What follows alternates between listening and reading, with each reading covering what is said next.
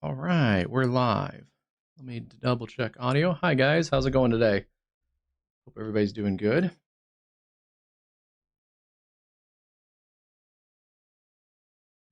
Where is the audio?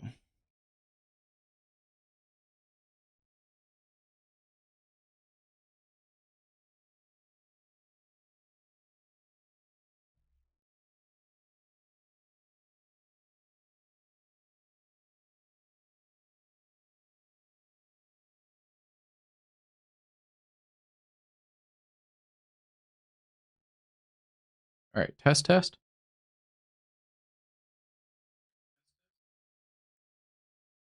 All right, sounds good on my end, so hopefully it is on yours.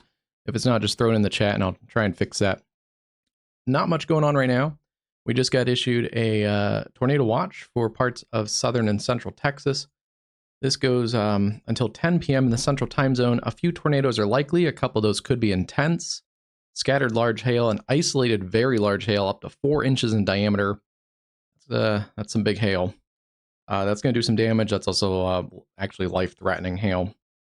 And then scattered damaging winds, likely and isolated significant gusts up to 80 miles an hour. This combination between really large hail and 80-mile-an-hour hurricane force winds type of thing is a really bad combination. That means wind-driven, very large hail. We're waiting basically for a couple supercells to develop out in western Texas along the dry line. And that threat will increase over the next hour or so as storms are just now starting to fire in western Texas. A lot of the modeling takes individual supercells early on and then congeals them into a line. So we may get more of a damaging wind threat with embedded areas of hail and tornadic circulations as that works east towards the I-35 corridor in Texas. But especially early on, the concern is an all hazards threat with large hail, damaging winds, and potentially a couple stronger tornadoes. Hey, Edward, how's it going today? Hope everybody's staying safe. Make sure also you have multiple ways to get warnings. It's going to be a pretty big weather day here. We're going to probably be hopping around to a bunch of different areas of the country. So make sure your local area, you're ready to go in case you get a warning. And let's see, let's pull this up. While I've been getting everything set up in the studio this afternoon, I have a great view out of Sonora, Texas, along I-10. West of Kerrville. Yeah, it's right in this area. We're actually watching storms go up on the camera here. So looking towards the west, and those are basically looking at this cluster of showers and storms that are going up. Pretty soon, there is a new special weather statement for this storm. That's in northeastern Terrell County until 4:15 Central. And actually, let me just change that. Actually, you know what? There we go. Now I got 2 times. We'll keep the one in Eastern and then have the one on below me also in Central. That way you guys know what's going on. But yeah, moving north at 60. So this is actually going to work into our camera view fairly quickly with gusts up to 50 miles an hour and some small hail. This may be a new severe thunderstorm warning has been issued. It may be one of the first storms to go severe, and it looks like it might be. That storm is going to get a severe warning.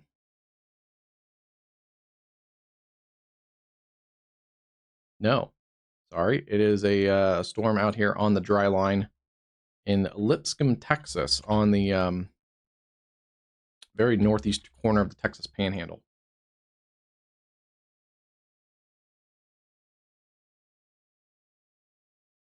Okay.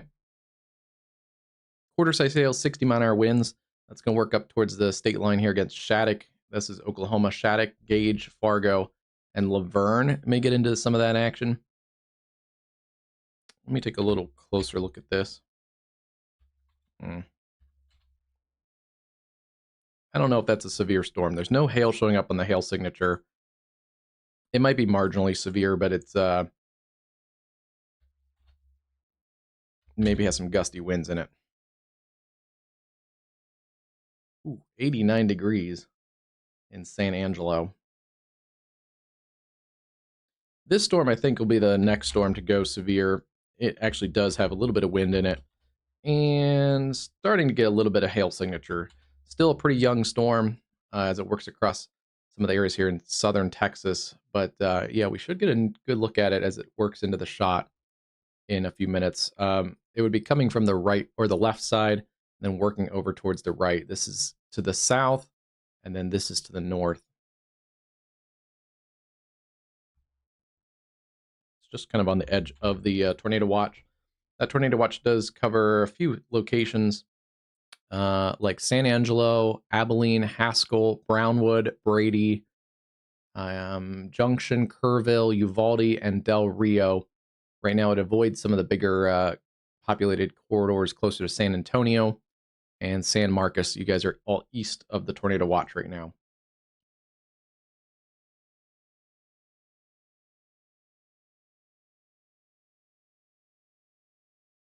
Yeah, I want to go look at that because I saw that earlier too. Let's go look at.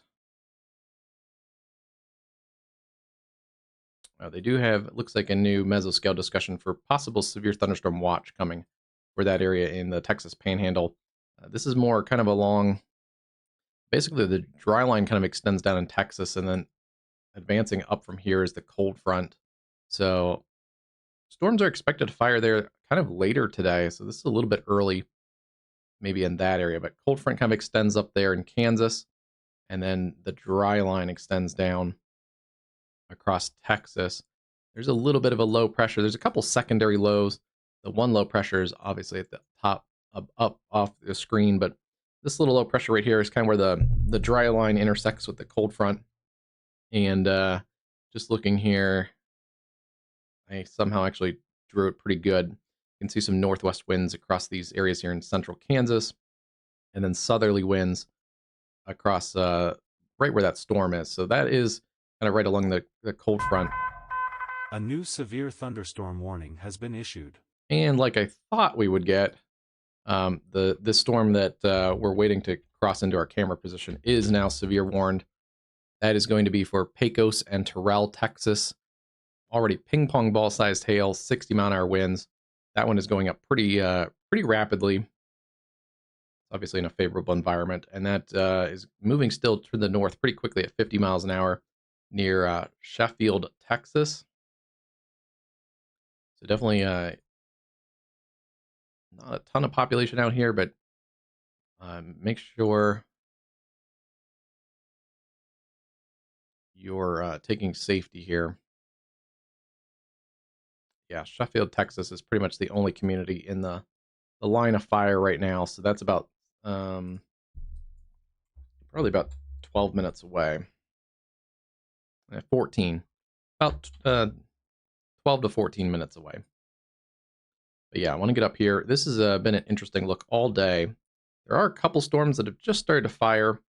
This one, though, is, I think, north of the warm front, luckily.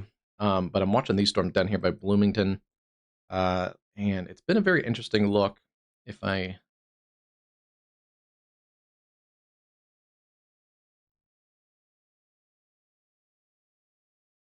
So we have a little bit of a lake breeze. It's actually pushed into parts of the northern part of Illinois here, and it's actually pushed a little bit further south. So this is what Joe was saying. Yeah, 55 degrees.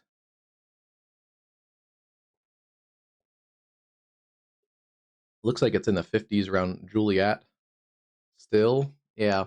And the other big thing is well, hold on, I got something in my throat for a second.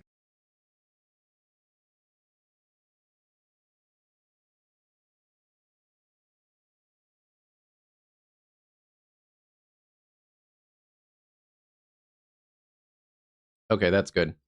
Fall or spring allergies are starting to get in my throat a little bit, but yeah, it's 54 over 45 as a dew point. That is not severe weather territory. So we'll see, though. This could bounce around. It's solidly in here. Let's see. This one is pretty easy to see. Yeah, it's the warm front or stationary boundary is basically right in here. It's been pushed a little bit further south with that lake breeze.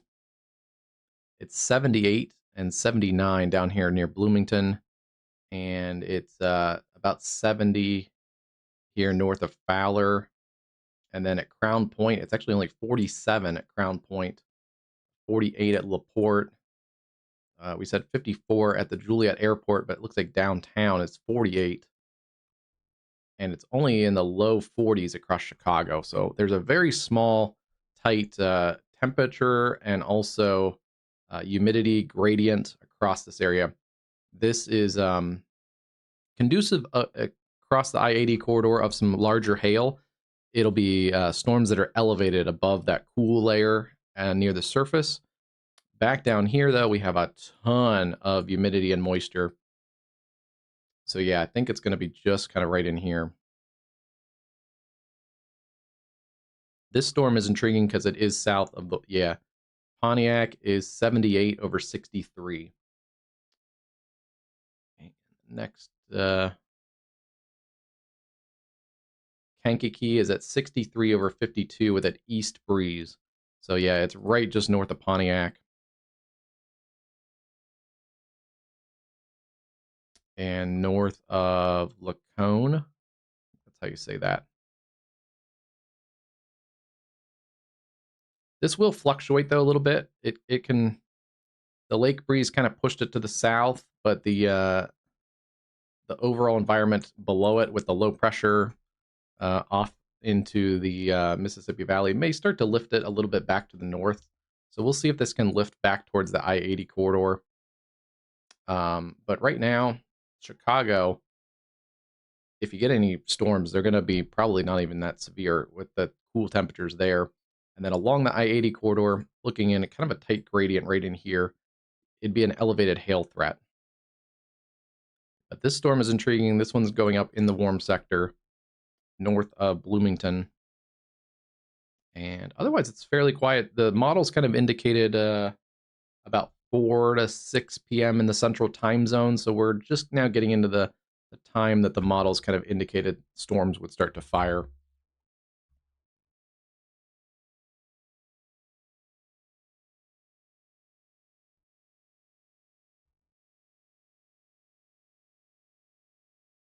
Yeah, let's take a look at this model again and update it. Ooh.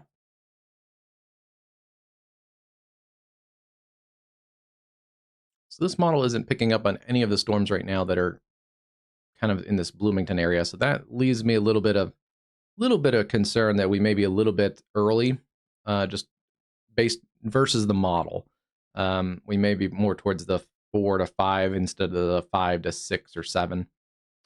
But between about 6 o'clock and 7 on this model, we see storms basically go from tiny little blips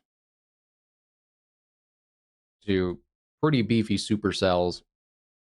This model also kind of initializes, I think, a little bit north based on, again, what Joe was kind of mentioning here, the newest data coming in that the lake breeze has pushed a little bit further south and kind of pushed that cold front, or not cold front, but warm front a little bit further south towards Pontiac, and then Clifton, Rensselaer, up towards the Plymouth and South Bend area. So take this and probably put it a little bit, that's a little concerning, but a little more populated area towards Bloomington, Peoria, Galesburg. We may get some more development down in here versus up along the northern edge. I do want to see what this model's doing over here. Okay, it does take some storms, not too severe yet. It starts to develop them later tonight around 8 or so. It's down here that a lot of the major action is going to be that we're going to be watching for a while. This storm develops at around 3 to 4. And pretty quickly, it looks like it develops a line of supercells. All of these would potentially have an all hazards threat, but especially some larger hail from near San Angelo down to Del Rio. And then it kind of breaks them into clusters of multi-cell clusters with still potentially some pretty big individual supercells going down in the southern part of this. And we'll have to watch San Antonio later. What does this do? And it takes it kind of north of San Antonio, lifts it up towards areas in the hill country.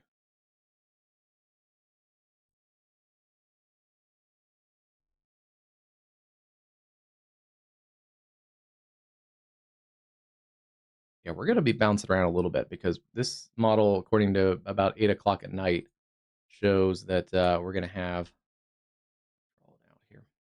we're going to have a pretty good cluster, potentially a mesoscale convective system going here. We may have some isolated supercells and severe weather here in the Kansas area. Still a little bit of a question mark if we get widespread coverage in this area. And then we're going to have this ongoing tornado threat. A little bit smaller than that, probably. Kind of right in this area.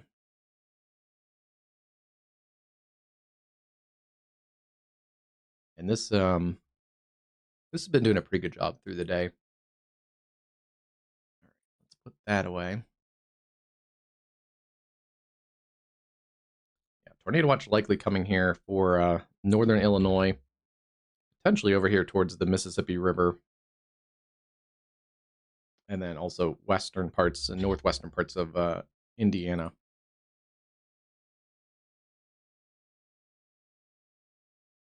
Gary International, that's pretty close to the lakeshore, is reporting 39. That would pretty much shut down most severe weather, but the only caveat is there is such a tight gradient that if something gets really going here, the storm is probably going to get into the cool air before it kind of fizzles out. So you know, it's not like it's just going to bounce off that boundary. It can cross the boundary and then it'll weaken, but if you're really close to that boundary, even if you're in the cool air, there is a severe threat. The storm is already starting to rotate near El Paso and Eureka, Illinois. A little bit of a mini supercell, and just like we saw the other day, it is in a sheared environment. You can see a little bit of that shear marker in the storm structure, even though it's real early in that process. And yeah, pushing 80 degrees around the Bloomington area. 80 over 65 is going to be a pretty beefy temperature for. So yeah, I think I think we're probably going to see some supercells develop along this I-74 corridor.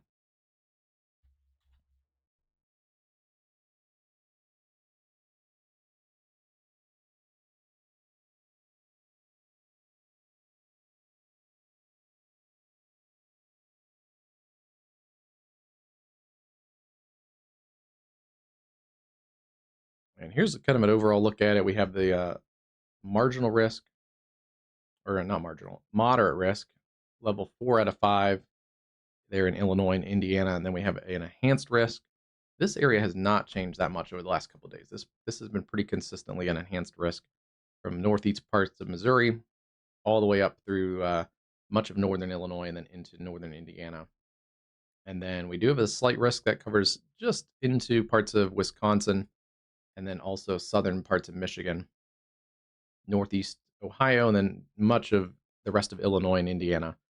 Most of Missouri also in that slight risk, eastern 2/3 of Kansas, and then let me zoom back down.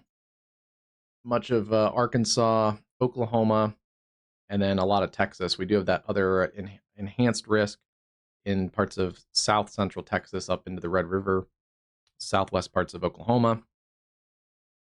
So it's a pretty big severe weather day. And yeah, this area in the middle is kind of the most intriguing to me right now for bigger storm development. It's interesting to see if anything really develops there or if stuff just kind of maybe lifts out of this.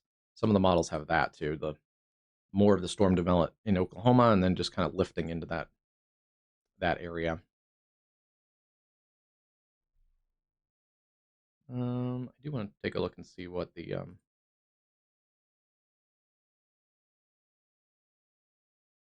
curious just a little bit to see how it works over here.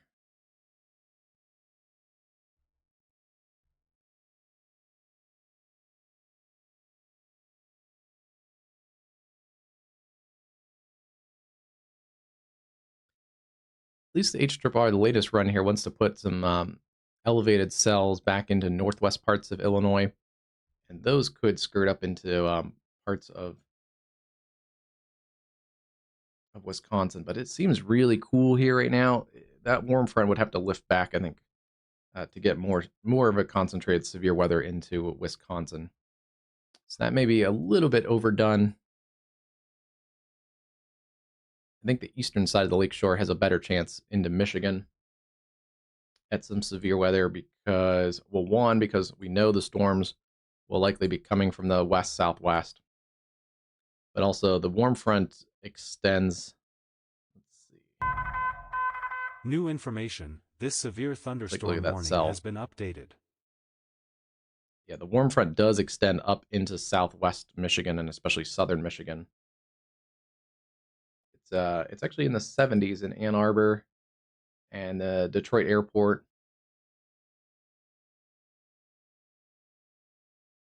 So yeah, the warm front kind of extends basically along I-94 in Michigan. And that does open up more severe chances in that part of the eastern lake shore than over on the western side, I think.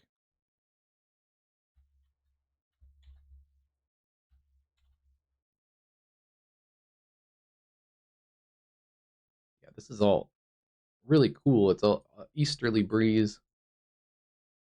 It's going to be more stable in here right now.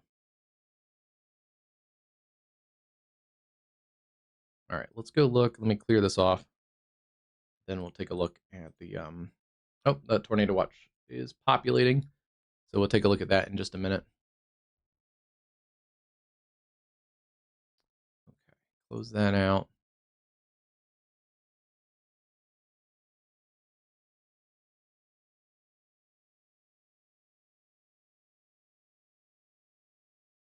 And let me close out this.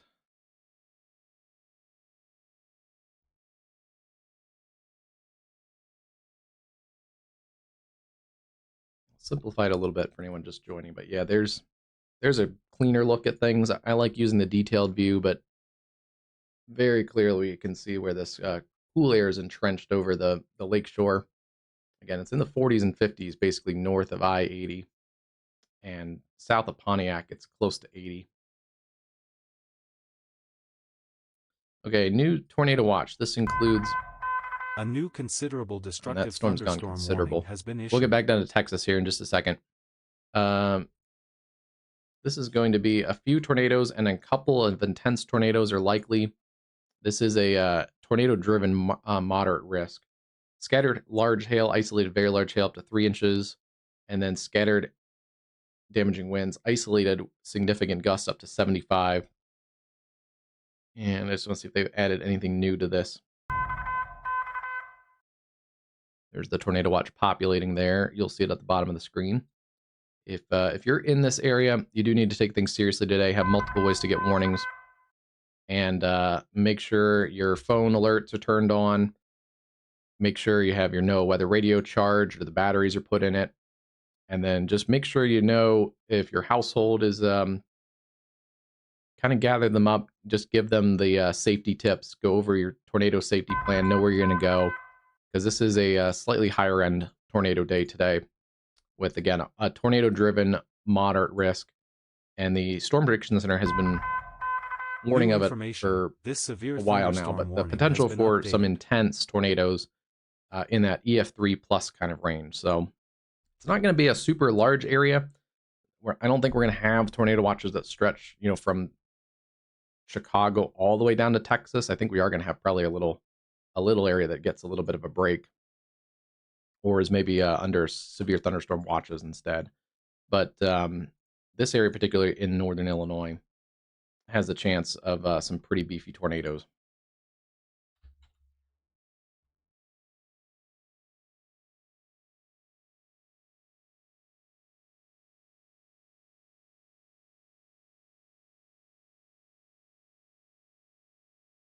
This is an interesting view. This is at I-65. Oh, that storm that we were looking at has now gone severe warn. So this may be the first supercell in this area just north of Bloomington. Again, it's a very favorable environment in the 80s. south of I-74. Quarter-size hail and 60-mile-an-hour winds. Not much showing up on rotation, but it is a supercell. We can start to see it's in a sheared environment already. And it does have a little bit of a hook feature, not a tornadic hook, but thunderstorm warning has been issued. It's already in a sheared environment. So where it's getting the inflow is getting blown off as outflow. That'll help that inflow region strengthen. That'll help the updraft grow. It's uncontaminated by the cool air and the hail on the eastern side of this. So yeah, that's not great already. It's really, for a small supercell, it's got pretty good structure on it.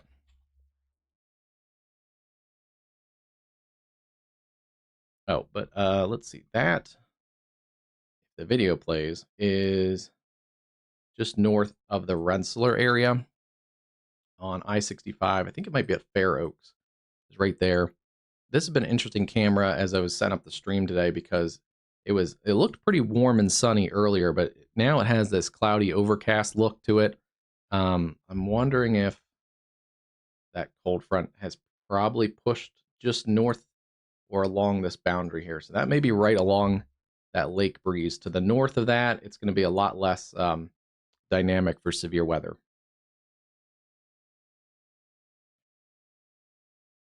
Okay, back to Texas for a little bit.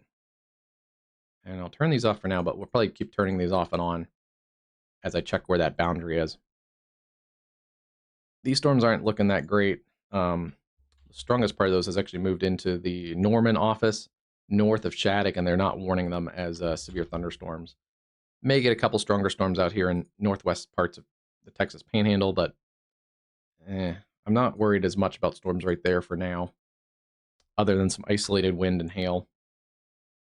This storm has gone considerable threat out in the area near Sheffield, and that's the area that we do have a camera in. Yeah, here's a better look at those storms that are going up. And this actually has changed pretty quickly in the last couple minutes.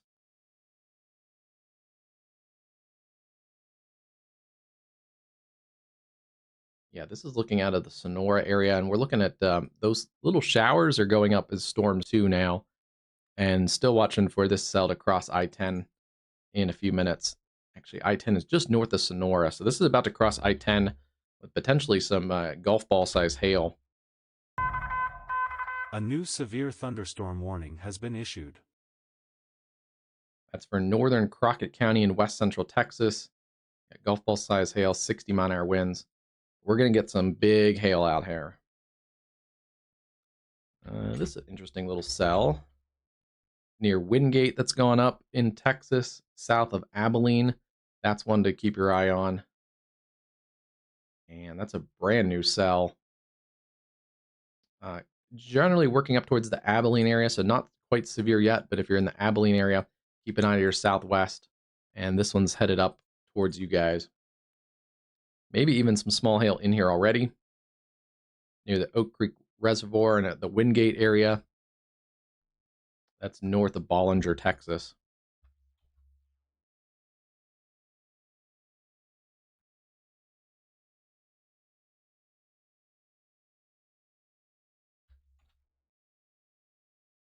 And there's a little bit of wind in this storm.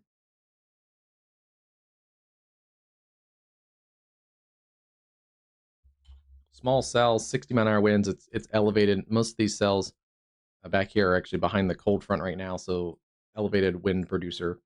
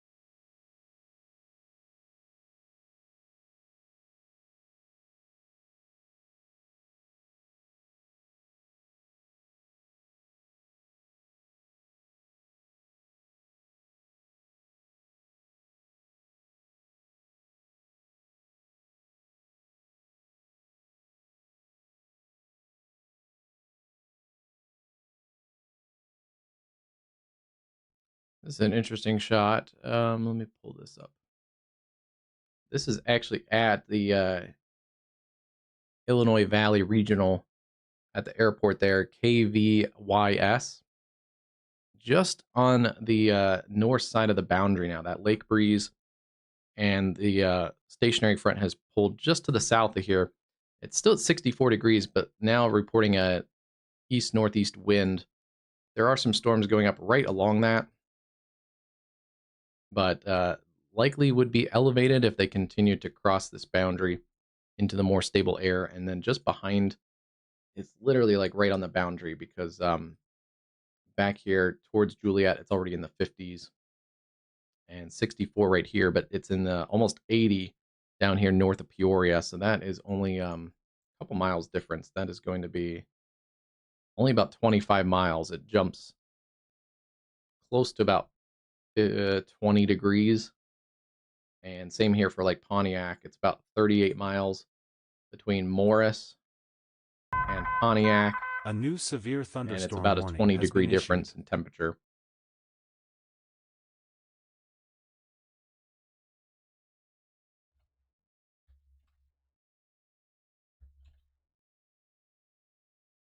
Still watching this severe warning cell just to the southwest of Pontiac. The good news is there are a ton of storm spotters out here, so if anything crazy starts to happen on it, we'll likely get a tornado warning pretty quickly.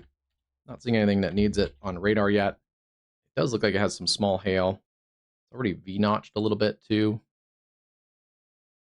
That's essentially the signal that there's an updraft here, and its wind's kind of going around this updraft. But yeah, this has some decent structure on it already. It's not quite tornadic, but that is definitely a supercell that needs to be watched.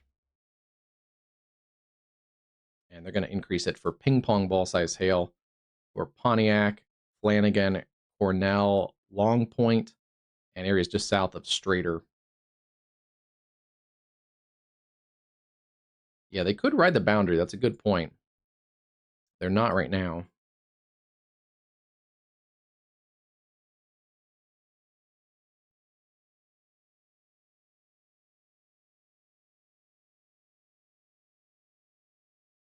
This one may have crossed the boundary, the one near Verona, this little cell that went up, because you can see it went up pretty quick.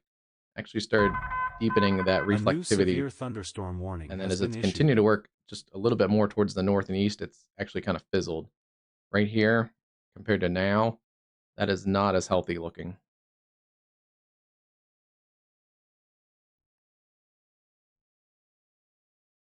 So ping pong ball size hail in Illinois. And then we also have our ping pong ball size hail in Texas. Let's go look at this one. Considerable threat. 60-mile-an-hour winds, ping pong ball sized hail down here near Sheffield. I think the storm has slowed down just a little bit.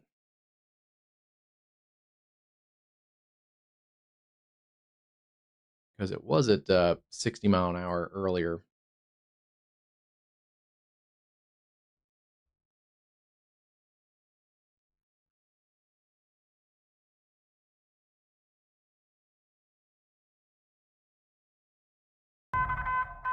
A new severe thunderstorm warning has been issued.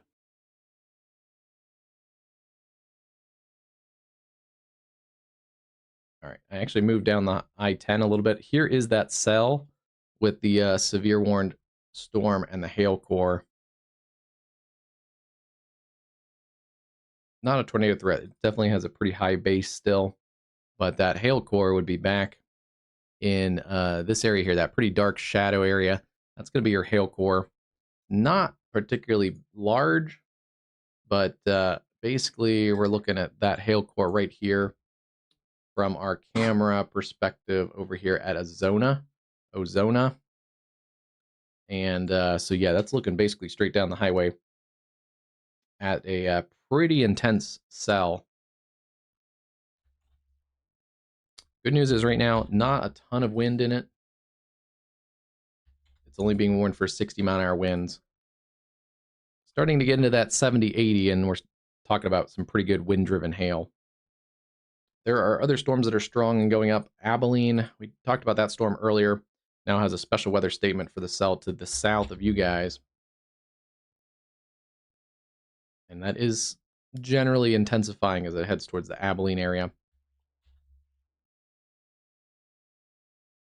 We've got a couple more severe warning cells. They are going to warn those cells in up by Buffalo and Laverne, Oklahoma. Yeah, that one has the hail's picked up a little bit south of Log Cabin Center, coming up towards Mays, Fort Supply, Buffalo, and Laverne. Anything else going on crazy in this area? No, still.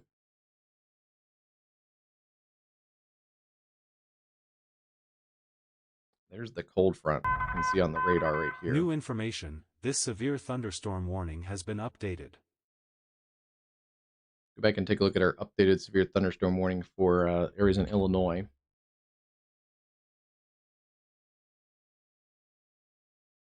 Ping pong ball size hail about to roll into Flanagan. This is Livingston and LaSalle counties in north central Illinois. And I do want to get a read on this one. It is moving northeast at 35. So that's going to put it up towards Cornell and Long Point. Looks like the heaviest of this should miss the Pontiac area unless it starts to kind of curve to the right.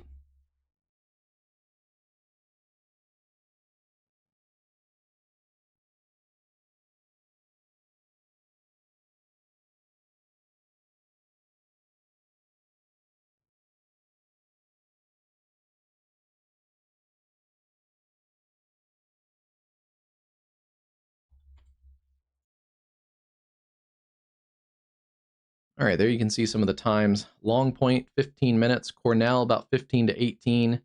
Dana, Illinois, about 10 or 12 minutes. And then this is a little bit of a concern. This is a larger community, Strader, Illinois, about 25 to 30 minutes. And I took it out from basically just the hail core and took it off to the northeast.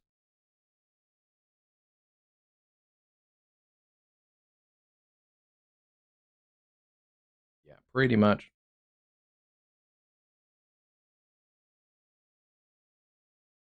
Let me just adjust a little bit in case it starts to go a little bit more northeast. That would take it towards also Nevada or Nevada, Illinois, 37 minutes, and Ransom, about 37. New information. This severe thunderstorm warning has been updated. Basically paralleling I-55. I-55 runs from Chicago to St. Louis in this area, and it is west of I-55, but we'll keep an eye on it. It could get close to I-55, and that would be a big problem with ping pong ball size hail.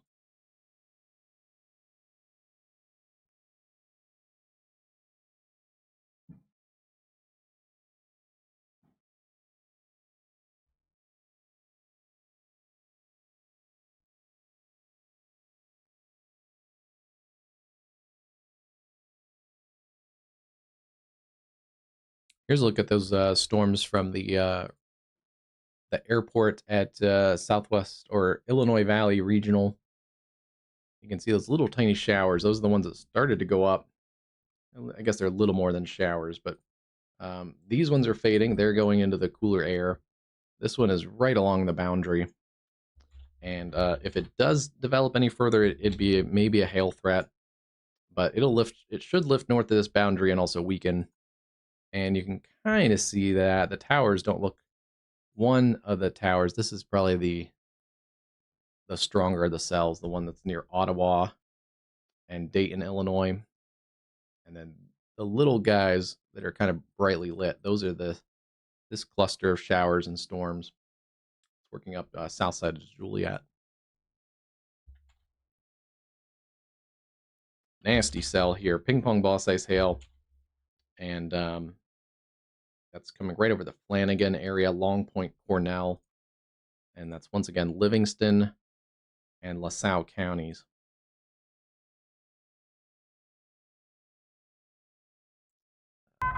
Interesting. They did new information. This they did extend this into has been updated. Southeast parts of Iowa and also extreme northeast parts of Missouri.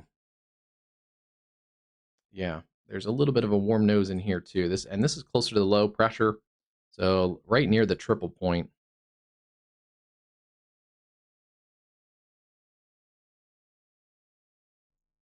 Yeah, this area could be pretty juicy too.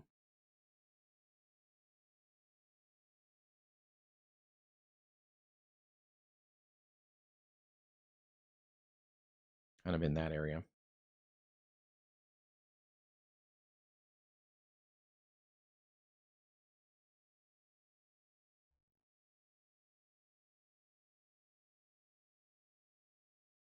This camera takes a picture every couple minutes, and there's the newest one. That is the cell that's by Ottawa.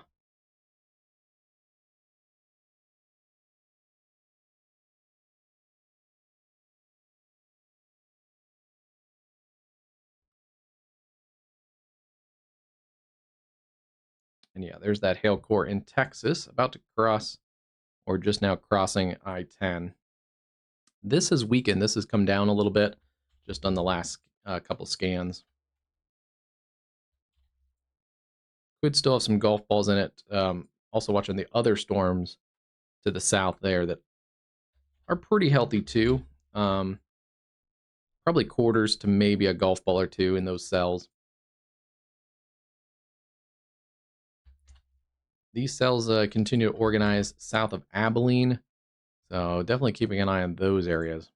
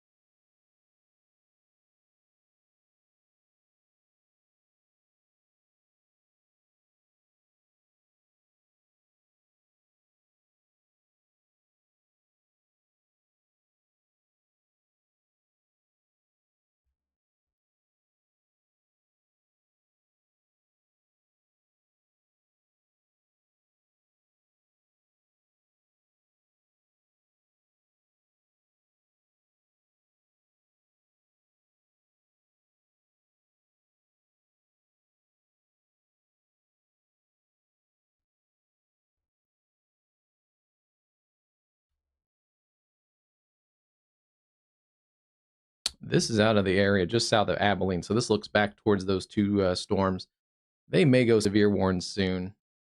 We're pretty close to the radar here, so we're getting a good look at the hail cores in those.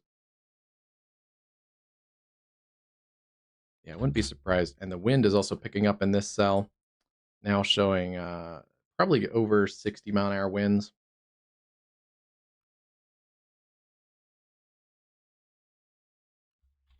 At least 40 to 50, so it's close to being severe warned.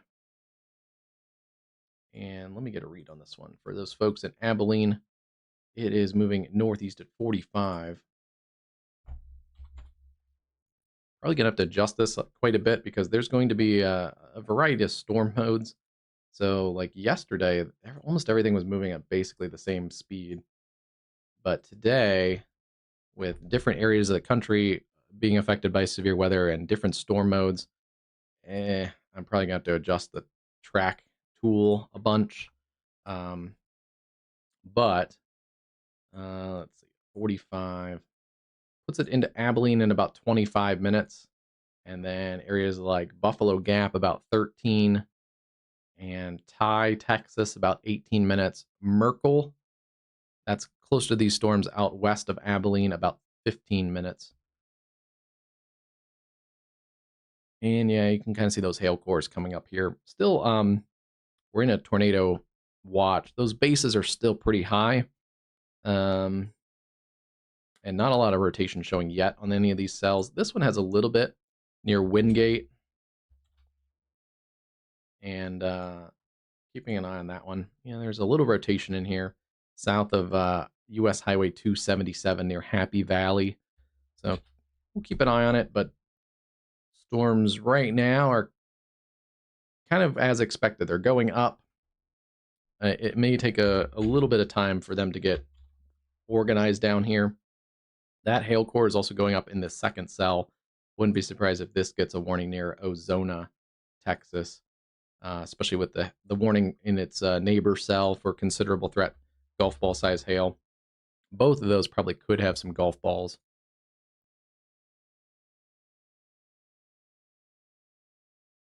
back at our storms in Illinois.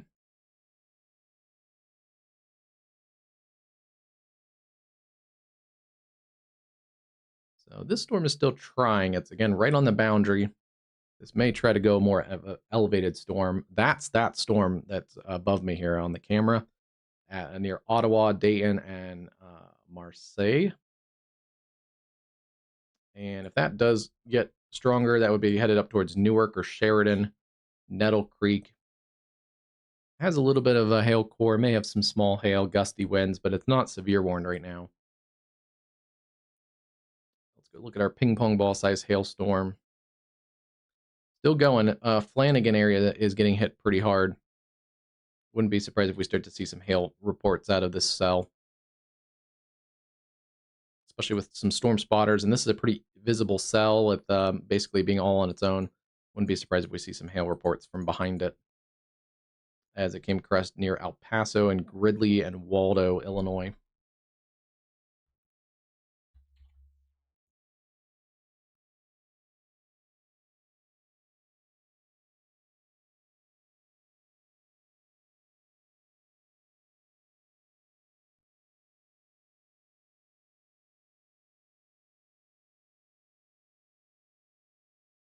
Oh, and train spotters already reported. New information. This severe thunderstorm warning Probably has what been that updated. is. The storm is going to be a confirmed hailstorm. Train spotters already reported hail at the Woodford and Livingston County line, which is down here, just where we were talking about. That's just north of El Paso and Gridley area, so somewhere in this area when it crossed, which means those storm spotters are still on it. So anything that funny is happening here, we would know about it pretty quickly. There is rotation now starting to pick up just a little bit near Flanagan. Yeah. Little bit of rotation. Not tornadic yet. This is a supercell, so it just really indicates that this thing is a machine here. We have a little bit of rotation. That's part of that updraft. It's taking in the warm and moist air from the south, thunderstorm warning converting it in the upper levels here, and then we have rain-cooled air falling out on the forward flank of this, where all the hail core is. So we do have a stronger. It's progressively getting stronger with the supercell. The updraft is going to be on this southwest flank, and with the shear, that allows the cool downdraft air to be displaced from the inflow. So we have cool air falling on the forward flank and warm air funneling in on the southern flank here on the updraft. A little bit of RFD helps kind of focus that updraft. We haven't seen that yet on this storm, but it's a maturing supercell. It's in the early stages. It's not tornadic yet, but the signs of this storm's getting organized is fair.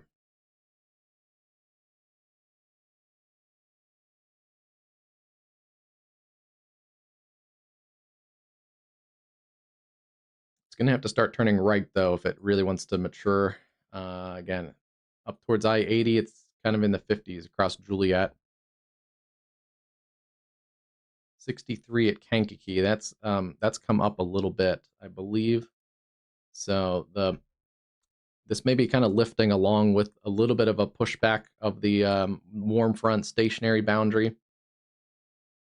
Earlier, the lake breeze kind of surged past this, thunderstorm warning has been but now updated. we may have a little bit of a pushback where the really warm, moist air, and then also some of the favorable upper level dynamics, the low pressure off to the Mississippi River Valley may be starting to push back just a little bit and push that lake breeze back, which this storm is trying to tap into as well. Yeah, that looks a little bit better than it did earlier, just on the pictures. It's still trying to mature. You can see it's building its cumulus towers there, and you can see it's starting to kind of anvil out just a little bit. There's hints of it right kind of in this area, how it's a little bit of a nub. This is going to be maybe right now it's top, and then yeah, it's kind of spreading out a little bit there. Keep an eye on that storm. That's probably close to a severe warning. And it's also trying to establish a little bit of a hook near Dayton. But it has a lot less to go. It's going to be quickly into much cooler and stable air across the I-80 corridor.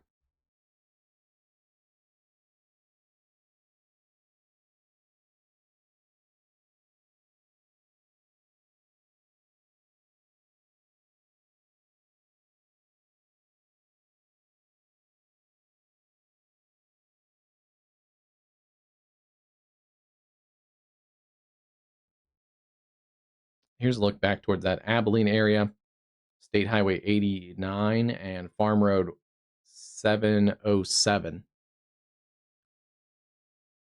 Oh, and there's those hail reports coming in. Quarter-size hail at Flanagan, relayed by broadcast media.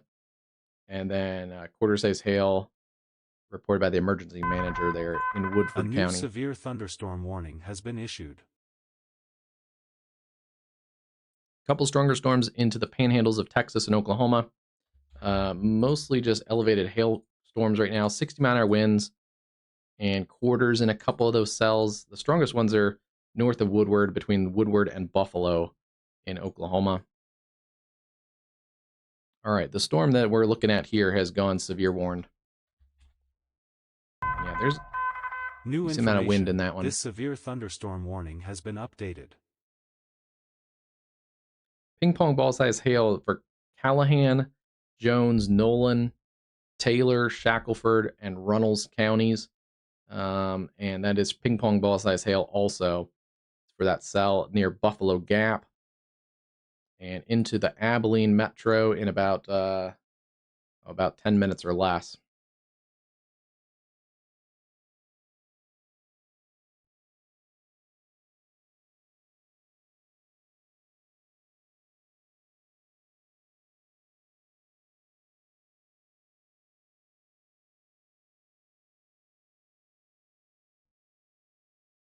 Looks like they bumped up the speed a little bit on it, 50-mile-an-hour speed.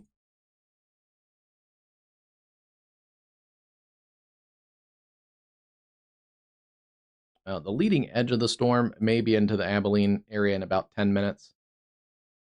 The hail core itself is going to take a little bit longer, about 20, 25 minutes. And I'm kind of drawing it out from the leading edge of the hail core.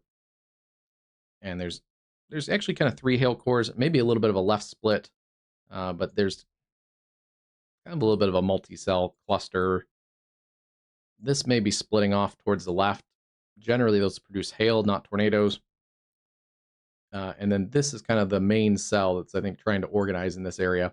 So there's your kind of look at this. This will head more northerly, and then this would head more towards the northeast or the east even from a splitting situation. But we'll keep an eye on both of those. They both have hail cores right now, and they both could have those ping pong ball size hail. The look on this camera, this is your left split up here, the core of the storm that's on the right side, and then just getting into the picture is the heavier storm to the southwest. So you can kind of see both of those kind of separating in this shot.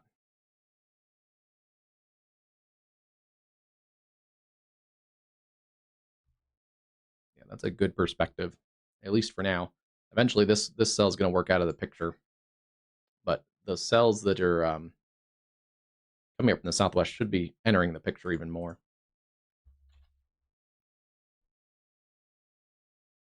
Some strong storms south there towards Big Lake, down towards Ozona. Again, surprised this one doesn't have a warning yet, but keep an eye on that one west of Ozona. And then some new cells going up down along the Rio Grande. Let's bounce back up.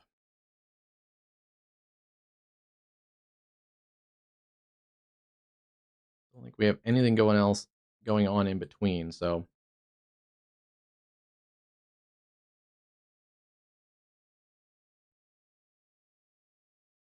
once again, here's basically the cold front showing up along the areas here in eastern Kansas.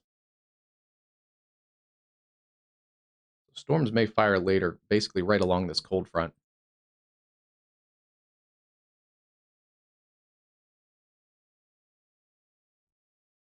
Two strong cells. One, they're both supercells. The one is severe warned for ping pong ball sized hail. 60-mile-an-hour winds. The other one is it's a supercell, but it's struggling a little bit. A new severe thunderstorm warning has been issued. And it's going to continue moving into the cooler air.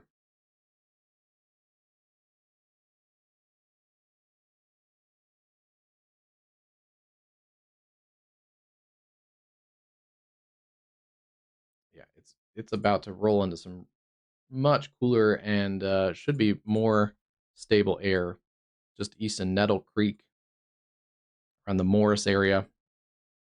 That's probably why they haven't warned it yet. There could be some small hail, some quarters falling between Nettles Creek and Danway.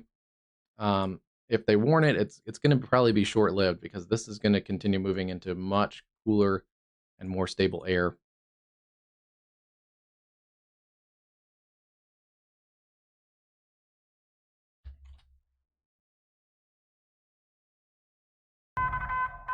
A new severe thunderstorm warning has been issued. The strongest part of the storm is going to the east or west of Pontiac. This has kind of turned a little more towards the right just in the last little bit. Yes, it has turned right quite a bit because this core was coming up past Flanagan and basically headed towards Strader. It is now turned much more towards the right. It's going to cross I-55 near Pontiac and likely south of Dwight near Odell. Odell, Illinois is right in this area here. That makes this a lot more favorable for tornadic development. If it occurs, it would be to the right towards, so watch out for this one around Herscher, Campus, Stell, Emmington, and maybe even towards the Kankakee area. Although it does show there is a northeast breeze right at Kankakee, but this is essentially riding right along the boundary. This may latch onto that, and if it does, it has a chance to produce tornadoes. So I'd also say watch out for like Clifton, south of Kankakee.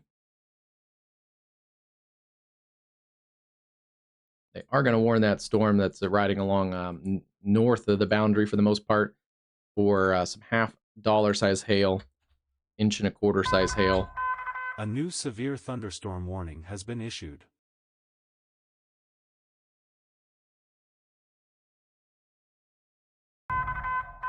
A new severe thunderstorm warning has been issued.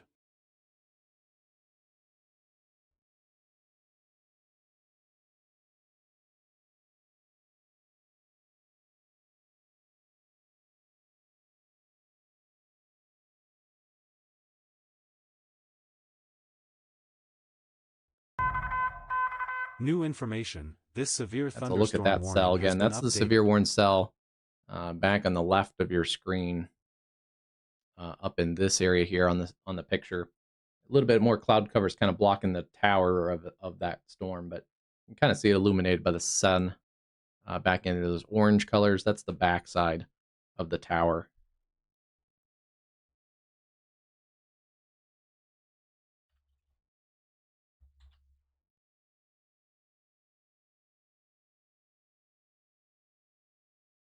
Not as worried about that storm in the. It's still a pretty nasty storm in the short term, but longer term, I'm not as worried about that storm. Seeing some broad rotation, weak broad rotation around County Highway 27, just west of the Pontiac area. Again, this storm has turned more towards the right, and also get a new better severe direction on this one. Warning has been issued. Northeast at 35.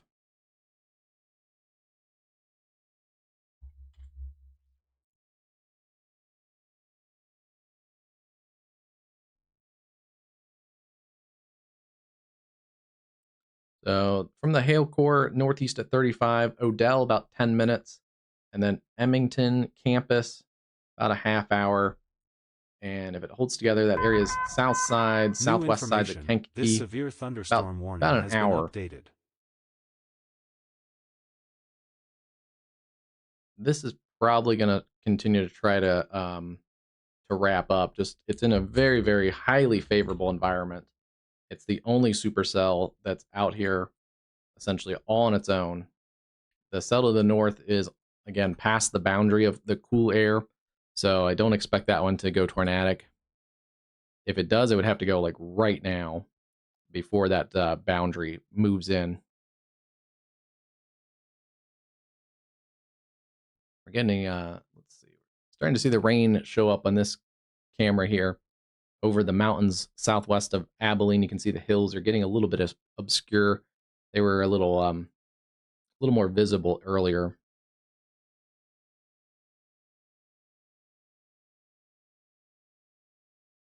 And then here is that area around Rensselaer. Again, this is kind of a changeable sky too, because it's right along the lake breeze and the frontal boundary, the warm front. I'm kind of using it interchangeably. It's a bit of a stationary front, a bit of a warm front. The lake breeze has kind of shoved it back to the south a little bit. It may actually start to rise as more of a warm front technically, but yeah, I've called it a few different things, but it's essentially that boundary right along here. Storms that can latch that boundary have a chance to go really nuts. Storms like this, again, that are more into that cooler, stable air should diminish pretty quickly. You can see that its neighbor cell is also dying off. This one got a little strong. If this one was 20 or 30 miles to the south, it would probably be going up pretty good like the other cell, but it's 80 degrees at Pontiac. New information, this severe thunderstorm warning has been updated.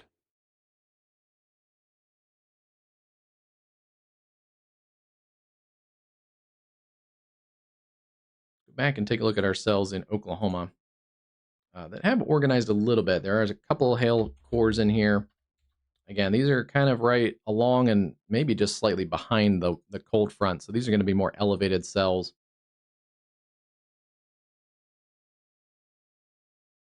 They are right along the cold front. So if those are right along the cold front, they do have a chance at some severe weather, especially hail up towards Fort Supply, Buffalo, and then west of Freedom. Keep an eye on those two. Other cell near Perryton being warned for inch and a quarter size hail, $half size hail up towards Perryton, Texas. And then let's go back down our cells near Ozona. They have warned that secondary cell. That's kind of now the main one out here. These other cells have weakened some, but there's new storm development going up. So these may all become kind of part of a cluster of storms. It's very disorganized right now, but we'll see if it can kind of organize into that cluster. That's a nasty cell near Ozona, Texas. That cell is, that's for Schuyler and Crockett counties, moving northeast at 40 miles an hour.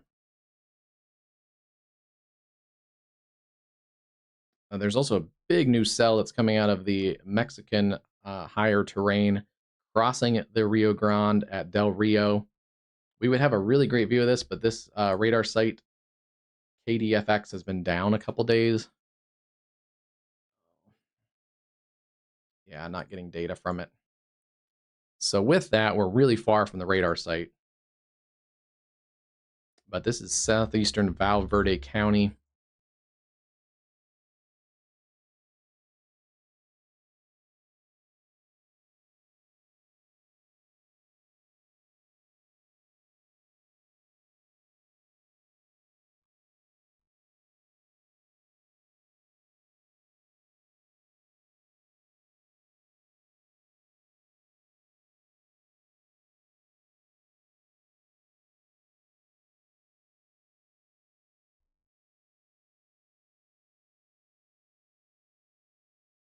Hard to see what's going on in that cell just because we are so far from the radar site. Being worked for quarter-sized hail in that Del Rio area, but yeah, it's just really hard to tell what's going on down there. I was trying to check some of my other radar products and see if they have any good information on it. But yeah, with that area being down,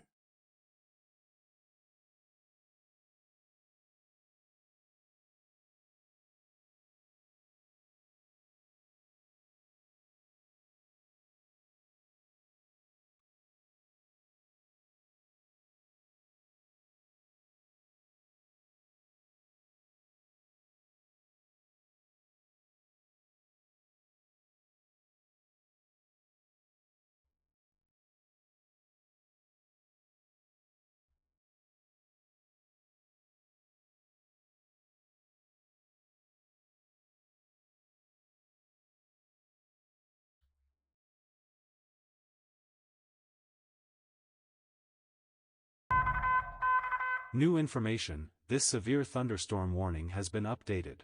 Here's again a look out of that Abilene area at those storms. Severe warned working up towards downtown Abilene.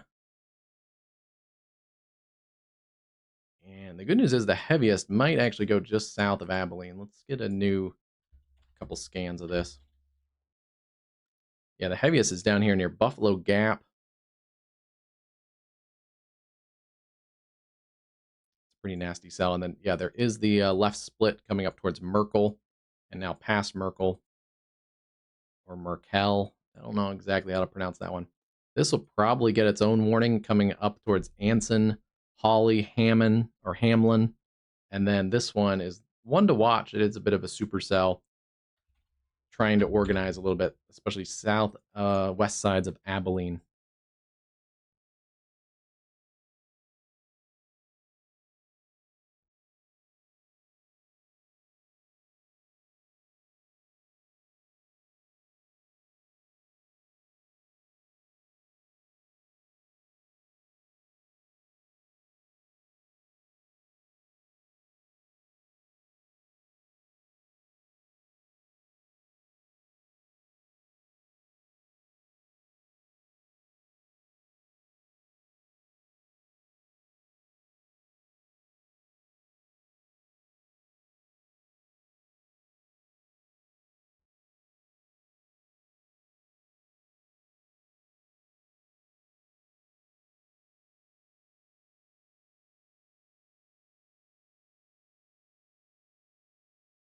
I haven't seen any hail on this camera or any of the cameras around Abilene yet, but the rain is definitely picking up southwest sides of town around Wiley.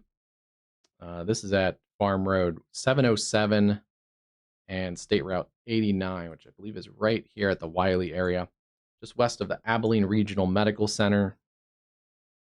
So looking at those storms coming off the higher terrain south of Abilene as they start to organize there south of town.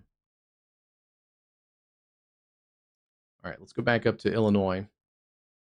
Pretty high-end tornado watch here. Nothing tornadic yet, but starting to see a little more rotation in this cell. See if we can localize around Rowe, Cayuga, Swigert, Rugby, Scoville, those kind of areas just on the north sides of Pontiac. Keep an eye on that cell. There's probably some really great visuals of this cell. It's already V-notched, so I think I mentioned it earlier, but that's the updraft. Essentially down in here, the rotating updraft is causing the sheared winds to kind of veer around it. This severe considerable destructive thunderstorm warning has been updated. Really strong winds into that Abilene camera there at Wiley.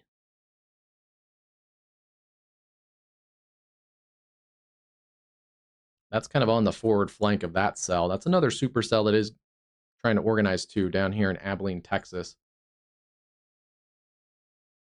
And yeah, that's a pretty good wind. We're getting into the leading edge of this hail core, so we may get some of the hail here at the Wiley area. And it's now very hard to see any of the hills and mountains southwest of town. So this storm is definitely coming up towards this camera. We'll see how long the camera lasts, the connection for it. But strong winds, and there is hail in here. Buffalo Gap up to Wiley, south sides of Abilene, Texas. You want to get to a sturdy structure. New information. This severe it's up to ping pong ball size hail, so that's pretty beefy hail falling just south of Abilene, down on State Route Highway 89 towards Buffalo Gap. Thunderstorm warning has been issued. And then they have up that considerable threat there for the Livingston County, Illinois storm. Yeah, if you're headed south of Abilene, right, I wouldn't right now. Just let this storm pass. Wow. New information. This severe thunderstorm warning has been updated. Now this camera is a little higher up because we're looking down kind of towards the traffic lights and stuff. So we do have a little bit of a panoramic shot. Looks like it's on a higher hill terrain anyway, because I can see how the road kind of slopes away from this camera perspective. So we have elevation, but then we have also the higher pole mounted camera Probably getting a little bit gustier winds, but those are pretty strong. And that's basically the South Beltway Street, Antilles Road on the southern sides of Abilene. And the big hail is just south of there, down towards Buffalo Gap. Also watching a little bit of rotation, as that is a supercell as well. All right, let's pop back up to Illinois. Considerable threat for lime-sized hail and the tornado possible tag. So we've been watching this storm since it's gone up. It was a little bit of a baby supercell real early on, and now it is more of a mature supercell. We're getting into the phase of being a more of a mature supercell that is capable of producing some tornadic storms. And yeah, we're approaching 50,000 feet. Oh, and there it goes. Tornado warning.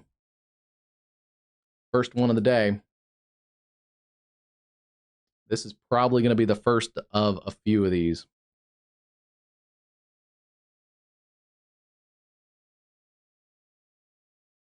Yeah, radar indicated tornado warning. Good news is there's going to be storm chasers and spotters on this.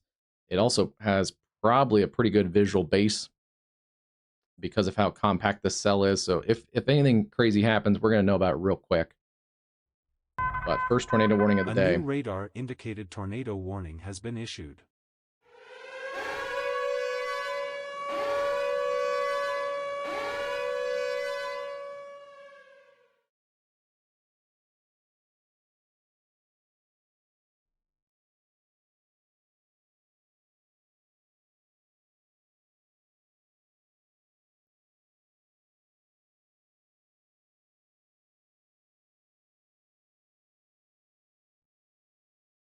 Okay, it does have, there's some storm chasers on it.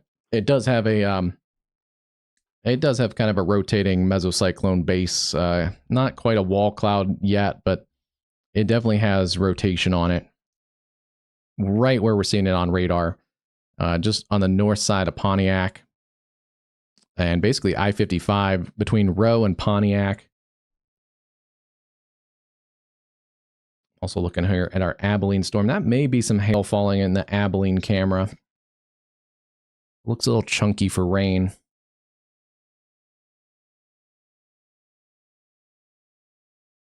Either way, that is that's a nasty storm too. We got to check on that one too in a little bit. But radar indicated tornado warning. That includes Livingston County. And it's moving east now at 30. So it's even reflected into the warning here. This has changed direction. It's riding right along this boundary. And that is going to be very conducive for tornadic development.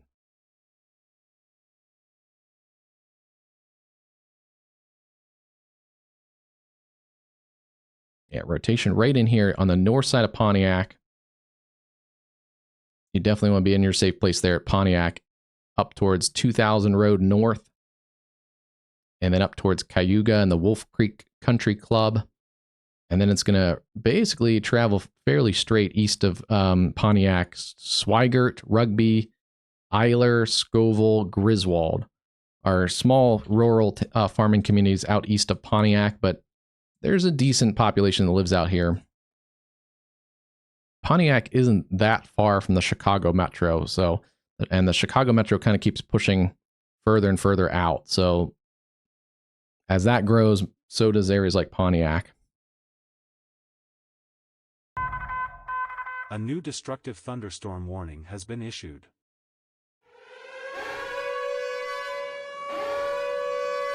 And now things are starting to get a little crazy on us. This storm still $half size hail, Lisbon, Platteville, Illinois. It's in the cooler environment, so otherwise it would probably be capable of a tornado producer too. But let's get a slightly closer look at this. I just want to time it out for you. And then we'll go look at that destructive thunderstorm. That, I believe, is what we're looking at in the Abilene area, but I'll double check that here in a second. Yeah, east at 30. Ooh, it's wrapped up even a little bit tighter now.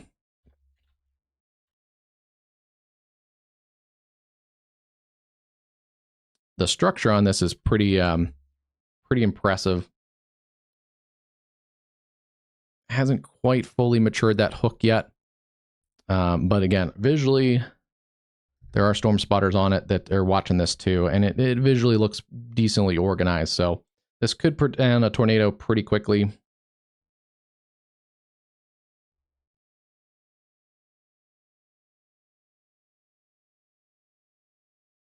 If not in the next couple minutes.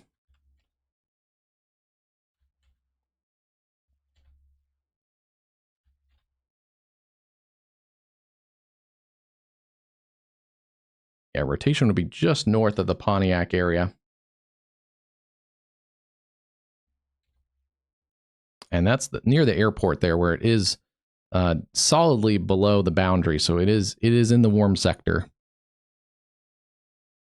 Okay, from that area of tornadic development, I'm going to take it out towards the east, just ever so slightly northeast at 30 miles an hour.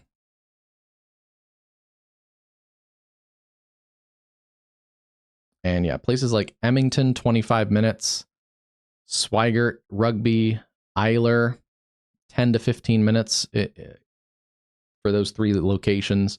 Scoville, about 20. And then if it holds together again, southwest sides of Kankakee towards the Herscher area, about 50 to 60 minutes.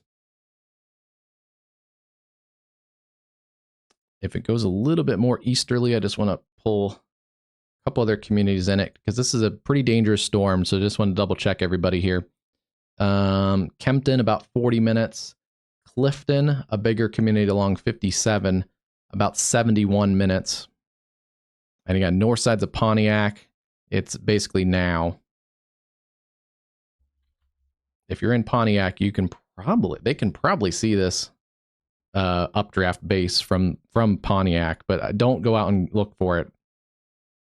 You want to be in your safe place, lowest level interior room, away from the doors and windows.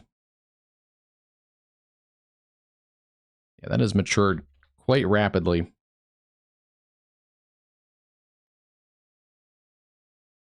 Basically on the north side of Pontiac, Route 66, I-55, and up by the airport.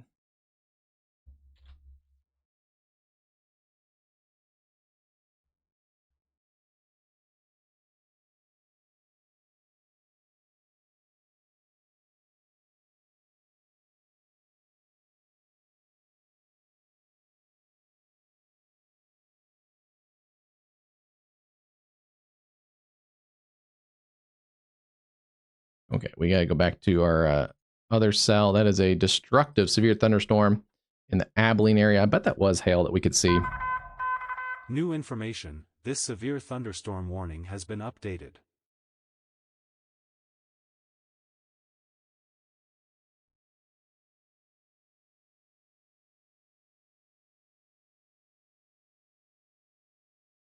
Just reload everything and just to make sure we got the latest data in here. All right. Yeah, this is just on the south side of Abilene. It's actually clearing out a little bit at our camera location. But baseball size hail and 60 mile an hour winds. You're going to want to protect yourself from a destructive severe thunderstorm, very similar to a tornado. Basically, lowest level interior room in a sturdy structure. Destructive severe thunderstorms can also heavily damage mobile structures. So if you're out at work right now, getting ready to wrap it up, maybe today, it's about 5 o'clock in the Abilene metro. You want to be in a sturdy structure. And also, if you're downtown Abilene, I would not drive south of town. Yeah, I would not drive south of town right now for Abilene. Destructive severe thunderstorm coming through just on the south side of town.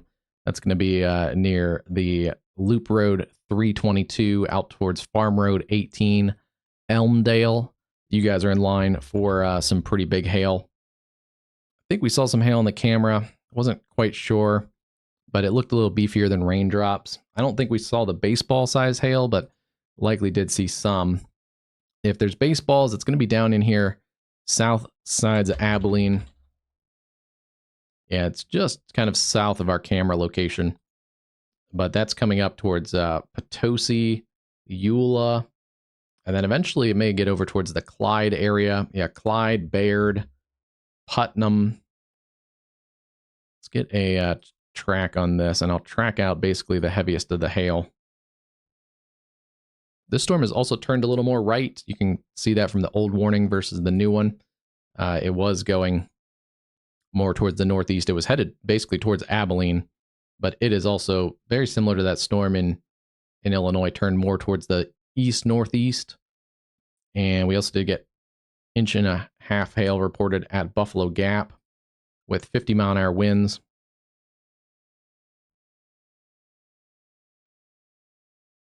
Yeah, social media ping pong ball size hail at Buffalo Gap.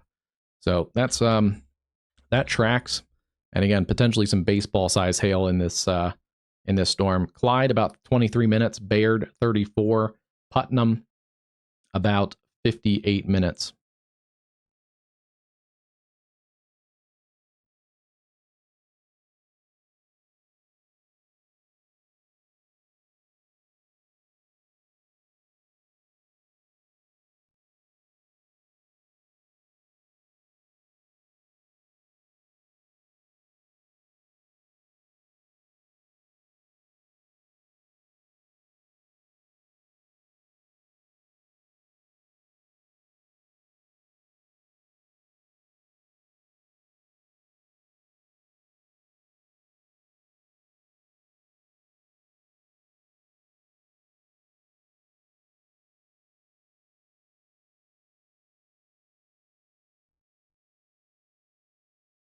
Here's on kind of the northeast side of Abilene, so looking towards those storms as well. But that's on the Loop Road up here by Highway 80.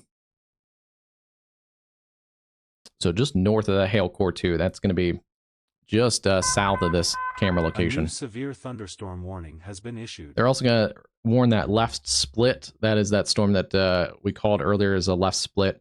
Anson up to Samford, and then over towards Weinert, Haskell. Has been updated.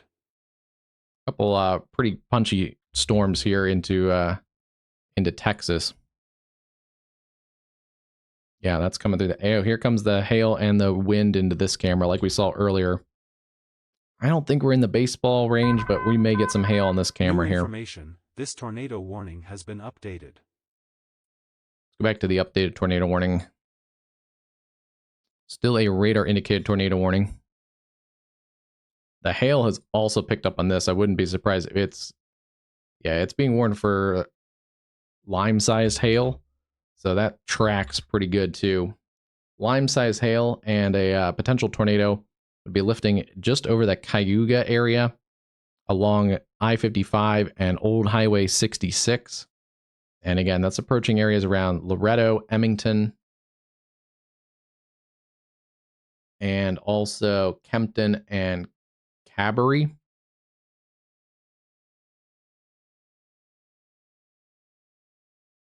This one, the tornado warned storm, I wouldn't doubt it. It's been like right in here probably. It's been pretty organized. It's actually lifted a little bit more northeast towards Odell. But wow, you can see the hail cores come up in this just in the last couple minutes.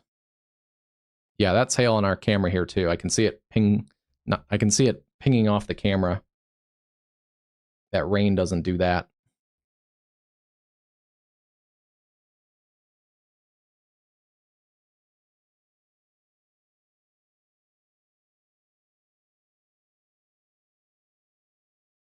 This is not the same storm. This is a storm in Abilene. That's a destructive severe thunderstorm with potentially baseball-sized hail. I don't think we're quite into the baseballs yet, but there is hail that's pinging off that camera every now and then.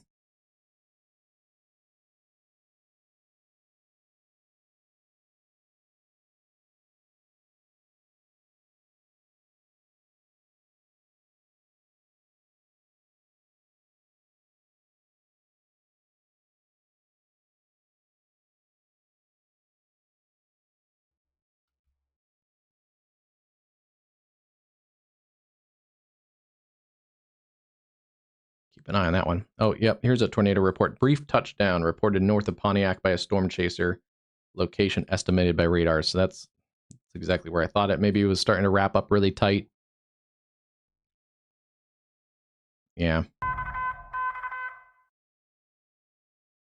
They'll probably keep it radar indicated just because it notes that it lifted again. But this could easily produce another tornado here near Cayuga, up to about 2400 North Road, Loretta, Emmington, out towards Cabarrus. That is a dangerous storm.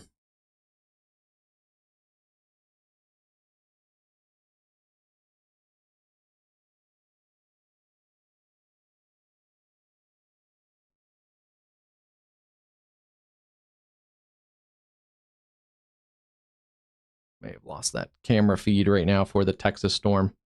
Yeah, you can see it on radar and also see it in the storm relative. I think a little bit better, but it's just north of the Pontiac Metro. This may have also slowed down a little bit. I feel like we've been kind of in this area for a little bit.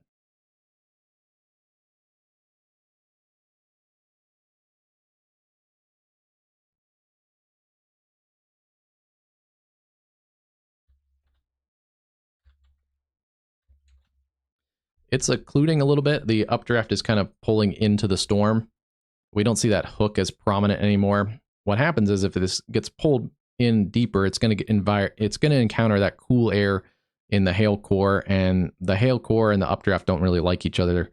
So what it'll probably do is that'll occlude, and then it may try to form a new hook on the southern flank and reform a circulation. So keep an eye on that one if you're out here towards Emmington, Campus, Cabarrus.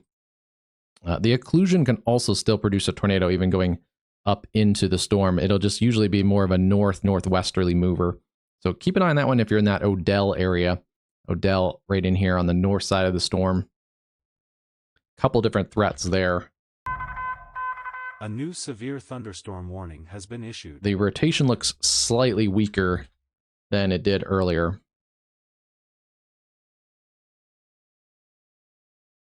And as kind of expected, there is a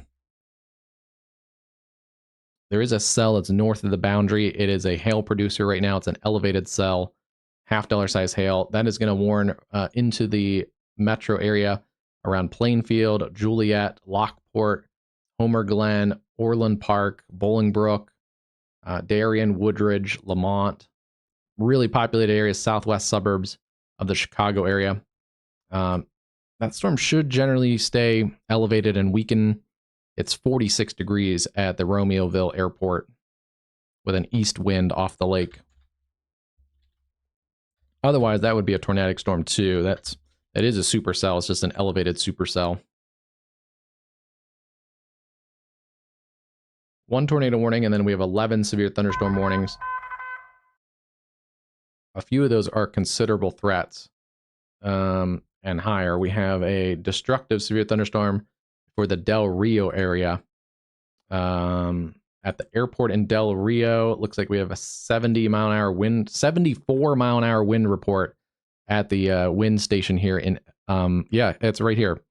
74 mile an hour winds, and that's a wind gust of 74, a wind speed, a steady wind of 43. Wow. And looks like some pretty large hail too. Tennis ball size hail. That is areas here in Del Rio, Texas, Valverde Park. And then we kind of lose a bunch of the population. Lakeview.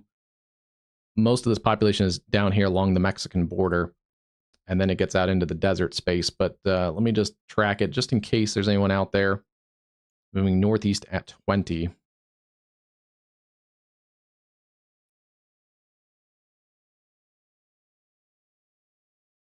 Yeah, there's past Del Rio, there's no community showing up on the tracker, so that's a good sign.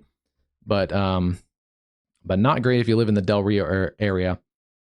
This is an area that gets quite frequent large hailstorms, especially in the summertime. So wouldn't be surprised that they're used to it, but yeah, they're definitely used to it. This is Del Rio right now, and there's just people driving around like it's nothing.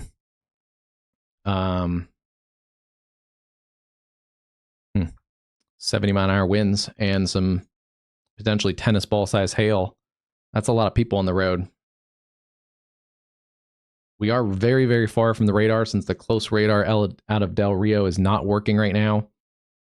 Based on the radar, it looks like some of the largest hail is just about to cross into Del Rio.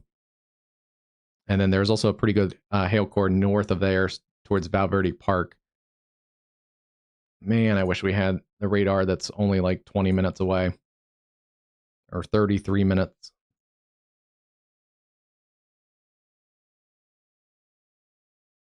But we are getting some hail reports already. Inch diameter hail out of that area. That's Los Campos on the north side of Del Rio up towards Lakeview. So we know this is producing hail. And we also know it's producing basically hurricane force winds at times. Probably a downburst.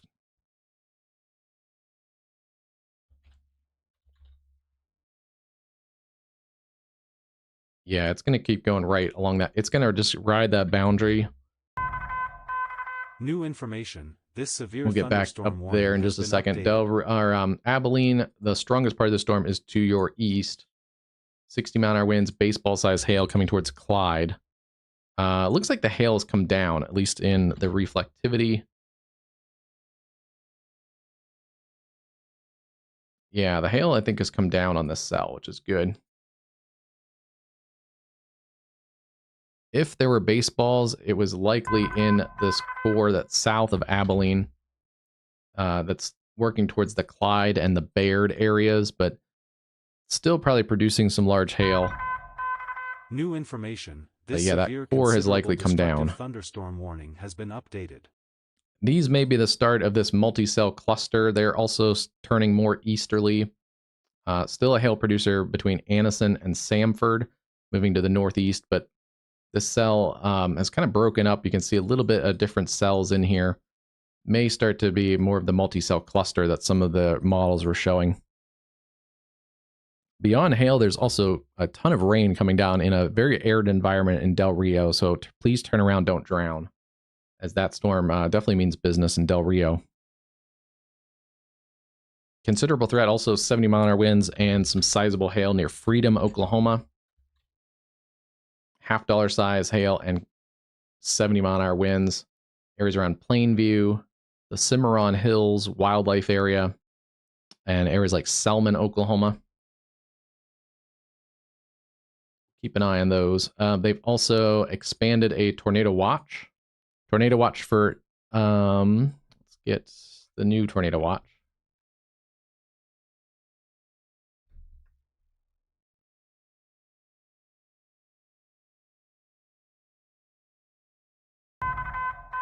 New information. This severe thunderstorm warning has been updated.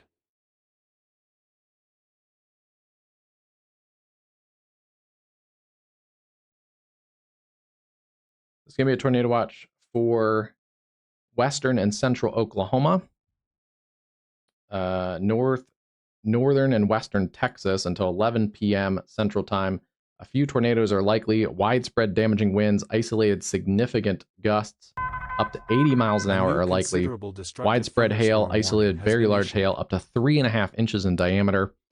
They're basically extending the higher end tornado watch that we saw down here with very similar parameters. And they've expanded it to the north. So that goes and includes the areas that we have storms in right now. These are right along the cold front, but as they stay south of this boundary, they do have a chance to be pretty beefy storms. New information. This severe thunderstorm and that's what this one is doing. Updated. Near Buffalo and Freedom, it's riding right along that cold front and just to the south of it. So it is in the warm sector. We'll keep an eye on that one. That includes a lot of communities in Oklahoma. It includes probably about 2/3 of Oklahoma. Basically, if you're not on the Texas or on the Oklahoma Panhandle or in eastern Oklahoma, you're included in this. And that does cover all of the major cities in Oklahoma: Tulsa, Bartlesville, Enid, Oklahoma City, Chickasha, Lawton, Wichita Falls, Ardmore, Ada, and also down into Texas, Sherman. It includes not technically Dallas and Fort Worth, but includes Flower Mound, Denton, Decatur, the northwest suburbs of the Fort Worth area, all the way down through Weatherford, and then down to the areas around Comanche and Hamilton, Texas, where it pairs up with the current tornado watch that we've already been working some storms in. They backed those off to ping pong ball size hail, by the way, in the Abilene area and points to the east and north. Oh, wow. Already a busy one. 74-mile-an-hour winds at Del Rio. There's hail falling in Del Rio. That is definitely hail. Let's take that full.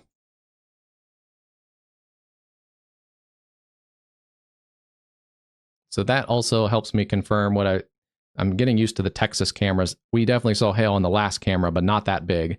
That is larger hail. Still a lot of people on the road, but that is probably some chunky hail.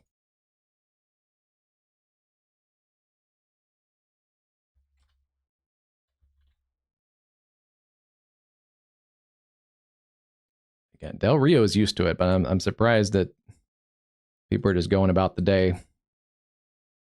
This camera's shaking pretty good too, so the winds have picked up, I think, with this storm too.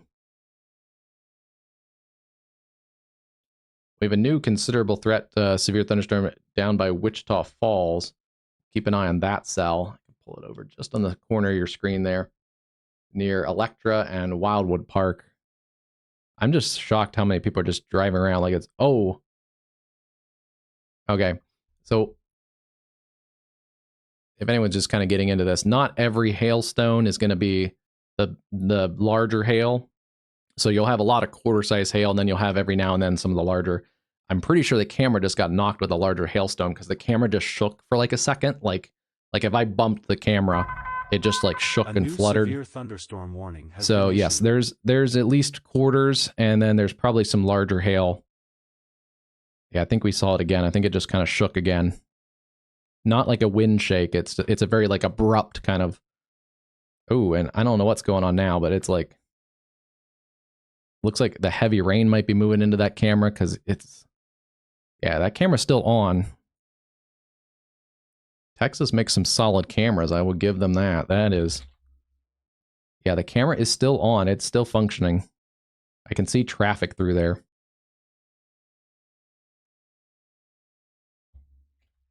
That is some, not just crazy hail, but that must be some insane amount of rainfall rates in this storm right now. Over Del Rio right now, because you can barely see anything. Wow. All right. New information. This severe There's a lot going on. Has been updated. All right, let's get back to our tornado warned storms. Making sure nothing else is going nuts. This severe destructive thunderstorm warning has been updated. Yeah, nothing else is going too crazy here. We do have new storms. Again, one considerable threat near Wichita Falls for wind. And then there are new storms going up in southwest parts of Oklahoma to keep our eye on. I don't want to leave this shot, but I will show you for a second. We do have, this is out a lot in Oklahoma. So I was ready to go. We got cameras all over to cover this storm system and the severe weather. And Lawton was right in that area. I was expecting some storms to go up, and we're starting to see that. So we'll keep an eye on those.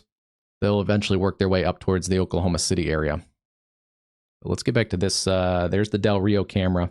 It is starting to shake normally, like for pretty strong winds with some very heavy rain.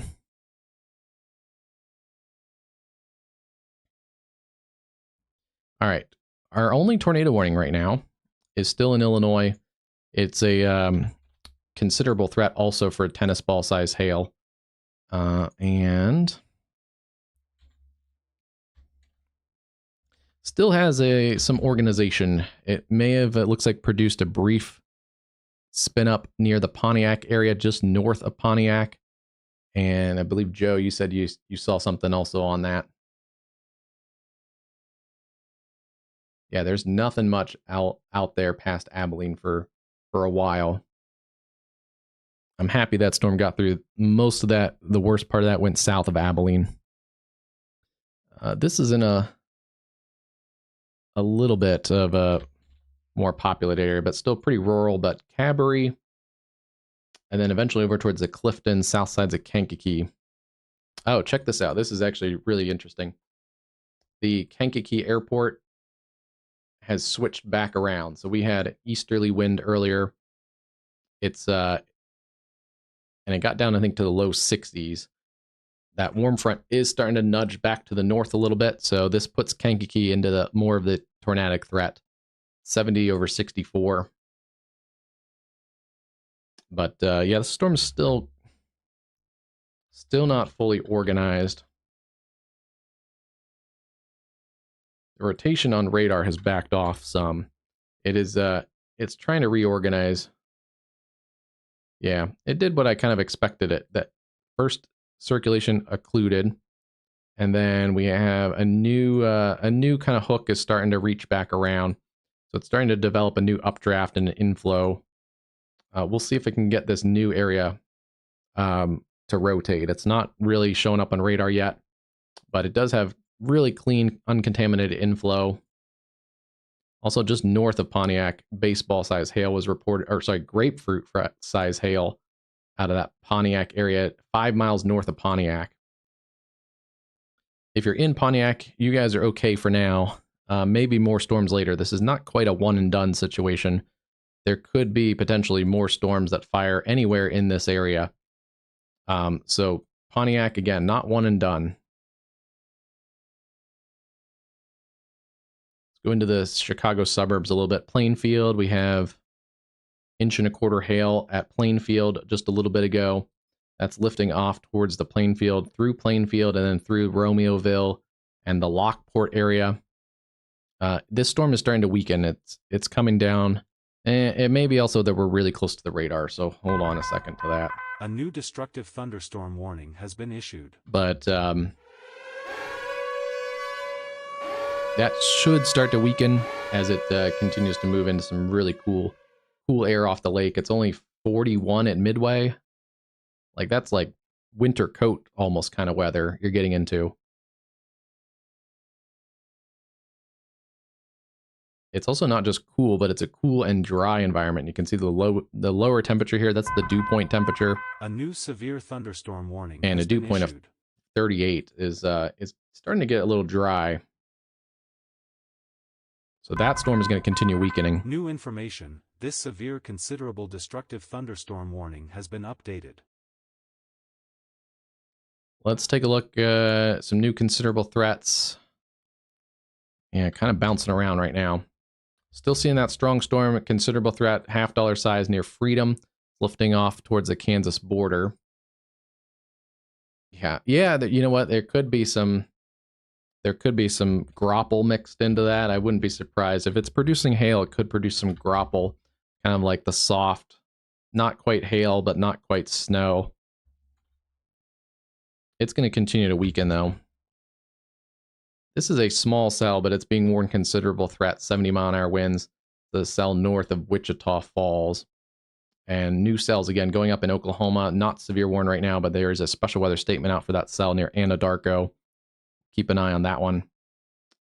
This one is a little bit concerning that it's going to kind of ride along I-20 east of Abilene. So even though there's not a ton of big cities, there's some smaller communities like Bayard and Putnam and Cisco, but also just a lot of travelers.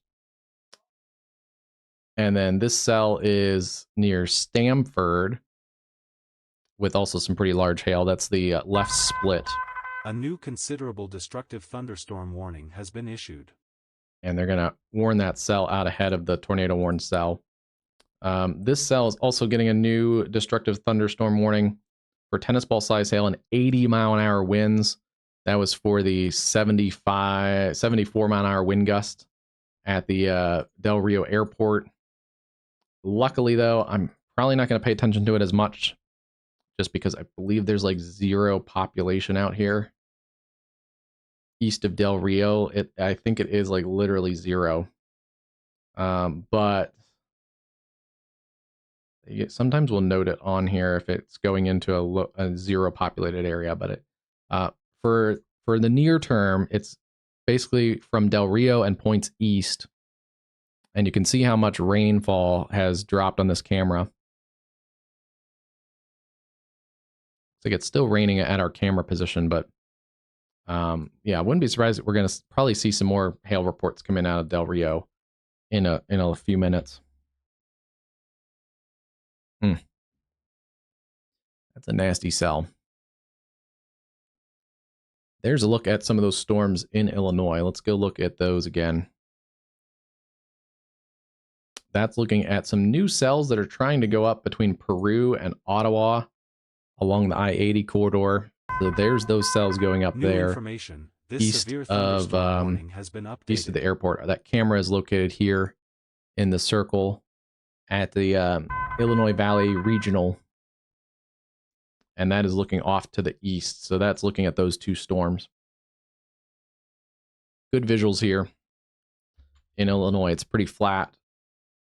Also a new storm that's gone up. This is again kind of right along that boundary, so it should weaken, maybe produce some hail like the other one. But in general, it's lifting north of I-80. So some small hail, gusty winds coming back towards areas south and west sides of Juliet, maybe towards Plainfield. But it's this cell that I'm more worried about. It's that area around Herscher, Bonfield, Irvin, Buckingham, Stell, Cabaret, Clifton, a bunch of communities we've talked about a while ago. It's time to kind of get to your safe place, get into that sturdy building on the lowest level into your room. If you have a basement, that's good to go. If you have a storm shelter, you may want to get there too, because this storm is tornado warned back near Emmington, and it's also producing baseball-sized hail. But yeah, this is going to be a pretty considerable threat across basically this area here, southwest sides of Kankakee, back towards that area around Emmington. And we'll see if it tries to localize a new area of rotation again. It's trying to develop a new hook. It hasn't yet. It's not matured it yet, but this may try to produce again. There's our camera. This thing survived in the Del Rio area, and look at that. People are just right back on the roads. Sun's coming out a little bit. I don't think we were in the largest hail in that Del Rio area, but we were in some decently chunky hail. We definitely weren't in, like, this storm has produced grapefruit-sized hail.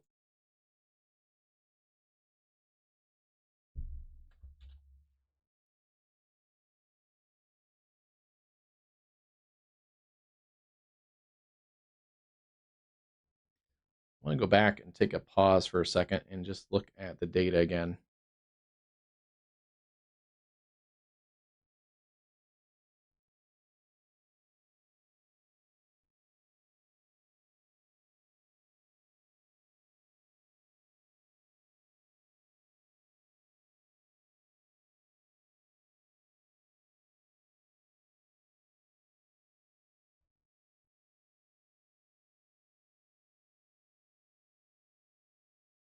We still have the one storm. It is still tornado warned, but it's not producing likely right now.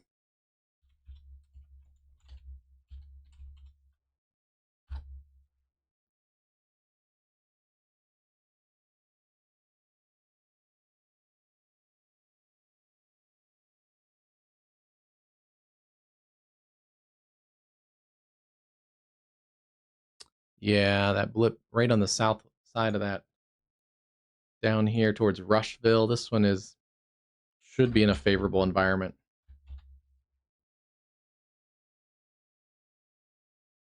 Still just a blip, but these cells are going up, the ones that we can see from the airport. Oops, wrong one.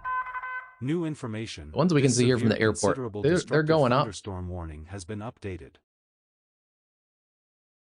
They're going up, but they're too close to the boundary. So like this other cell that's over by Juliet, if they produce anything, it's going to be hail and some gusty winds, but they're going to ride into that cooler air. And this one down here is interesting. This one is interesting near Burlington.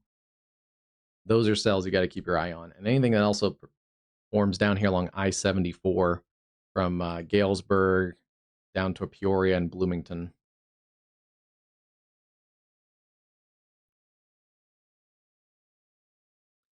Since we obviously don't have every single data point, we have a data point here, data here.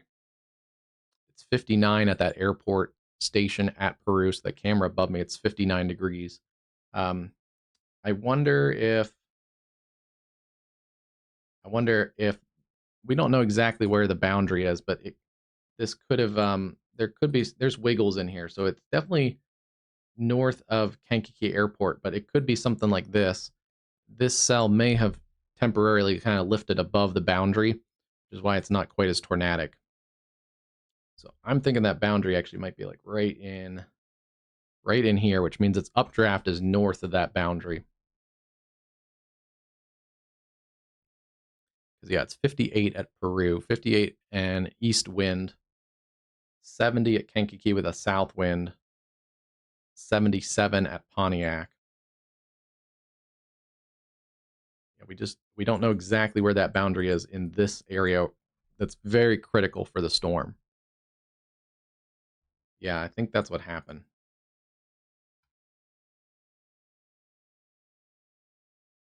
I think that boundary kind of dips like this or something. And this storm was about to be pretty tornadic and then just lifted across this boundary and is now in a little bit less favorable environment. So, if that's the case, if that is the case, as this tracks to the east, this has an opportunity to get back into warm air just over or just southeast of the Kankakee area, based on the current observations at the Kankakee airport. So it's going to be a hail and wind threat until it gets back across that boundary. Yeah, let's see. Out here, Rensselaer is at 68 south wind. Kankakee is at a south wind. Knox is also at a south wind. So yes, I think that boundary after Kankakee lifts somewhere up like this. So yeah, if it continues east, it can get back easily into that warm and moist air. Yeah, let's go back to Texas. Oh, I didn't get my model done, but this severe considerable destructive thunderstorm warning has been updated. It's that cell near Abilene that has actually kind of reorganized.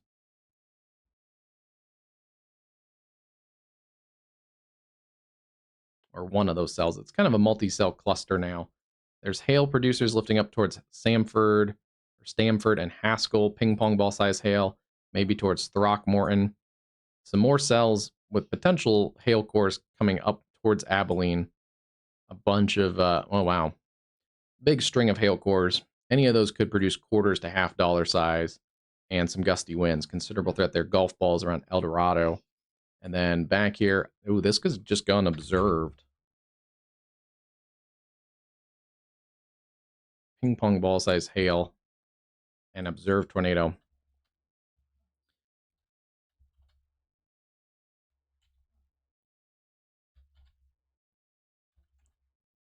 Don't see anything on the correlation coefficient, but there's likely storms. This is likely a spotter reported.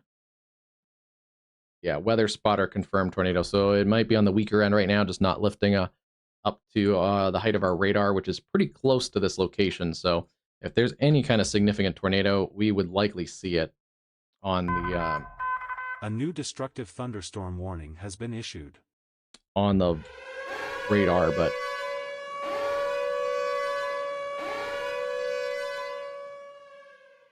Putnam, I think we called Putnam earlier. You guys are in the line of this. Callahan County moving east at 30. And that's going to ride along the I-20 corridor. So let's take this out kind of from the hail core and the tornado. Putnam about 25 minutes. New information. This severe thunderstorm warning has been updated. Putnam about 25 minutes. Belle Plaine 5 minutes or less. Jail, Jayell, about 10 to 12 minutes. And Admiral about 10 to 12 minutes. This could be a bad storm if it continues to kind of ride along the highway there.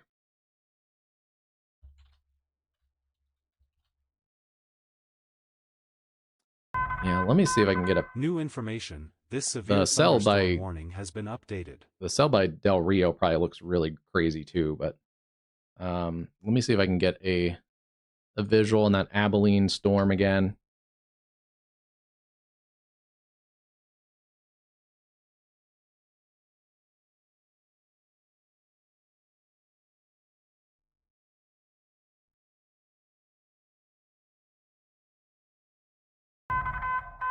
A new radar-indicated tornado warning has been issued.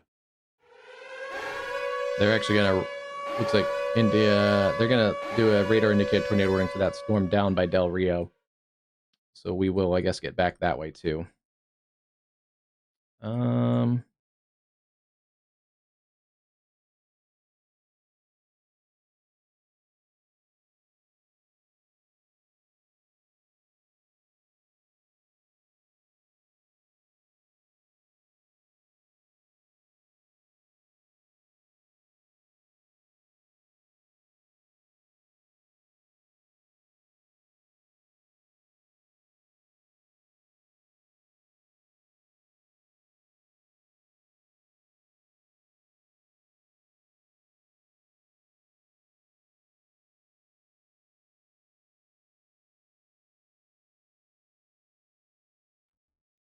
Okay, this might work.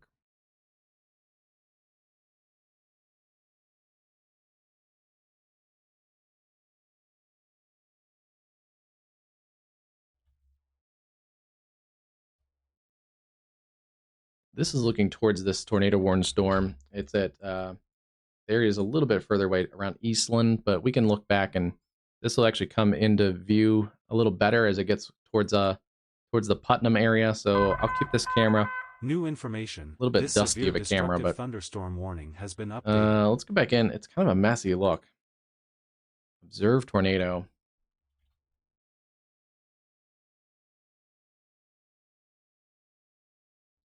Really close to the radar site too, so we should be seeing a little better. If it was a strong tornado, we would see a better signature of it. There's a couple circulations in here that look a little weird. This may have been kind of a land spouty thing. Thunderstorm warning has been Not discounting it. It's still a tornado warning. Observed tornado on the ground southeast of Potosi.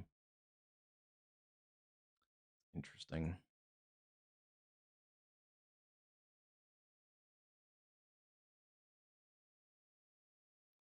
Storm chaser. It does say storm chaser. So yeah, maybe there's something in here near the Belle Plaine area. There's a little kind of broad or weak rotation. It's in here. It's probably just right in there. Just not seeing anything that really stands out on the velocity or also on the correlation coefficient. And we're so close to the radar site, we would likely see a decent debris signature if it's doing any significant damage. This is going to try and wrap up. But... A new considerable destructive thunderstorm warning has been issued. Let's go back. Yeah, we got a apple-sized hail and tornado possible. That's for Kinney and Valverde counties in south central Texas. And yeah, we saw the hail in this storm earlier when it was near Del Rio. This is so far from the radar site, we're not going to see anything. Normally, it's about a half hour from the closest radar, but since that radar's been down for a couple days, we really can't see anything except basically upper feature structure. I can kind of see it's V-notched, so it's definitely a supercell. It has a hook on it. So likely they're warning it because it's an organized supercell, and they just don't know what's going on down in here. Unless they do have a spotter that might say if it's a wall cloud or not. No, it just says radar indicated rotation. A new severe thunderstorm warning has been issued. It's going to pass just north of Brackettville, Texas. So especially if you live north of Brackettville, keep an eye on that one. It's moving away from Del Rio. So good news for the city there. New warnings going up in south central Texas. Keep an eye on those cells. Let's see, making sure everybody's behaving. Still some strong storms, maybe some small hail north of Wichita Falls. Watching this cell going up near Anadarko. That is slowly strengthening. And then considerable threat for this storm up by Freedom, and a little bit of rotation in that too. Hail core coming up towards Medicine Lodge.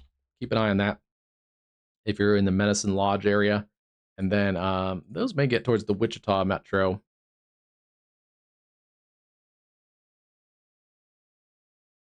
Wichita is in the warm sector. We can see the cold front this basically along here. So once again, this cell to the south,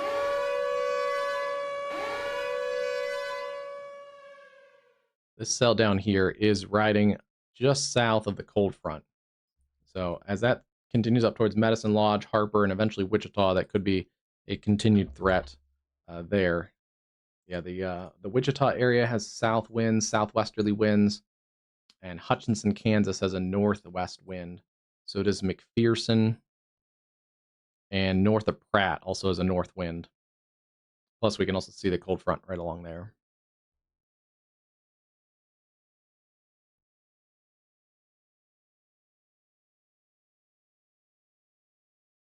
Those storms look like they're going up pretty good in the camera shot of this camera. Let's go back and take a look. Yeah, there are storms that are trying to fire, but these are all elevated. A considerable destructive thunderstorm warning has been issued. And still an elevated storm producing some hail. 1.5 inch hail there in Romeoville. Multiple reports of ping pong ball size hail north of Plainfield. So it's a hail producer for sure. It's in the colder environment. And yeah, you might get some grapple, and definitely a hail producer. Tennis ball size hail approaching the areas around Herscher, Buckingham, Irwin, and eventually over towards the Kankakee area in Illinois. Also continue to watch. This area was tornado warned earlier. Kind of a weird little storm right now. It's not organized at all tornadically, but it has produced some large hail. It's produced grapefruit size hail and 2-inch hail near Odell. And I guess technically both of our tornado warned storms have it looks like produced tornadoes with that tornado report out of the Pontiac area. This is intriguing. It looks like there are new storms going up along the Mississippi River. So these are some of those blips that we got to watch. Morning Sun, Mediopolis. That is a supercell that could be capable of producing tornadoes in the not short term, but the midterm. And then also watching some blips going up here. One north of Galesburg and one south of Lewistown in Illinois. Those could be tornado producers if they organize. Okay, this has gone back to radar indicated, so looks like the National Weather Service is saying what we were kind of organized or kind of looking at earlier is there's not much organizing here. It looks much more impressive on the reflectivity than it does on the velocity or the correlation coefficient. It could try and produce. If it does, it's going to be south of Bayard. And that would come up towards Putnam. So keep an eye on that one around Putnam. And then eventually towards Eastland.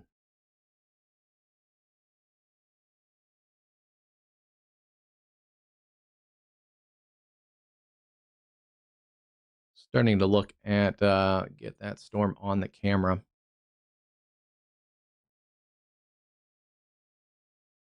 Kind of a weird looking storm. Most of the body of that storm is off to the right of the camera.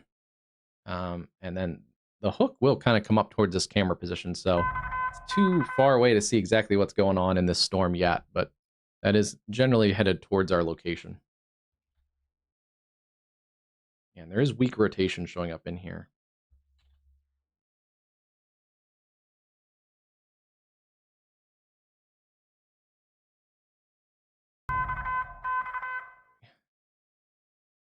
We're about 15, 16 miles from the radar site. Strong storms, severe warned between San Angelo and Bollinger. Potential for quarter-size hail to half-dollar size hail in most of those. Some golf balls near El Dorado, Texas.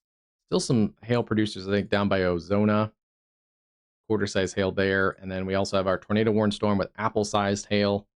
And new information. This more hail reports coming in from Del Rio. We saw the Del Rio hail a little bit ago on the cameras. And this one, I just can't see what's going on in that one. Take your tornado safety measures if you're out here north of Brackettville. Luckily, no formal communities out here in the desert north of Brackettville.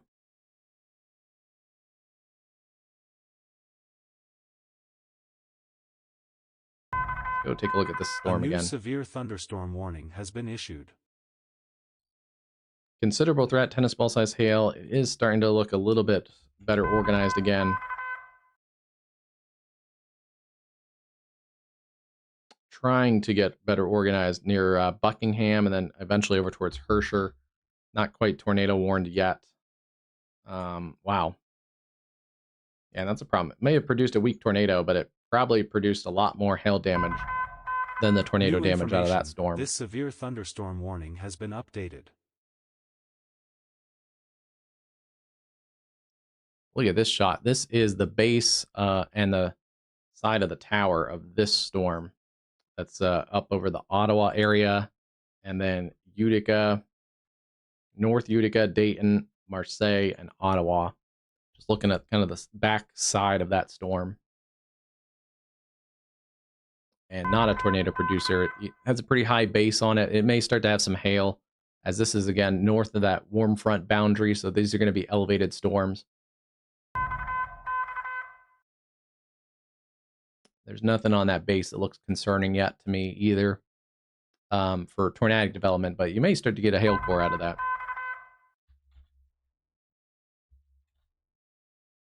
New hail reports coming out of this storm. 3-inch hail near campus.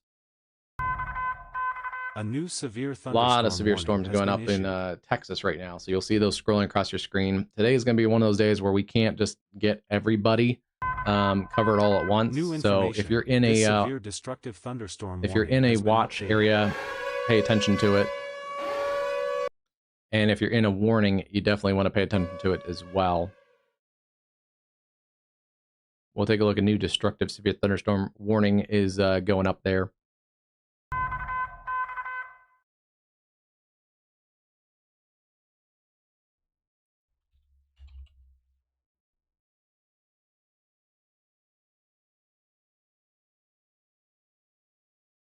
We have a new severe thunderstorm watch. It covers, let me zoom out and I'll show you here. And let me just take off a few of these data layers. Just simplify it a little bit more. New severe thunderstorm watch covers parts of eastern Iowa, western Michigan, and then northern Illinois and extreme southern Wisconsin.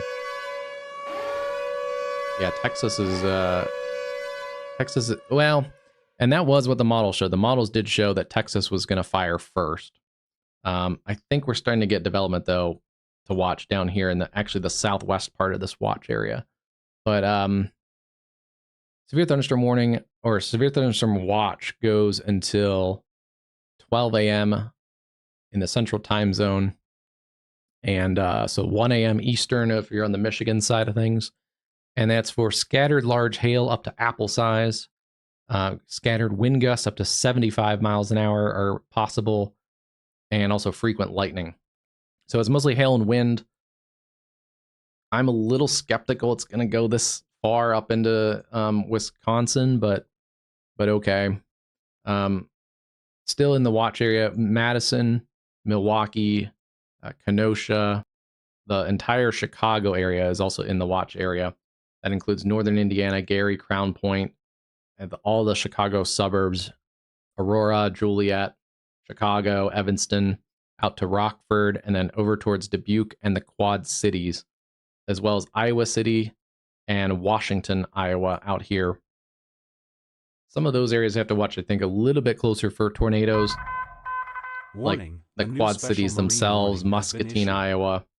Do have to kind of keep your eye on that one. That's a severe thunderstorm watch. think, there's another watch to take a look at. Yeah, the small severe thunderstorm watch in Kansas that we noted earlier, basically around the Wichita area right now, for those storms that are firing in the Texas and Oklahoma panhandles. Those are going to continue to ride along the cold front. New information. And that is for a couple tornadoes are possible, scattered hail up to tennis balls, and then scattered winds up to 80 mile an hour are likely. So just less of a tornado threat up here, but still could get the hail and still could get the wind. Right now, quarters to $half size hail in that cell. Does have a little bit of rotation. Keep an eye on that towards the Medicine Lodge region, and that is, just check the speed on this cell. 30 mile an hour progress to the north and east. So let's just take that out. Medicine Lodge at 30 miles an hour, it's about 45 minutes away. All right. New cells, also $half size hail, and severe warning cells near Gracemont. That's north of Anadarko. We've been watching those cells go up west of Oklahoma City, and then also south of Oklahoma City. New information. Well south of Lawton, there's a severe warning cell near Burke Burnett, Texas. And then also stronger cells, Haskell up to Seymour, Texas. That's that left split that's continuing to produce hail out of the Abilene area. And then we have our radar indicated tornado warning. Ooh, that looks a little bit more organized. This cell is getting more organized. It may have produced a brief, probably weak tornado near Dudley, Texas. This severe, considerable destructive thunderstorm warning and not showing up that much on radar yet, but this likely has some larger hail in it reported by law enforcement. And it is trying to organize, so keep that eye on Putnam, Cisco, and Eastland. A bunch of cells also in central Texas with hail, Bollinger, San Angelo, El Dorado, down through Sonora. Any of those, I think, could have $half size hail and a couple golf balls. Winters, that area there, that's probably all going to get eventually warned for severe warnings. And then we have our baseball size hail. Now, well east of Del Rio, it's north of Brackettville, Texas. Yeah, this is about what we kind of expected, that Texas would fire first. And new information. This tornado warning has been updated. Not sure why that has a considerable tag on it. It's 60 mile an hour winds and quarter size hail, but they've updated the tornado warning. Still radar indicated 2-inch hail. They've upped the hail though, lime size hail. And that's just north of that tornadic circulation. That's crossing I-20 just north of JL. And it's coming up towards Morin, Pueblo, State Highway 6, Farm Road 576. And also probably the hail's going to go north of Putnam. Putnam, you got to worry about the tornadic side of the storm. And I'm trying to keep an eye on that on the cameras. We're still a little far away to see what exactly is going on in that storm, but it's generally coming towards this camera position.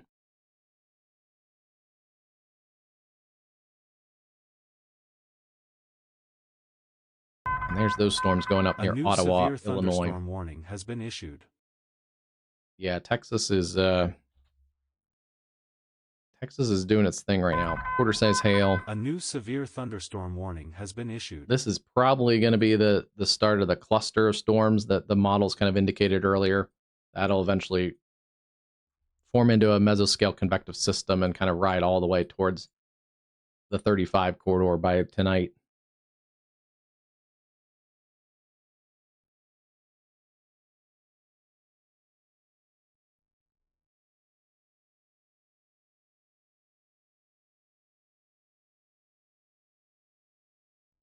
All right, I want to go back and check some of these cells because these are interesting cells. They are getting stronger. Morning Sun, Wapello, Mediopolis, right along the Mississippi River in Iowa, just north of Burlington.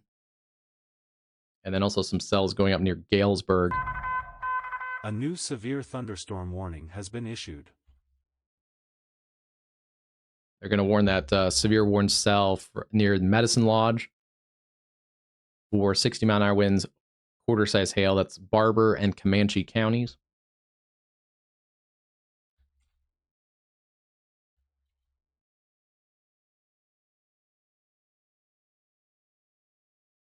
And then still watching this cell. This is a very interesting cell.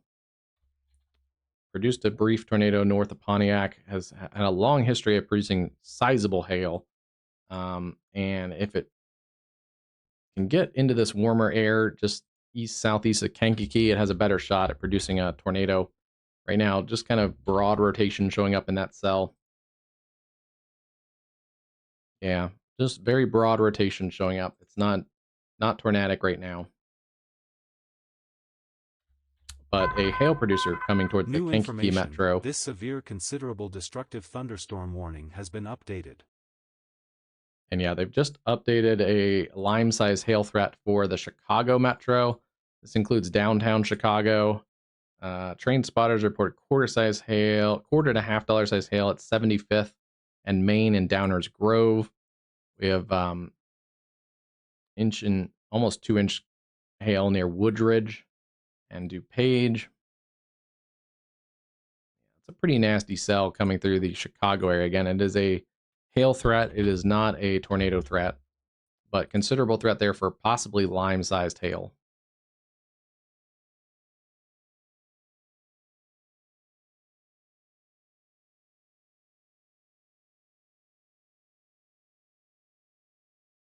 About 40 degrees in the Chicago area with that lake breeze on the colder side of things.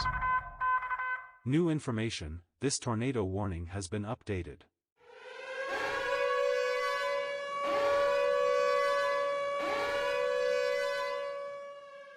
And this cell that we're seeing on the camera perspective here from the Illinois Regional is in the cold air. The Illinois Regional has 58 degrees and a northeast wind, so not too worried about that one. That could produce some small hail, but it's north of the boundary. Kankakee is still at 70, so that is with a south wind, so that is a better environment right along the areas where the cell is working.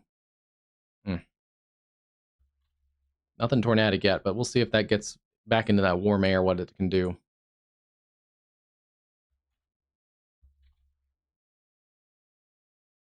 Double check everything. We have 2 tornado warnings.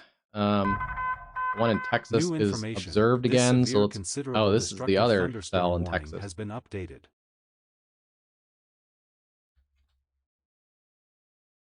Not going to see that one. This has got to be. Yeah, it is a weather spotter confirmed tornado. 7 miles northwest of Alamo Village, or about 12 miles northwest of Brackettville, Texas, moving east at 40 miles an hour. A new considerable destructive thunderstorm warning has been issued. They're also going to warn around this cell for considerable threat, destructive baseball-sized hail and 70-mile-an-hour winds. And yeah, it's impossible to see what's going on in this cell. So I'm just going to kind of warn out in front of it. Camp Wood, 50 minutes.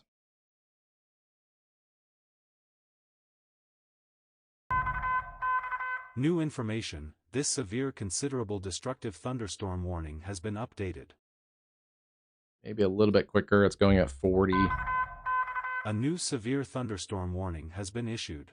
Camp Wood about 38 minutes. Leakey and Konkan about 60 minutes, about an hour away. New information, this severe considerable destructive thunderstorm warning has been updated. So as far as the populations, that's about an hour away from most of the more populated areas. And a couple areas are out there. Alamo Village, Turkey Mountain, Kickapoo Cavern State Park. So anyone out doing some hiking or activities, definitely let them know. Yeah. As long as that stays north of the boundary, it can rotate, but it can't produce a tornado.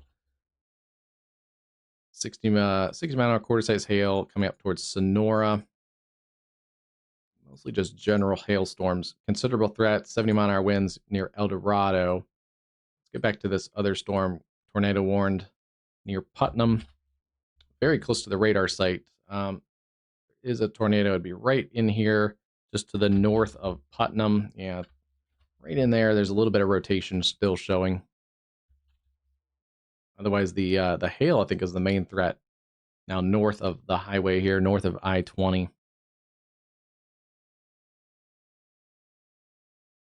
Let's see. This storm is going to be the lime-size hail left split near Monday. That's working up towards Seymour, Texas, with lime-size hail, considerable threat, and 70-mile-an-hour winds. Watching around Lawton, some storms going up, especially south of Lawton. And then also we're getting new warnings for ping-pong ball-sized hail. This is on the west side of the Oklahoma City metro, Calumet, El Reno, and especially west sides of El Reno, and then just west of Union City. Two small cells. They are both potentially golf ball size and ping pong ball size hail producers.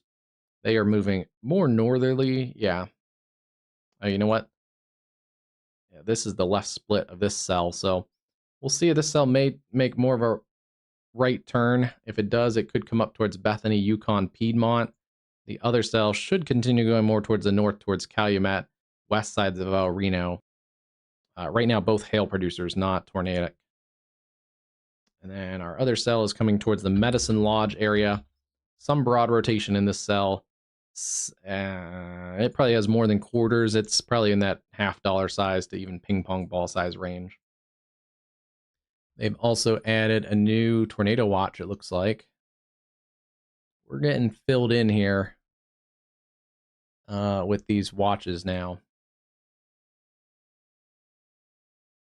The risk of supercells and line segments of storms are going to increase this evening. All hazards are possible across northeast Kansas, northern and central Missouri, and then southwest parts of Illinois.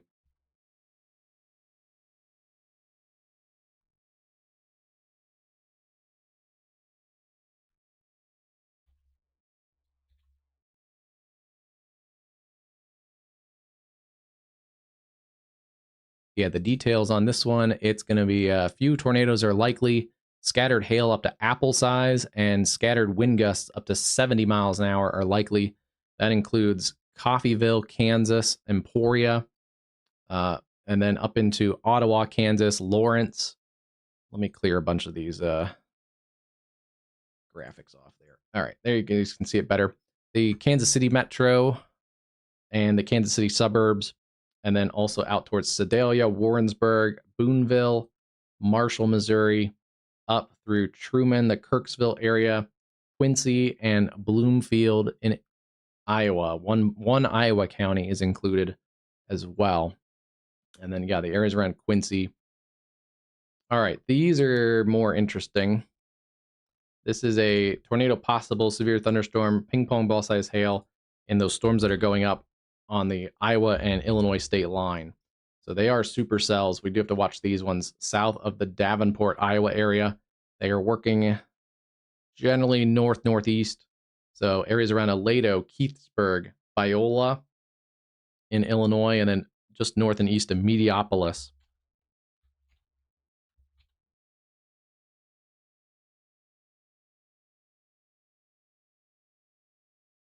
Yeah, some broad rotation showing. Not tornadic yet, but there is a supercell in here. It does have a hook on it. These are also sheared cells also all around it, so we'll keep an eye. It may try to organize some of these and try to pull a couple of these cells into it. We'll see. This one it's in a little bit of a tough environment. It has some cells going up also south of it near Burlington. Those are probably marginally severe with some small hail near New London. And then still watching that little blip that Joe pointed out earlier near Lewistown. That's lifting up towards the Peoria area. That'll be interesting. Where this original tornadic cell and the hail producer that's up by Kankakee, that got started down in here north of Bloomington and east of Peoria. So keep an eye on this blip. This may get into some more of that favorable environment that hasn't fully been worked over.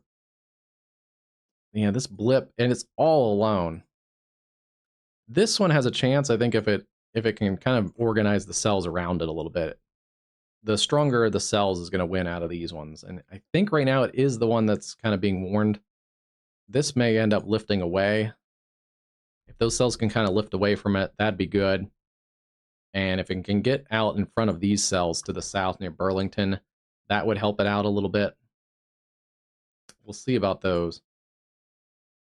We do have our considerable threat tennis ball size hail out of the cell just in the western suburbs of Chicago. Yeah, we've had, looks like tennis ball and baseballs here reported. Multiple reports of baseball size hail, Downers Grove.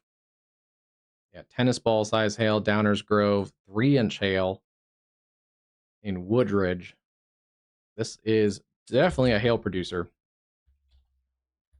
It's interesting because it does actually have, it's still a supercell, so it actually does have a little mesocyclone on it.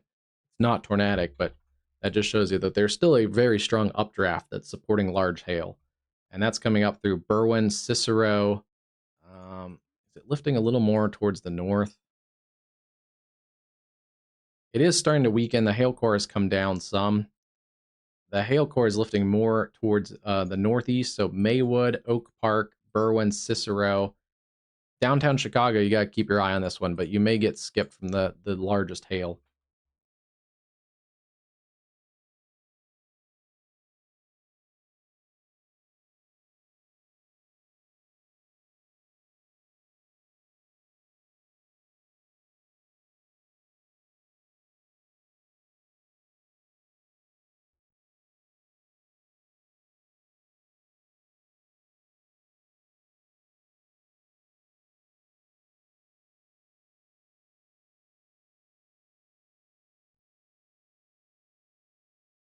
Still watching that tornado warn storm on I-20. They did warn the other cell near Burlington also. Quarter size hail, 60-mile-an-hour wind. This cell is getting more organized. I can see it's also trying to pull away from the cell to its south and west. So let's give this another couple minutes, and we may get something out of that one. Yeah, they upped the hail too. Lime-sized hail, considerable threat, and a tornado possible. This one is an interesting cell. It's 60-mile-an-hour winds. East at 45. It's also moving easterly.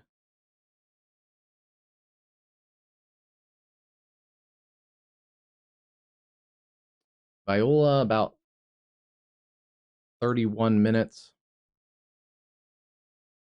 Maybe a little bit faster than that.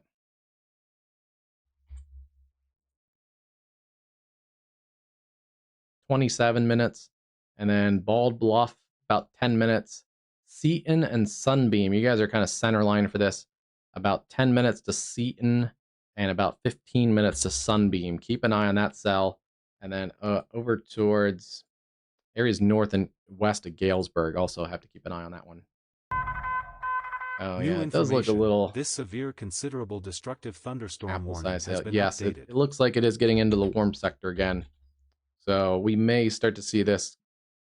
The hail has come up a lot, but we may start to see this have a better organized area of rotation on the southern flank. Keep an eye on this for Kankakee, Aroma Park, Moments, Hopkins Park, Grant Park, all those areas kind of east and southeast of Kankakee. You need to really keep your eye on that cell. It's gonna get, I would also say Scheider, Shelby, and even towards Wheatfield in Indiana. You gotta keep an eye on that cell. That is gonna go probably nuts again after it. Oh yeah, you can kind of see it was lifting more towards the northeast. It's now headed more easterly again. So it's gotten into the warm air. New information. This severe thunderstorm warning has been updated. Watching these cells, there's some cells going up near Kansas City. Keep your eye on those in the warm sector. And then still watching this pretty strong cell near Medicine Lodge, also with some large hail. Ping pong ball size hail outside of Oklahoma City. This is west of Oklahoma City. And moving to the north, so not a threat immediately for Oklahoma City, but up towards the El Reno area, points northwest of El Reno. New information, this tornado warning has been updated.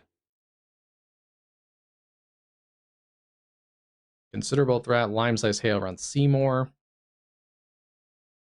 And they're still keeping that at a radar-indicated tornado warning there for that cell around Moran and just north of Putnam. A new severe thunderstorm warning has been issued.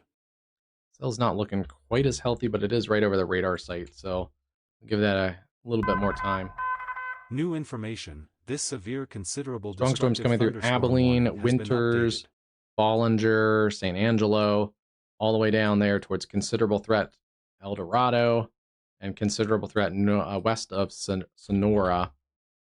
That one's got some probably beefier hail in it. They've also extended the tornado warning through Camp Wood as a radar indicated tornado warning. I just have no idea what's going on down here. It is impossible to see the ground level. Pictures received of a brief tornado touchdown over open country north of US 90. There's broad upper level rotation, and that's about all we can see. And likely some very large hail, apple to tennis ball size hail.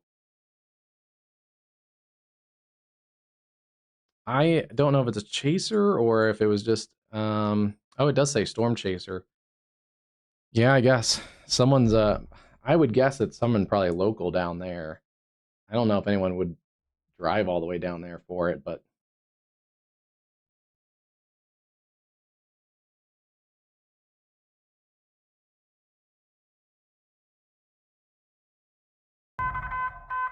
New information, this severe destructive thunderstorm. That one is a nasty cell, though.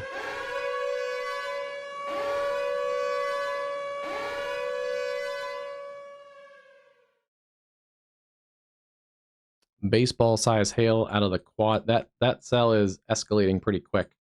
These cells in the western part of northern Illinois.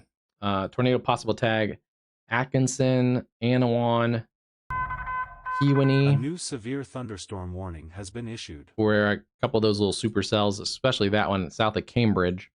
And then this is now a destructive severe thunderstorm with ping pong ball size hail over Keithsburg. Also seeing that broad rotation in that one. So tornado possible tag, destructive severe thunderstorm, Bald Bluff, Sunbeam, Seton, over towards Aledo and Viola. That's a really nasty cell. It's gone up real quick too. And even another cell back here. This is going to be back towards the cold front, south of Ottumwa, Iowa. That one's the one to keep your eye on too. A new severe thunderstorm warning has been issued. Texas is still lighting up pretty good. This is starting to concentrate a little bit more. It's the healthiest that this rotation has looked in a little while. A little bit of contamination in here, but there is tightening beyond that contamination. So we'll take a look at this. It's going to be West 4000 Road, Aroma Park, the areas south and really through Kankakee. You need to keep your eye on that one, as well as the larger hail. 3-inch apple-sized hail coming through Kankakee, Bourbonnais, maybe up towards areas around St. George. Yeah, they're going to extend that one out towards those areas I just mentioned, as well as Hopkins Park and Moments in Illinois. New information, this severe considerable destructive thunderstorm warning has been 2-inch hail, Bonneville in Kankakee County reported by a train spot. Look at all the hail reports that this cell a new destructive thunderstorm has produced so far. Has been issued. 3.5-inch hail, 3-inch hail, 4-inch hail. So a couple of times this has produced probably grapefruit size hail. Wow. New information, this severe considerable destructive thunderstorm warning has been updated. And then, yeah, this one's got baseballs around Keithsburg, right on the Mississippi River. This one is going to produce again. It's tightening back up very quickly on the west side of Kankakee. Pretty quickly, it'll probably get a new tornado warning. But Kankakee, especially downtown Kankakee, you got to be ready to go to your safe place, your tornado safe place. Hopefully you might be in your sturdy structure and on a low level anyway for all the hail, but be ready to take your tornado safety precautions at a moment's notice there. I thought so, but, well, this storm has gone a little deeper into the cold pool that I thought. It's tennis ball size hail, considerable threat. But these storms are a little bit, the model showed a little bit more discreteness to it. That one's the strongest one right now. That one's pretty strong near Cambridge.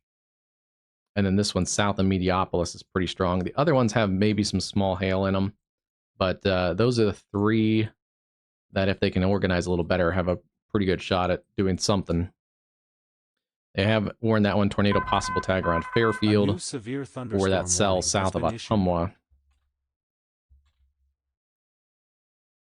These are a bit further from the radar. New information. This severe considerable destructive thunderstorm warning has been updated. We do have new considerable threat storms going up around Kansas City.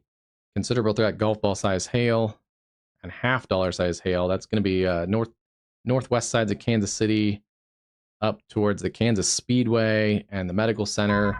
This will also work its way up towards the airport. This severe thunderstorm warning and then also just on the updated. southeast side of Lawrence, Kansas, $half size hail in those cells. Now it's getting busy.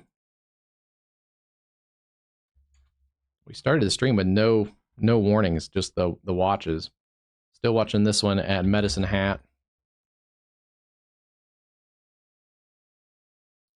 And still keeping an eye on these cells too. Hailers right now west of Oklahoma City.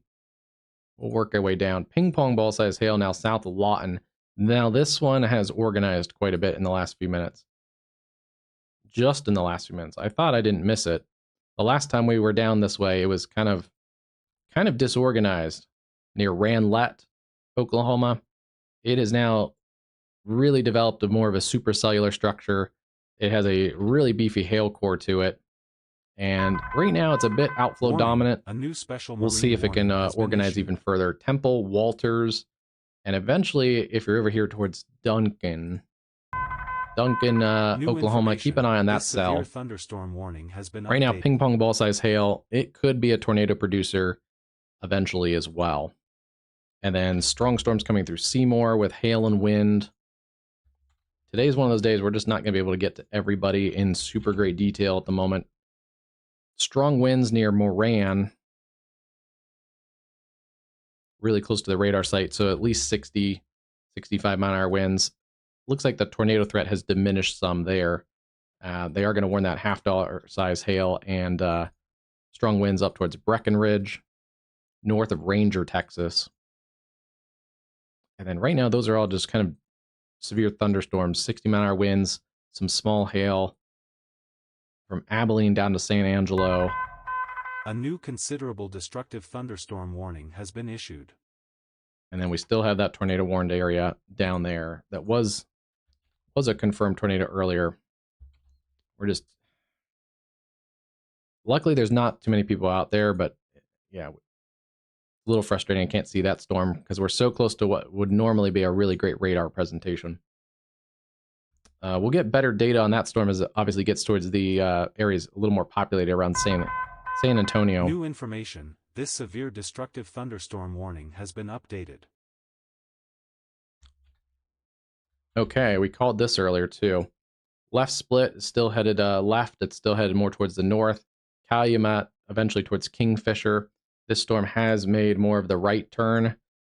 We do have to watch it. It's not tornadic right now. It's still producing large hail, but it is making more of that rightward push towards the Oklahoma City area. Bethany, Mustang, Yukon, Tuttle, Minco, and Union City. Considerable threat, golf ball size hail, 60 mile-an-hour winds. Not seeing much on the rotation yet, but that cell is definitely one to watch. And we can probably also get a good visual of that one pretty soon as it's over by Union City.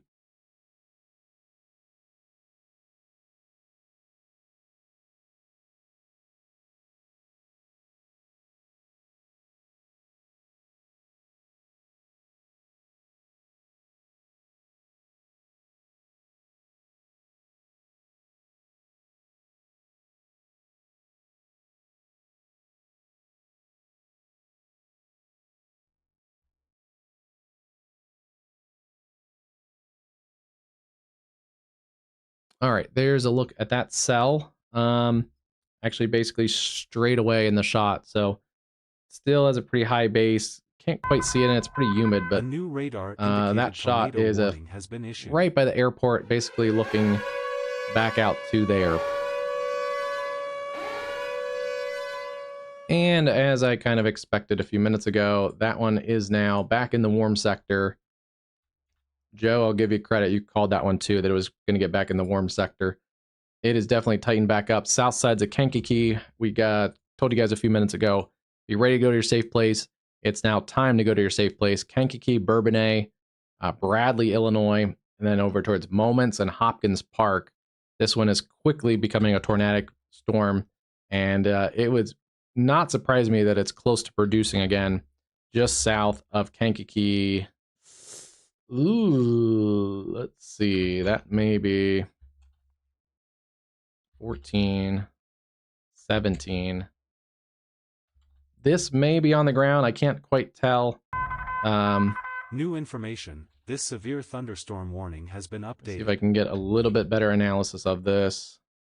Yeah, this is probably on the ground. There's 17. New information. Getting a new radar scan. This severe thunderstorm warning has been There's updated. A pretty tight correlation coefficient drop right in here. Now that could be some clear air that's right on this hook, but it lines up really good with the hook on the reflectivity. If this is lining up correctly, then there could be a tornado on the ground. New information. This severe considerable destructive thunderstorm warning has been updated. That would be at 4,000 road south and 2,000 road west, just about a mile and a half south of Kankakee. And let me see if there's any photos of this one. We do have storm chasers that are on this, so if they would probably see it.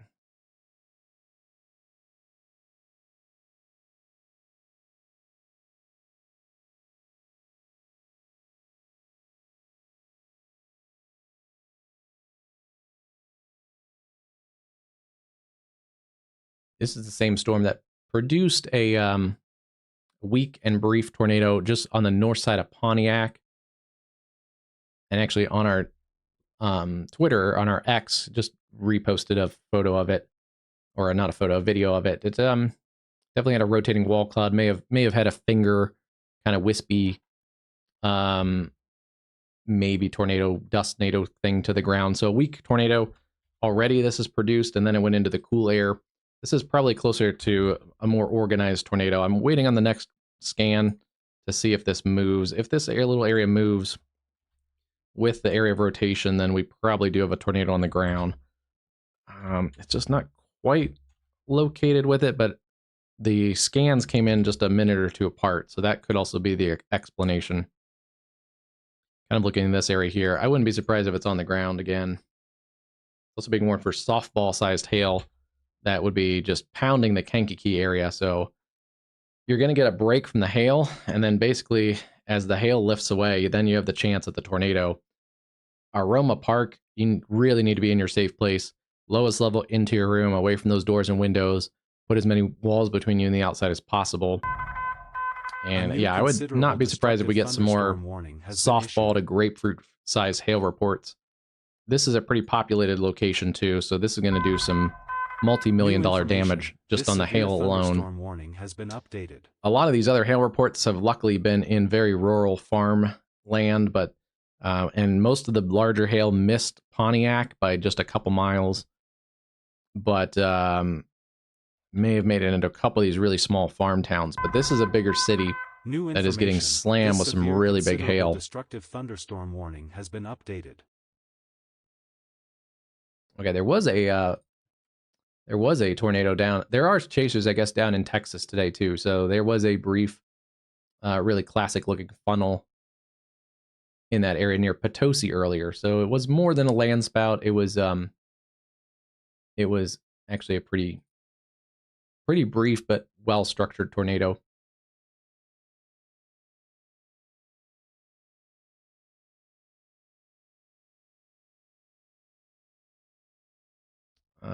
Should get a new scan. Yes, we did get a new scan. I believe that's on the ground. Might not be. It's pretty close to being on the ground. That is still showing a correlation coefficient drop there.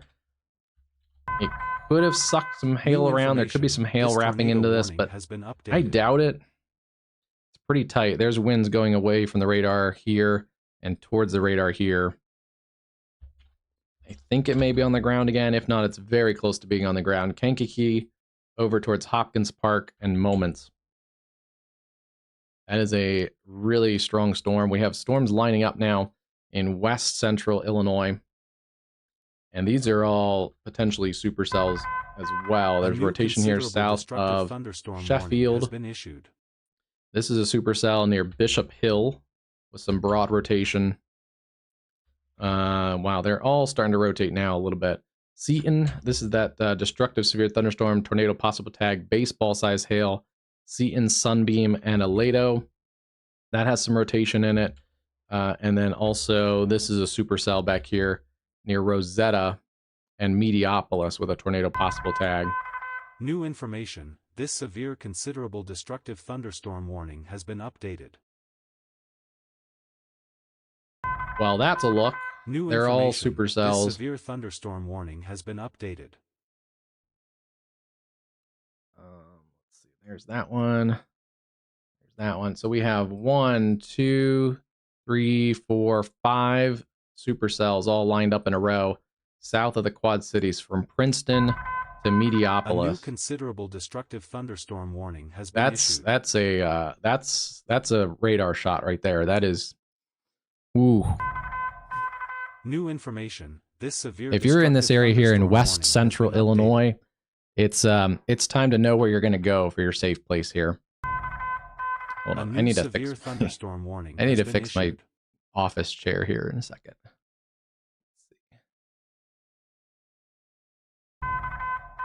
A new severe thunderstorm warning has been issued.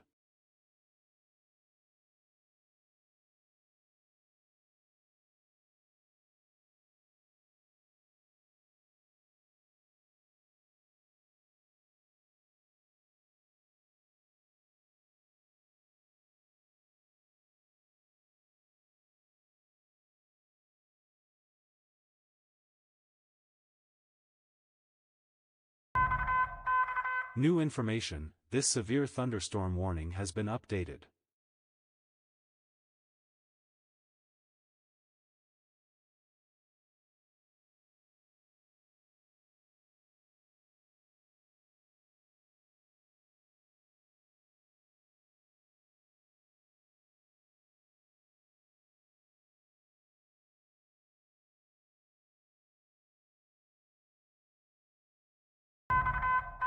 A new severe thunderstorm warning has been issued. That's better. Kind of. All right. Close enough. Let's see. Wow. Any of these could produce tornadoes pretty quickly there across west central Illinois. Let's check our other storm. This is going over downtown Chicago right now with likely some at least small to mid-size hail. And that's going to be $half size at least going through Chicago.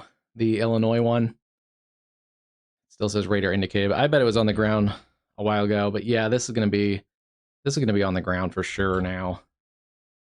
Yeah, it's right in here. It's just south of Kankakee. It's probably been on the ground for at least about 3 to 5 minutes, I would say, just based on the last couple scans. It's right south of Kankakee. It's, New information. This severe thunderstorm warning has been updated. It's maybe like a mile or two south of Kankakee. Wow. All right, let's see. That is going to be 58. It's probably not crazy, but it's about 100-mile gate to gate, maybe a little more, give or take. New information. This severe considerable destructive thunderstorm warning has been updated.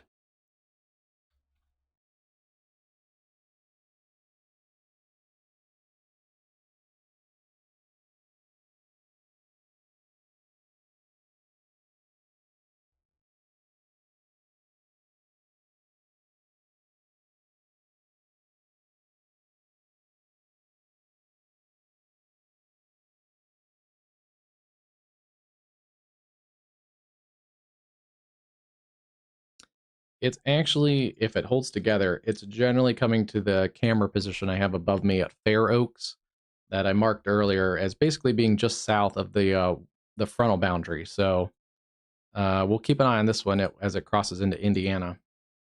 It's now observed PDS tornado warning for Kankakee. It's right at the Kankakee College, at the community college. New information. Baseball size hail, This but a tornado warning has PDS been observed updated. tornado. Confirmed large and extremely dangerous tornado. Radar confirmed.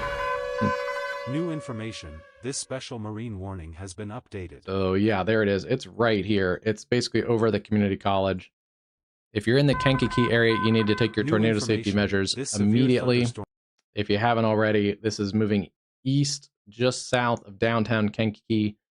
Aroma Park, we called you guys out a long time ago to watch out. It's basically on top of that area right now. Kankakee Elks Country Club, and then it's going to ride east of town, Sun Terrace, over towards State Highway 17, and then Talmadge, Coster, some of the small communities east of Kankakee, and then out towards Hopkins Park. Yeah, that is a confirmed tornado just at River Road on the south sides of Kankakee. And I bet if I go back, that was the same. Yeah, there it is right there. And yeah, I think that was probably the beginning of it. Yeah, it doesn't show as much there. Probably the beginning of it down here on 3000 Road. And then it's come up now to about 2000 Road. This is I-57 right in here. This is 57, well-traveled highway, interstate highway there on the southern side of Kankakee. And you're going to have a tornado crossing the highway there. Wow. That is very dangerous because you're not going to be able to see much here. So you come through the hail core. That's why I generally don't recommend punching the hail core if you're a chaser, because you can come out of this hail core and then bam, there's a big tornado right there. And that is a classic supercell. Just want to check these guys. They're all supercells. They're all starting to rotate. They're a little bit disorganized. Well, the supercells themselves are not disorganized. You can kind of see they're all supercell shapes, but they're all kind of interacting with each other maybe a little bit too much. These two are more interesting. They may have gotten a little bit out ahead of some of those others. They may have a better chance in the short term, particularly this one. It's kind of on the southern edge of this area of storms, so it may be able to get a little bit better access to some clean inflow. These other ones are kind of messing up each other right now. So if one of these can kind of pull away from the cluster, that has a better chance at producing, as well as this one back here that we can't get a great radar for Fairfield, may have a decent chance as well. Considerable threat, tennis ball size hail in the west side of Kansas City. Tornado possible tag there, as well as tennis ball size hail, DeSoto, Lenexa, up towards Parkville and Gladstone. We also do have a tornado warning now for the Oklahoma City metro. This is getting a little nuts now. That cell to the south of Union City now has a tornado warning.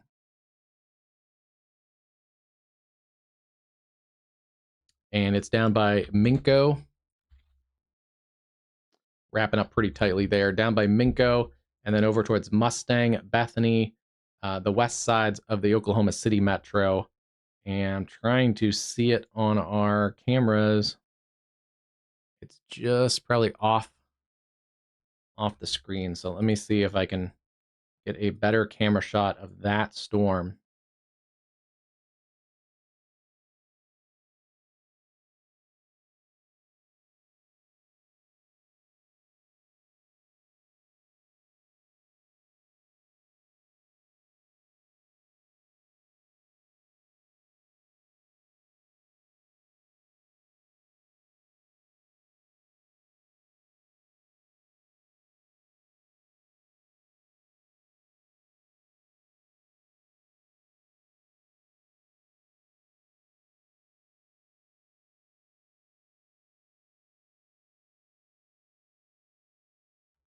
Now that's the best shot I got of that storm, but we'll keep an eye on it. Oh, not that one. This one. It's going to actually cross south of there. This is looking south. The storm is going to actually come from the right. So I'll keep it on that shot for now. That camera is actually like right here. So yeah, should be able to get it. Probably just off that camera shot, but keep an eye on that one. That's going to be south sides of Oklahoma City. And then we're good until we get down towards the radar indicated tornado warning north of Uvalde near Camp Wood. As that gets a little closer to the San Antonio area, we'll get a better shot of that one. But we're going to go back, watching Oklahoma City, watching our other storms. That one cell that I mentioned earlier, the southern side, is now tornado warned in Kewanee and Sheffield.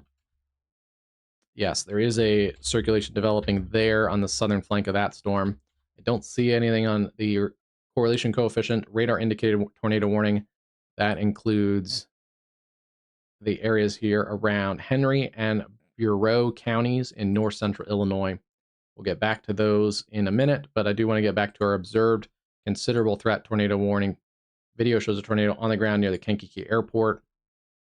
And actually, let's double check.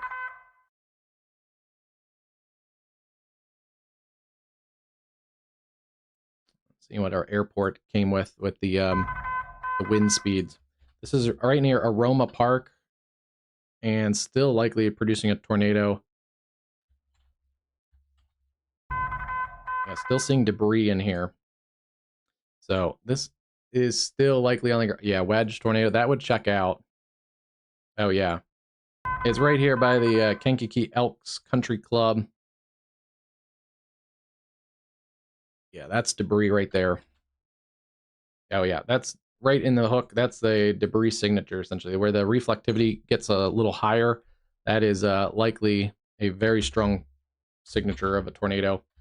And we should get a new radar scan in just a second. It'll probably come back up. There it is. Wow. All right. New information. This severe destructive thunderstorm warning has been updated.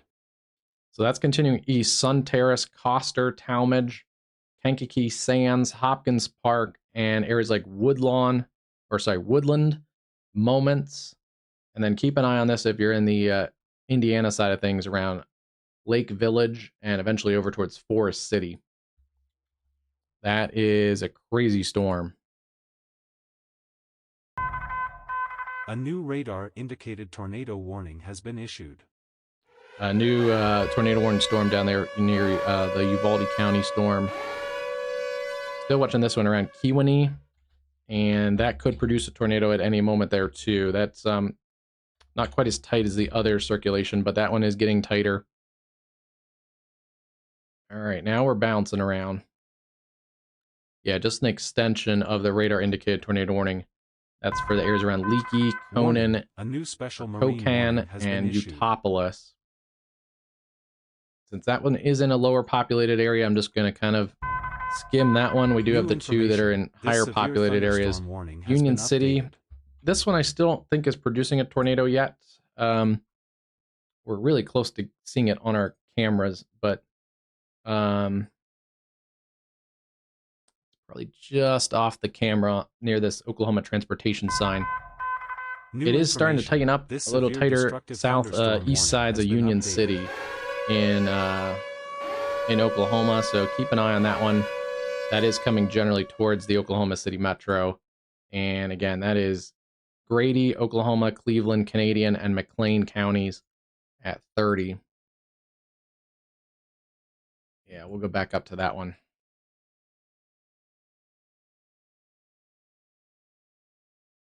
PDS tornado warning continues. New information. This tornado warning has been updated. Tornado is on the ground right here. And that's the debris. Obviously, there's a debris signature showing in the reflectivity as well as the correlation coefficient. So it's just crossed the areas around the Kankakee Country Club. And the debris signature itself,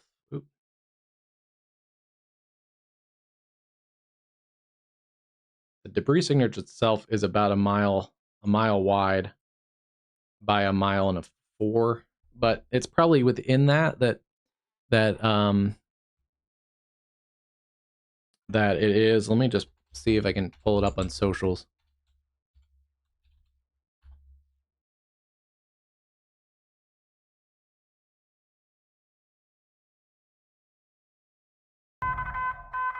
New information, this tornado warning has been updated.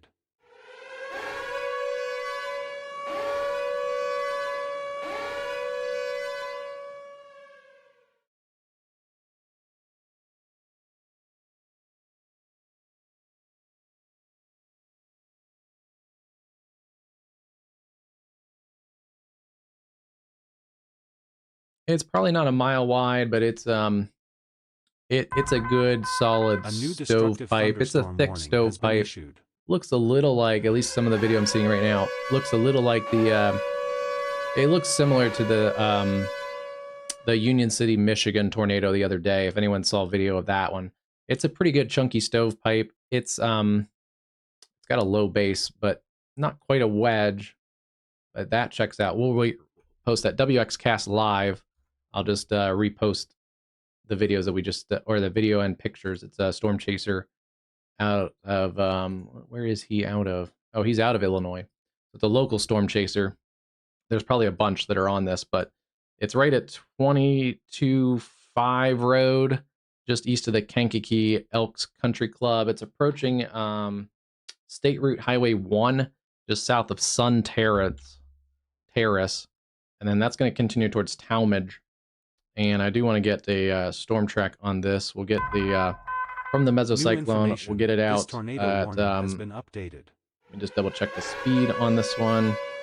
25. It has slowed down a little bit, but let me get this destructive thunderstorm pulled up, and we'll get this out at. I'm gonna put it out at 30 just in case it speed. It can be variable. It can go 25 for a little bit and then 30, and so that puts it at about Fair Oaks in about 50 minutes.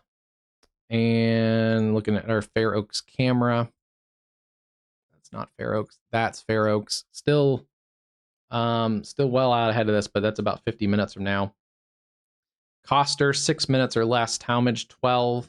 And then if it holds together, Lake Village, about 31. If it starts to pull a little bit further towards the south, I just want to make sure I get some of these towns in here. Hopkins Park and Santa Ana Woods, about 10 to 12 minutes. And it's likely not going to pull to the south. If anything, it'd pull more towards the north. So keep an eye on this if you're out here towards Woodland. Moments, you're right kind of on that edge of the tornado warning. With a strong tornado like this, I would be in my safe place if I was in Moments, Illinois. And yeah, still seeing pretty good readings in here. Gate 76. And it's still producing probably a strong tornado. But right in there, maybe trying to cycle a little bit. We'll see if this kind of starts to occlude a little bit. But the debris signatures come down just a hint. But it may be because there is, it's getting back out over the rural farmland a little bit. But that is a chunky tornado.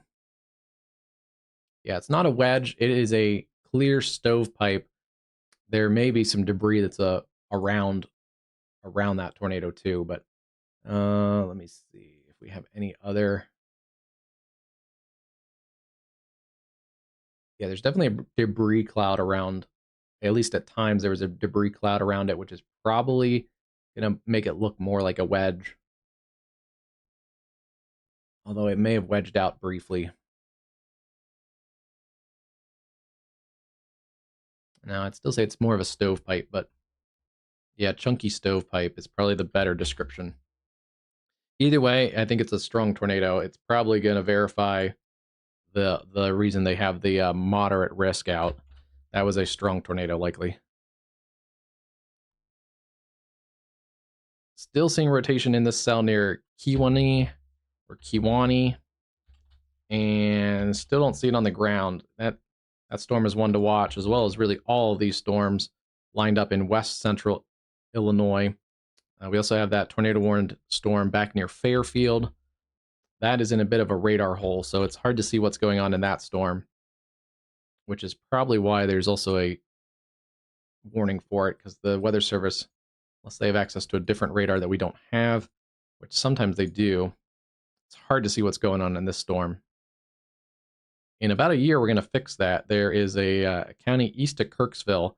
They got federal funding for a National Weather Service radar, so that will help cover this area in northeast Missouri, southeast Iowa, and western Illinois that is a bit of a radar hole that we've had significant tornadoes in. So this is a fairly common area for tornadoes, and it's a really annoying radar hole. Yeah, they are all spinning, and I would say any of these could produce tornadoes quickly. Although most of them, at least at the moment, don't have a really localized tight area of rotation. The one that's tornado warned near Kewanee has a little bit more organized area of rotation. And then obviously our PDS tornado warned storm. Still likely producing a tornado just south of Sun Terrace. The debris signature isn't as big, but it still could easily be on the ground. And that is working to the east, again, near the resort area of Lake Village. You're just outside of the tornado warning. I would start to go to get ready and gather stuff and gather the kids and puppies and get some blankets and get ready to get to your tornado safe place. We have a large hail, destructive, severe thunderstorm over Kansas City, producing apple-sized hail over a really large population. This is probably going to be tens of millions of dollars of hail damage already. So that's going to be a big storm. Apple-sized hail, baseball-sized hail in the Kansas City area. Tornado possible tag. Yeah, there is some rotation up here near Parkville. Parkville on the northwest sides of the Kansas City metro. And then large hail, considerable threat, extends back towards the Lawrence area, DeSoto. Wow, jumping around quite a bit, but there's a lot going on. Ping pong ball size hail with that storm coming out of Medicine Lodge. We'll see if that gets up towards the Wichita metro. And then we have a big hailstorm, ping pong ball size hail near Kingfisher, Oklahoma. And let's get back to, this is observed now.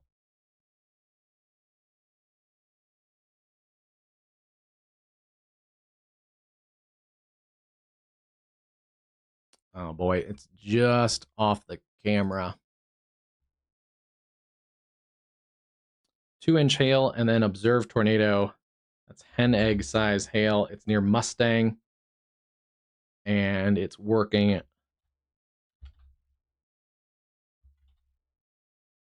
just into the areas around Mustang. Come on, where's the update?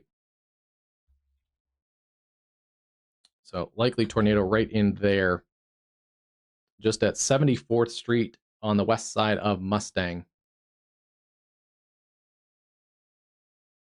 It's probably, it doesn't look like a debris signature like the other one, so it's probably going to be a, yeah, it's a broadcast media confirmed tornado.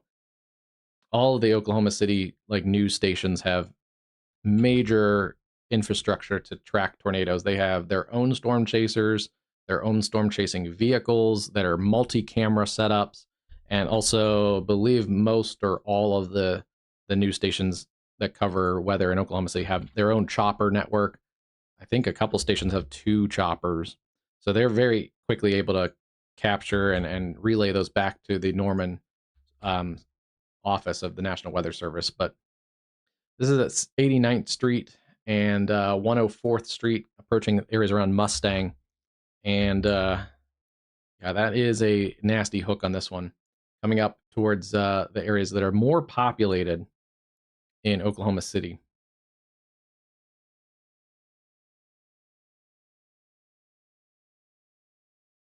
So we have 2 confirmed tornadoes on the ground. We have baseball-sized hail or apple-sized hail or hen egg-sized hail doing damage in Kansas City. Apple-sized hail just south of the, I mean, luckily the apple-sized hail is staying out of the I-80 corridor, because that would be also like probably $1 billion disaster. This is a really massive storm, destructive severe thunderstorm coming into the resort community of Lake Village, Shelby, Schneider. Basically, go to your tornado safe place if you're out here. Thayer, Schneider, Shelby, Forest City. and the resort area, Lake Village, because you're going to get the hail first, and then there is a big boy tornado back in here, and it still is likely doing tornadic damage. Yeah, there still is a tornado in here near Coster, Illinois, in east central Illinois, approaching Talmadge and 1000th Street. It has already crossed State Highway 1, so we're just east of State Highway 1, north of Hopkins Park, Talmadge, Woodland. You guys all need to be in your tornado safe place. If you have a basement or storm shelter and can get below ground, that's your better option. Kankakee, stay in your safe place a few more minutes, but that storm has now passed to your east. Give it a couple more minutes, and then your threat reduces for the short term. This is not a one and done. There may be more in a little while.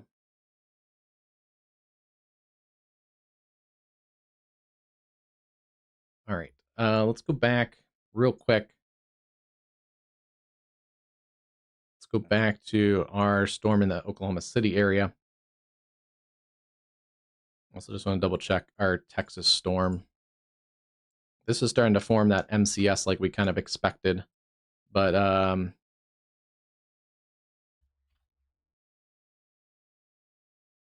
new tornado warning around that Putnam area for Putnam, right? Yeah, Putnam for another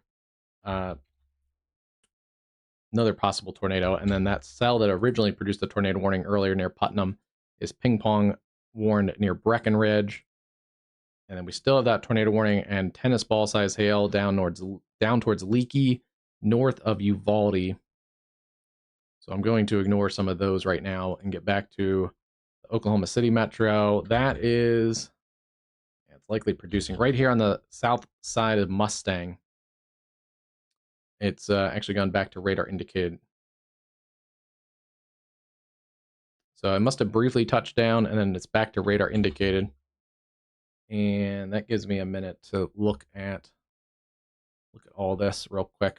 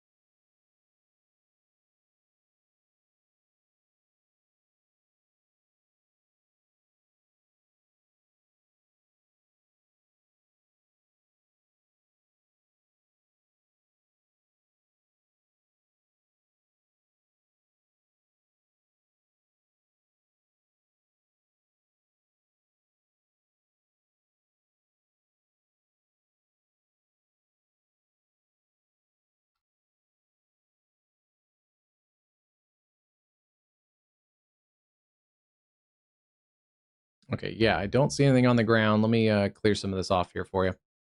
So here is the storm out of Mustang. That is the wall cloud right back here. This is essentially the larger mesocyclone. There's the lowering back here. That's the wall cloud.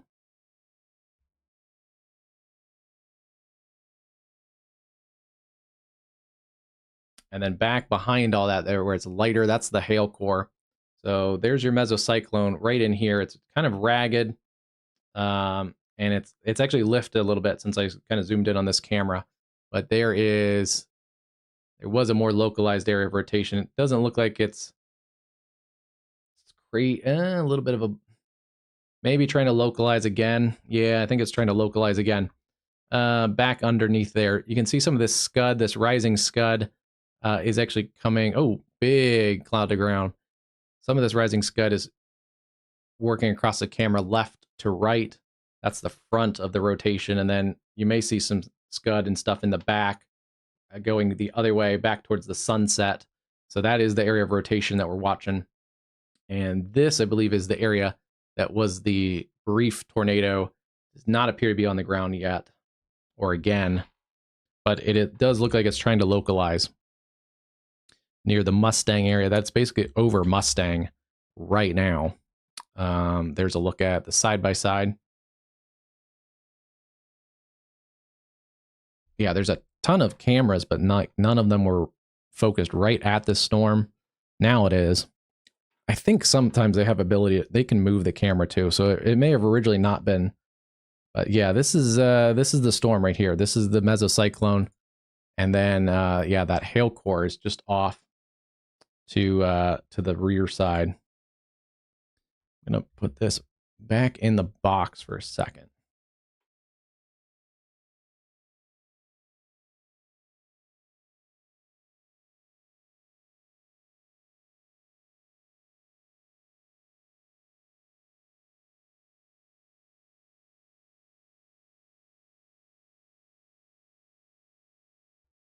Let me just blow that up and we'll take it. I'll take it partially full. Okay, that's better. That's large enough you can see the details, but also large enough I got a space to work with on the radar side of things. Still rotating over Mustang. It's not quite as tight, and I guess we're seeing that also. It does seem to be the Scud is kind of lifting away. So we'll see if that recycles. If it does recycle, we have a great view of it right here. Again, tornado warning continues there for the west sides of Oklahoma City. I'm going to work my way up. And before we get back to Illinois, I just want to check lime-size hail, still possible. Good news is, at least based on the reports, it looks like most of this came just northwest sides of Kansas City. It didn't get right into downtown KC, but still strong storms. Tornado possible tags. Considerable threats for baseball to lime-size hail. A new severe thunderstorm warning has been issued. Tornado possible there with the tornado warning near Fairfield, approaching Mount Pleasant. New information. This severe and then we're seeing thunderstorm warning has been updated. Still pretty strong circulation around the Galesburg area, just to the north of Galesburg. These may be, they've been kind of competing for each other. There's still a little supercell in here. Let's see if this one can kind of organize around this stronger storm. See, there's a few, there's a bunch of other cells that have gone up, but if these can kind of localize into, say, 3 cells, that would be much better for their tornadic potential than if there was like 6 of them all slammed together. See some ping pong ball size hail up towards Dubuque, or not towards Dubuque, but towards areas west of Rockford, some small hail. They are reported by Fremont and Stockton. Also some hail storms west of Dubuque and also around the Clinton area. Boy, even some of these are supercells. They shouldn't be in a great tornadic environment, but there are supercells going up in Iowa, back along the cold front, essentially. Basically right in here. All right, and then we have our big supercell. They're just re-warning it for the observed tornado just north of Hopkins Park near Talmadge. We're keeping an eye on this storm very closely here. Looks like it is still on the ground. Debris signature not as deep as it was, but it is still likely on the ground just near the Talmadge area, 1000 Road and Main Street in Talmadge. Again, this was a big chunky stovepipe, maybe a wedge at a couple times, and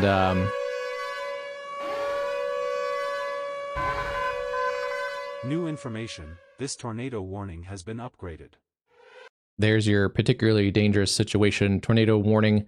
That is observed tornado near Lake Village. It's for east central Kankakee County, northwestern Newton County. Newton County is in Indiana, and then southwestern Lake County, also in Indiana. Confirmed large and dangerous tornado located over Hopkins Park or near Moments, moving east at 25. PDS, weather spotter, confirmed tornado. You are in a life-threatening situation.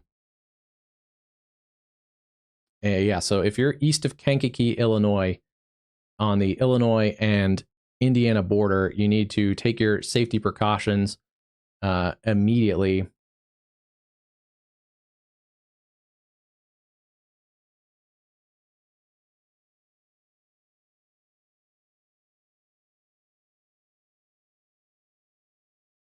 Yeah, it still looks like it's on the ground. It may have weakened a little bit, but it is still likely still on the ground.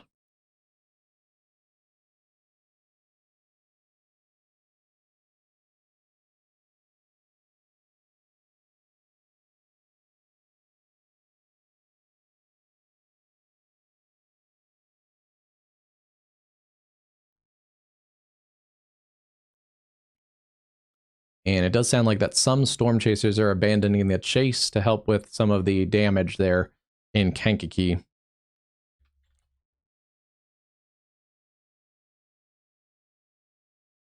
Still watching the tornado warned storm west of Mustang. Looks like if it is going to localize, it'd be right ahead of the camera. We can't pan up, but somewhere right in this area would be the mesocyclone. It looks like maybe that's the bottom of it right in here. Still see some rising scud.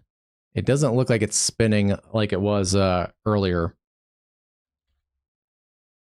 This is likely cycling this tornadic storm near Talmadge and Hopkins Park, and still showing debris. I don't know if it's on the ground like at the exact moment right now, but it's very close to probably being back on the ground. It's about to cross 1700 Road south of Woodland, and that's going to put it on the state line with Indiana and cross into Lake County. That's near Lake Village. Just on the edge of your screen here is Lake Village, a resort community near Lake Village.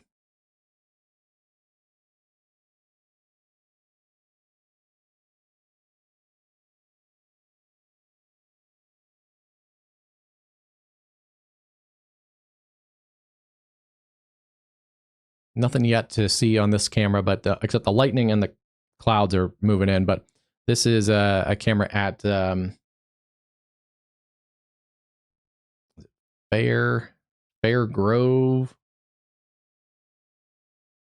Oaks, Indiana. So this is basically in the target if this storm continues to the east. So we'll keep an eye on this one. Could have a tornado. Oh, there's some lightning showing up too on that Fair Oaks camera. Could have a tornado on camera here in a couple minutes if this, well, if the camera behaves, and then also if the storm continues to track to the east. Yeah, a lot of lightning actually picking up on that Fair Oaks camera. Observed considerable threat and softball-sized hail. 4-inch hail is, I think, been confirmed a couple times with this storm. That's going to be some really big hail up towards Shermanville, right on the Illinois-Indiana state line, Schneider, and then near Edgetown, and then over eventually towards Forest City and Shelby in Indiana. And then the tornado threat is in here at Talmadge Sand Reserve, right in here, and Baseline Road. That is still showing up a nasty rotation signature, and it does look like it's still on the ground. It has still has debris with it, showing on the correlation coefficient.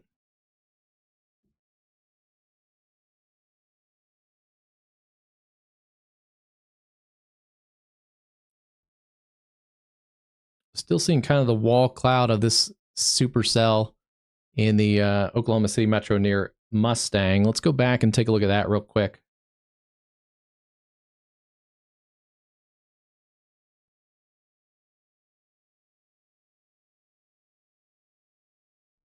They have extended the tornado warning or tornado watch into parts of Michigan, including areas that got hit really hard the other day. They're also noting that the tornado environment in central Oklahoma may become more favorable in the evening.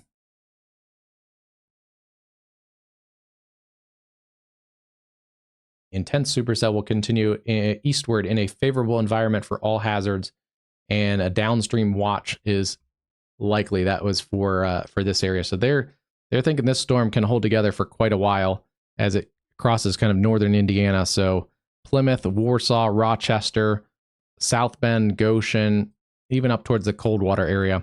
You guys really got to keep an eye on that storm. Otherwise, radar indicated tornado warning back here.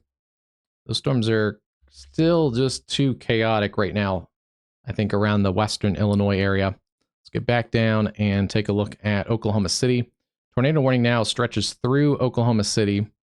It is for this supercell that is west of the airport, just west of the airport, near areas around Mustang.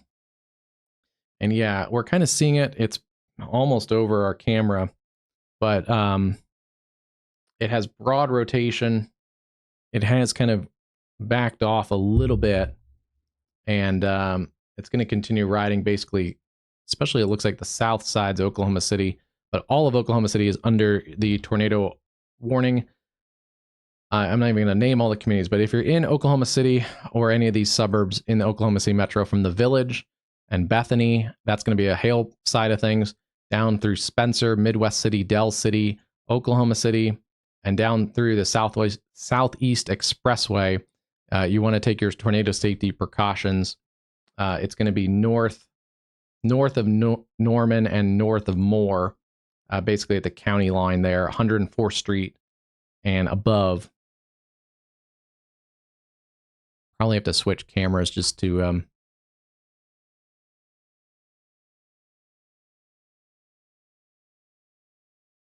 in a second with a different perspective.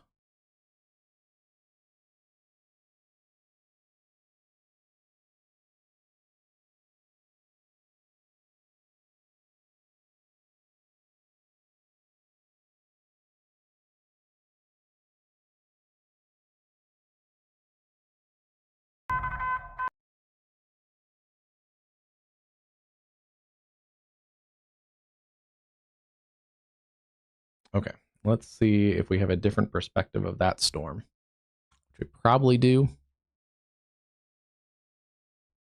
Let's go back to Illinois, take a look at those storms.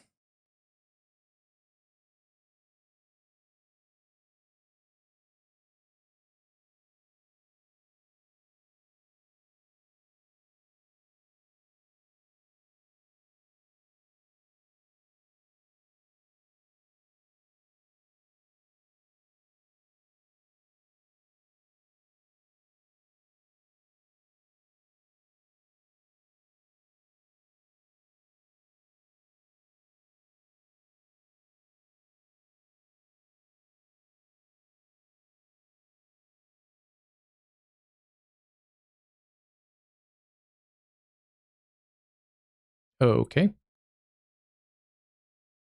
So this is just a little bit south and east of this camera. The wall cloud, or what's left of it, is going to be just above the Oklahoma transportation sign. So this should cross this perspective. We'll be able to see if it's, we'll be able to see if it tightens up. It's right now staying kind of broad. It's right in this area near 54th Street and Airport Road, approaching the Will Rogers Expressway. So it's where our other camera was located. And that may tighten back up, actually, looking at it again. Considerable threat for Duncan. We talked about this supercell a while ago. Has some spin in it, but nothing tornadic yet. Golf ball size hail potentially there. And then back through Breckenridge. This area still has large hail. Surging out, we had a tornado warning earlier near Putnam. There are a couple areas of interesting spin in here still, south of Cisco, Texas. Keep your eye on that one. And let me see if I can get a different camera position there.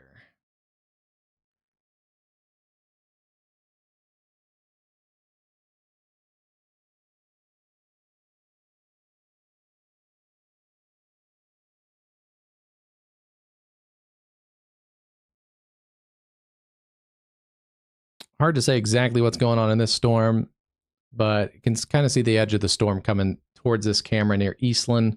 So we'll keep an eye on that storm. I don't see anything. It's kind of hazy, but I don't see anything that stands out yet. There could still be an area of rotation in here south of Cisco to watch. And it may be just off our camera perspective, but I'll keep an eye on that one. Let's go back to that. There's our Fairgrove camera. There's our Oklahoma City camera with the tornado warnings there. Still have a tornado warning in the northern parts of Uvalde County and severe warning storms, strong storms between essentially Breckenridge and south and east of San Angelo. We'll keep an eye on that one. Some wind and hail damage across San Angelo, hail south of Abilene. We saw our big winds in Del Rio earlier with hail, but those storms they're still going. They're in slightly less populated areas right now than some of our other storms, and still seeing the broad rotation here on the southwest side of Oklahoma City. That storm is potentially cycling. It's not tornadic, it looks like right now. And we're about to see more of the wall cloud just come out. The wall cloud, or what's left of it, is just behind the Oklahoma transportation sign. Start to see the rising scud right there. We'll see what this looks like in just a couple minutes on that camera. Wow. Hopping all over the place.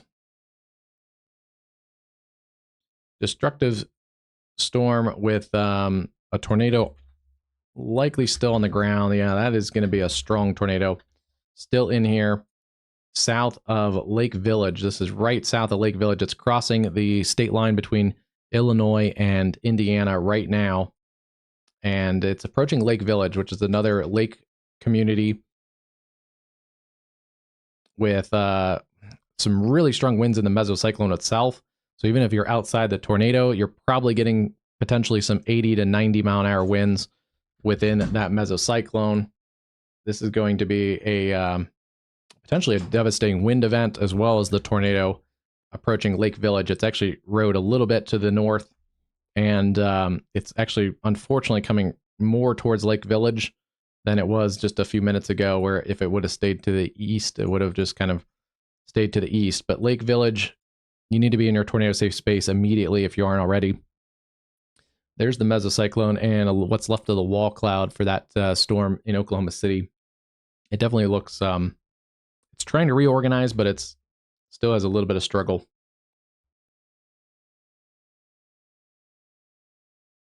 Oh boy. Here is our camera at Fair Oaks is rocking and rolling. Look at the crazy amount of lightning in this storm. This is the supercell looking towards the tornado, and it is constant lightning. This is not sped up footage or anything like that. This is live camera footage, and it is almost nonstop lightning. This is, so far, this is supercell of the year here in 2026. This is a really damaging supercell, potentially softball size hail, plus, and constant cloud to ground lightning, and then a fairly large, substantial, long track tornado that's produced probably since I saw that debris signatures start to show up on radar, probably about 24 miles or so, including just on the south side of Kankakee. The airport, the community college is right here. There's also homes and stuff in here, so this could be a devastating situation on the Kankakee area.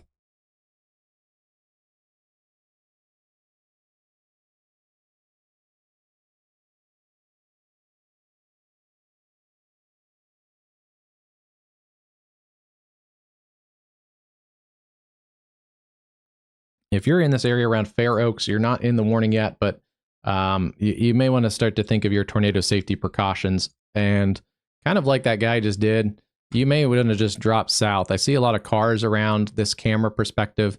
Looks like there's a baseball field here, or some type of soccer pitch. You may just want to drive away from this storm. Get south,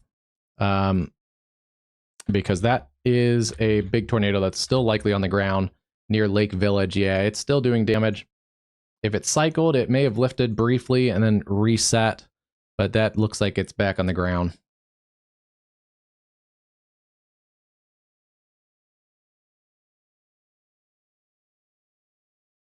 That's some of the most crazy lightning I've seen.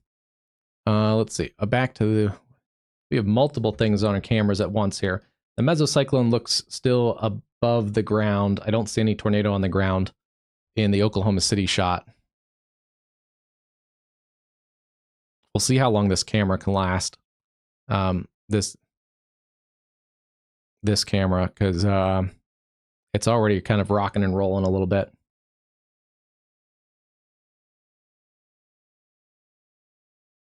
Looks like they're trying to rotate and look for it. It's probably behind that pole. Oh, geez. That's not good at all. The Lake Village tornado has re-intensified for sure, and it is producing a significant damage core again.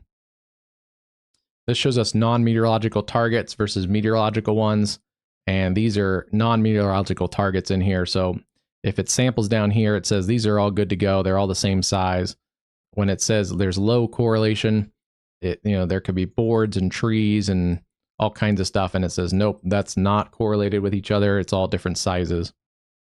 So the darker the shade, the lower the correlation. There's the back of that cell.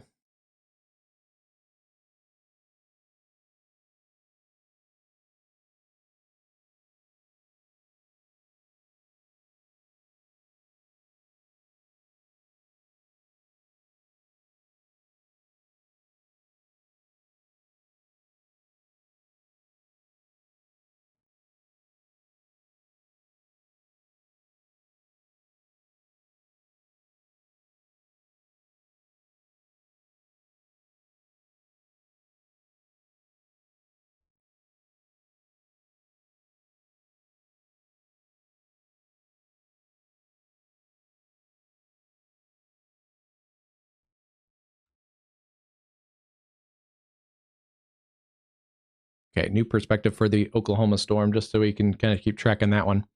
The base is, I think, raised up a little bit on that cell.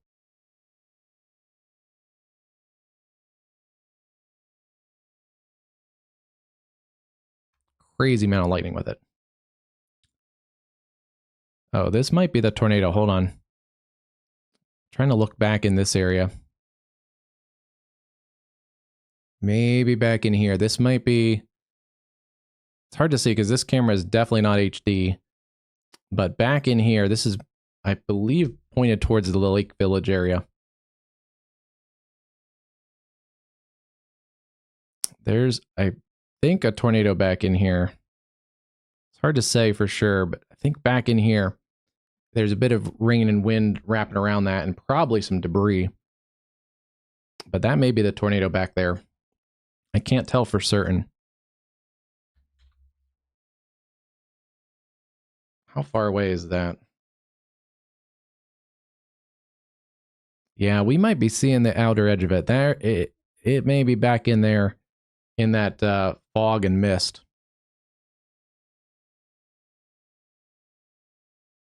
And unfortunately, there's a debris ball showing up on reflectivity again. But there it is, right here at Lake Village and 950 Road. This is going to get a big warning out ahead of this. Information: this severe thunderstorm warning has been updated. Double check our other storms. New information: this severe thunderstorm warning has been updated.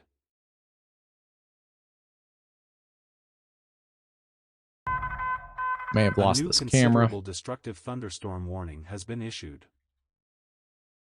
Still seeing broad rotation around the Oklahoma City area. I don't see it on the ground. If it is, it'd be back considerable destructive thunderstorm just on the edge of our camera there. But yeah, that storm continue to stay in your safe place, but it definitely doesn't look as punchy as the storm over here. PDS tornado warning continues for areas around Thayer. I'm gonna reload and get a better perspective of it.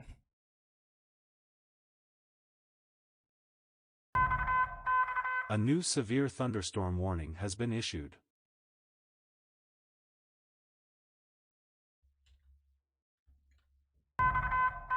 A new severe thunderstorm warning has been issued.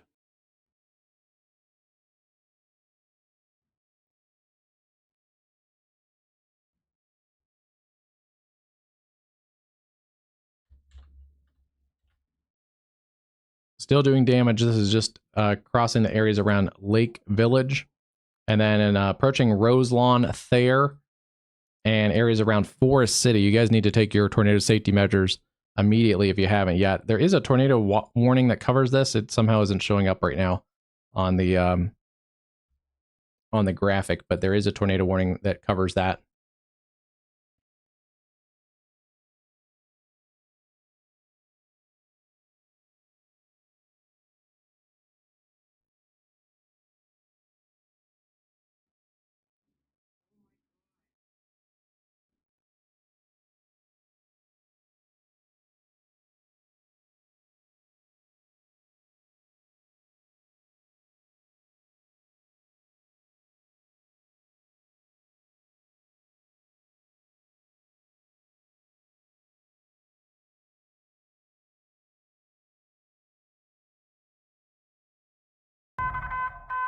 New information, this severe considerable destructive thunderstorm warning has been updated.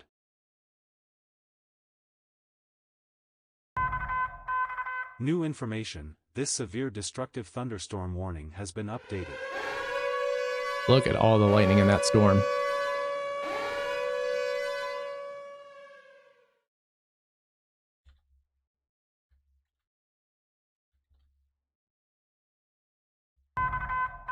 A new radar-indicated tornado warning has been issued.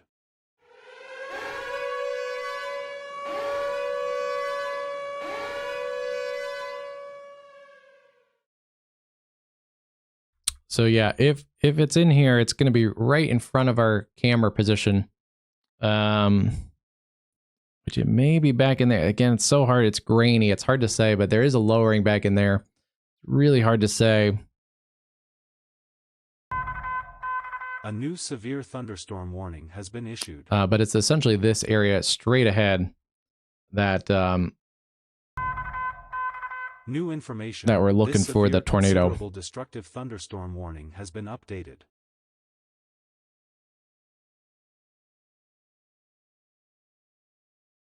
Basically looking straight towards it. It may have lifted,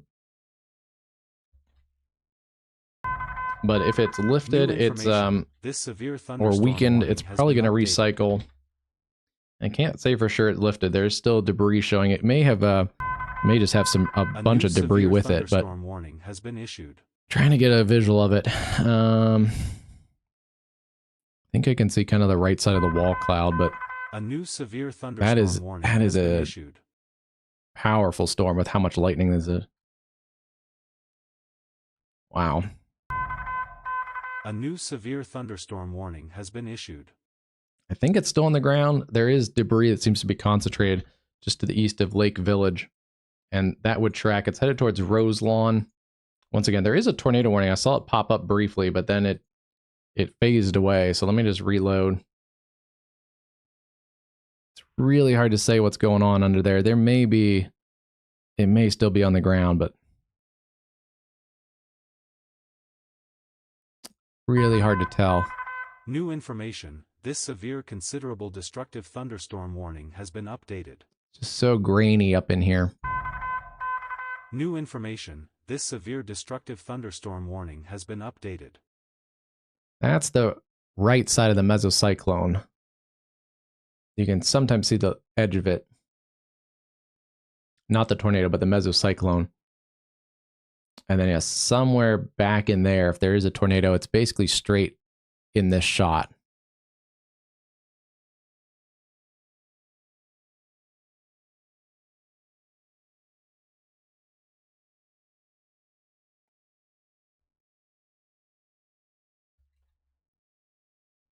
Oof.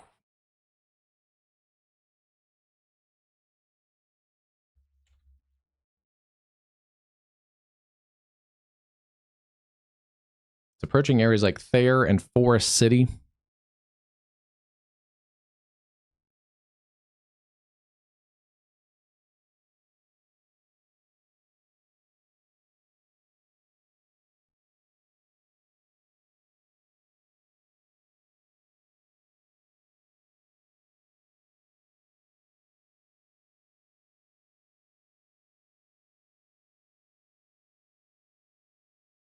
There it goes. Now it repopulated.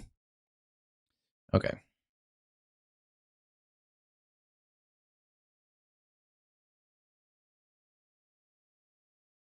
Obviously, with so much lightning around and a tornado producing storm, it's having a little bit of trouble. But it's given us a decent...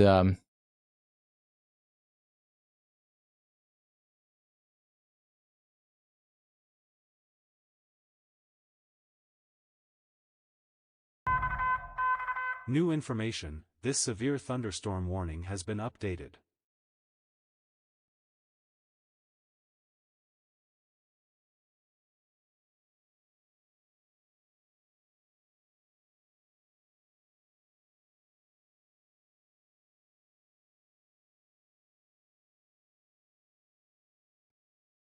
This is at Forest City in the Roselawn area.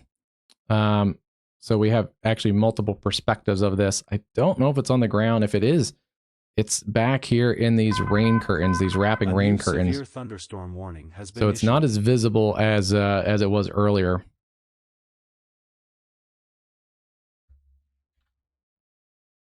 And it may still be. It may be back here. Yeah, it is. It's unfortunately still in here. Still seeing a debris signature, but it is a rain-wrapped tornado. This is a dangerous rain-wrapped tornado. That's why we haven't been able to really get a great view of it. But this camera might get too much of a view here. This is like in center line of this storm. This is the mesocyclone and the wrapping rain curtains that this camera's looking at. There's a big tornado back. There's a good look. I froze the shot. This is the wrapping rain curtains. This is the bottom of the mesocyclone.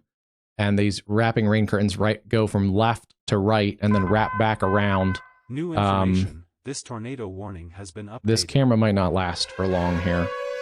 Because even if it doesn't get a direct hit by the tornado, it could get RFD winds or even inflow winds. Thunderstorm warning has been updated. And there's so much lightning, it's going to be really hard to look for even power flashes.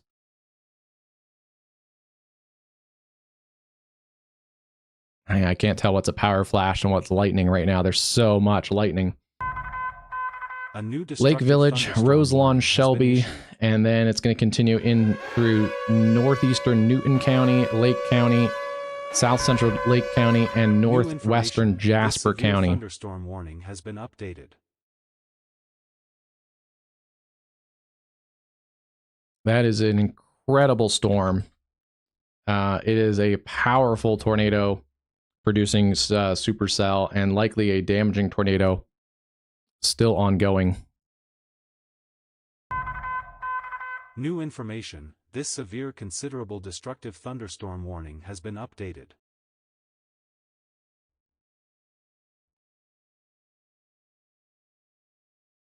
Okay, yeah, we're right. Boy, it's right here.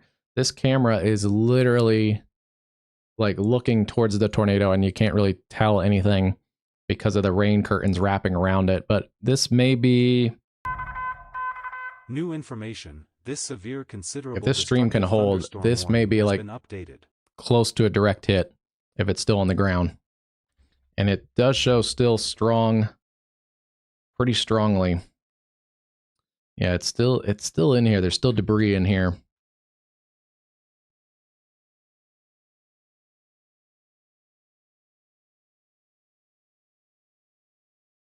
Look at the constant lightning.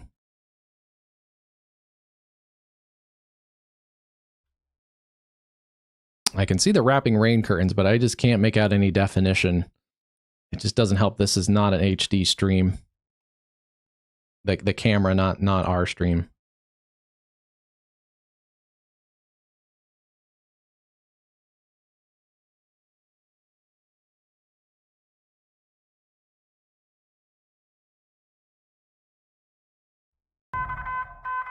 New information. This severe considerable destructive thunderstorm warning has been updated.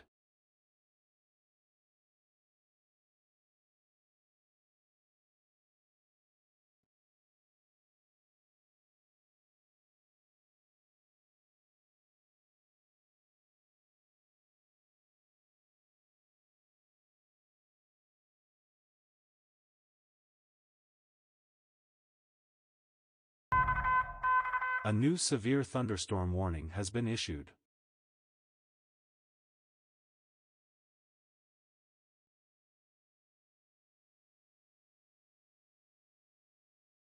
Oh, this is not good at all. It's coming into Roselawn right now, but also Roselawn has a large truck stop with a lot of traffic still. On I-65, it's really close to the tornado here.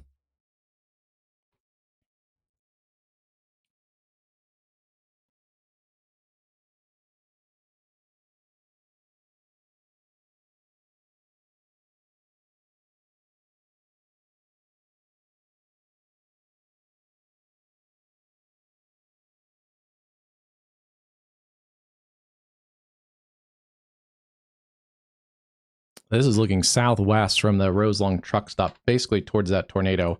I still can't see it. We have like 3 cameras on this from the west, from the northwest, and from the south, and I still can't see it because it's rain wrapped. It's also getting dark.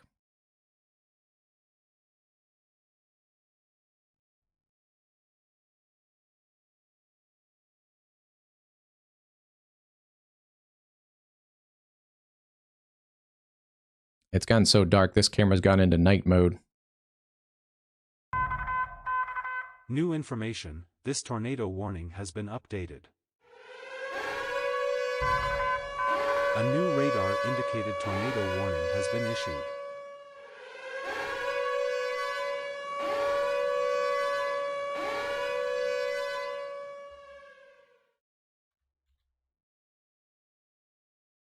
Still an observed tornado.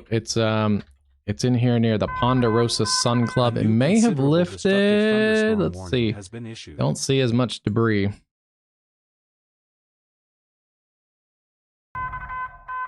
New information. If it's still in here, it's near the Ponderosa Sun Club. This may be what's left of it. It may have lifted, which would be really great for Roselawn and the I-65 truck stop. But if it hasn't, I mean, even without it being lifted, it's still going to be a damaging wind event. Yeah, there's still a strong mesocyclone in here. Has been updated.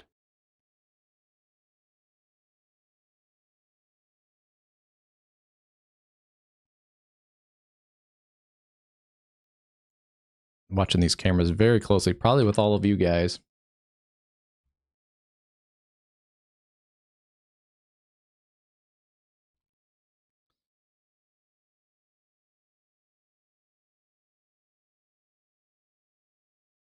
Yeah, here's the truck stop at Roselawn. We have multiple different cameras of it, but has been updated.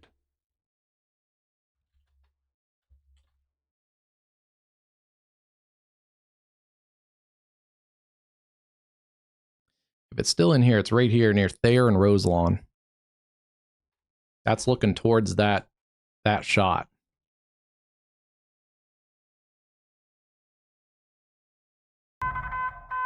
New information, this severe thunderstorm warning has been updated.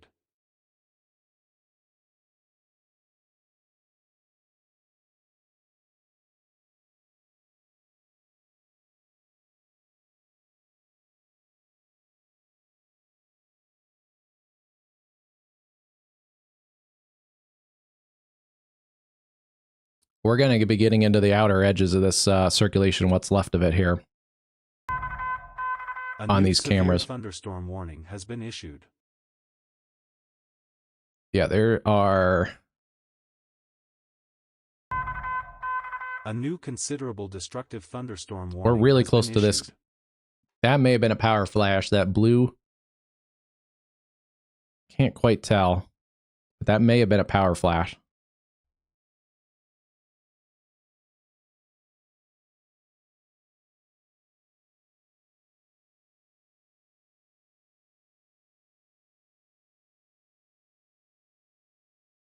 This is basically the same spot, but we have one camera looking this way and one camera looking like this way.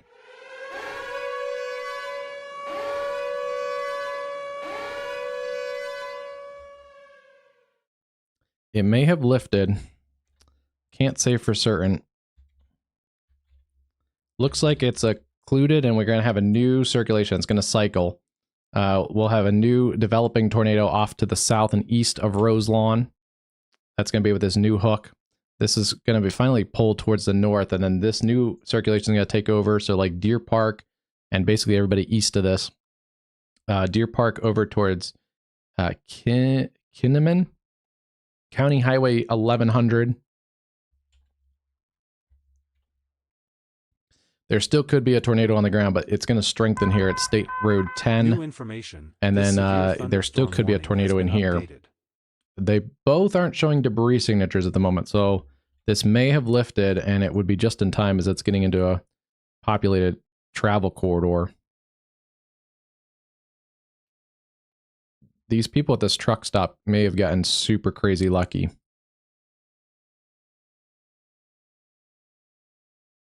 I'm watching those flags too. Earlier they were blowing to towards the southwest. They're now blowing towards the north. So we're still at that truck stop. We're still on the front face of the circulation, which checks out. That truck stop's like right here. So the circulation will be back in here.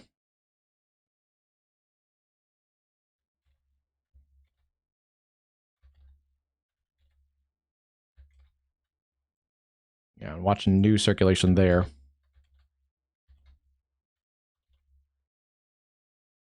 This could still be intermittently on the ground. There's a few CC lowerings every now and then. There's a couple in there at 1200 Road.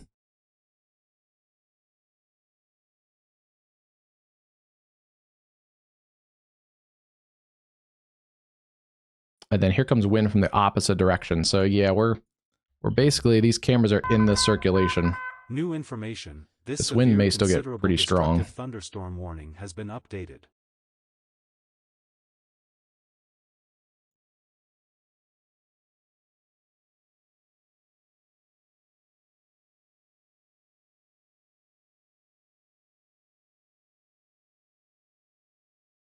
Yeah, I see wind pushing towards this camera.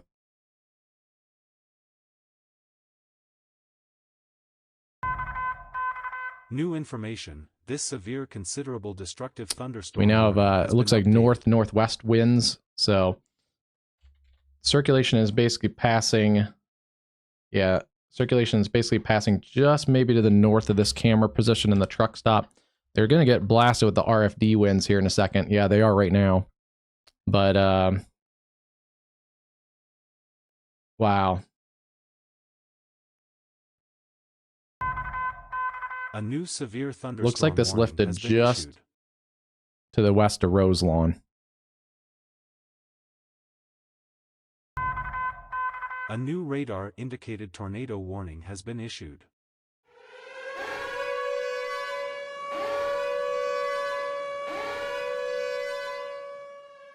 Yeah, we're now getting looks like northwest winds. Still going to be rocking and rolling, but new information. This severe thunderstorm warning has been updated.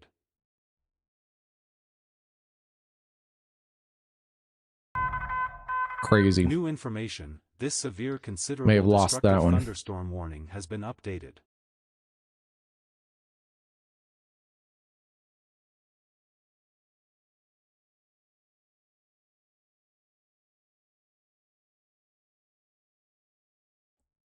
The winds might have finally hook it to the camera. Continue to stay in your safe place. Forest City, Virgie, Kinman, Stroudsburg, Kersey, Demont, and Wheatfield. This is, I think, it could easily cycle.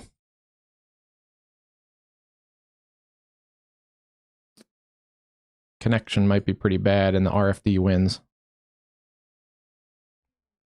It's going to cycle very quickly. I will tell you that right now.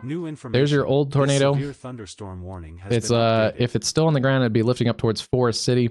The new circulation is intensifying near Deer Park, as we just called a few minutes ago, and then that would continue State Route 110 and also 1100 Road. Again, Wheatfield, Stroudsburg. This is going to recycle, produce another strong tornado. That is likely going to continue east of I-65. New information. Maybe we can get these back on. Considerable destructive thunderstorm warning. Now stream not available. We may have lost the feed. A new severe thunderstorm I think we were able to at warning least has been confirm that it issued. wasn't on the ground right there at I-65. So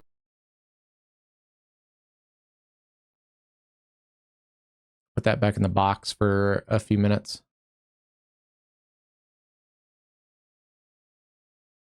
Okay. Yeah, this is going to cycle very quickly here. Probably get a new tornado warning.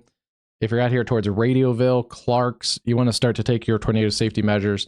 This storm has already produced at least one long track damaging tornado, and it's likely going to form a new one over the Deer Park area, over towards Jasper, Pulaski Fish and Wildlife. That's near Radioville. This could also still, the occluded circulation could still produce a tornado. I don't think it is. It may have some debris still with it. Our cameras, we had 3 cameras basically in the circulation. And let me see if this camera still works. Yeah, this one does, but it's a little further away. Those cameras at the truck stop are not working right now, but I don't think it was on the ground, at least when we saw it cross 65 right in this area near Roselawn. Wow. All right, let's back out. Since that is likely lifted, at least briefly, I do want to go back. We have tornado warnings in west central east Iowa, and then west central Illinois near Wyoming. Radar indicated tornado, lime-sized hail. That's that cell out of Kewanee earlier. That may make its way over towards Strader and Henry. You can see the beefy hail core and a couple tornado reports out of that cell that's advancing east into Indiana. We also have other strong to severe thunderstorms along the Wisconsin and Illinois border around Freeport. These are all going to be elevated storms with large hail potential north of I-80 across the southern parts of, should be south of Milwaukee and south of Madison, but along those counties that border Illinois especially. And then considerable threat for lime-sized hail back towards Galena. That is a bit of a supercell. We'll keep an eye on it, but it should be in a less favorable environment. And then we had tornado warned storms near Mount Pleasant. They don't look quite as healthy as they did earlier, but keeping an eye on those are near Wapello, Iowa. And then also keeping our eye on, let's go back to our other camera at... New information, this severe thunderstorm warning has been updated.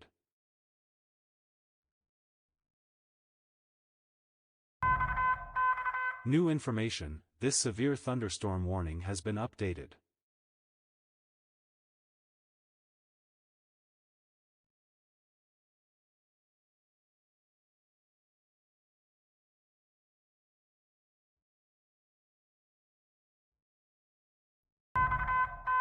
New information, this severe thunderstorm warning has been updated. Oh, good. Here's at least the truck stop is still there, and the trucks look like they're good. And you can see how very quickly the rain and the precip has wound down. Yeah, that has quickly moved away from the Roselawn area. Still could have a tornado on the ground near Forest City, just north and east of Forest City. That's the occluded circulation. It still could be a little brief touchdown every now and then, but the new circulation is going to be down in here near Deer Park. And yeah, for anyone just tuning in, this strong, at least strong, long track tornado that started, we saw it start south at Kankakee, and basically came right towards this truck stop along I-65 near Roselawn. And it looks like it lifted somewhere out here near the Ponderosa Sun Club, within a couple miles off of I-65. And then we could see the wind shift from the wind moving from the north and then out of the northwest. So we've crossed the circulation, and luckily these trucks all stayed safe. But that could have been real bad, as that was a strong tornado headed basically barreling towards that truck stop. They are going to warn out quite a bit of the storm. PDS observed tornado continuing. Let's see. Confirm large dangers over DeMont, moving east at 25. It's looks like they're noting 2 circulations, like we were just kind of saying. Weather spotter confirmed tornado. So, where is Demont? Yeah, Demont is right there. And yeah, that occluded one has re-strengthened. We have just missed. We have dodged one here, at least briefly. A new severe thunderstorm warning has been issued. Some of these are going to be down just with the wind and a lot of lightning around it. But if I can get any of these to play, we might be able to capture.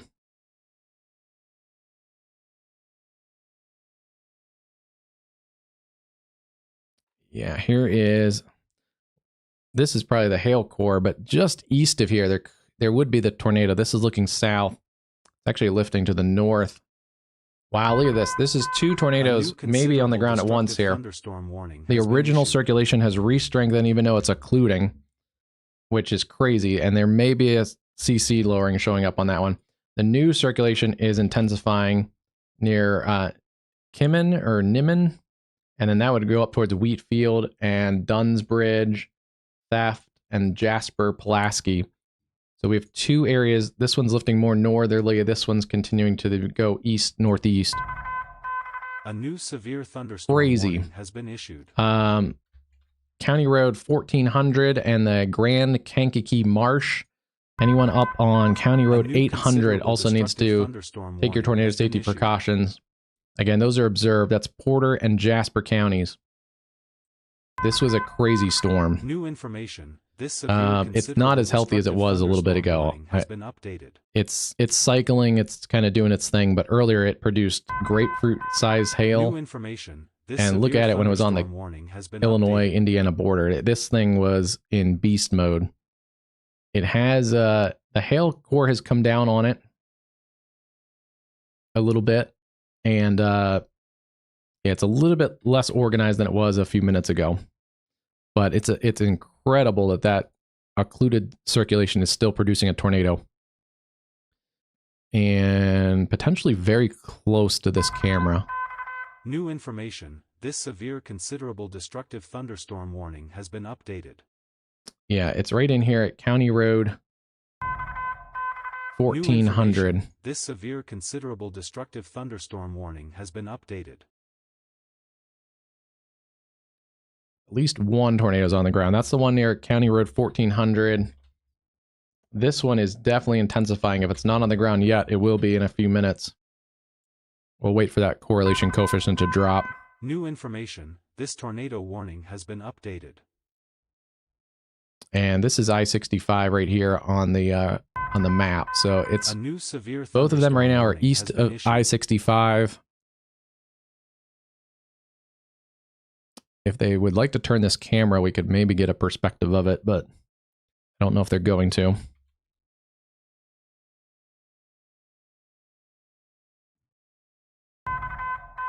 New information. This severe thunderstorm warning has been updated.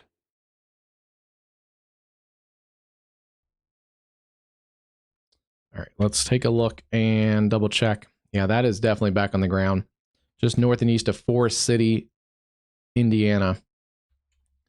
And then we'll go back. It's not a one and done either. There could be more storms for the Kankakee, Pontiac, all those areas that got hit just a few minutes ago.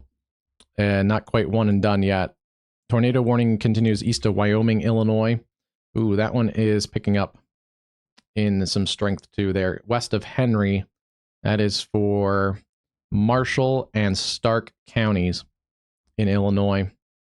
And again, if I didn't get to your exact storm in your location, if you get a warning, take your tornado safety precautions. There are a ton of also destructive severe thunderstorms with large hail. Some of those apple to baseball size to even grapefruit size hail. New information. This severe thunderstorm warning has been updated. Tornado possible tags in Missouri. This is the big hailstorm. Probably tens of millions of dollars in hail out of this storm alone that came through the northwestern sides of Kansas City with apple-sized hail across areas like Parkview, Lake Wacomas, Gashland, Gladstone. All these areas received some really sizable hail near baseball size.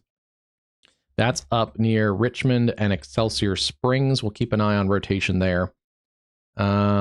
Oh boy, we have another big hailstorm. Looks like headed for the Wichita metro, especially west sides of Wichita.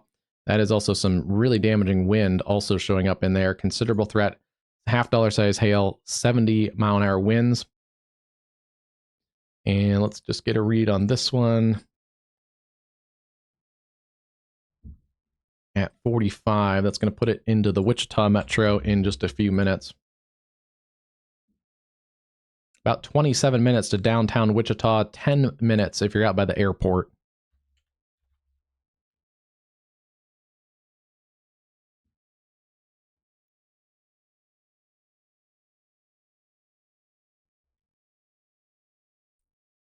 Couple more severe thunderstorms back on the Kansas and Oklahoma state line. Still have the radar indicated tornado warning over in the Oklahoma City metro. Still broad near Choctaw and Jones, approaching Hara. That has worked its way through the Oklahoma City metro. We saw the rotation briefly, and it has since kind of weakened. It looks like it did pick up a little bit near Del City and Midwest City a little bit ago, but let's see. That's made it through the southeast sides of Oklahoma City. Still tornado warned with some large hail also near Jones, all along Britton Road. And that's going to continue towards Rossville, Sparks, Midlothian, Chandler, Davenport, and Stroud. Keep an eye on that storm. More storms to your southwest. This area is also not a one and done. So more storms southwest of Oklahoma City. We'll keep an eye on those. This one is one I've been following for a while. This supercell near Bray. Keeping our eye on that one. That one has some large hail with it too, as it's coming towards Purcell, Maysville, and Pauls Valley. And then, let's see what the Dallas-Fort Worth is doing. Destructive severe thunderstorms coming towards the Dallas-Fort Worth area. They are surging out here. We see the Bow Echo.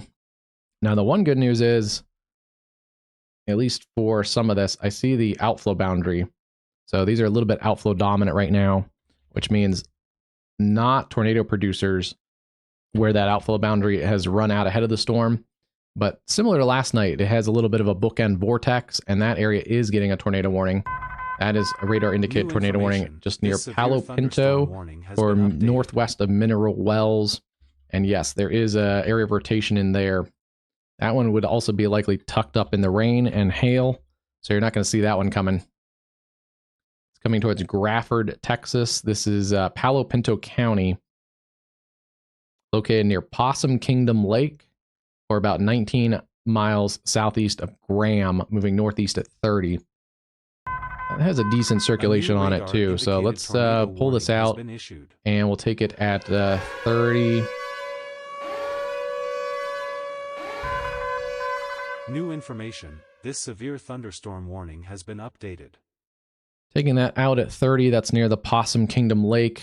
Grafford, about 23 minutes. Orrin, 33. And a little less populated out there. Here's a look at that line of storms. This is at Texas. This is in Texas here, near Eastland. These are the 65-mile-an-hour winds blowing through the Eastland area. I'll probably reposition that Texas camera to get out ahead of that. We've only had the we've had the two confirmed tornadoes in Texas. We had the brief touchdown near Pelosi, Texas, and then we did have the Texas tornado in the desert that was reported off of Highway 90 in way deep south Texas earlier. That storm is still producing considerable threat, lime-sized hail. It has reports of train spotters of 4-inch hail. A bunch of train spotter reports of 4-inch hail. It is still producing, now approaching areas like Comfort.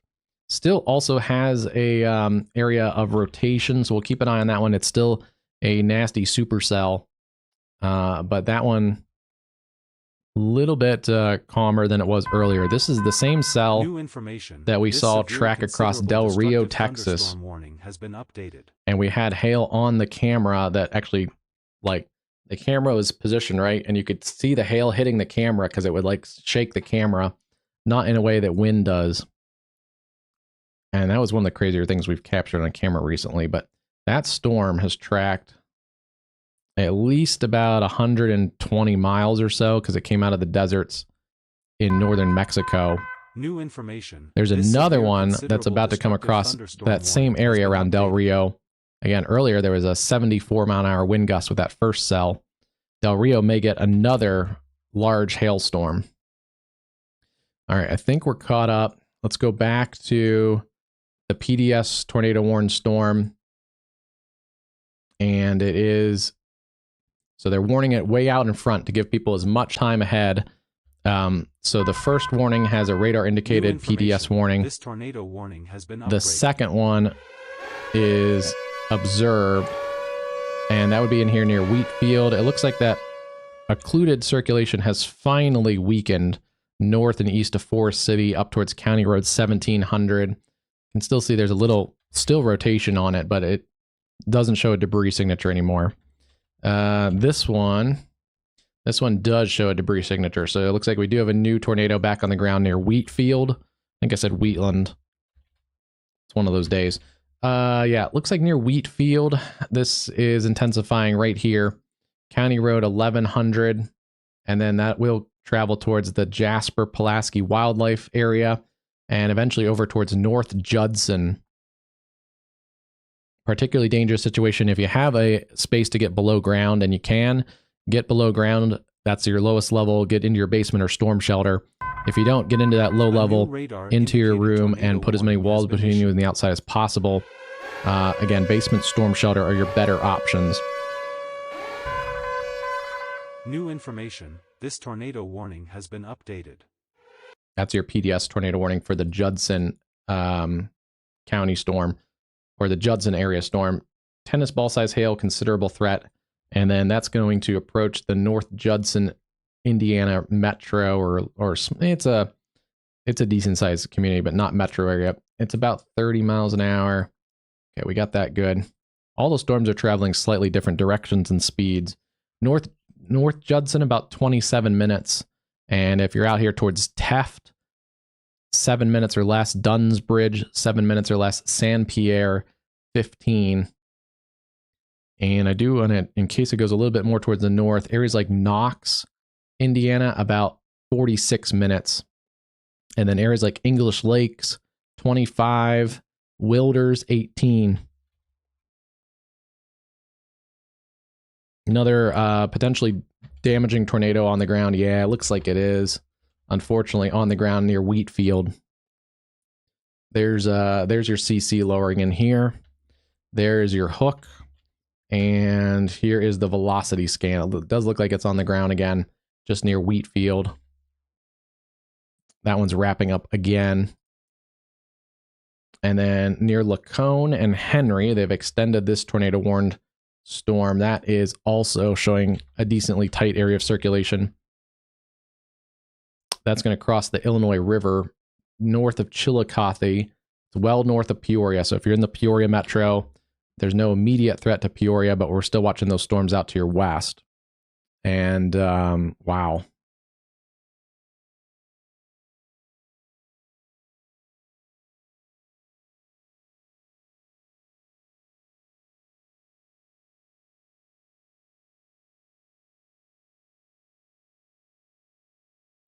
All right, we'll stay with that one since it's working.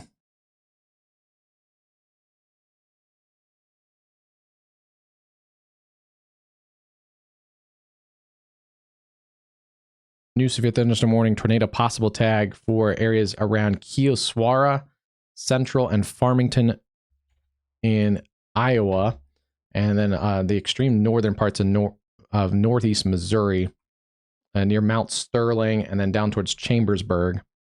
That's a bit of a radar hole. We also have a new tornado warning for that cell that came out of the Kansas City metro, north of the Richmond, Missouri area. Yeah, showing some rotation in here. That's going to be a new tornado warning for new information. This severe, considerable destructive East Central Ray and West Central Carroll counties. So Ray and Carroll counties. A new radar indicated tornado warning has been issued.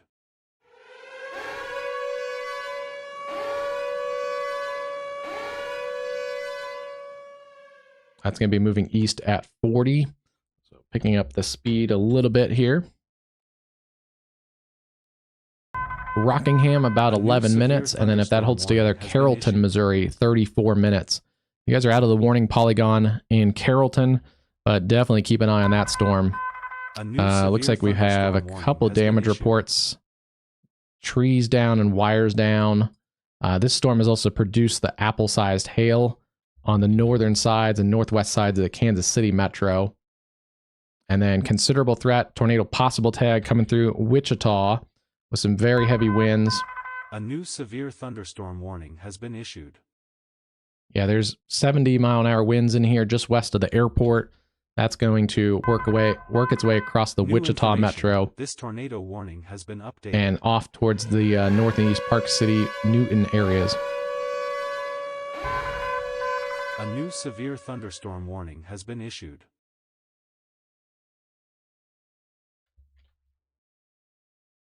A lot of severe warnings, a decent amount of tornado warnings. The interesting thing about the tornado warnings today, at least so far, is they've been very stretched out. We have tornado warning in Texas, a tornado warning in Oklahoma City, tornado warning in Kansas, or sorry, Oklahoma or Missouri now, and then we have one in Indiana and another tornado warning storm in north central Illinois. So we're bouncing around a little bit, not because there's like 20 tornado warnings at once, but because there's actually like 4 to 6, and they're stretched out like 1,000 miles. So it's kind of one of those weird days like that. Yeah, they're about 1,000 miles apart. Originally, we had a tornado warning in north central Illinois, and the other one was down near Del Rio, and that was probably about 1,100 to 1,200 miles difference between the tornado warnings. So it's been a very spread out event. We now have basically a solid line of tornado watches from South Bend, Indiana, and southwestern parts of Michigan, all the way down through northern and north central Illinois, northwest and western Missouri, now into eastern and southeastern Kansas, central Oklahoma, central and northern Texas, all the way down to the Del Rio area, the Big Bend. So we have tornado warning or tornado watches now that stretch about roughly about 1,300 miles, probably a little more because this obviously goes straight and these actually curve a little bit. So quite a bit of tornado watches. We also are getting a new warning here for the Grand Rapids area. That's a supercell. These are going to be hail producers though up this way. So quarter size hail. Wouldn't be surprised if we get larger than that around Grand Rapids. And yeah, the storms are staying fairly local to the southern parts of new information. This severe of Wisconsin. Thunderstorm warning has been but they are lined up now from south of Milwaukee, and that may get into a little bit of the southern side of Milwaukee, all the way through Janesville, Beloit, and Roscoe, north of Rockford, and then into Illinois, Galena, Stockton. That's a supercell to watch. But most of these are hail producers. And then also still around that Dubuque area. New information. This severe ping pong ball size hail west of the Quad Cities. And then we pick up more of our tornadic threat down in this area. This was that tornado warning storm earlier around Keithsburg and Aledo. That's crossing into Illinois. And then we have our other supercell with some ping pong ball size hail tornado possible around Keoswara. New ping pong ball size hail storms south and west of Kirksville.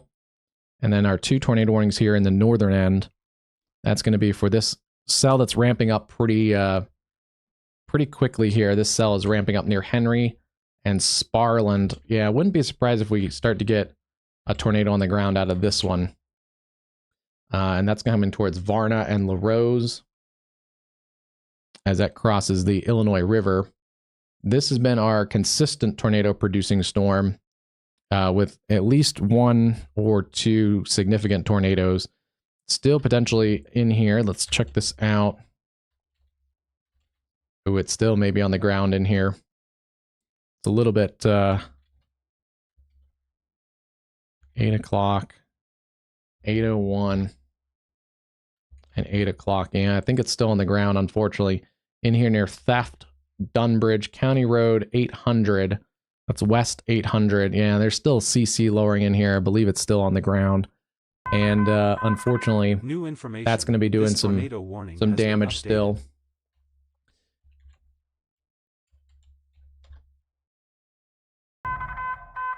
New information, this severe considerable destructive thunderstorm warning has been updated.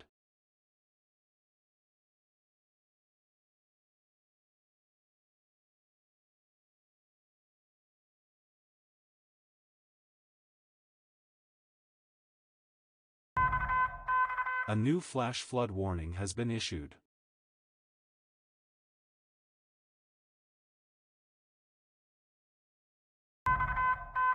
New information, this severe considerable destructive thunderstorm warning has been updated.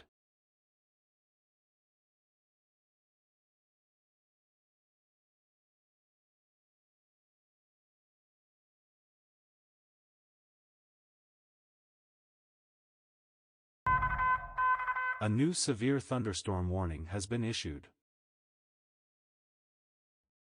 Yeah, and as we saw earlier, the storm that went through that Kankakee Aroma Park area that we followed all the way to basically 65 was at least, it may have wedged a couple times, but it was mostly a chunky stovepipe.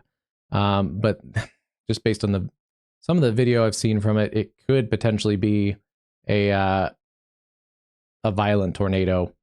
And I've posted a couple chaser footage of it and also pictures of it. It potentially could be a violent tornado. This is also, this debris signature has gone the wrong way. This is now producing a damaging tornado again. Yeah, it's right here, just near Theft. It probably just went, or Teft, T-E-F-F-T. However that town is called. This tornado likely just went through that community. The next up is San Pierre. New information. This is still likely doing some pretty significant damage.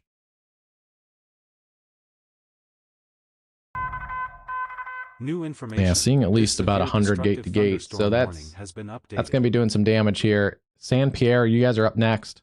And then towards North Judson, one of the larger communities out in this area. That's not good at all.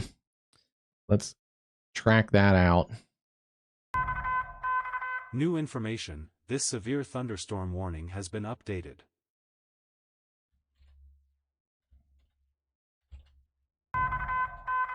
New information. This tornado warning has been updated.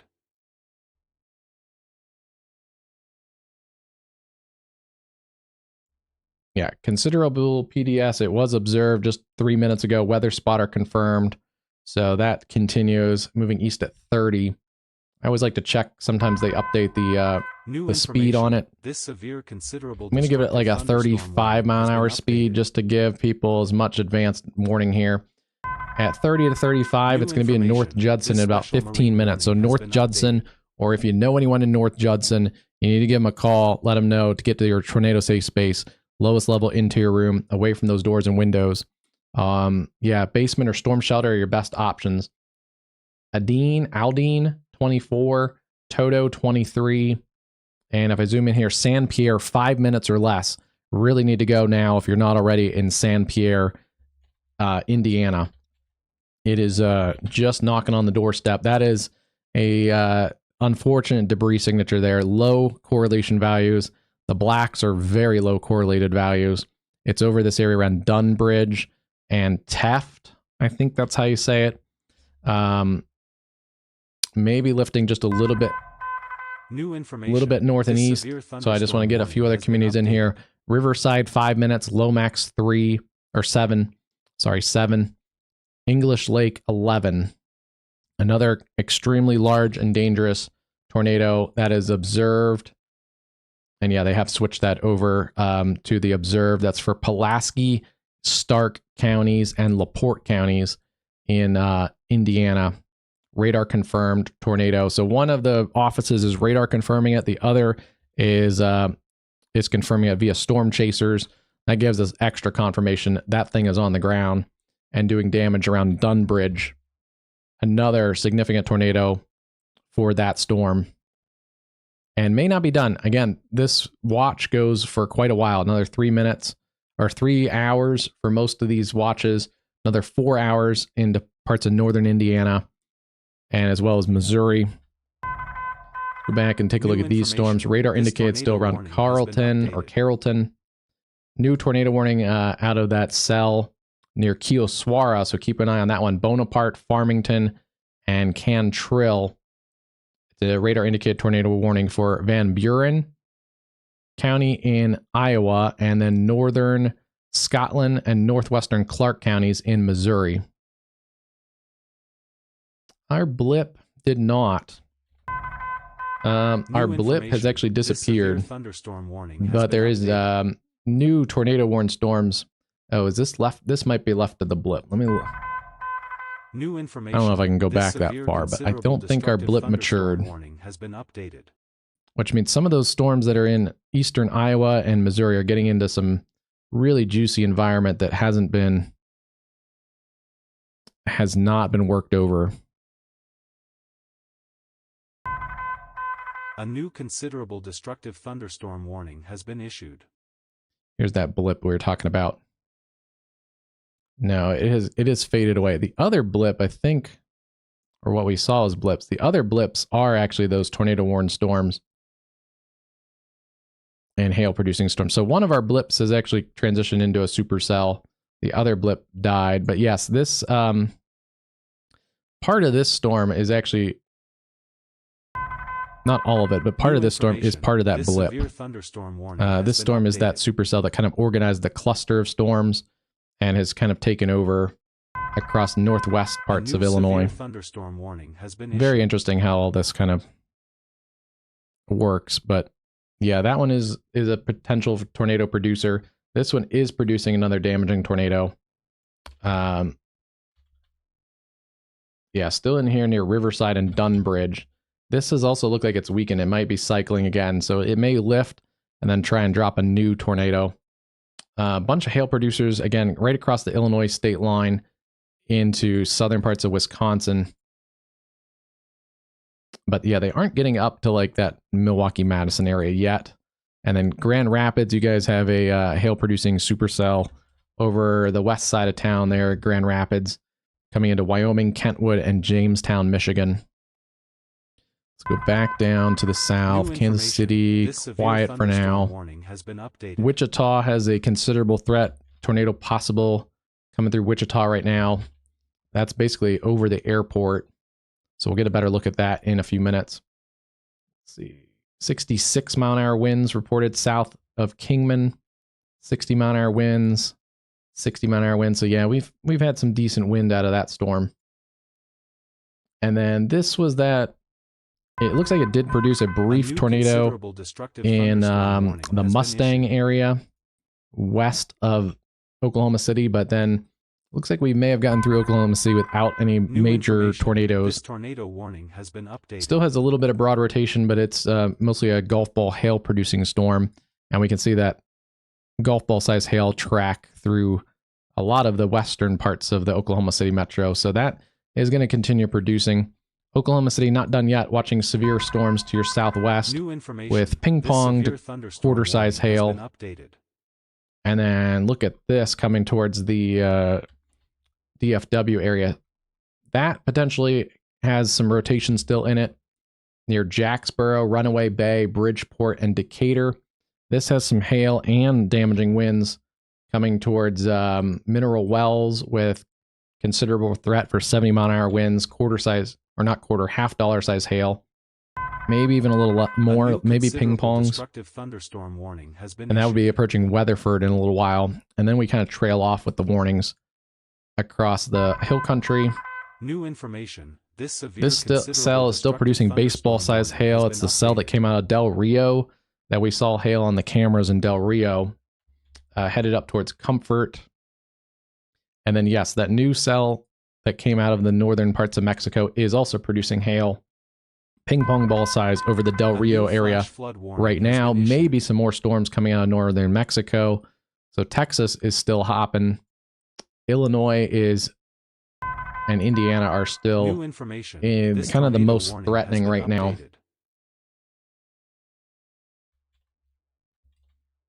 This may be cycling again. It looks a lot less healthy than it did just a few minutes ago. Still potentially on the ground in here near Wilders and Riverside. And that's coming towards English Lake, North Judson. New information. This severe thunderstorm warning has been updated.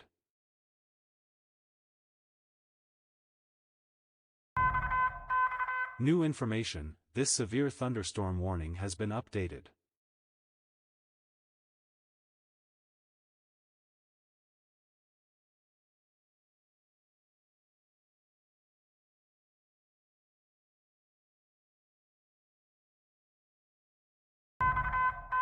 A new severe thunderstorm warning has been issued.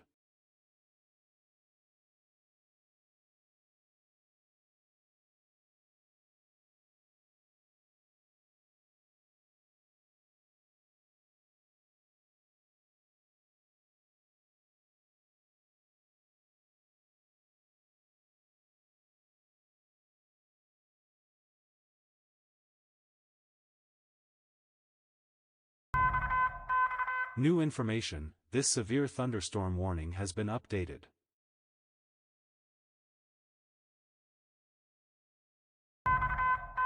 New information, this severe thunderstorm warning has been updated.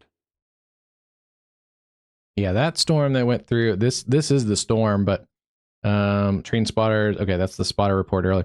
This storm, there's some photos and video coming out of the southern Kankakee area.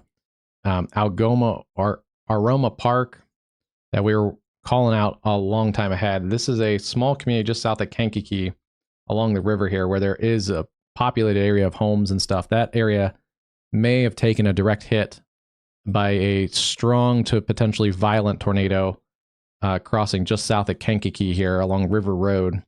So some of the initial chaser reports don't look very great for that area. We'll keep an eye on some of those reports. New information, this tornado warning has been updated.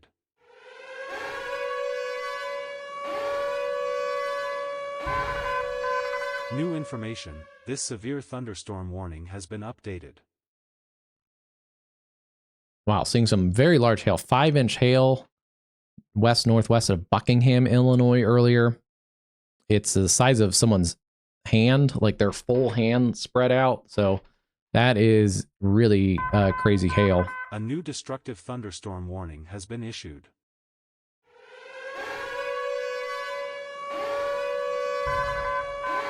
New information, this severe considerable destructive thunderstorm warning has been updated.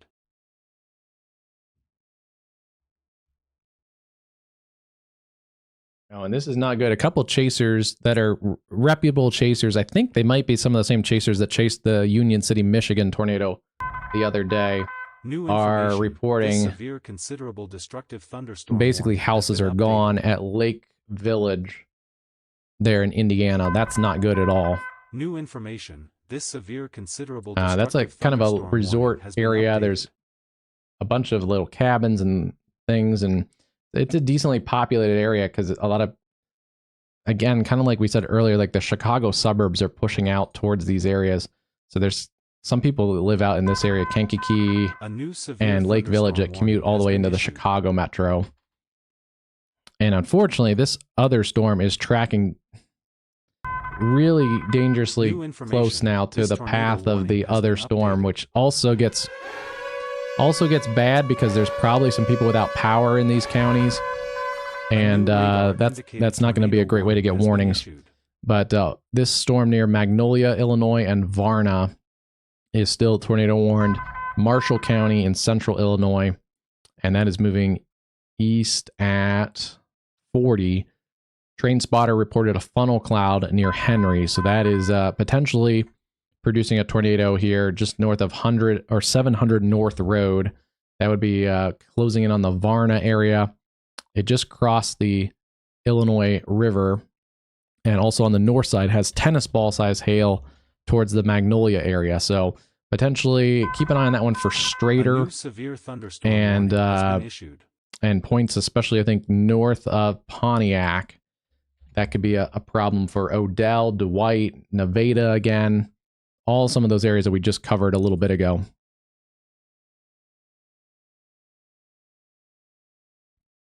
Let's see. This one still potentially is producing a tornado in our radar hole, approaching Farmington in Iowa. And then taking a look here. Take a look at this cell. Still has some rotation northwest of Carrollton, Missouri. seems to be more of a hail producer, but it could put down a brief tornado. That one doesn't look quite as healthy as some of our other cells. And then also this area coming through Wichita with a pretty destructive severe thunderstorm.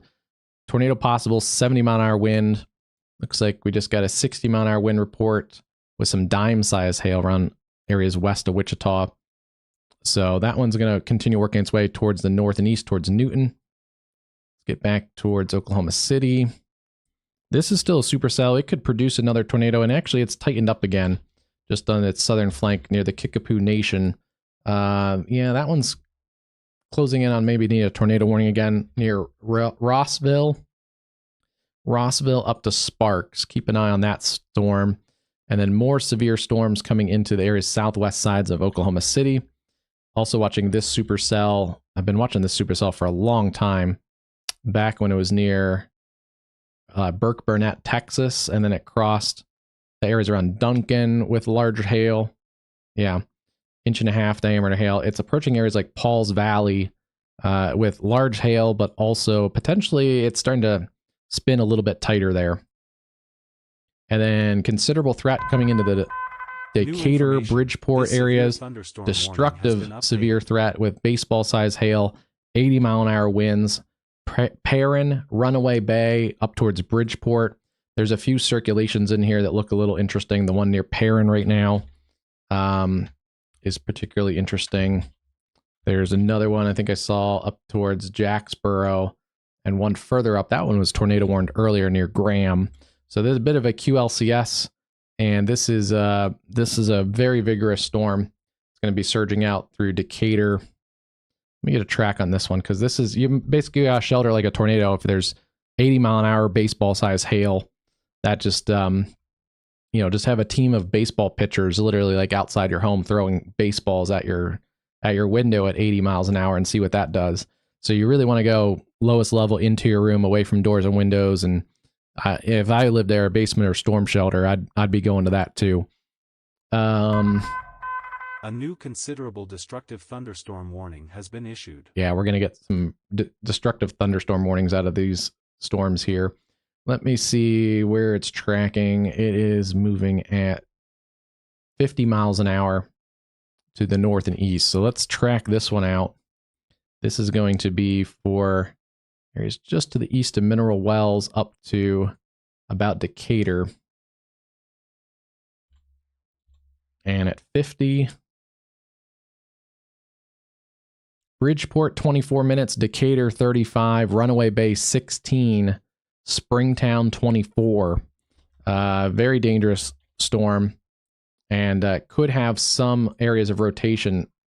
If those tighten up, those could use tornado warnings. We'll see if they get them.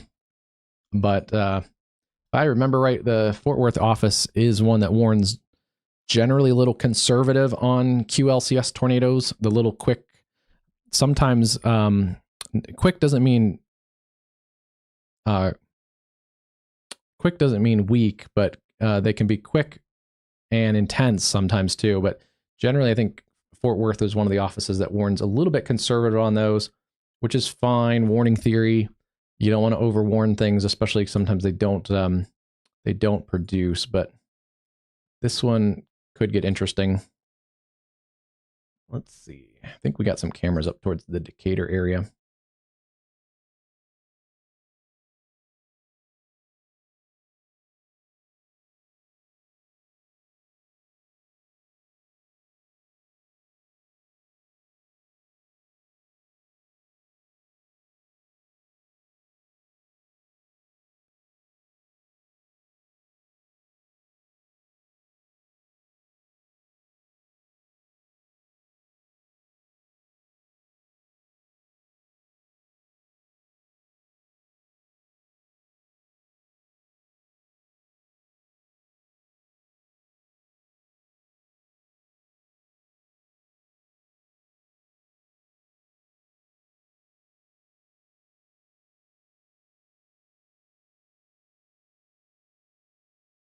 Okay, let's get to this one.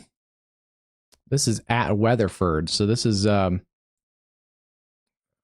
potentially just south of the heaviest of this storm, but gives us an idea. This also appears to be a somewhat protected camera position, which might help us survive any wind and hail in this camera position. This looks like it's at like the town square. With also, it's actually nice because there's some trees here and some lit up trees, so you can help see the wind. Yeah, this appears to be like the town square. That's courthouse 180 in courthouse. So that's in Weatherford. Okay, yeah, I see how it is. That's a cool little town. So their courthouse kind of is this thing. All right, that gives us a good idea. We have pretty damaging severe thunderstorms about 15 minutes away from that Weatherford area. So we'll keep an eye on that one. This is also looking west, generally towards those storms. So we'll get a good read on those. Otherwise, severe warning storms also in southern Texas, tennis ball size hail there, Del Rio, ping pong ball size hail, and then out on the Big Bend, golf ball size hail. Let's go back north because this is where our concentration of tornadoes and tornado warnings are. And I think we've had at least 2 significant to strong to violent tornadoes. Actually, probably a couple more than 2 significant tornadoes, but I think we've had maybe 2 violent tornadoes potentially. This still looks like it could be producing. Still observed. Let's see when it was again. It hasn't been observed in about 10 minutes, but let's zoom in and take a little closer look. No, it's likely not. Now that I see it, I think we're in okay shape there. Here's a little bit of a CC lowering further north. Yeah, I think we're okay. It doesn't look like it's producing at the moment. Oh. A little more questionable now, but I think it's off the ground at the moment. But we'll wait and see. This might tighten back up. It's a cyclic supercell. It's generally headed towards Plymouth, Bourbon, and if it holds together towards that radar site, we'll get a really good look at that at the radar site. Otherwise, severe warning storms, tornado possible north of Verna in Illinois. And then the other radar indicated tornado warning near Farmington, Iowa, right on the Missouri and Iowa border.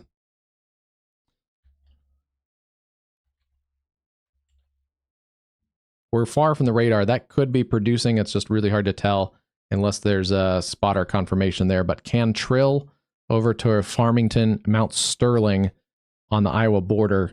You need to be in your tornado safe space. That, boy, that could be producing.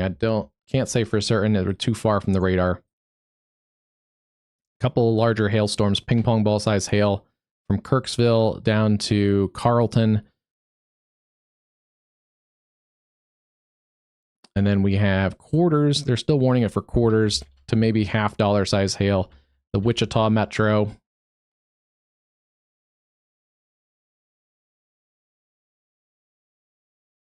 And still a couple supercells in parts of Oklahoma. The one near Chandler and Sparks is an interesting storm that deserves watching. That could spin back up. And then I've been watching this one with ping pong ball size hail around Lindsay and Maysville. They've expanded a severe thunderstorm watch for another 5.5 hours into Texas. Let's get an idea what that is.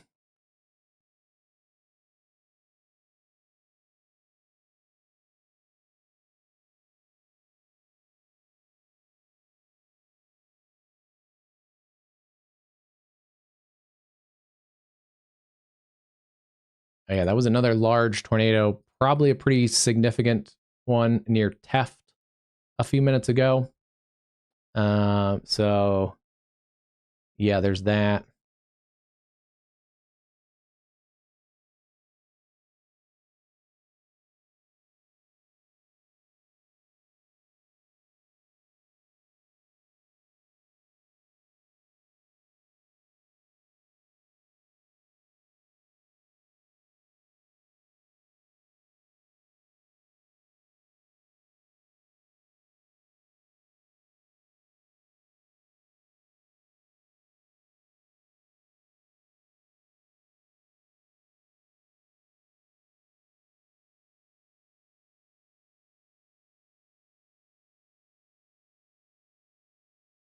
Yeah, a couple 5-inch hail reports out of the Buckingham, Illinois area.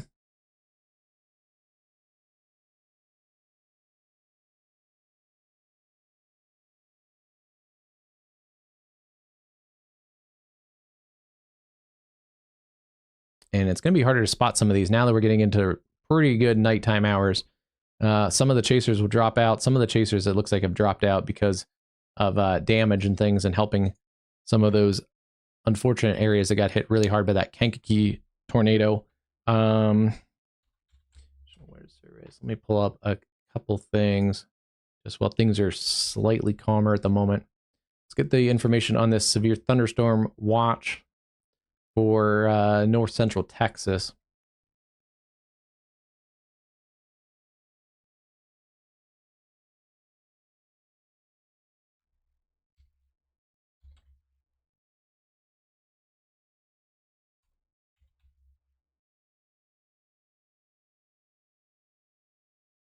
They are noting the all hazard risk is going to continue across eastern Kansas and northern Missouri. The National Weather Service. Yeah, the newest watch is severe thunderstorm watch. It is for areas in Texas. Let's see. Why is there no information pulling on it?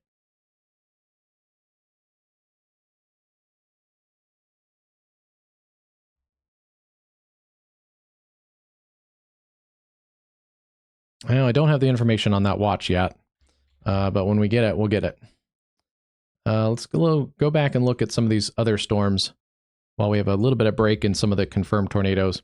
Still some damaging winds and hail coming into the Grand Rapids area in Michigan.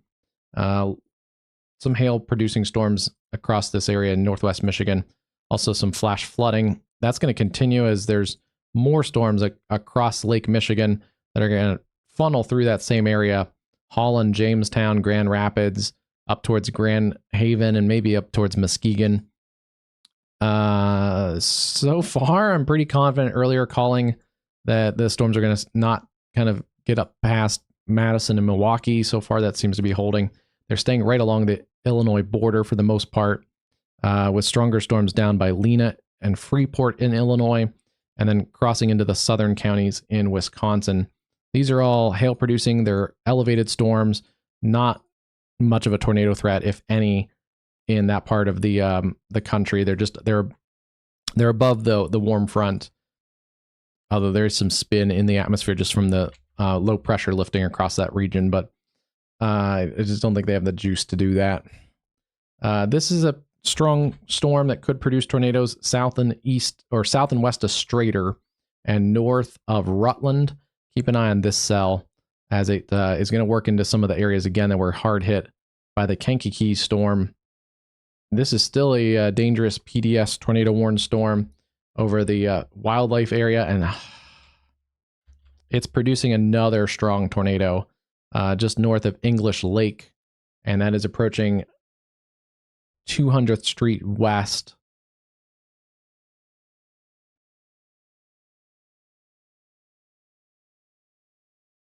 May have briefly lifted, and then right around that English Lake area, you can see the correlation coefficient dropped again as this is riding up 10 Mile Road. And yeah, it's still in here. 10 Mile Road and 150th Street. That's going to follow 50th. And there is another community out here, Knox, Indiana. That is a strong storm producing a tornado. Weather spotter confirmed. And we're seeing it here. Knox around 8:45. 8:45, and it's only moving east at 20. I think it's still probably a little bit faster than 20. So let's put it out at like 25 or 30. Knox about 16 minutes. Indian Hill 10. Toto 9. And that is a damaging tornado on the ground. Again, Kankakee Fish and Wildlife Refuge or area. It's right there crossing 200th Road south. That storm. This storm has been our cyclic supercell producing strong damaging tornadoes at times. Okay, Weatherford. I see the lightning. And let's check this one out. all the way down to Weatherford. Yeah, that heaviest part of the storm with the wind and hail is just north of Weatherford, but this camera's going to get rocking and rolling. Still watching a couple areas of spin in here near Runaway Bay. Those could produce tornadoes pretty quickly on short notice. I don't see anything on the correlation coefficient that says they're on the ground now, but there are a couple circulations in here near Runaway Bay.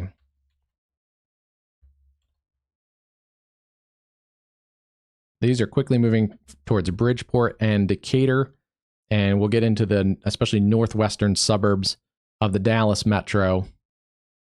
From there, we lose a little bit of the punch. This storm has also gone tornado warned again.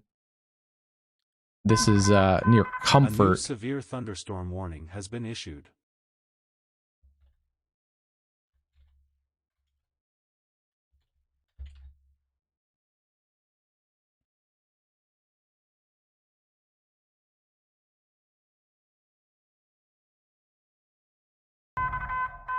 A new severe thunderstorm May have tightened up south of Highway 27, southwest of Comfort. It's still in here.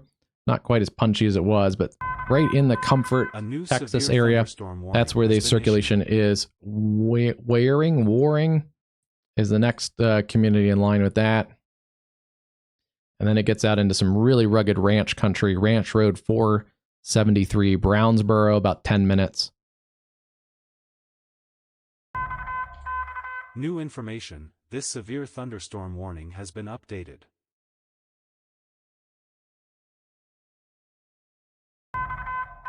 A new severe thunderstorm warning 7 to 10 minutes for Brownsboro and Waring, and then it really gets into some rugged terrain out in that area. We also have more supercells that are hailers down here in South Texas, although they've calmed down a little bit. New information, this severe thunderstorm warning has been updated.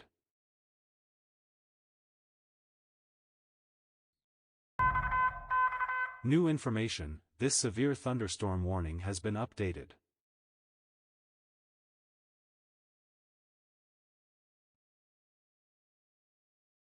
It gets very cold. There's going to be snow across northern Michigan, northern Wisconsin by late tonight, if not into the morning. Actually, probably right now. It's still snowing, it looks like, across Marquette. So this is a crazy system. There's snow, potentially some heavy snow with winter storm warnings. 5 to 8 inches of snow. Yeah, it's snowing across Marquette. Potentially some thunder sleet across some of these areas if some of this convection, can get up across the lake. I'd say there could be a chance of some thunder sleet across northern Michigan tonight. And then we get back in the severe threat all the way down from Wisconsin and southwest Michigan down to the Mexican border. That's a pretty impressive severe outbreak. And we've had several, I think, strong to potentially violent tornadoes with this cell alone, and it is still producing a very strong tornado crossing 200 road and now purging 100 road. Indian Hill and Knox, Indiana. You guys are up next and really need to get to your tornado safe space if you aren't already. Close these out here.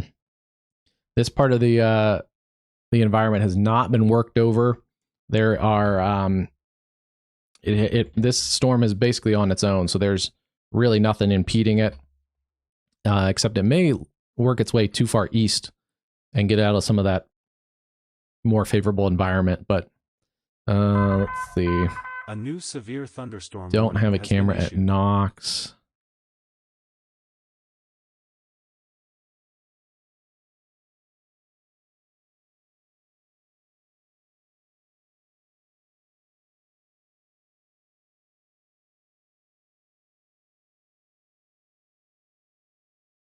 Looking at our camera at Weatherford, I see the lightning. So that is closing in on the Weatherford area, especially northwest sides of the Dallas-Fort Worth metro. New information. This severe thunderstorm warning. Indian Hill, you guys need to be in your safe space. Indian Hill, Brems, Knox. Continue to stay in your tornado safe space there. And then I want to track this out also at 30.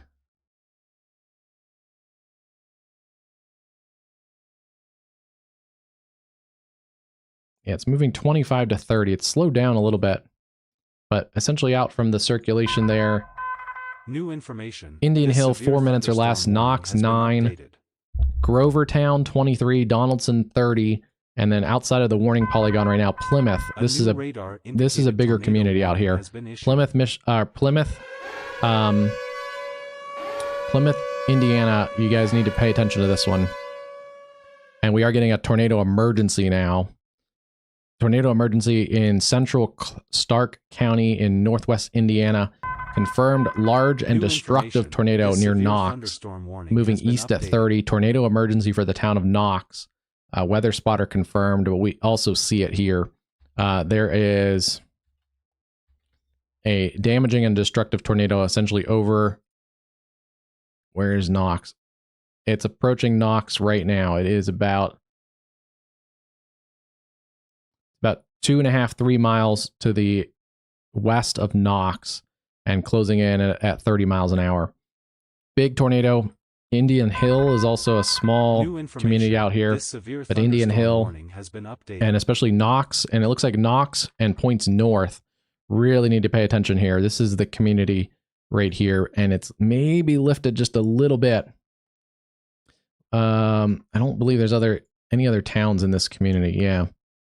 But if you're north of Knox, 300th Road North, 250th, 100 Road, and then also south towards Palmer and 250th Road, this is a tornado emergency for Knox. Tornado warning has been upgraded.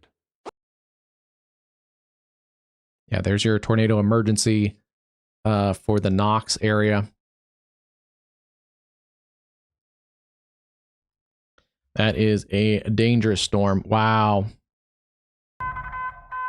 New information. This severe considerable destructive thunderstorm warning has been updated.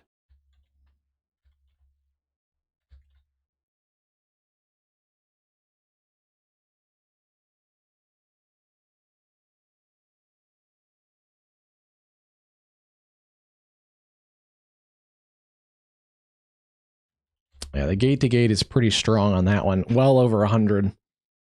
Speaking of windy, there is some pretty good wind in that Weatherford storm. This storm is basically closing in on the Weatherford area now. We also have cameras at Plymouth. This is on US 30. And if this storm continues towards that area, that's about 20 to 30 minutes away along Lincoln Highway there. So keeping an eye on that one. Nothing on that camera yet. I'll go back to the Weatherford one for now, but we do have cameras out ahead of this serious situation. A tornado emergency for the town of Knox, Indiana. That's in south central LaPorte County and central Stark County. And yeah, the tornado is just closing in on the town. It's out on 100 Road North and 50th Road. That debris signature is probably at least about 2 miles. It's about a 2x2 debris signature.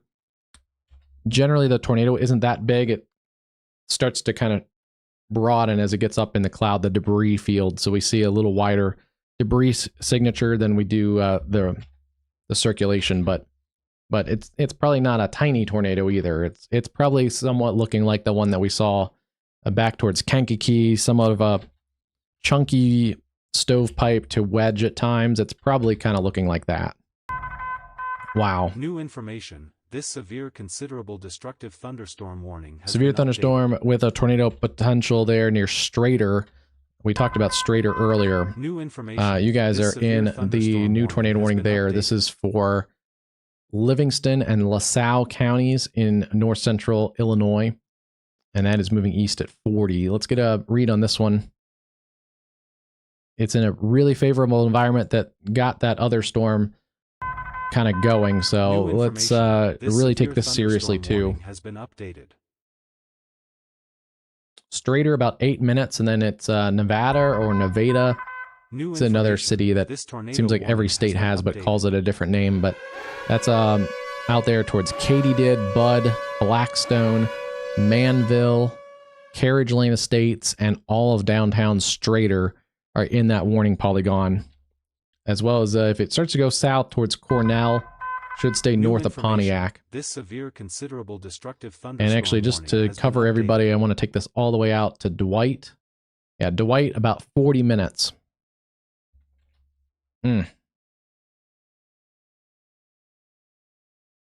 This is now observed in the Missouri and Iowa state line near Farmington. Confirmed tornado located over Mount Sterling or 9 miles south of Keoswara, moving east at 40. That is a spotter confirmed tornado. That's the one that I thought maybe was on the ground a little bit ago, but we're so far from the radar site, it's impossible to see what's going on in that storm. That's a needed radar hole that needs fixed. That's the upgrade for that warning there. This is a dangerous little cell too near Chandler. A new severe thunderstorm warning has been issued. Between Chandler and Stroud coming up there, Midlothian and Sparks, and watching kind of a cluster storms across the southern parts of south side of Oklahoma City. Let's take a look at these storms again. There is some circulation in here that could be producing a tornado near Bridgeport, and I don't see it on the ground, so that's a good sign there. But there's a couple kind of suspicious circulations in here that do need to be watched. Quarter size hail, 70-mile-an-hour winds coming towards the Decatur area. Let's just check this near Lake Bridgeport. Yeah, it's kind of holding its own. If it tightens back up or strengthens, that may need a tornado warning. And then we see the heavy winds coming through Weatherford. Looks like the rain hasn't really worked in yet. Right on the edge of the rain, so this is about to be pretty gusty. Looks like the hail has come down just a tad on this storm. 65-mile-an-hour winds and quarters to half dollar size hail. That'll also head towards the Fort Worth area. And then the other radar indicated tornado is for that area around Comfort. That storm seems to be on the downtrend, but there is rotation in here near Brownsboro and Ranch Road 473. Don't see anything on the ground. This severe, considerable, destructive Don't see anything on the ground. I do see there's a decent amount of hail in that storm. New information. This severe, considerable, destructive thunderstorm warning has been updated. All right, back to our PDS tornado warning and tornado emergency for Knox. The town of Knox. Ooh, it's real close. New information. It's in here between Indian Hill and Knox. It's still kind of riding along highway or Route 100. It's about to get to 100 and 400 road. Has been issued. And still a very large, dangerous tornado on the ground. Keep an eye on this up towards Hamlet and Grovertown, and then especially out towards Donaldson and Plymouth. Eventually, this is going to be up that way. It also has pulled a little bit more towards the north. This severe, considerable, destructive thunderstorm warning has been updated.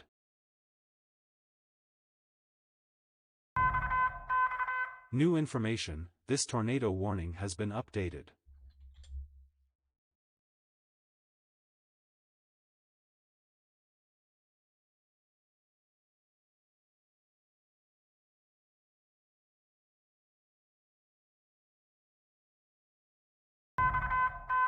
New information. It continues to pull towards the north. Hamlet is about 10 minutes away. Grovertown and Donaldson are 16 and 20 minutes away from this dangerous tornadic storm.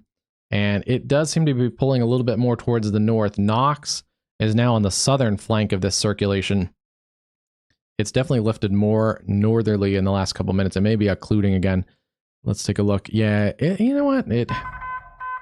New information. This severe thunderstorm. Yes, it has wobbled a little bit more northerly, but it was going a little bit more northeasterly anyway. So, that is a really dangerous cell. Yeah, it's definitely pulled more towards the north.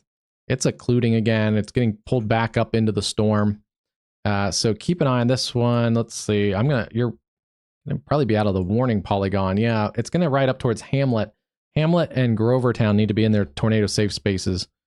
Dangerous situation there.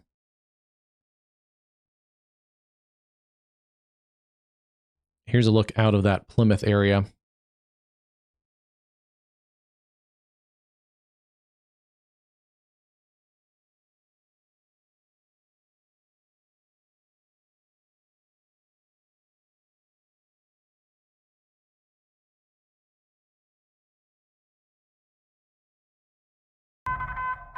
A new considerable destructive thunderstorm warning has been issued.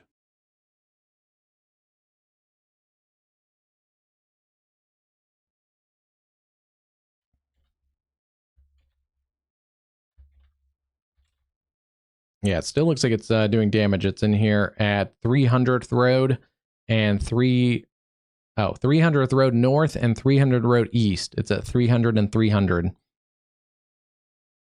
And then that is getting close to Hamlet. So Hamlet needs to likely get to your tornado safe space.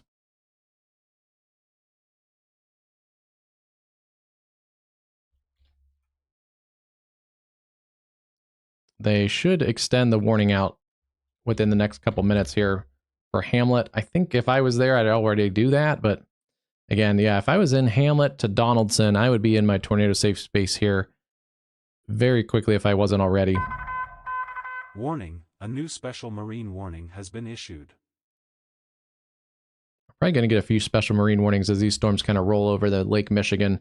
Pretty feisty storms in that part of the area. And then there's more strong storms coming into the Chicago metro with some hail and wind. Nothing too feisty there. Those were supercells earlier that just could not get rooted along the warm front. This one, though, however, has and could be producing a tornado near the Strader area. Thunderstorm warning has been South side's a Strader, especially in west side's a Strader. This one is circulation that's coming basically into the southwest side of town there. Yeah, very close. Looks like it has tightened up further. Along County Highway 14 towards Katydid. Keep an eye on that one, and then also towards Dwight. We have the other observed tornado moving towards Farmington in Iowa. This severe, considerable it is so far away from the radar site, it's really hard to see what's along the ground level, but it could be in here along 250th Street or 285th Street, approaching Farmington. This severe thunderstorm warning has been updated. And then I do want to swap all the way down just to check everybody out here. Considerable threat continues, 65-mile-an-hour winds, half-dollar size hail, and 70-mile-an-hour winds coming into the Decatur area. There is a circulation also. I haven't seen anything showing up on correlation coefficient, but that is a area to watch. It's approaching areas like Alford and up on Highway 287. See, there is a little bit of an inflow region, and then it surges out on the bottom flank. Also up along Farm Road 1810. Yeah, there's that circulation. It's weak. It's kind of stayed like that level, but certainly one to keep your eye on. I do have a camera ready to go in the Decatur area, looking generally towards those storms. Those will be approaching soon. A new severe thunderstorm warning has been issued. That storm seems to be on the downtrend, coming in towards Blanco in Texas. It does have potentially some tennis ball size hail.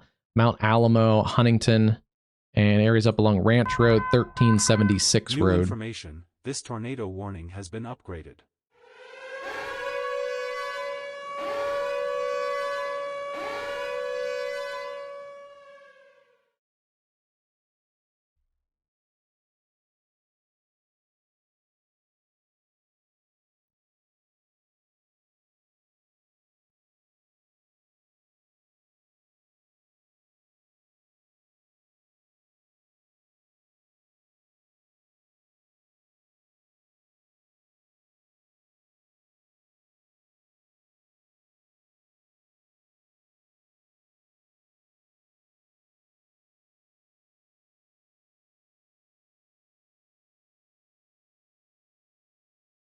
Okay, it should be populating in a second, but there is a new tornado warning that does cover this area here. Don't know why it's behind, but new tornado warning for southwestern St. Joseph County. A new considerable destructive and thunderstorm northeastern Stark issued. County and northwestern Marshall. And that is for a confirmed large and extremely dangerous tornado located over Hamlet or near Knox. That's that area that we were talking about a little bit ago. Hopefully everybody went to their tornado safe space. It's probably not quite into Hamlet. It could be. Not quite to Hamlet yet, but it's very close to it. It's approaching US Highway 30. A new severe thunderstorm warning has been issued. Yeah, what's left of it, it's weakened and occluded. It may still be on the ground if it is. It's basically just to the north sides of Hamlet, and that would be coming up towards Kuntz Lake, Walkerton, Grovertown. Keep an eye on this one, and then it's going to try and cycle probably again, because we see it still has a little bit of a hook on the southern flank. It'll try and tighten that hook, produce a new tornado, potentially closer to Plymouth. So keep an eye on this one. Looks like the community of Knox may have just missed. Large diameter trees down, tornado observed, damage already being reported 200 road south and 50th road east by the emergency manager. Yeah, that's not good at all. Already damage coming in. And then keeping an eye on this area south of Strader. A thunderstorm warning has been issued.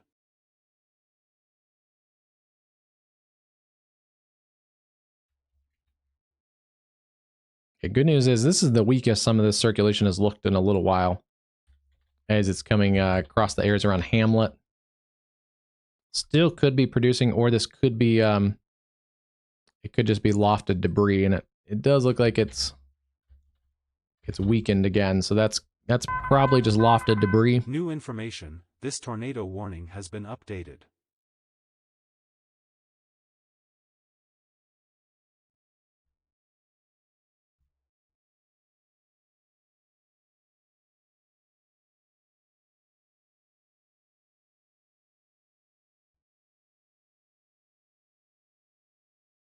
Here's the new warning. Just wanted to force it to populate, but yeah, new warning covers all those areas that we already talked about: Hamlet, Grovertown, Kuntz Lake, Tyner, Walkerton, and the northwest sides of Plymouth. Oh, there is the heavy rain and wind coming onto the camera there at Decatur, and that's rocking and rolling pretty good. That's at Decatur, Texas.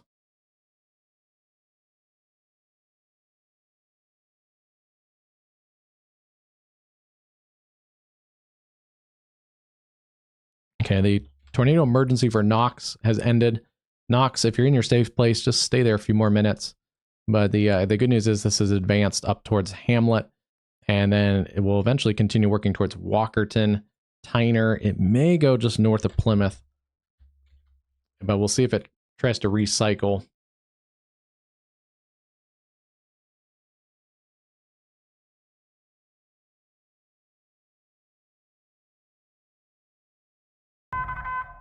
Walkerton, 10 minutes. La Paz, about 26. Harnes, 25. Tyner, 15. Donaldson, 13. And then if it holds together, Bremen and Locke, about an hour.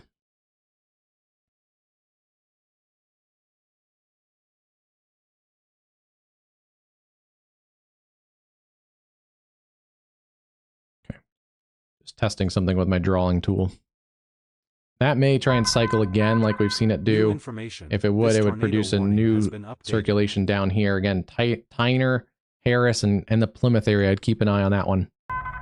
Pretty serious winds in that storm there in Texas. Let's go take a look at that one. The Strader storm, tornado possible, considerable threat, but that rotation is backed off. Still have the now radar indicated tornado around the Farmington, Iowa area.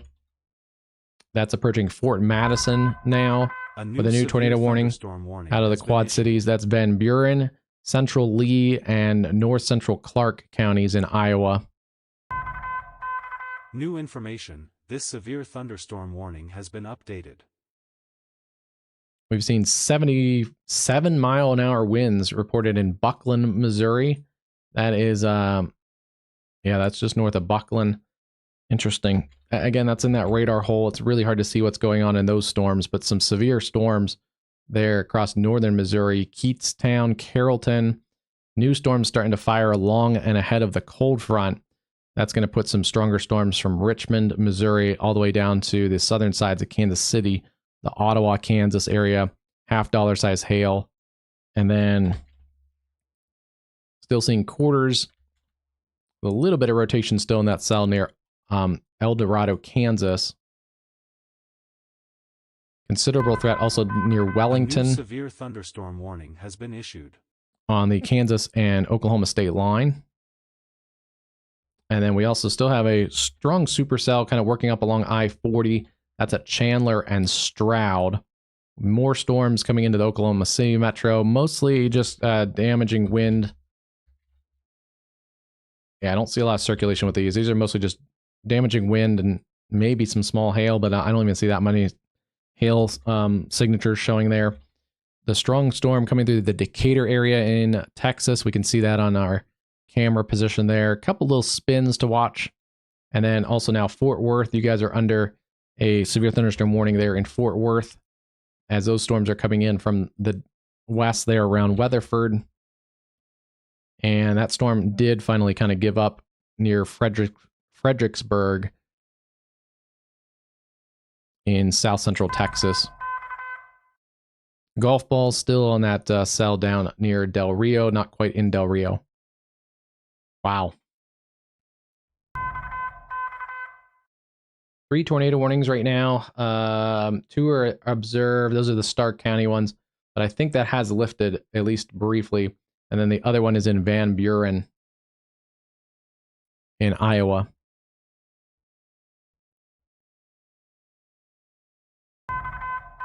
A new flash flood warning has been issued.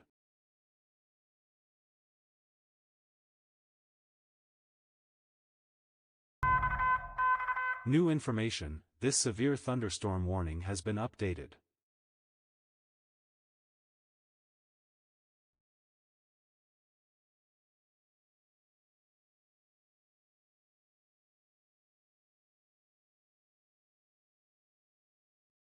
Look at the winds in this Decatur storm. These are the storms that are generally headed towards the Fort Worth area. Those are some pretty nasty winds. 65 to 70 miles an hour.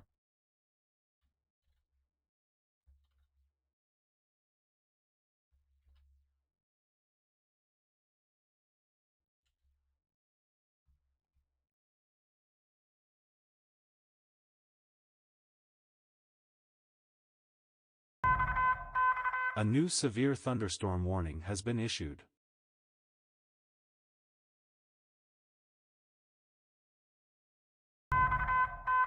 New information, this severe considerable destructive thunderstorm warning has been updated.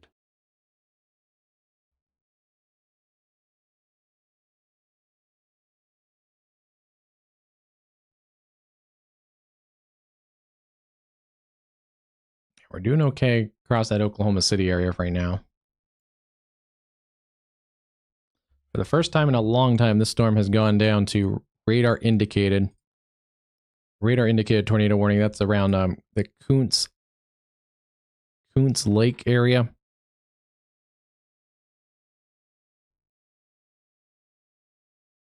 Wow, that storm in Texas means business.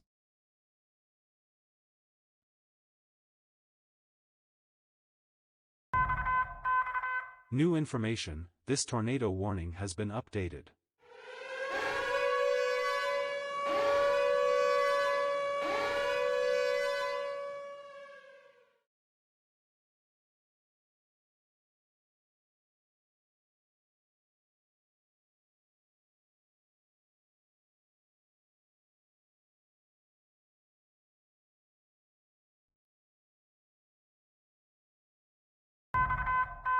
New information, this severe thunderstorm. All right, just catch my breath for a second.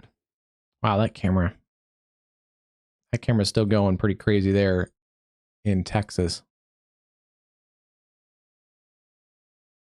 That rain is sideways.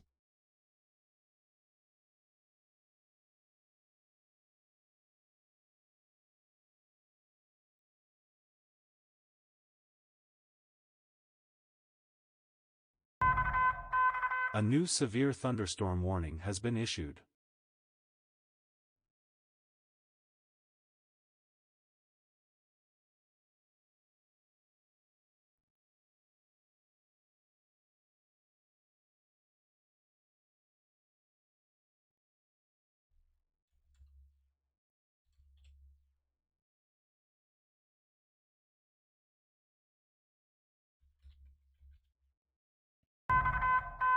New information, this severe thunderstorm warning has been updated.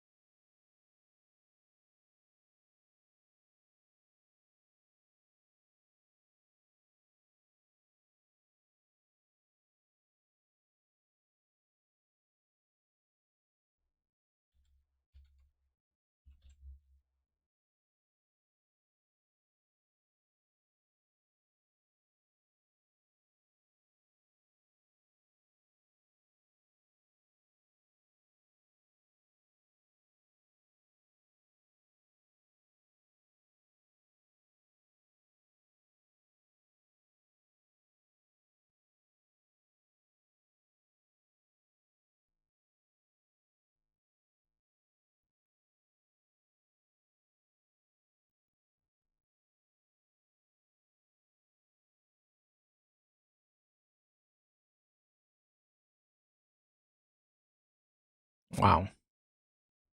A lot of water coming down too on that one.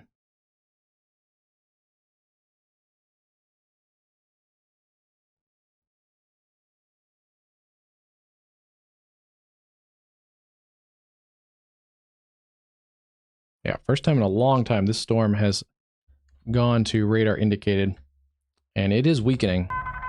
The hail is coming down as well. This may be the end. Considerable destructive thunderstorm warning has been updated. The end of this really cyclic supercell that produced at least a handful of probably significant tornadoes, but at least probably a couple strong to violent tornadoes. Multiple photos and videos shared to social media showing damage to structures and commercial signs at US 41 and 300 Road, south side of Lake Village. Estimated possible tornado. So yeah, there's definitely damage reports are coming in from this track. Warning, a new special marine warning has been issued. Basically, like the southern half of Lake Michigan is all under special marine warnings.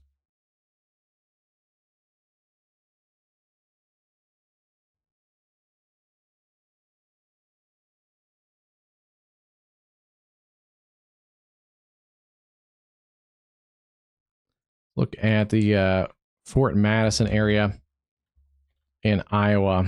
Still has a decently strong circulation with it near Donaldson and West Point.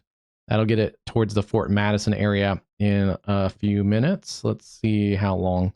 At 35, I'll track this out towards the Fort Madison area. And from about the area around the circulation, it's going to be about 30 minutes. Yeah, 30 minutes to Fort Madison, 6 minutes or less to the Donaldson area. New information. That's in far southeast Iowa. Destructive thunderstorm warning has been updated. Oh wow, they brought it all the way down to a considerable threat. This severe destructive thunderstorm with tornado possible tag, which actually I probably agree with. This was a big tornado producer, and there's a little bit of circulation, but it's disjointed from the storm. The main circulation is not really rotating as much anymore. This tornado warning has been updated.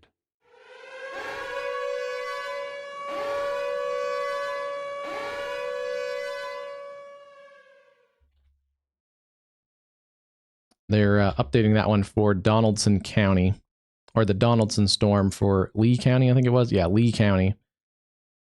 Lime-sized hail. The hail's come up on that storm.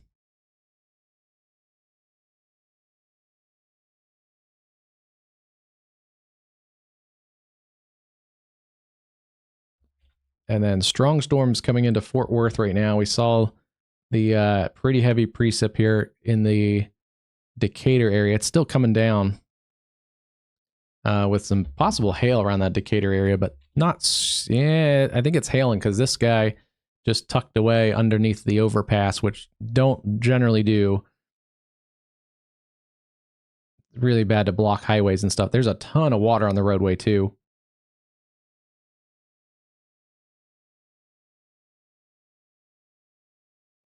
A lot of lightning, heavy rain, and likely some at least small hail is coming down with that storm near Decatur, Texas.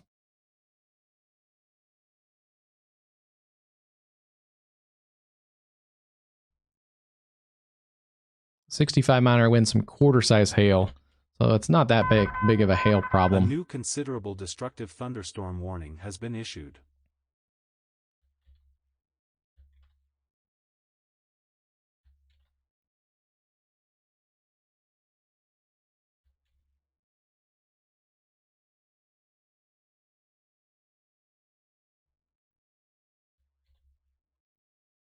They're going to rewarn that severe warn cell, the long cyclic supercell, for lime-sized hail.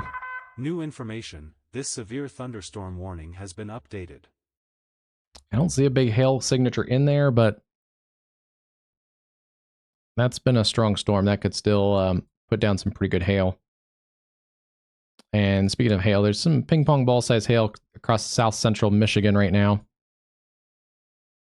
So some of those storms are pretty feisty. They've also extended the severe thunderstorm watch that goes into Michigan. New information. This tornado warning has been updated.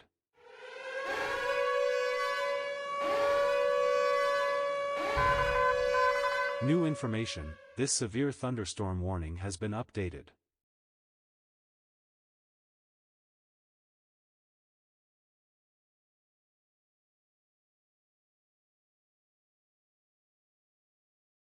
This severe thunderstorm watch covers portions of eastern lower Michigan and Lake Huron. Goes until 3 a.m. Eastern. And the primary threats are isolated very large hail up to 2 inches in diameter, isolated wind gusts up to 65 for the clusters of severe thunderstorms over lower Michigan. So basically for this cluster that's getting warned right now, but also some of the storms that are behind it, this is going to continue likely severe towards Port Huron, Sandusky, and yeah, there's more storms back further. So that's, I think, why the watch goes out for quite a while.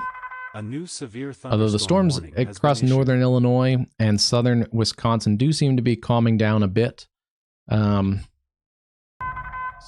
yeah, actually a little bit of calmness across most of the watch area right now.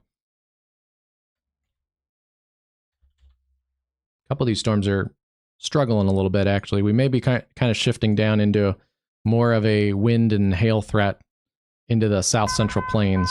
A new severe thunderstorm warning has been issued.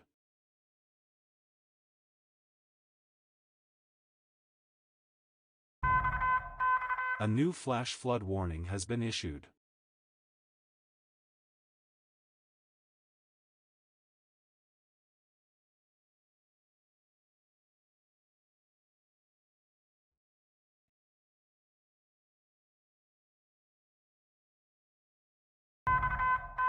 New information. This severe thunderstorm warning There's a has look been above updated. at the Oklahoma City area. Doing okay there in Oklahoma City. New information. This severe thunderstorm warning has been updated.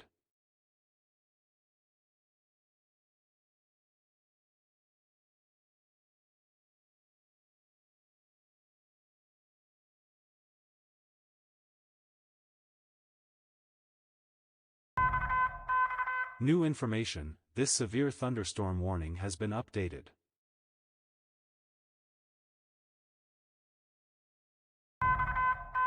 New information. This severe thunderstorm warning has been updated.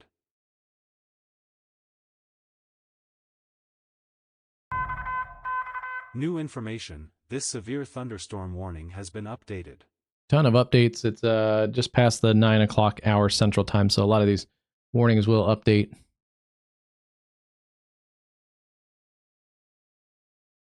All right, whew. That was a pretty intense one. We're going to continue to get more damage reports out of this storm. I'm going to get a refill my water bottle, though, real quick.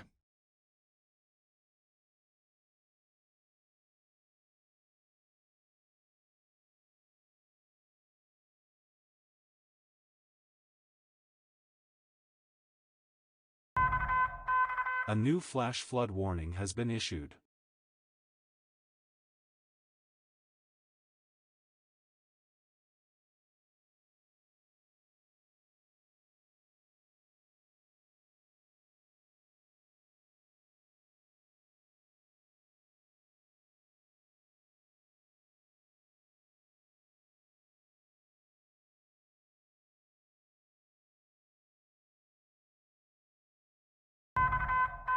A new severe thunderstorm warning has been issued.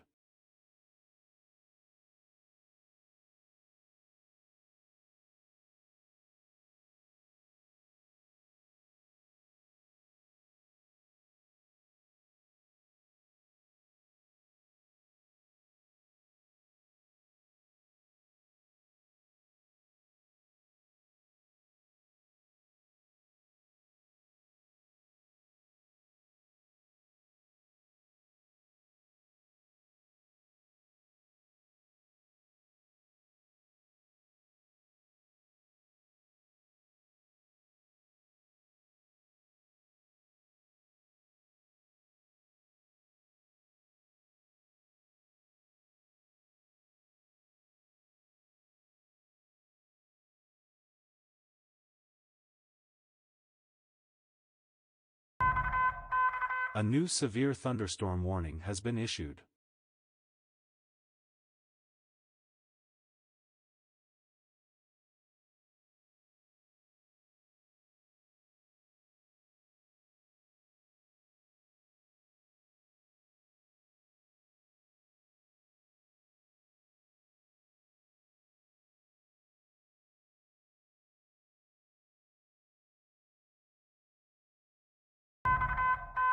New information, this severe thunderstorm warning has been updated.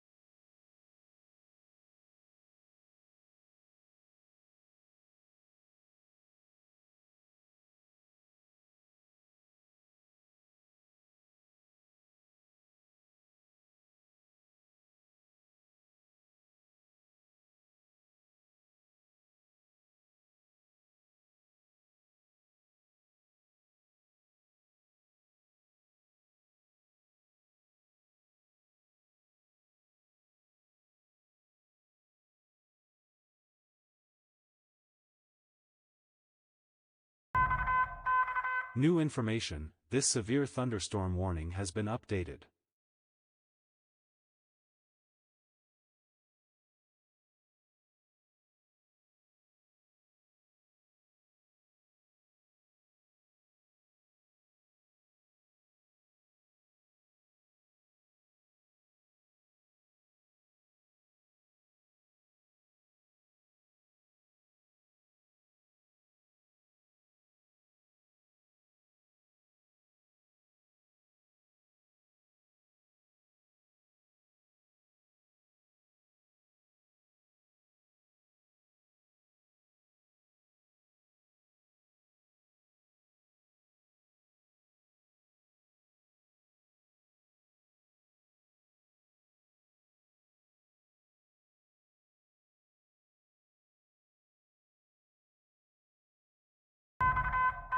A new severe thunderstorm warning has been issued.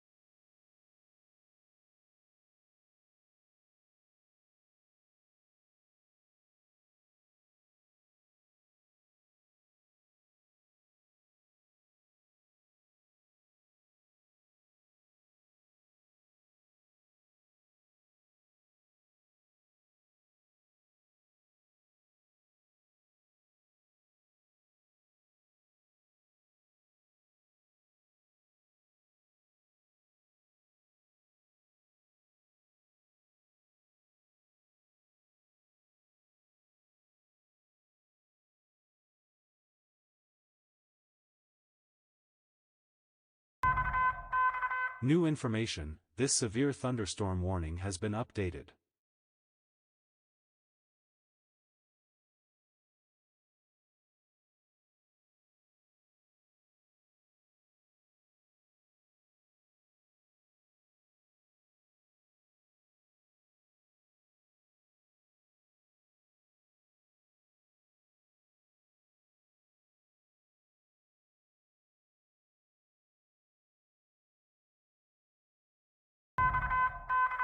New information, this tornado warning has been updated.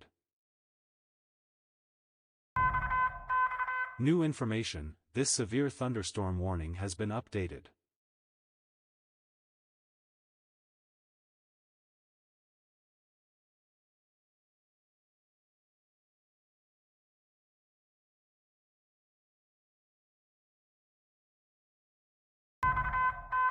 New information, this severe thunderstorm warning has been updated.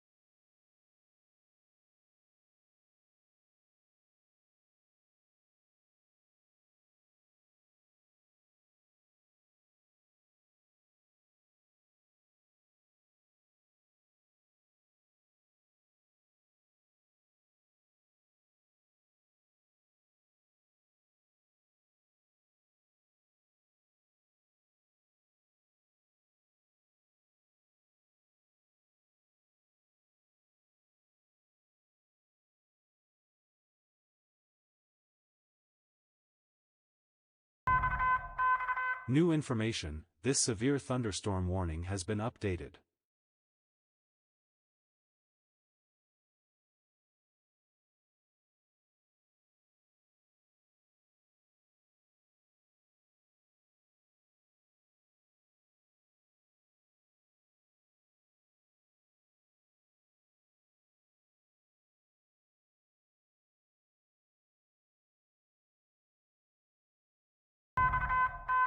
New information, this severe considerable destructive thunderstorm warning has been updated.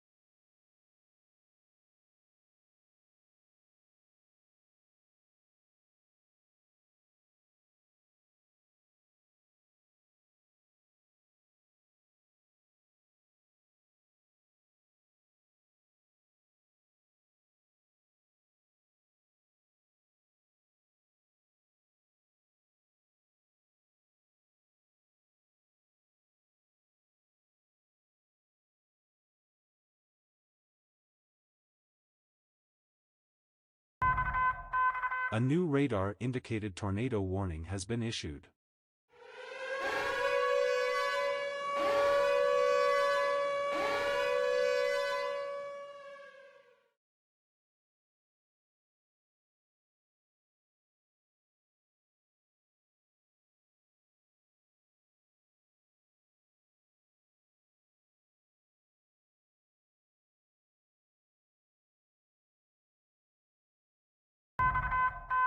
New information, this severe thunderstorm warning has been updated.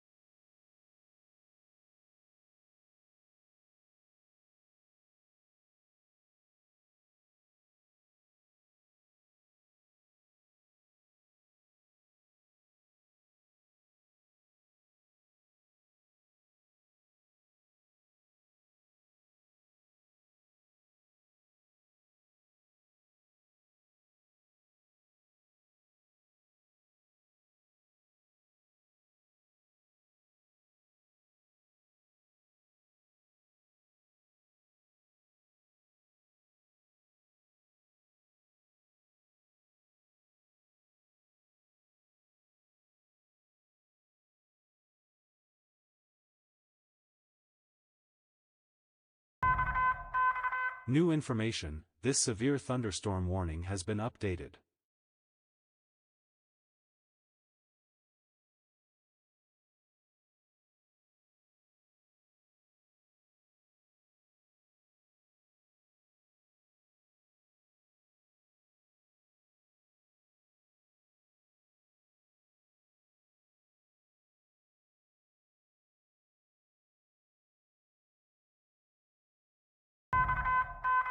New information, this severe considerable destructive thunderstorm warning has been updated. New information, this severe thunderstorm warning has been updated.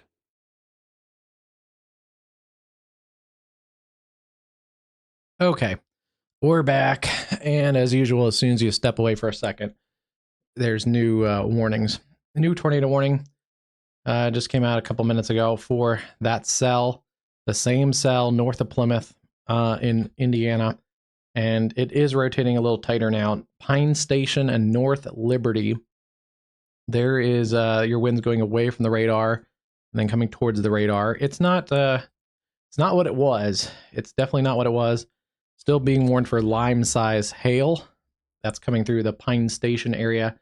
And it's going to get close to the South Bend area, but especially the far southern suburbs around Woodland, Wyatt, Gilmer Park. Those are areas that southeast side of South Bend. New information. Keep your eye on that storm. Let's updated. see. Let's get a new track on it. 30 miles an hour still.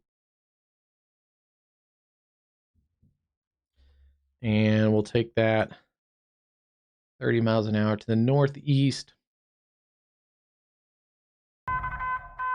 New information, this severe considerable destructive thunderstorm warning has been updated. Pine Station, about 4 minutes. And then those southeast suburbs of South Bend, Hillview, about 23, Woodland, 20, and Jamestown, 39. But it is a more populated area. That's the same cell that's produced a tornado emergency near the town of Knox. It produced a damaging tornado near Taft. It looks like it appears to have seriously damaged or destroyed a bunch of structures near Lake Village. And then also it's the same cell that produced the strong to violent tornado over the Kankakee area just south of Kankakee. So that storm still means business. Here's those storms coming into the Fort Worth metro, the Dallas-Fort Worth metro now. Severe thunderstorm warning for that area. And then to the north, yeah, you know what? These are, for now, they're calming down a little bit. Denton, Gainesville, 60-mile-an-hour winds, some small hail, damaging wind gusts. Those are coming through Fort Worth basically right now.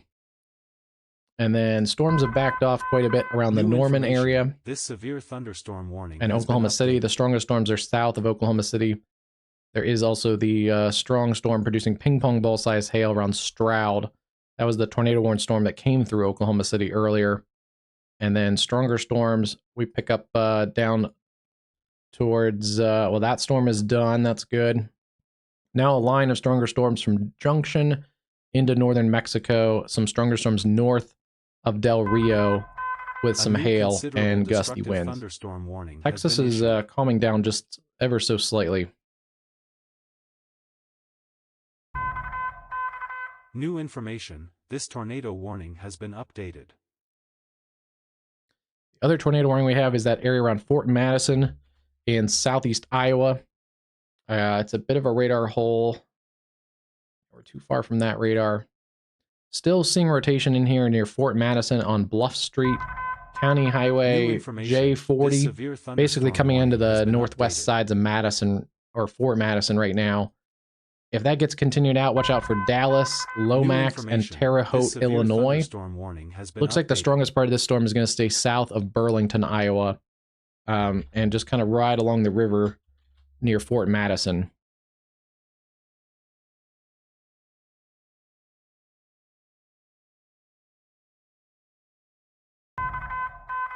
New information. This tornado warning has been updated.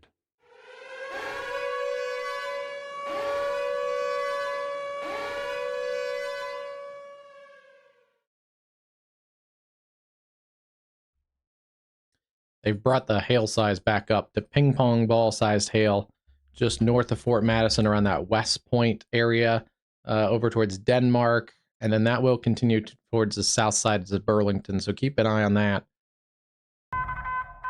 A new severe thunderstorm warning has been issued. And then let's check our tornado warning storm. It's near Pierce Road, just over the areas around Pine Station.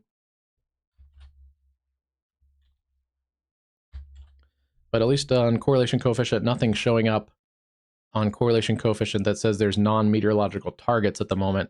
It's near Potato Creek State Park, coming towards Coburn Miller Road on the south sides of the South Bend Metro, Gilmer Park, up towards Hillview Station.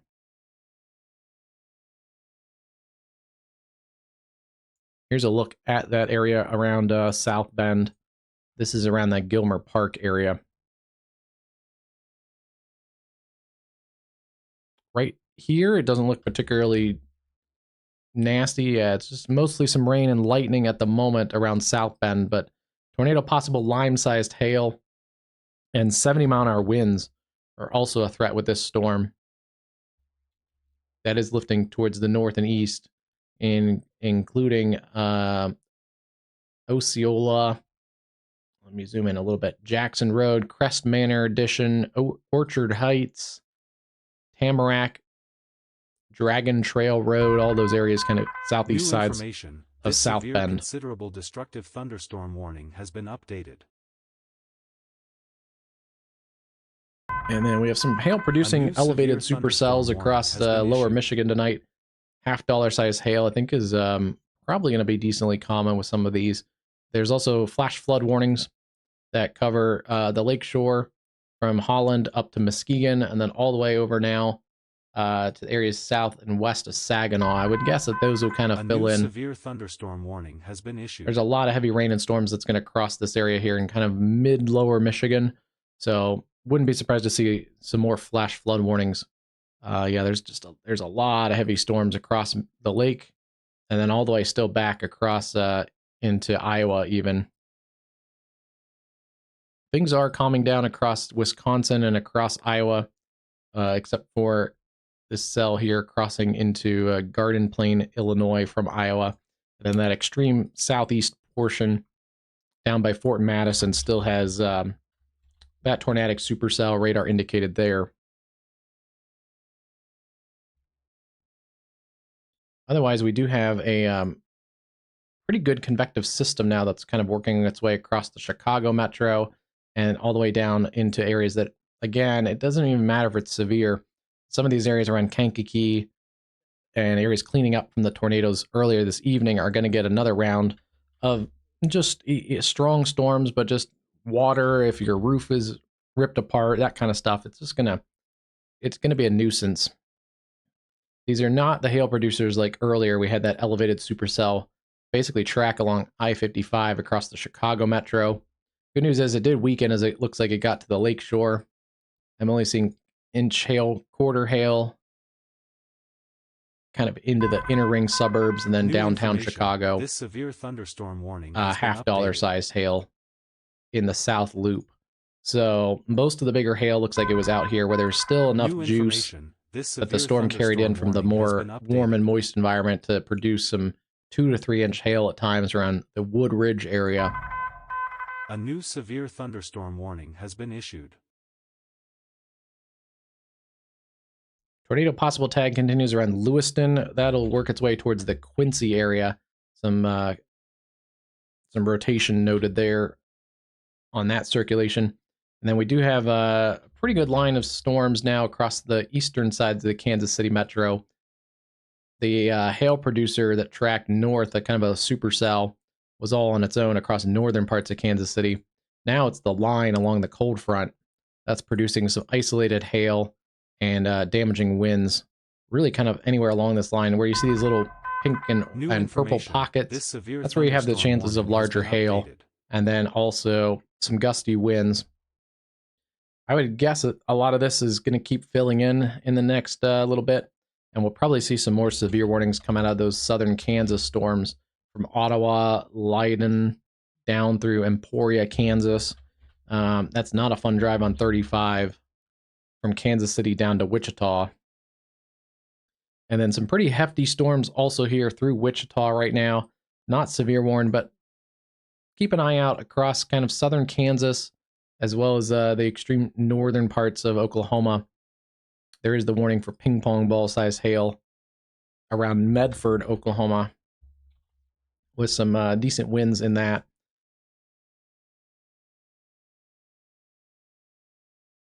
It does appear like some of these storms are along and also just advancing behind the cold front. So less of a tornado threat until they get out ahead of that.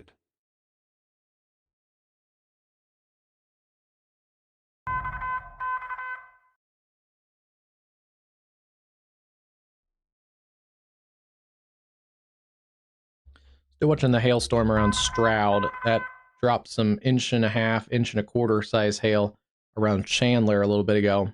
And then some strong storms are kind of congealing back together near Shawnee, Tecumseh, and down towards Etowah and Tribby. But those are all moving away from the Oklahoma City metro.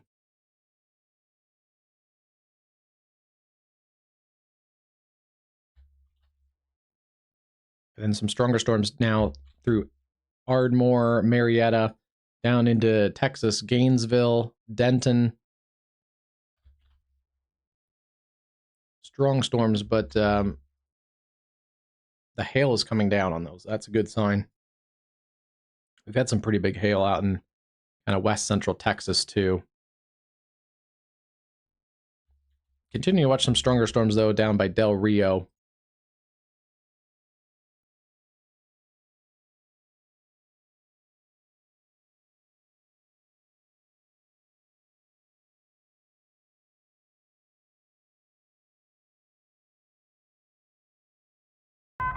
They're going to continue a tornado possible severe thunderstorm warning across from the Fort Madison area through Dallas, Illinois, Lomax, Terre Haute, La Harpe, and Stronghurst in Illinois. Thunderstorm warning has been issued. There it is right there. Hancock, Henderson, Des Moines, and Lee counties in Iowa. Henderson and Hancock in Illinois. And again, some sizable hail, ping pong ball size hail is a potential there. See some of the wind blowing it with the car lights there. That's in areas just south of South Bend. Keeping an eye on a tornado warned storm. That area of rotation is lifting up past Pinehurst. It's now near New Road and Osborne Road. It'll be approaching Dixie Highway and Miller Road in a couple minutes.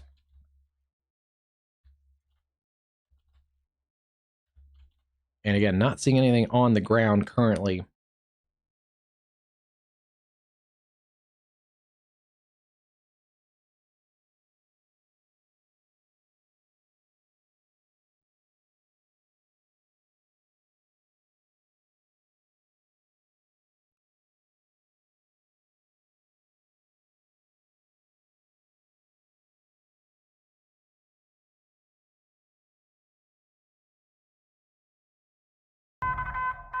A new radar-indicated tornado warning has been issued.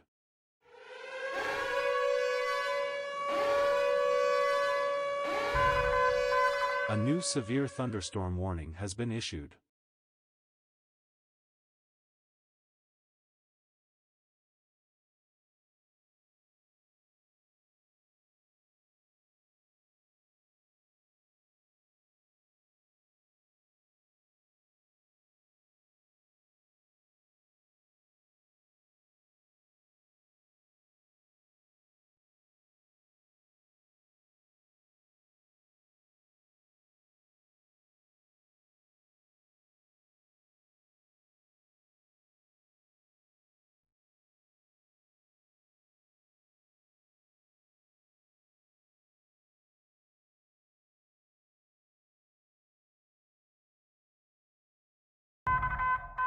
A new severe thunderstorm warning has been issued.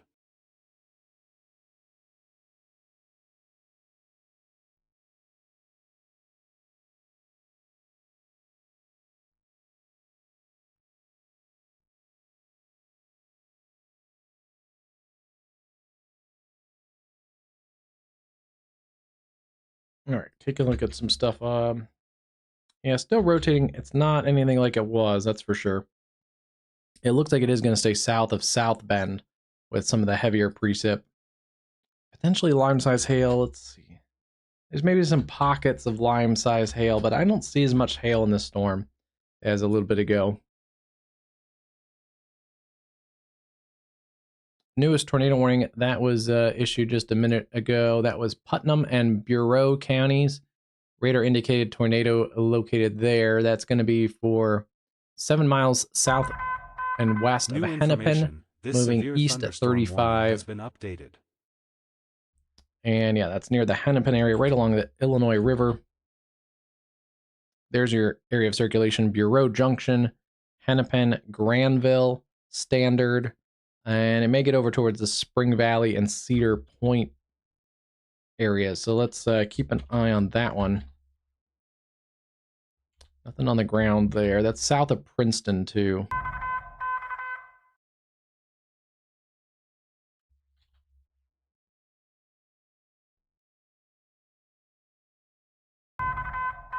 A new flash flood warning has been issued. Denton, Dallas, and Tarrant counties now under flash flood warning.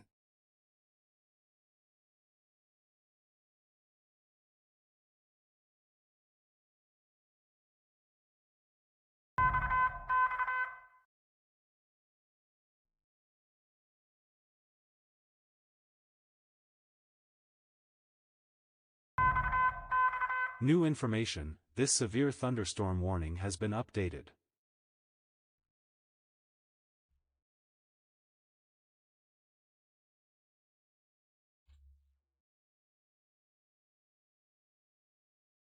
Okay, 4 minutes or less to Hennepin, and then about 18 minutes to Spring Valley, Granville, about 15. And if that holds together, Peru and LaSalle, about 25 minutes. Oglesby, 29. And then it gets towards that Ottawa area around 46 minutes from now.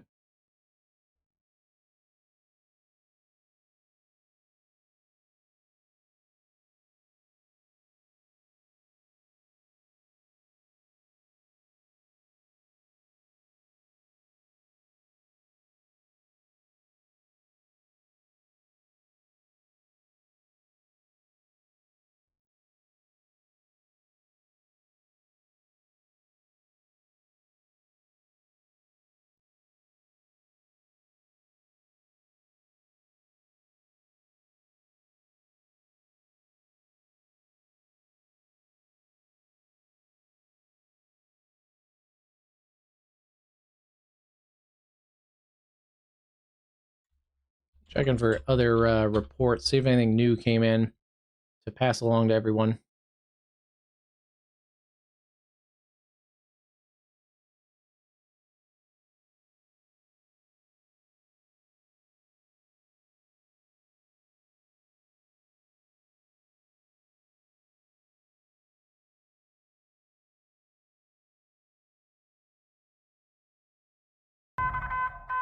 New information, this severe thunderstorm warning has been updated.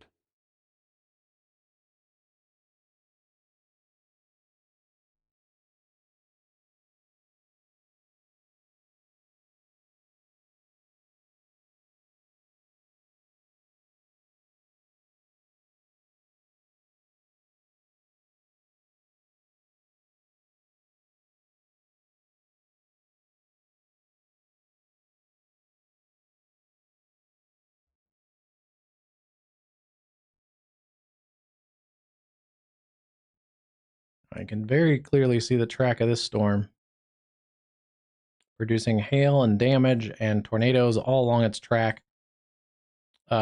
Weakened a little bit, went kind of over the boundary, then latched onto the boundary, really produced some significant tornadoes. It's kind of since weakened a little bit as it's riding still along that boundary, but more towards the northeast. New information, this tornado warning has been updated.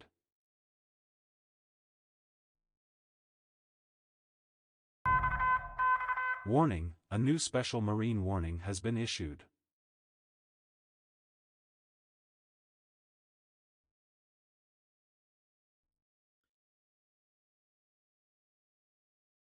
Still keeping this a radar indicated tornado in that area around Hennepin. New information, this severe thunderstorm warning has been updated. Not seeing a ton in here at the moment, but we are a little further from the radar site. You can see it a little better from the Quad City radar, but it's just crossing north of Hennepin. That's in north central Illinois. And then they're going to continue out the tornado possible tag around Monticello, Canton, and Golden, just north of Quincy in Illinois. We had the 77-mile-an-hour wind gust earlier around Buckland. A new severe warning has been covers issued. a ton of counties in northern Missouri. Sheridan, northwestern Randolph, Lynn, Ray, Carroll, Saline, Macon, and Lafayette counties.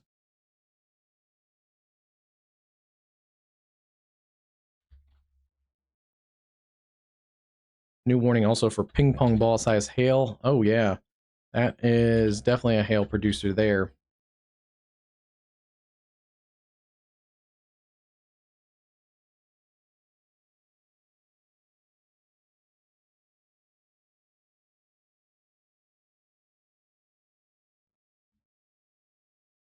A little bit of something local is going on here because this is the cold front crashing in from the other side, but a new see the storms are somewhat lifting off against the cold front. So there's a little bit of convergence or something, maybe an old outflow boundary from one of the storms earlier. A new severe Keep an eye on this one because this is kind of a localized area of damaging wind, but also some pretty large hail, ping pong ball size plus hail right in this area along West 151st Street near Stanley, coming over the St. Andrews Golf Club. That's 135th. Nicholas Golf Club, Lionsgate. This is a really crowded area of Olathe, Kansas. Yeah, that's a really populated area too. That's getting some pretty big hail. Basically following 151st Street, 143rd. It's going to get out towards the Saddle Club, Martin City, and Belvedere on the Missouri side. New information, this tornado warning has been updated. A little bit of rotation in there too, we got to keep our eye on.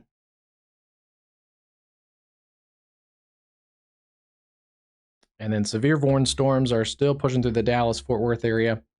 65-mile-an-hour winds are probably going to be pretty common. A lot of heavy rain in here. 66 reported at Cook County, Lindsay, Texas. 67 at Decatur. We saw the winds shaking those light poles pretty strong there at Decatur, and the winds were blowing the rain sideways. 60 there at Mineral Wells earlier. So yeah, definitely a swath in here. Maybe even up a little bit further towards Sherman, McKinney, Plano, and Dallas. Keep an eye on that 60 to 70 mile an hour winds in that swath.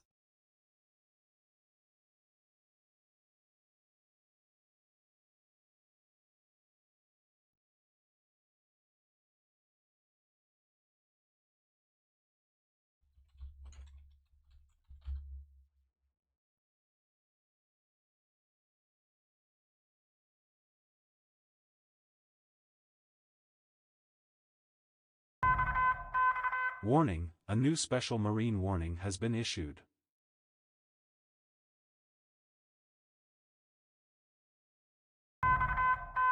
New information, this flash flood warning has been updated.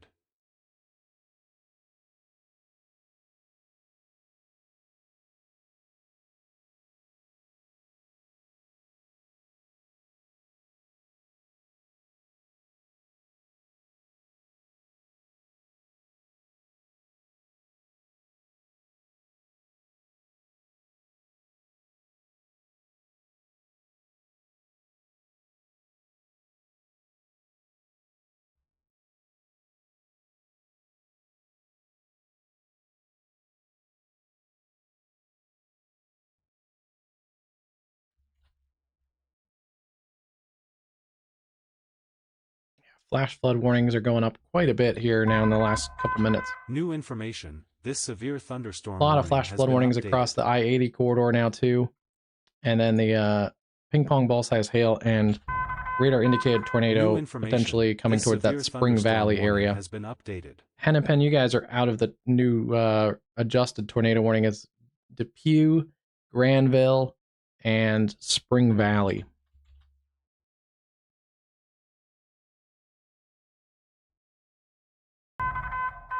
New information, this severe thunderstorm warning has been updated.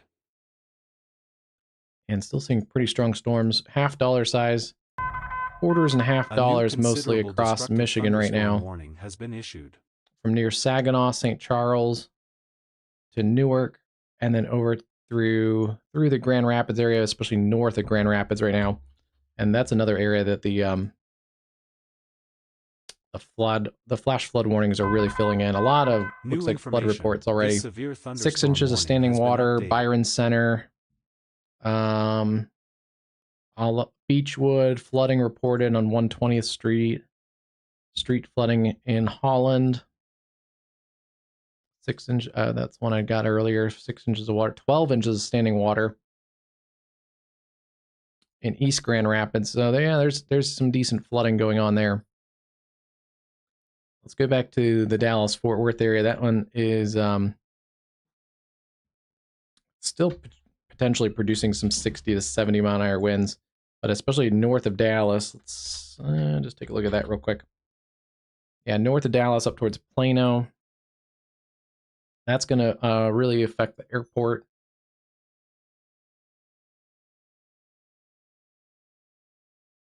And then up towards McKinney, Texas, as well as like Sherman.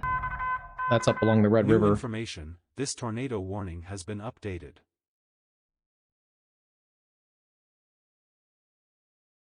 Let's see, looking at some of these storms, pretty big storms. They're not severe right now, but they're starting to bow out with potentially a wind threat near Winfield, Kansas.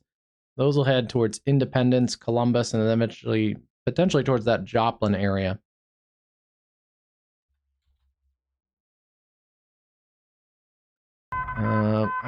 I'm guessing this will eventually be a solid line of probably severe thunderstorms from near the Quincy area down to just that area north of Enid.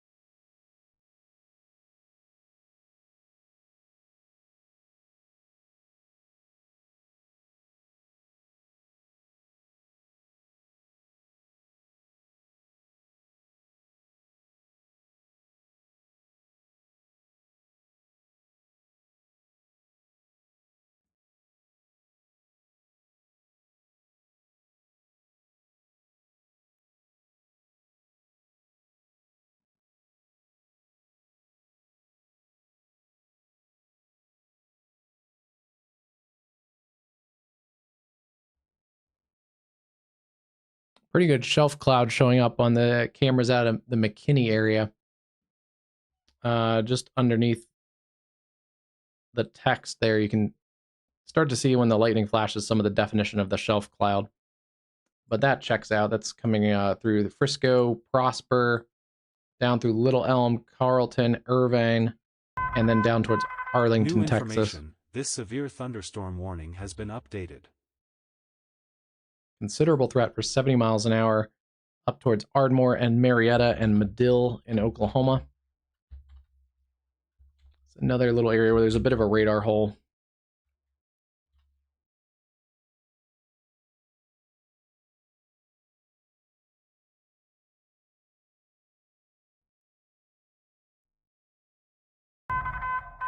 A new severe thunderstorm warning has been issued.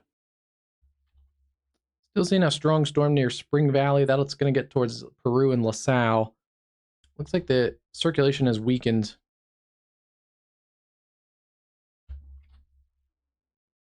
Yeah, it's broadened out since it's come through the areas around Granville and Hennepin through Spring Valley. There may be some hail in here too, being warned for ping pongs. Surprised it doesn't have a new warning yet, but it'll likely get a new, at least severe thunderstorm warning for probably something like this: Ottawa, Utica, LaSalle, Peru, and Oglesby. And yeah, if you know anyone in the Kankakee area, especially that south side of town, let them know there's some more storms of lightning coming into that area. So that may hamper some of those first responder work and some of the cleanup that's ongoing from the potentially, I think, strong to violent tornado we saw earlier. May have seen it briefly on one of our tower cams, but it was kind of at that point starting to get wrapped in rain, and also likely had some kind of a shroud of rain-wrapped curtains and possible debris and stuff around it. So it was really hard to see underneath that mezzo. A lot of lightning showing up still in that camera. New information. This severe thunderstorm warning has been updated. This is still a supercell. It's the cell that produced the damaging tornadoes across Illinois today and into Indiana. It still does have a hook on it, but it's nothing like it was earlier. It's not rotating very strongly. The remnant mesocyclone can rotate for quite a while, even after the storm and updraft kind of dissipate. New information. This severe thunderstorm warning has we'll been keep an eye on it, updated. though. Elkhart, Bristol, Bonnie's Mills, up into areas New information. now This into severe Michigan, thunderstorm warning has been updated. around Union and Mottville in Michigan.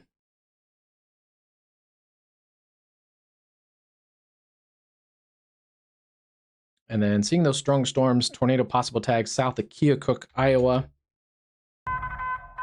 A new severe thunderstorm warning has been issued. North of Quincy, between Quincy and Keokuk. And then, yeah, tornado possible tags continue down the line for that area on Shelbyville, Missouri. Quarter-size hail mostly there. But we had that big storm near Kansas here. We had the ping pong ball size hail, some gusty winds. That's coming through the areas around Martin City. A new severe thunderstorm Grandview. It's backed off a little bit, but that cell may have peaked a little bit here across some really populated areas of the Kansas City metro.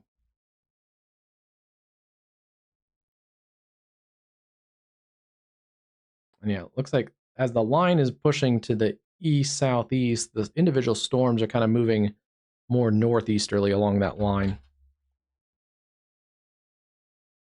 The good news is this is either the cold front or the outflow boundary. And either way, outflow dominant storms aren't going to produce tornadoes for the most part, almost never. And that should start to reduce some of the concentrated areas with the more robust updrafts.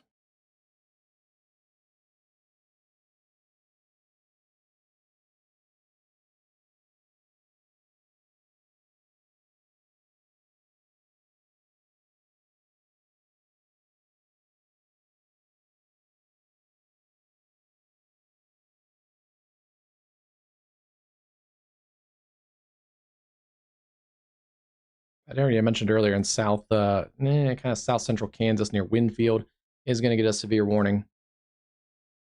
That area and that part of the line is pretty strong still. You also have to watch these little areas here around like El Dorado, where the line segment kind of makes this little dog leg feature. That sometimes adds a little extra spin in this area. I don't see anything really in there yet, but just keep an eye on that. It's going to track across Yates Center, Fredonia, Parsons, and Independence, Kansas.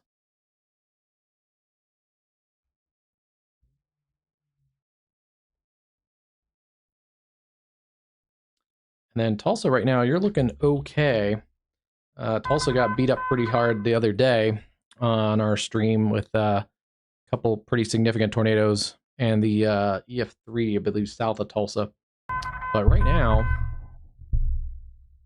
strong storms south of Bristow. That's probably going to make its way up towards the southern suburbs of Tulsa. And the line hasn't really built back to the south yet.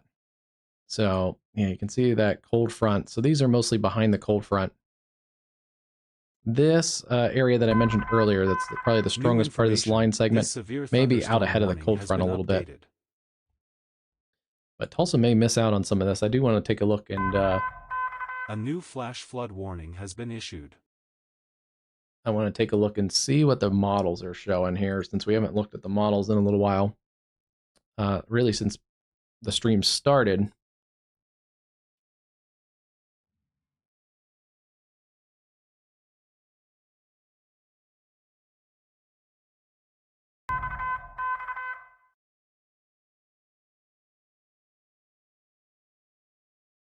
That tornado emergency earlier around the town of Knox was only the third time that the National Weather Service out of northern Indiana, it was only their third tornado emergency, and their second this week, unfortunately, as they issued the tornado emergency for the Union City, Michigan storm. Before that, the only one was the Branch County, Michigan storm in 2024, May 7th, 2024. So they've issued two this week.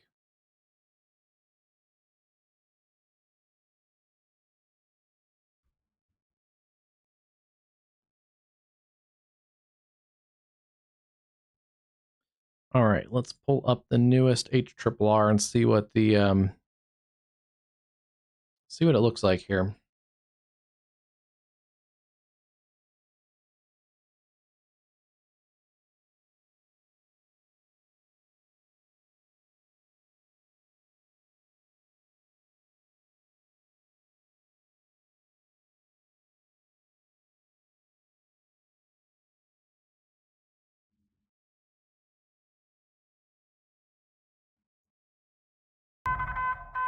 New information, this severe thunderstorm warning has been updated.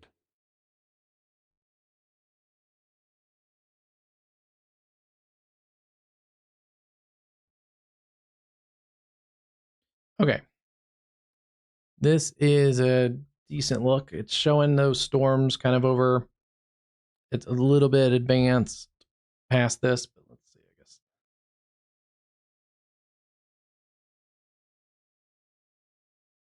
It's not doing a great job at it. It's kind of initializing. You can see a little bit further ahead, but it does take generally those storms that are over South Bend and kind of continuing them up into Michigan, potentially with some hail. And then it does track the storms that are through Chicago, across lower Michigan. Weakens them in general, but there's a chance of some damaging winds and some small hail. Maybe an embedded tornado or two, but generally weaker. And then that is going to be a flood threat across southern lower Michigan. Other storms back by Kansas City, it kind of takes... you can see it's not initializing great. It doesn't have a lot of storms between Quincy and Kansas City. And we already know there's a pretty solid line right there. It also kind of takes those storms off to the northeast. Right now, none of those storms are traveling to the northeast. They have to start the line is kind of pushing towards the south. So I think it might take it a little bit more southerly. This severe thunderstorm warning has been updated. It kind of wants to take these these storms and push them up this way. Severe thunderstorm warning has been updated. But right now, these storms are moving more like this.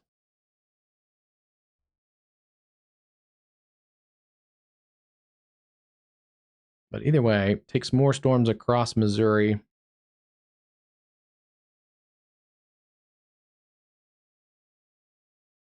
And into the St. Louis area about 5 a.m.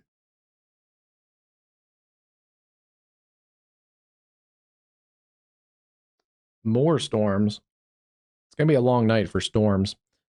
Some of this might not be severe, but just a lot of heavy rain flooding across the southern Great Lakes. But more storms, the ones that come out of Missouri, are going to cross Illinois overnight by 5 a.m. and be into Indiana again. And then storms in the morning. Looks like across Ohio.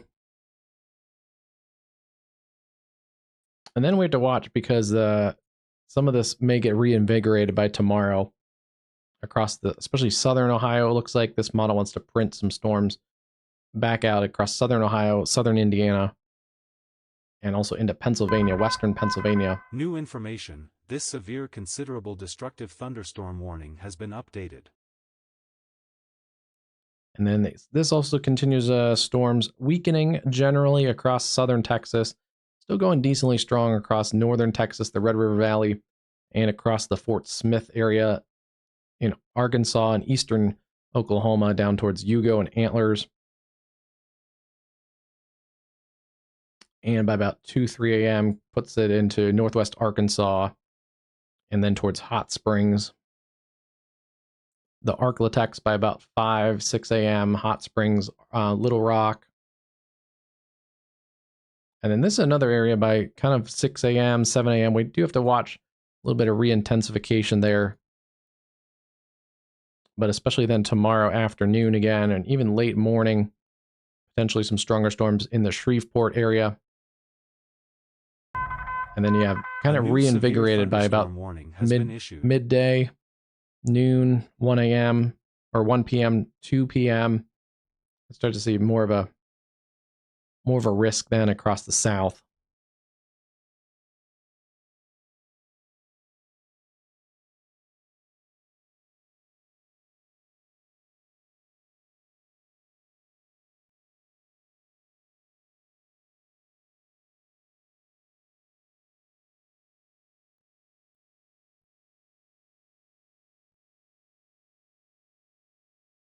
And that shows right now, it looks like all of our strong and significant tornadoes have been in that marginal risk area. So I think the Storm Prediction Center captured this very nicely, mostly from the kind of eastern center of this risk area up even into that northern little area on the northeast side. So a little bit more quiet down here, but overall, I think they did a great job at that. New information. Our other tornadoes today were across the enhanced risk and the southern enhanced risk. And that brief tornado, at least one brief weak tornado across the Oklahoma City area. And the other confirmed tornado was this area near Farmington. That was also in the enhanced risk. So pretty good job identifying those.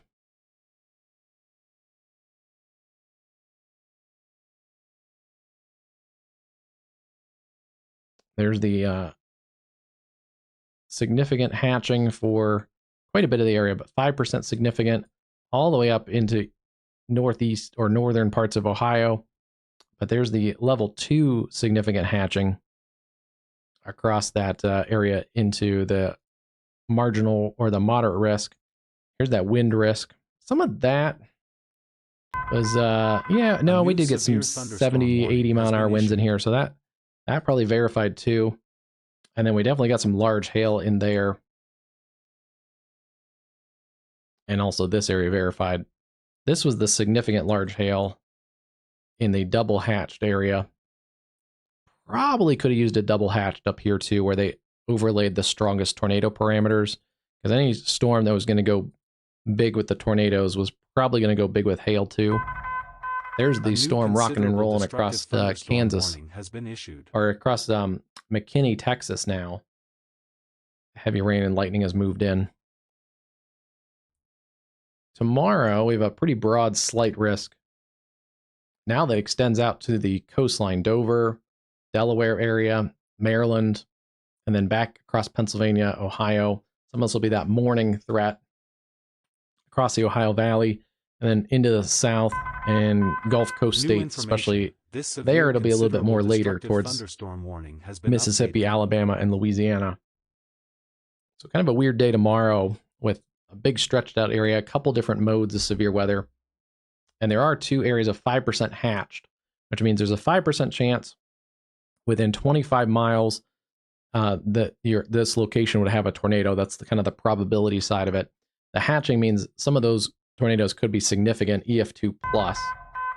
New information. And that includes Dover, Delaware now, Maryland, DC, Harrisburg, and then parts like Akron, Cleveland, and down into West Virginia. And then tomorrow, the same kind of situation down here across Louisiana, East Texas, southern Arkansas, and Mississippi. They've added the wind threat. That's new. I have not seen that yet since I looked at this, but they added the 30% new severe wind risk has been issued. And then the hail is less of a factor tomorrow, so not as big of a factor for hail, but there's a low chance, a 5% chance of hail. And then some of that may make it to the southeast, but nothing severe labeled anyway right now for the Storm Prediction Center. And then it turns cooler, so we may have a break in the active pattern after, especially after tomorrow, but for sure after the day 3.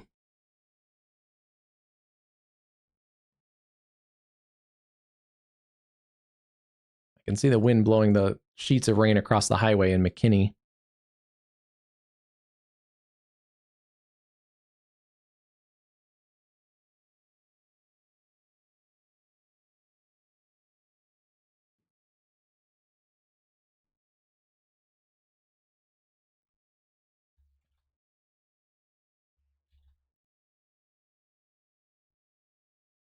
Still some supercells. They're elevated cells across Michigan, producing quarter-size hail to half-dollar size hail.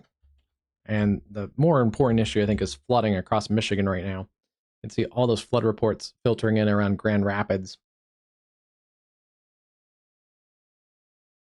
Large trees down too. A couple of those are stronger storms. A few more rounds of storms potentially here across northern Illinois. The strongest storms right now are passing through Crown Point and areas around Portage. A little bit of spin right in here near Hobart. Keep an eye on that one. That cell that was the major tornado producer today is basically non-existent anymore. Just a thunder shower, if anything. A new severe thunderstorm warning has near been White issued. Pigeon, Michigan.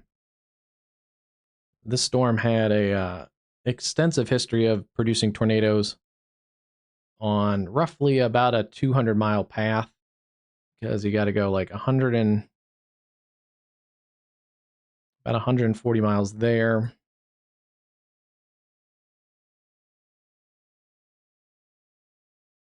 Yeah, roughly about a 190, 200-mile path. A new severe thunderstorm warning has been issued. And you can see for quite a bit of that, there was either tornadoes and or large hail reports. All right, let's move back in here. Crown Point, there is some rotation showing coming towards Valparaiso. Yeah, there's a little bit of rotation near Wheeler and Deep River.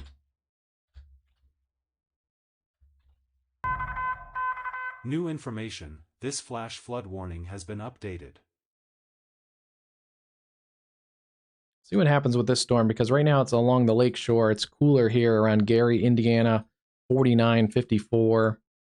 But on the east side of the lake, there's the warm air has pushed back in. It's 68 at Valparaiso, 68 at LaPorte, an area that hasn't been worked over that much except for that one storm.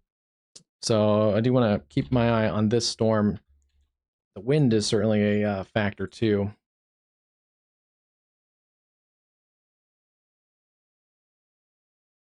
That gets into some warmer air. Let's keep an eye on it.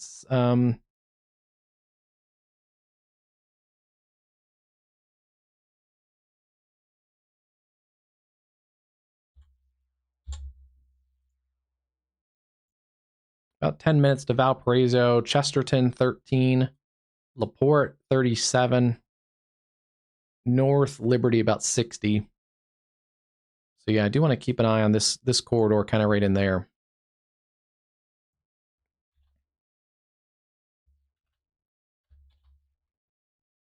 Other strong storms north of Kankakee.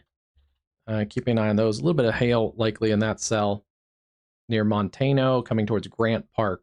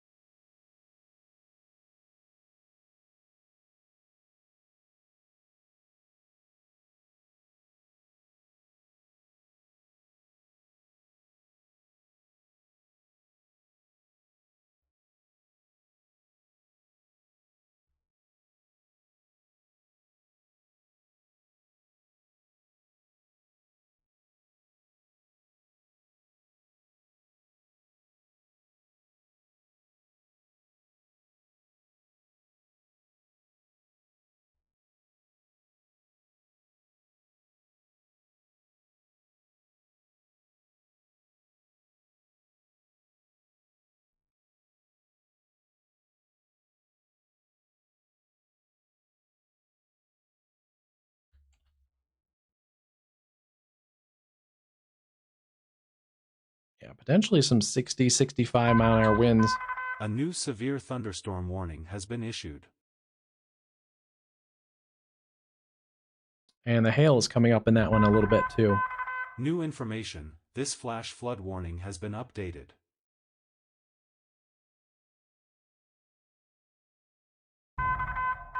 A new severe thunderstorm warning has been issued.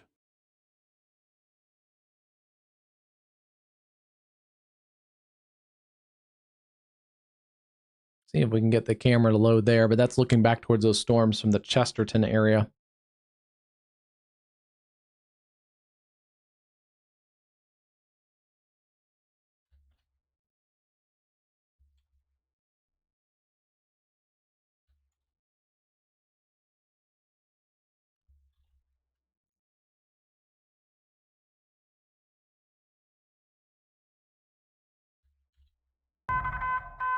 New information, this severe thunderstorm warning has been updated.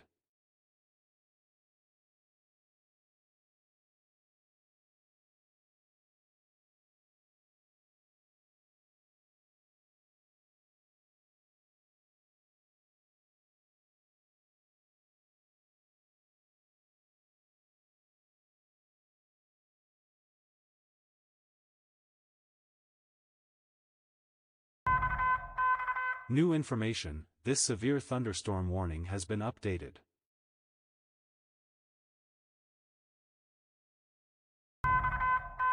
New information, this severe thunderstorm warning has been updated.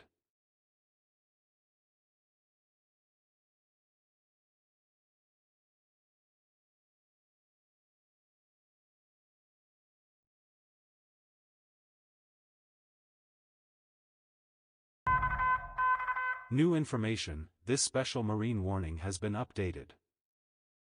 So the Storm Prediction Center is warning, not warning, but cautioning New information, in the this mesoscale severe discussions. thunderstorm Take a warning look. has been updated. In the gray here, you can see this gray line. That is a mesoscale discussion. There's a bunch of green lines. That's the flood discussion. But essentially, this gray area is a mesoscale discussion.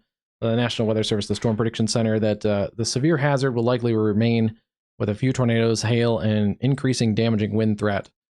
Basically, especially with this cluster of storms that's over the Quincy area, it's going to continue to ride up towards, generally towards Rushville, Bloomington, Springfield, Illinois, even towards Decatur, Urbana, and Bloomington. So especially the southern side of that tornado watch could be under the gun there. Tornadoes, hail, and wind. The green, obviously, are mesoscale discussions for flooding, which there's going to be a lot of. And then the other one is a tornado watch is likely for areas around eastern Oklahoma, southwest Missouri, and far western Arkansas. Risk of damaging winds and tornadoes may develop into eastern Oklahoma, southwest Missouri, and far western Arkansas this evening and overnight. A new watch will likely be needed. Several corridors of strong to severe storms are ongoing from southeast Kansas into southern Oklahoma and north Texas. Much of this activity will become linear, but embedded cells are noted at times, and the environment remains favorable for that continued severe risk.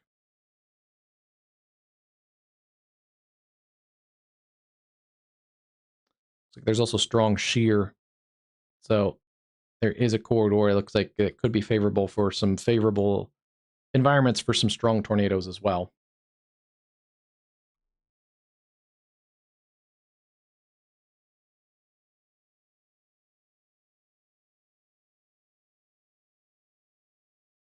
And just as I was talking about it, there's going to be a new watch area that's loading right now.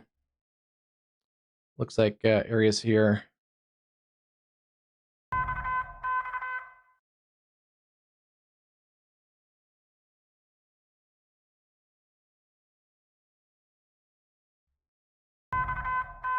New information, this severe considerable destructive thunderstorm warning has been updated.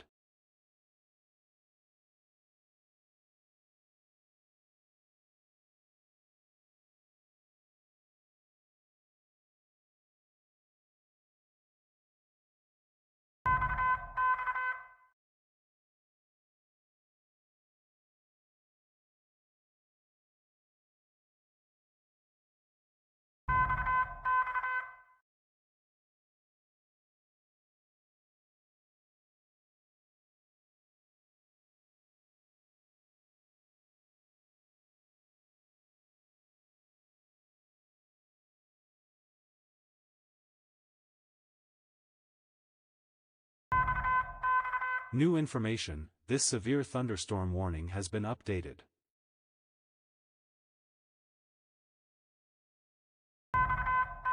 New information, this severe thunderstorm warning has been updated. And just as we say that, there is some new severe thunderstorm warnings starting to concentrate into Oklahoma. Let's take a look at these. Yeah, there's a couple. That cell near Sapulpa is now being warned again. Has been issued. And then for some small hail between Bristow and Sapulpa. And then new warnings here, Boley, Bearden, Okemah, over towards Henrietta, and Okmulgee. Right now, severe warned.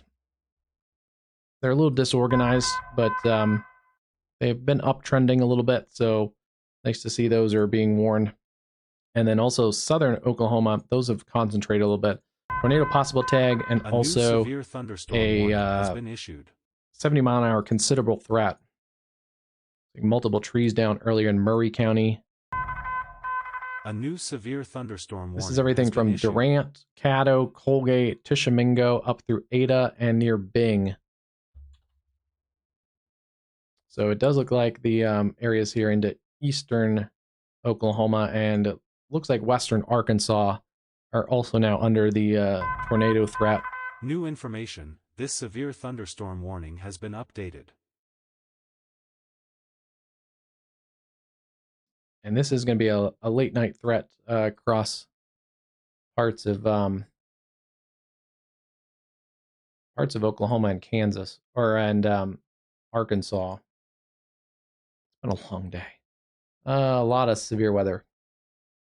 The states are all kind of blurring together right now. New information, this severe thunderstorm warning has been updated.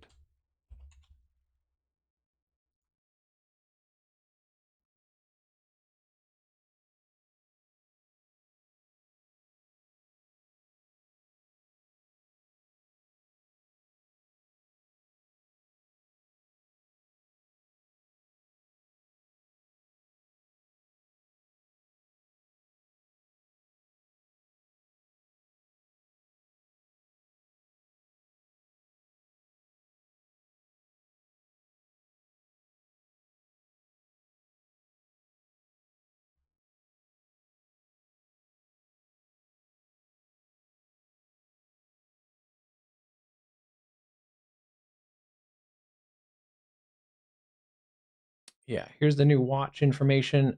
Western Arkansas, southeast Kansas.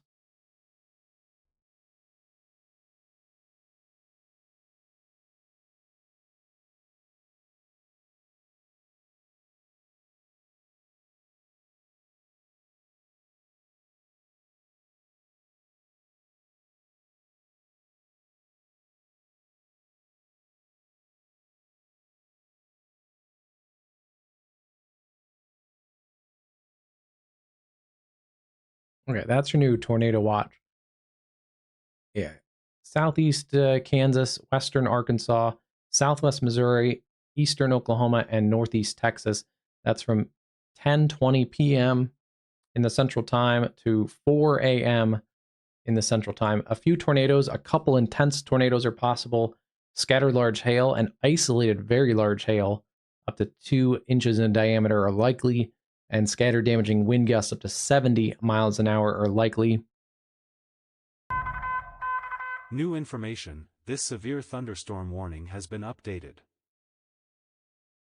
And that does include areas, especially the east side of Tulsa, and also kind of through the Tulsa metro, Muskogee, Tahlequah, McAllister, down through McCurtain County in Oklahoma, and then also into parts of southern Arklatex, just north of Texarkana, Fort Smith, Bentonville, Fayetteville, this severe thunderstorm warning Neotho, has been Carthage, Joplin, Baxter Springs in Kansas, all the way up to Fort Scott, Nevada, Missouri, Lamar, Missouri. Let's see, where else? Eureka Springs, Green Forest, Arkansas, just to the west of Russellville, including Clarksville and Ozark, Arkansas, through Waldron, Mena, DeQueen, down to Ashdown, and then also Clarksville, Texas. It's a pretty big area for potential tornadoes. A new severe thunderstorm warning has been issued. Severe warning still going on near Rock Springs. And then also back to Del Rio, some more severe weather across the Del Rio area. Strong storms also in central, the Texas Hill Country. New information. Right now, those storms have quieted down some in the Dallas-Fort Worth area. Still some pretty strong winds and maybe some small hail. Yeah, right, especially just south of Dallas. There's some stronger storms. That's going to be coming up towards the Mesquite area. And actually, I may jump our camera and get that over that way.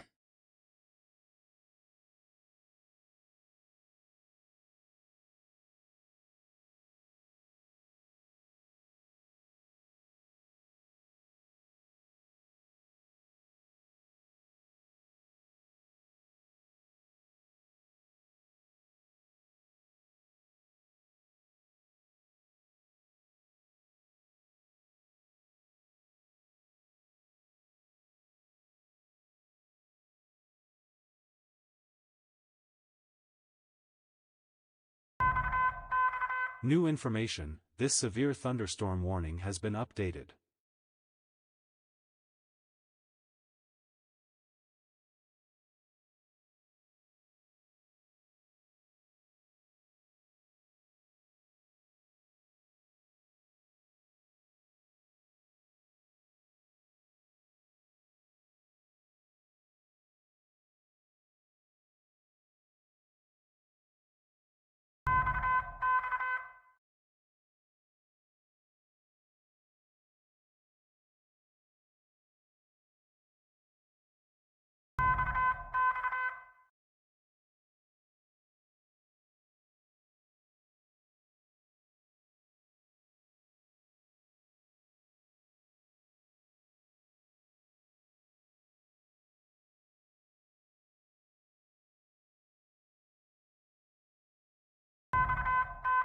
New information, this severe considerable destructive thunderstorm warning has been updated.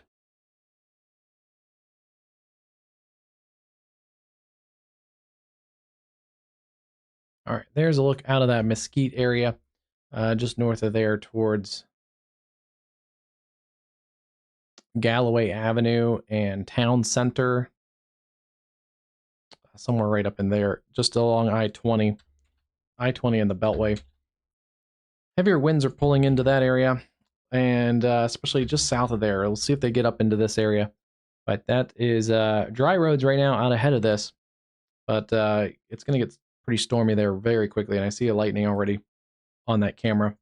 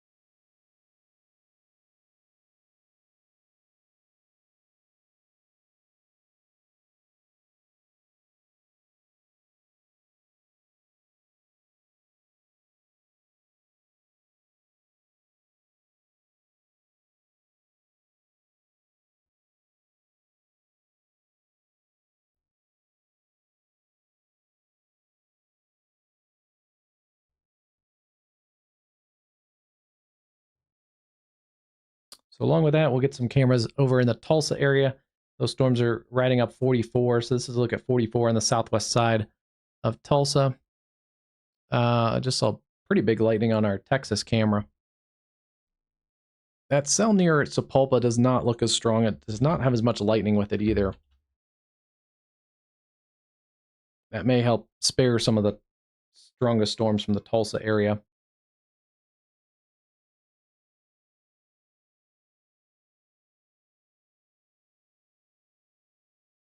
And then flood warning as well as severe thunderstorm warnings continue around the Kansas City area. These storms have kind of stalled out a little bit. Ping pong ball size hail potentially back into Olathe, Kansas, over towards Lee's Summit, Blue Springs, and Grain Valley. And I haven't seen any large hail, but you can see the hail reports are starting to stack up. A bunch of 1 inch, 1.5 inch hail reports. Kansas City has really gotten like sandwiched between the larger hailstorms. You can see those 2 and 3 inch reports to the north side, inch and a half to the northwest. And yeah, now the south side of Kansas City is really getting hammered hard.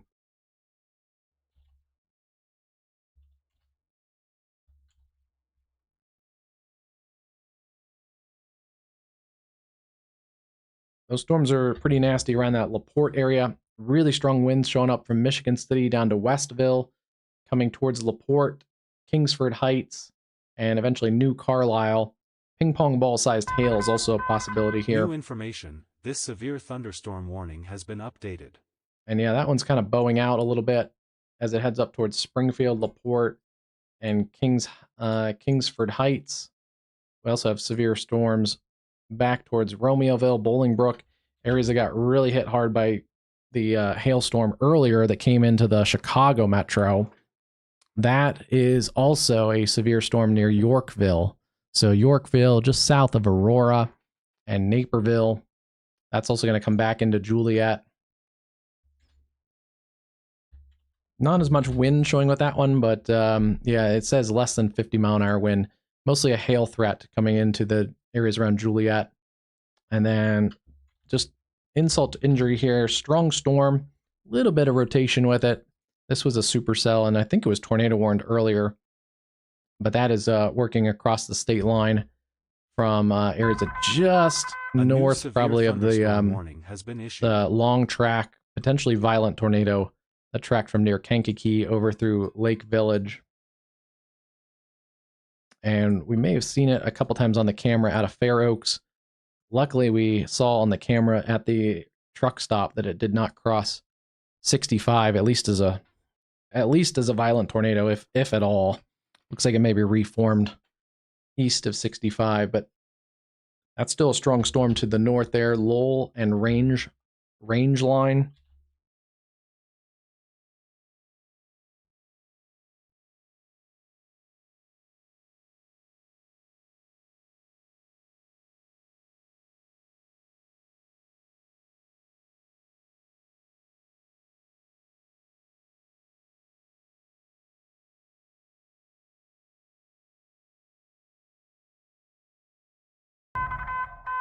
New information, this severe thunderstorm warning has been updated.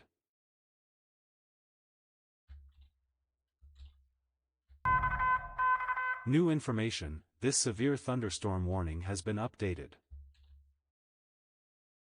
Really strong storms. Those are bowing out pretty good. It's going to be probably a 60, 65 mile an hour wind threat at least. And that is going to come up towards the South Bend area. A new severe thunderstorm warning has been issued. As I was talking about it, I just wanted to check on it. That truck stop is full now, so it would be even worse now if a big tornado came across there, but it was pretty full earlier. And yeah, I'm glad this area got barely missed. Very lucky. I have to watch out again, though. There is a little rotation showing up in this area near Shermanville.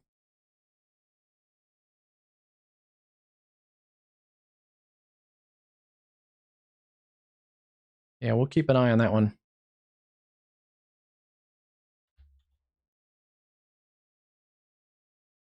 See the lightning on this camera as well.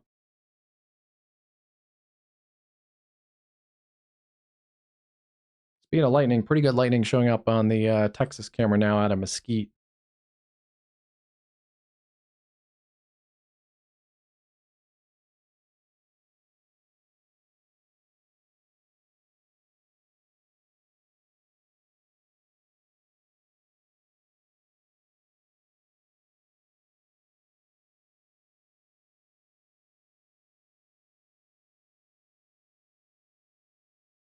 So a couple clusters of storms right now along the Great Lakes. These may get a little stronger too as they get into some warm air that hasn't really been tapped into that much here yet. Warning, Across that a new special I-94 marine corridor. warning has been issued.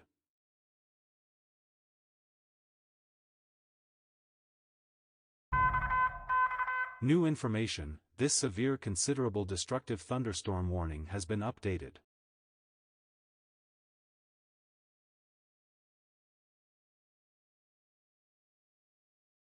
Ping pong ball size hail now being reported there for the LaPorte storm. New information, this severe thunderstorm warning has been updated. And still watching a little rotation there on that severe orange cell north of Shelby. A new severe thunderstorm warning has been issued.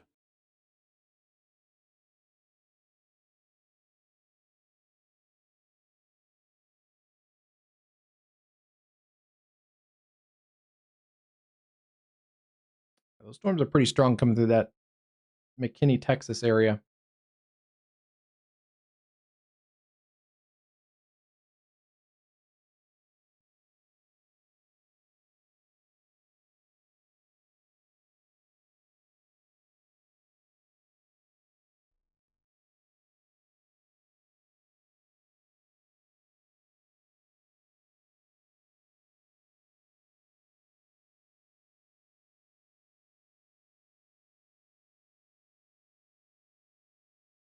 Tornado possible severe thunderstorm warning coming towards the Quincy area. This is that area that is in that radar hole, but again, Edina, Missouri. Edina, Missouri is right here. They're going to get a new radar for the National Weather Service. That'll really help this area around Quincy. There is rotation in here. It's very broad from what we can see on the radar at a very high altitude. So tornado possible tag, severe thunderstorm coming through Quincy, Palmyra. Looks like some strong hail signatures showing up around Hester, Missouri.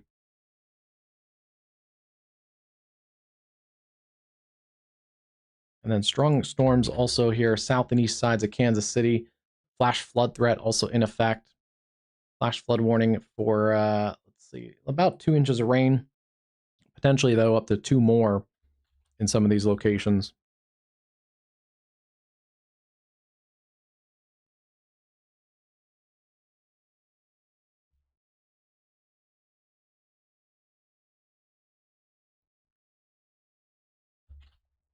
And then we pick up some pretty strong storms, Ottawa down to Garnett, Oklahoma, or Kansas, then back through Humboldt, Chanute, and Eureka and Howard.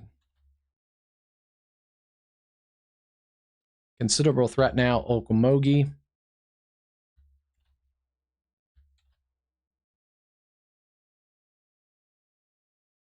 For 70-mile-an-hour winds, that's with those severe storms. And then also considerable threat down across southern Oklahoma around Ada, Tishomingo, Colgate, Medill, and Durant. Tornado possible tag. There's a couple circulations in there. There's one in here near Mill Creek. That's a little interesting. And then another one south of Ada.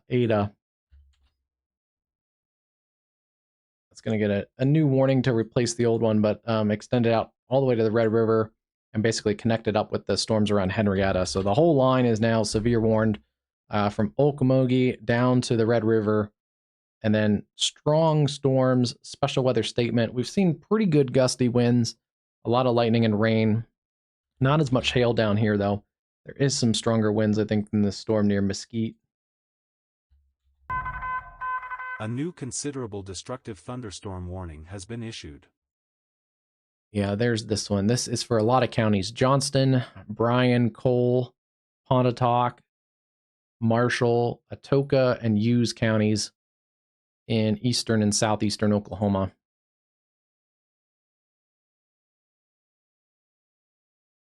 Southern Texas, they had the storms that fired first and went severe warned first. But those storms have weakened quite significantly, at least for now, across the areas around Mason.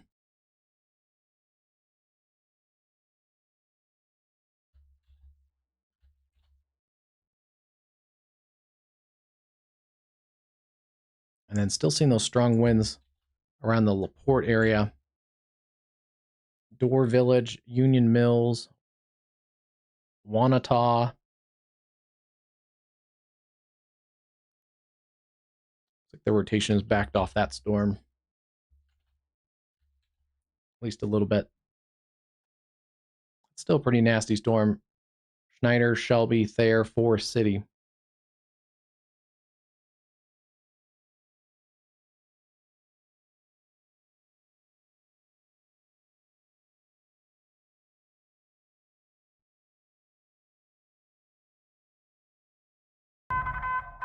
A new severe thunderstorm warning has been issued.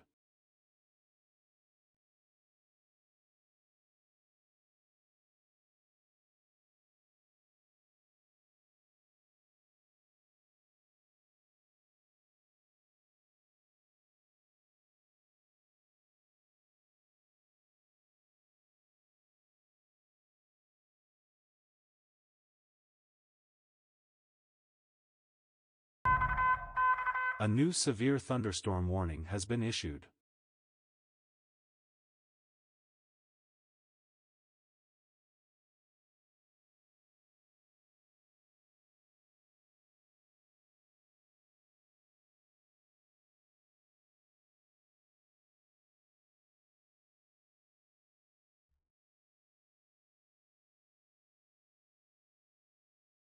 Keep an eye on this. This is at the Tulsa area. This is at the Arkansas River. New South side of information. Tulsa This for those severe storms, too. thunderstorm warning has been updated.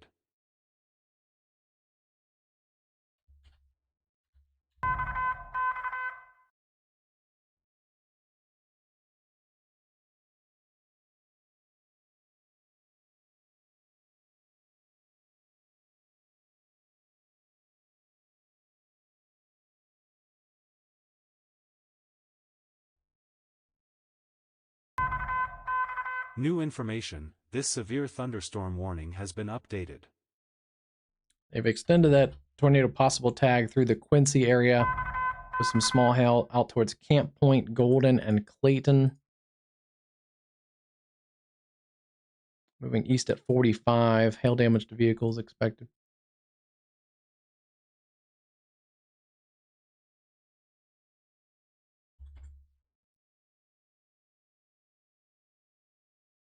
About 30 minutes to Clayton, and basically over the areas around Quincy now. Camp Point about 23 minutes. East of Quincy, stay weather aware.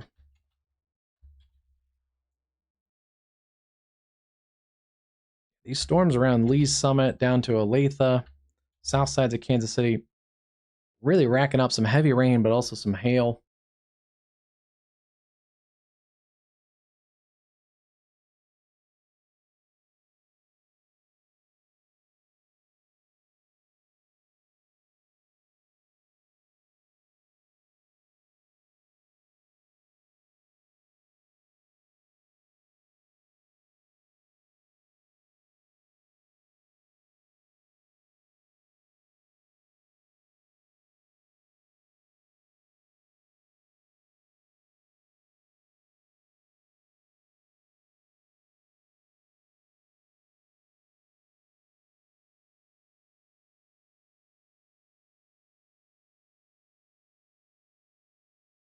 There's some large hail across parts of Illinois today, too.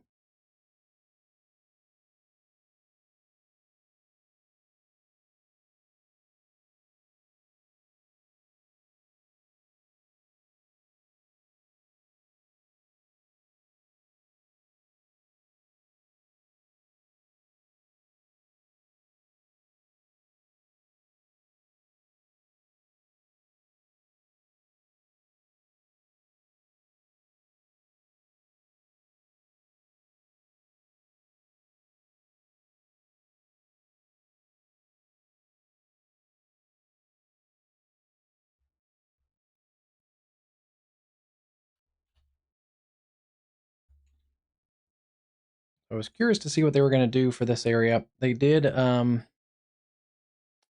this area in central Illinois was set to expire for the tornado watch. And it looks like they did add actually a couple counties into it. So Danville, Urbana, Decatur, Springfield, and Jacksonville, those counties have all been added in on the southern end of it. But this area essentially now goes until 3 a.m. or 2 a.m.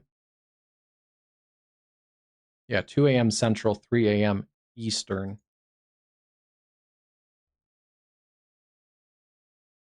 Pretty good lightning showing up on the Tulsa camera now. This is the Arkansas River. It's kind of over, I think, by the aquarium in Tulsa.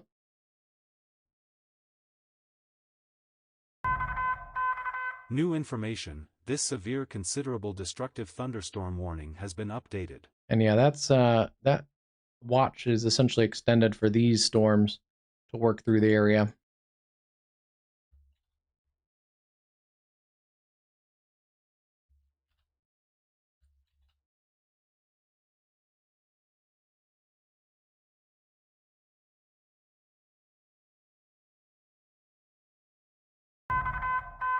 New information. This severe thunderstorm warning has been updated.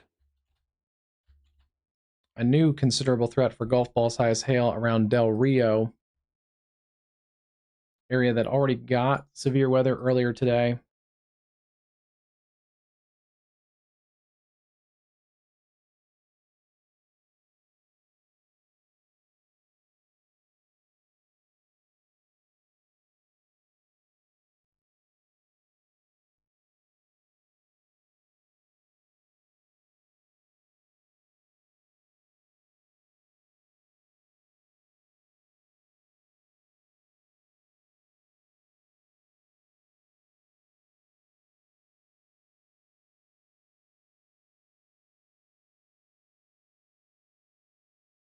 A couple rounds of pretty heavy storms and showers and everything for a pretty arid area around Del Rio. That could be some localized flash flooding as well. Has been issued.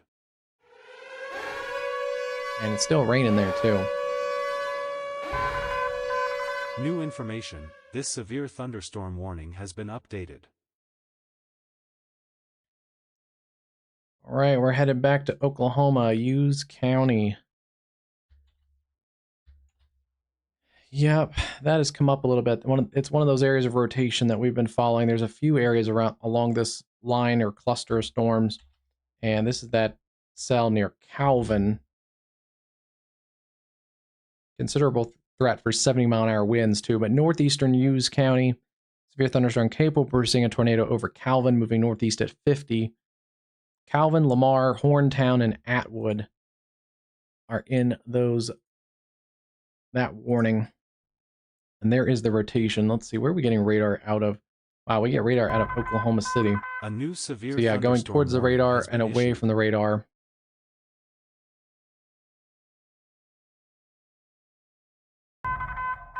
A new severe thunderstorm warning has been issued. Kind of broader rotation south of Ada, and also another area rotation near Wetumpka.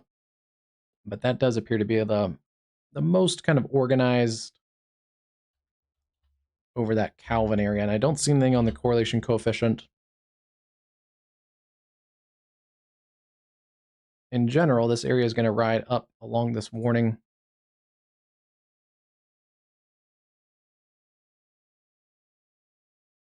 I believe it was at 50.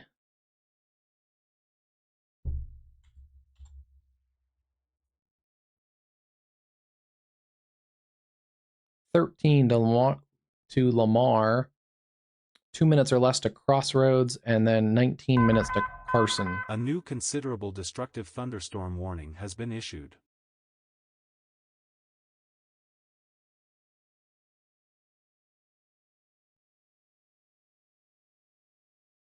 And they're going to extend that considerable threat across the South Bend Metro.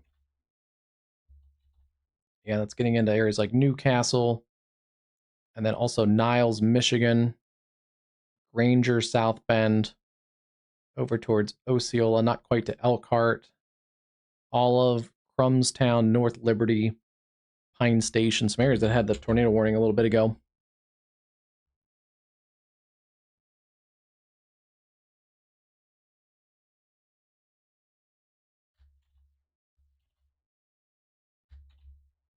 Still seeing some rotation on the tail end of this storm, but this is a former supercell, so it likely has some rotation still with it. It's not as punchy as it was, but just keeping an eye on that one. That's lifting across Forest City.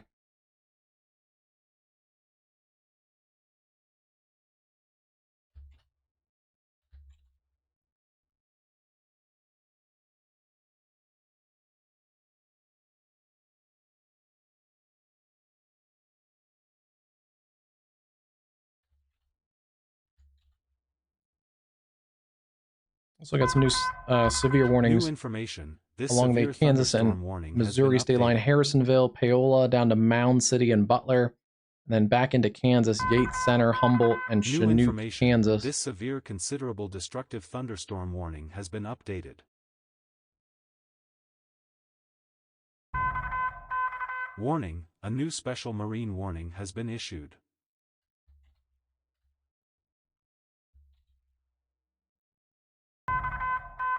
New information, this severe thunderstorm warning has been updated.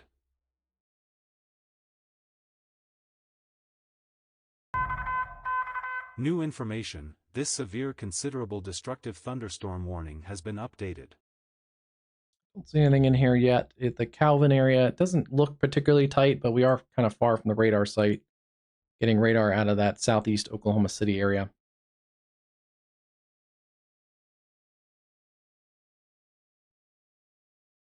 Back into Tulsa, we did lose the severe warning on that cell near Sapulpa. Most of the strongest storms are south of the Tulsa metro, around Jenks, Bixby. There's a little bit of an embedded supercell in here to watch. That's coming towards Coweta and Wagner.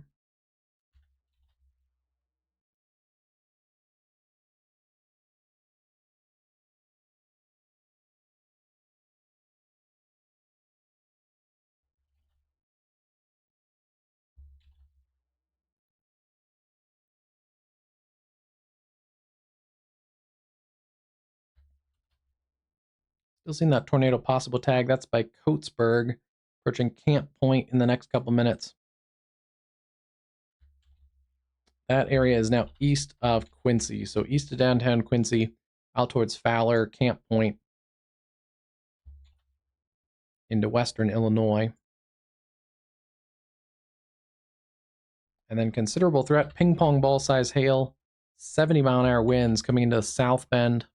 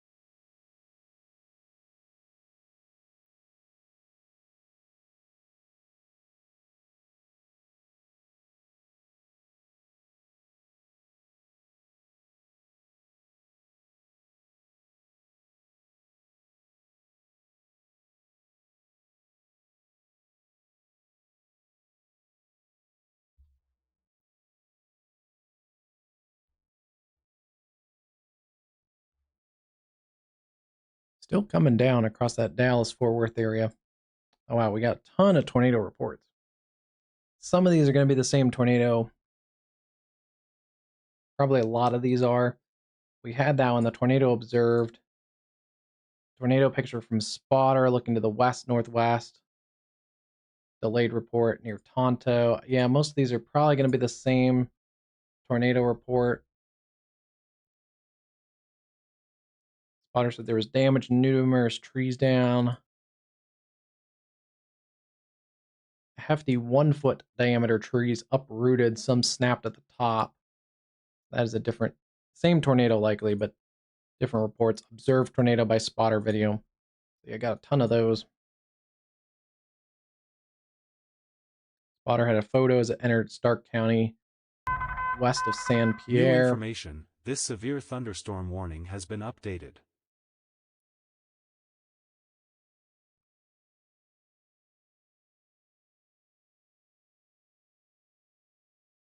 .51-mile-an-hour report in Indian Hill. Reports of a barn destroyed on Route 8 in Stark County.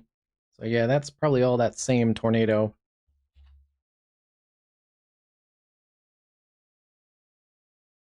And we still have strong storms coming through the Chicago metro right now. Those are severe thunderstorm mostly just hail producing. updated. And some gusty winds. Darien, Palos Hills. Lost a lot of our severe warnings for central Michigan, so that's nice to see. And then I think our severe threat is almost over for the areas around Milwaukee. Yeah, I don't think so. And the National Weather Service, I think, is kind of thinking the same thing.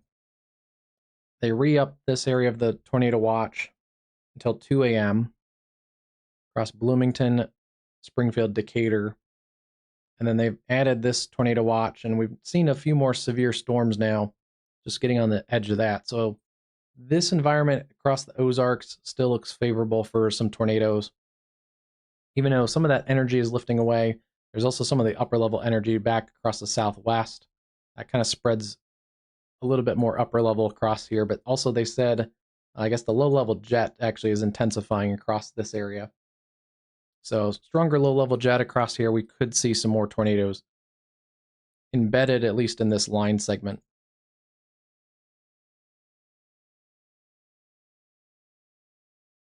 This may try to kind of organize a little bit into more of an organized mesoscale convective system.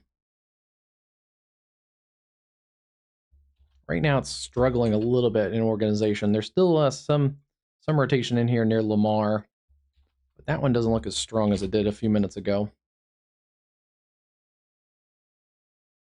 Yeah, still kind of broad in here. Definitely stronger back towards Calvin. It's definitely weakened on the last couple scans.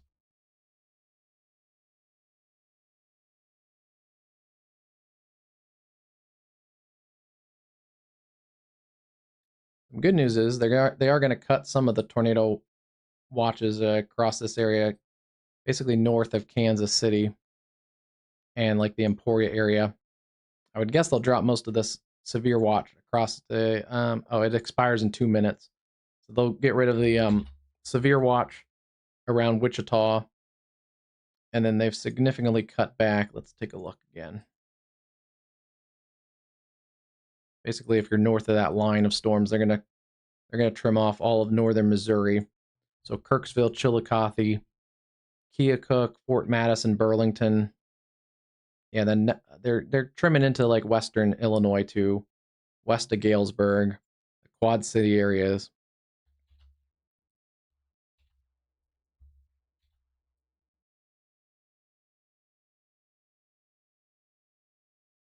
And yeah, especially back to the northwest, Mount Carroll, Sterling, Freeport, Stockton, far northwest Illinois.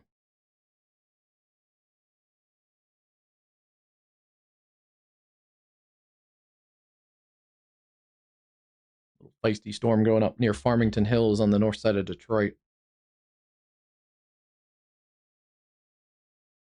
Back to South Bend. Considerable threat continues for South Bend. 60-mile-an-hour wind or 70-mile-an-hour winds and ping pong ball-sized hail potentially in here from New Carlisle to South Bend.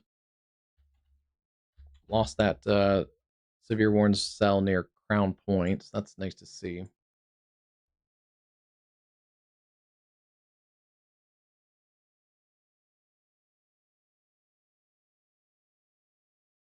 This is another area I think it has a chance at getting decently organized as it pushes across probably the I-70 corridor from basically Kansas City towards Missouri or towards St. Louis.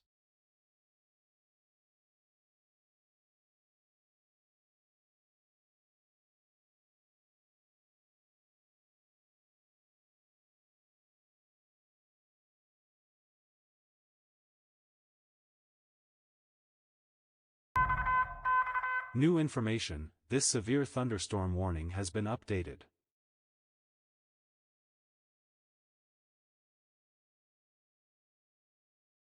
Dropped the hail a little bit on that LaPorte County storm, down to $50. There's still pockets, I think, of stronger hail. If there's any bigger hail, it's in this area near Kingsbury, just east and south of LaPorte.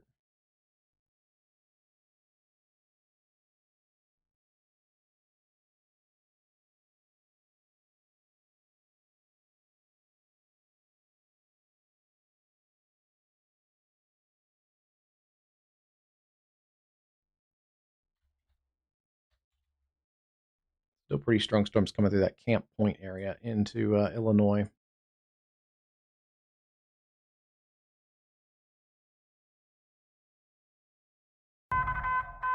New information, this severe thunderstorm warning has been updated. And then this is still going to be an issue. Beyond the severe weather, this is a lot of heavy rain coming down. There's already the flash flood warning.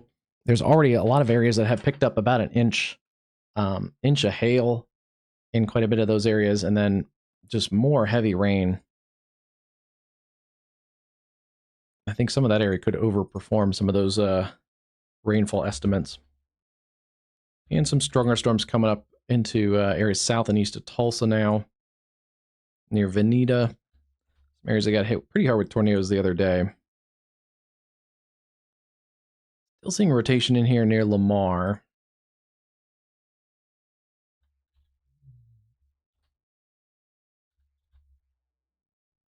Yeah, that's an interesting cell still.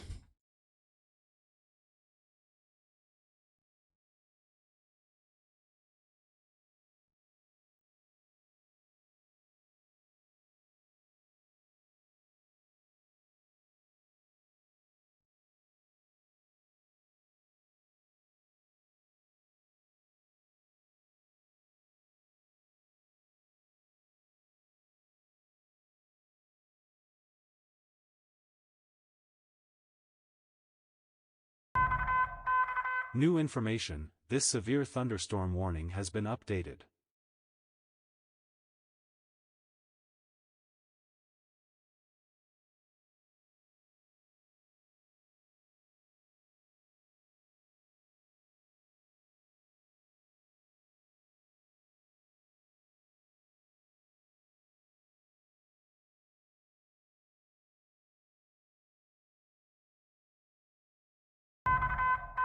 A new flash flood warning has been issued.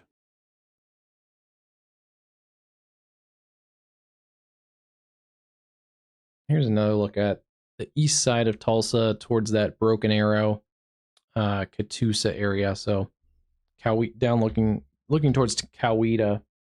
Pretty strong storm. Gusty winds, a lot of lightning with that.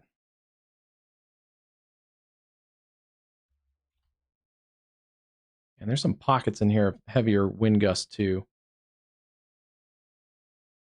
Potentially some 60 to 70 mile an hour gusts in there. But they're small, kind of isolated pockets.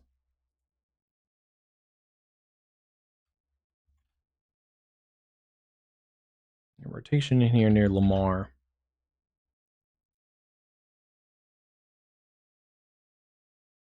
It hasn't really re-strengthened it. It's just kind of there. It hasn't Hasn't really had a good or bad trend in that area of rotation around Lamar.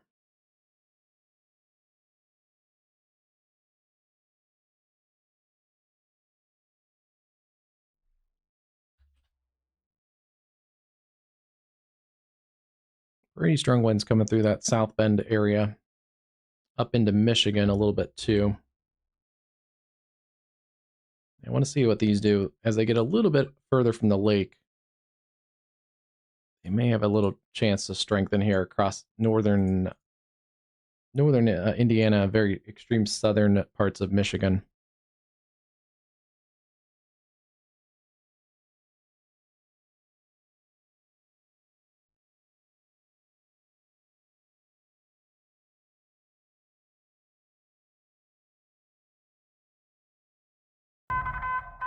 A new radar-indicated tornado warning has been issued.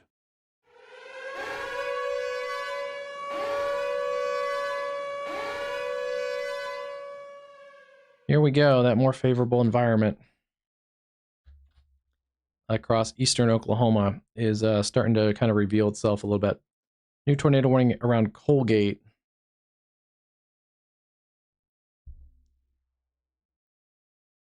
Yeah, tornado producing storm located over Colgate, moving northeast is at 60.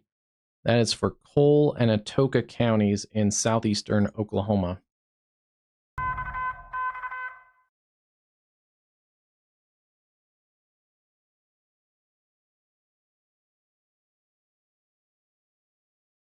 We are pretty far from the radar site here. This is a bit of a radar hole in eastern Oklahoma. The one thing is there is a private radar at Durant, Oklahoma that the National Weather Service out of Norman has access to. So they can see a little bit closer into the storm too. So if there's a tornado warning in this area, even if we can't see it on radar, if it's warned, it's generally because they got a decent eye on it at the National Weather Service in Norman. So this may look better to them than it does for us. Probably the same for that considerable threat to the overall severe thunderstorm warning across this area. Doesn't look particularly strong, but we're on the edge of the radar, really pushing that.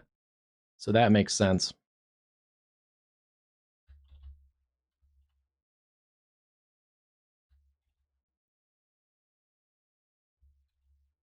As these get a little bit closer into eastern Oklahoma, we'll get better radar coverage out of the Fort Smith area.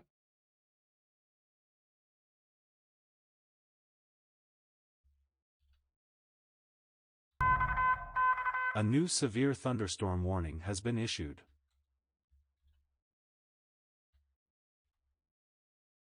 Yeah, there are some pockets of damaging winds in here just to the east of Broken Arrow, around New Tulsa, north of Coweta, coming towards in NOLA. It's that area we just covered the other day for tornadoes. There's a pretty good pocket of wind in here, and we're pretty close to the radar site, right around New Tulsa.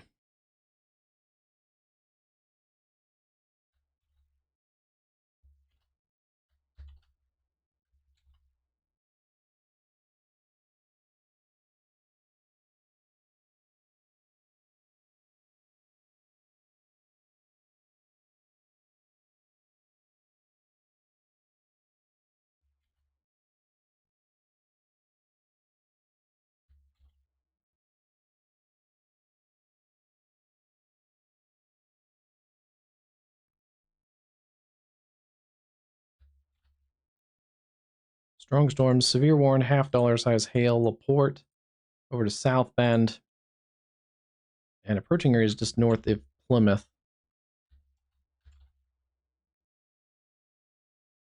Not seeing a ton in there yet.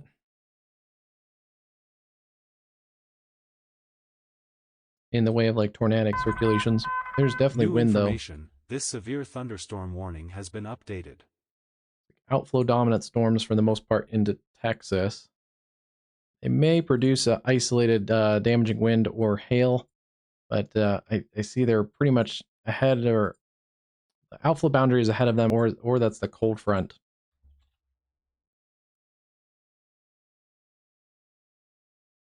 And yeah, outflow boundary there. That should pretty much cut off any severe threat for back into the Dallas-Fort Worth area.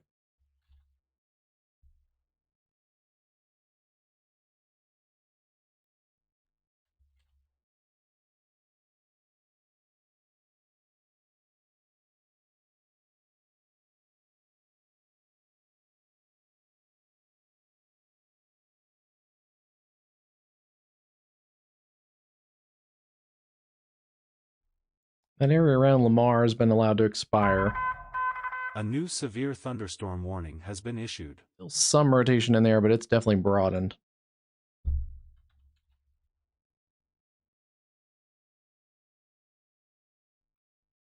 And we are getting a new warning for that storm with the gusty winds. They're warning it for 60, but I think there's probably more than 60 in there.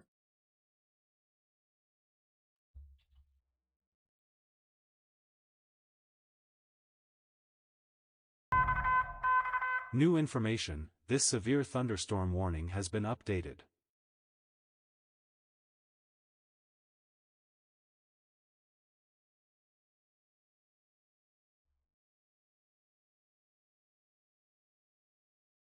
Mostly just wind in here now, but yeah, there was tighter rotation around Lamar when that was tornado warned. It's definitely broadened back out.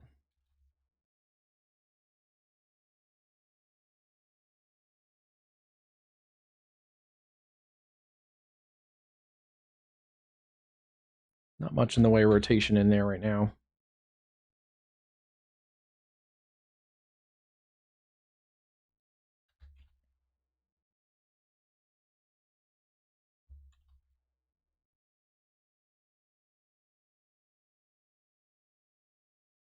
Power poles damage to roofs around Garrett. 58-mile-an-hour winds around Anderson.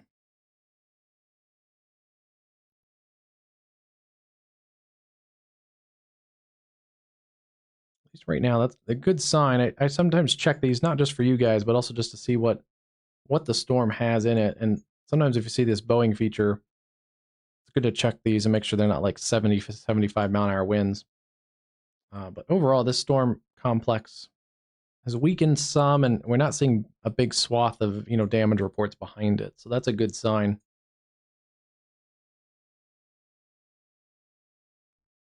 Same for this one, although sometimes it is dark and damage reports don't get reported right away.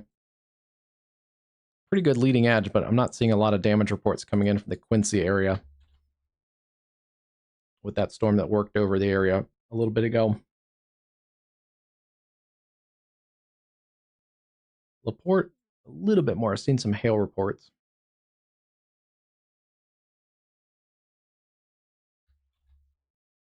And then those are working into the more unfavorable environment. It's rain cooled and lake cooled, and those storms are fading fast across the south side of Chicago. Mostly just showers and storms, kind of disorganized showers and storms. And they've let the severe thunderstorm watch expire across northern Illinois.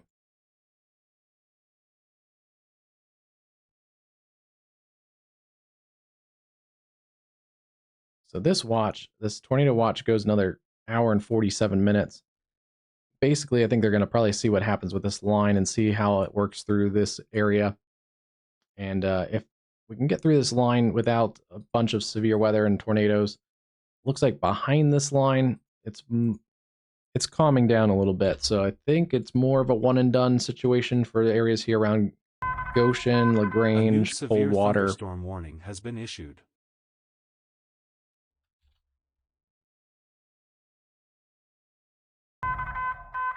New information, this severe considerable destructive thunderstorm warning has been updated. I can look at those destructive severe thunderstorm warnings. I think they're just trimming off some of it. Still not super crazy organized. There's pockets of wind in here. Not as much hail anymore.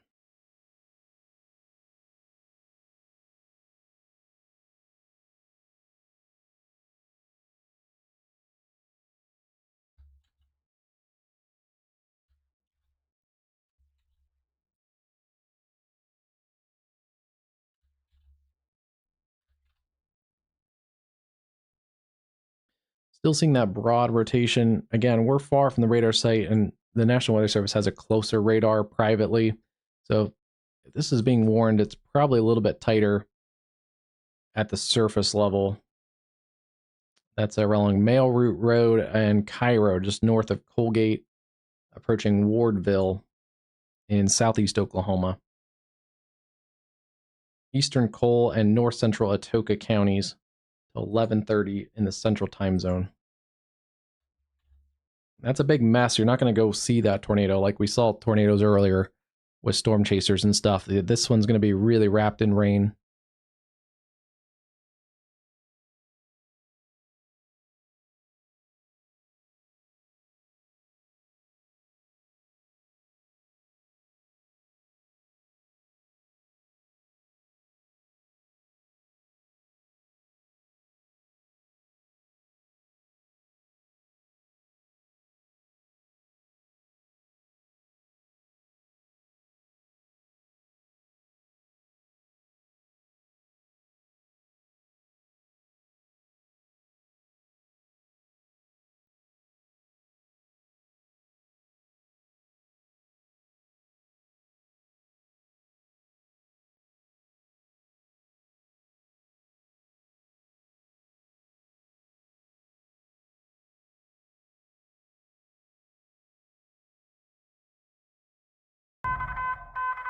New information, this tornado warning has been updated.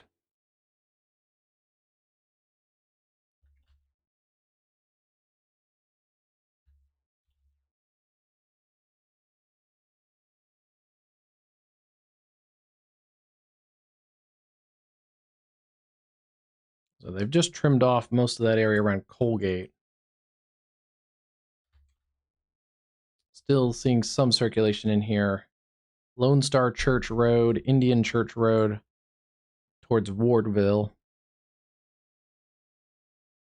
That area goes another 14 minutes.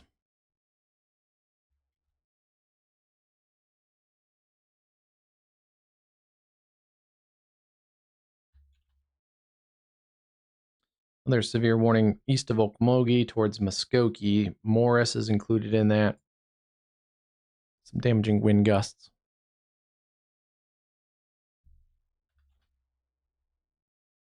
And some pretty strong winds right over the radar site. We'll get a little better look at these when we get a little bit further away from the radar. But there's 61 mile an hour showing basically just over the radar site. And that's really low level. I would suspect that a lot of that is reaching the ground. So that's probably a pretty much a confirmed severe thunderstorm there.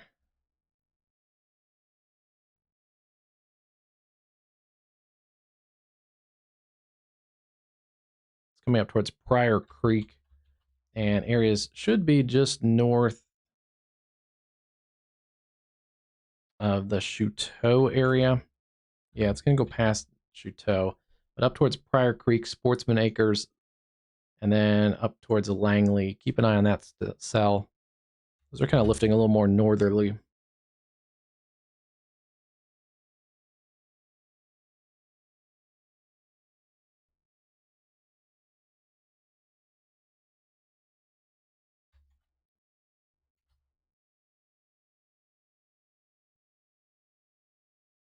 Strong winds coming through South Bend right now. The hail has come down on these, so that's a good sign. And not seeing a ton of hail reports behind this either. The unfortunate thing is some of this is going to work into some areas that had the tornado damage and the tornado emergency around Knox earlier. Still a decent amount of lightning coming down on that Tulsa camera.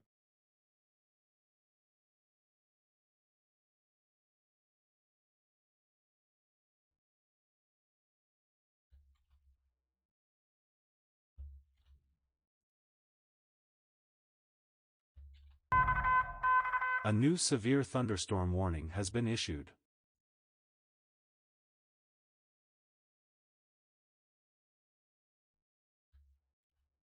Here they dropped the warning. Yeah, that one's not looking as healthy as it did earlier. Maybe some wind and some small hail coming towards Rushville.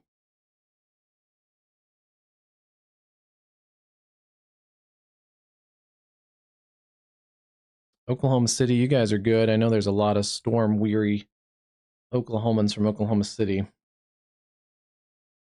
Let's see if that cold front passed through yet. Not quite yet on the cold front.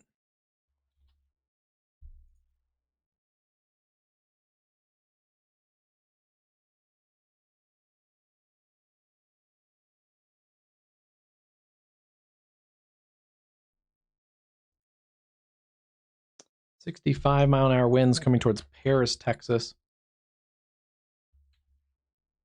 Those are the storms that actually are moving really quickly out of the Dallas-Fort Worth area. Dallas-Fort Worth area, though, all the Dallas-Fort Worth area is covered in a flash flood warning. So please turn around, don't drown. We've seen some pretty good ponding on the roadways at times in that Dallas metro. So turn around, don't drown. There may be some more rain, maybe some storms, especially on the southern side of Dallas. New information, this severe thunderstorm warning has been updated.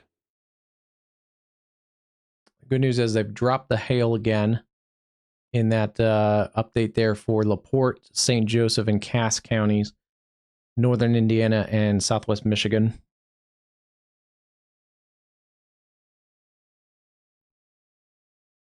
I think this is becoming one of our focal points for severe weather here. Fort Smith, Bentonville, east sides of Tulsa, up to maybe Joplin, and then down along the Red River. That's going to go, I think, quite a while into the evening.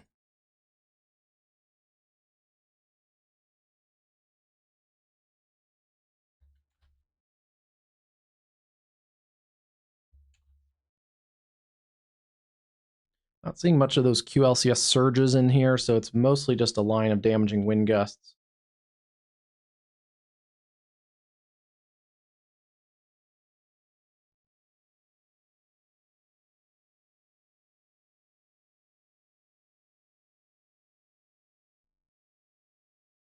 And we've lost some of those severe warnings around Fort Scott, too. That's a good sign.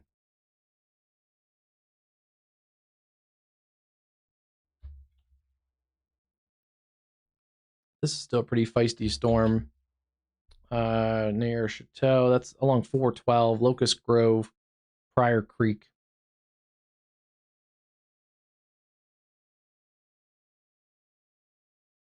A little part of that's trying to bow out a little bit, too.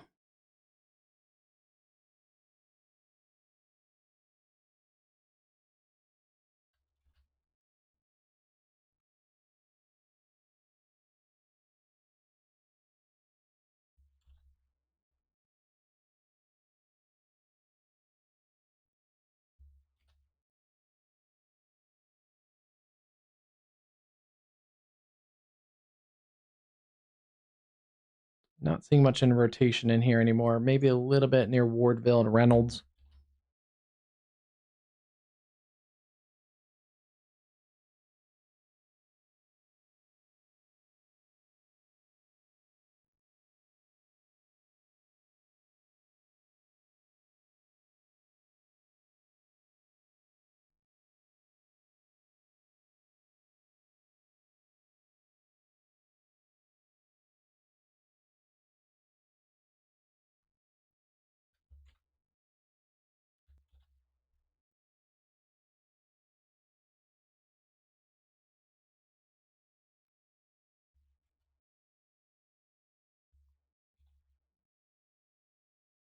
Gusty winds across Michigan, but the hail is definitely less of a threat.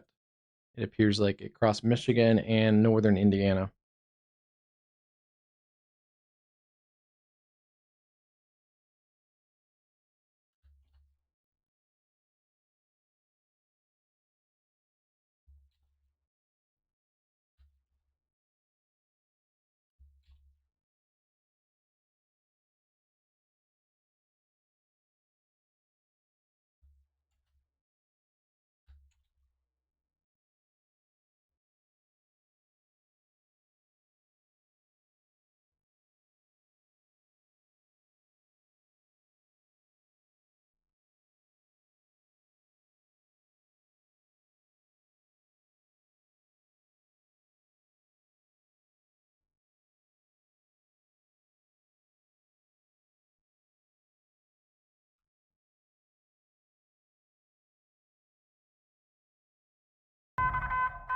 A new severe thunderstorm warning has been issued.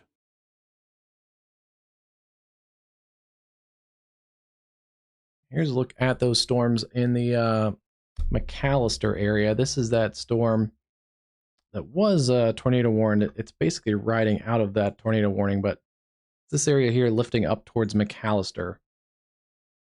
So we'll see if we get any anything to see on this camera. This camera's been a little sketchy the last few days. Tried to use it the other day. A new severe thunderstorm And warning has it been dropped issued. off a few times. So it's kind of in a remote area. And it may be struggling a little bit with the storms around.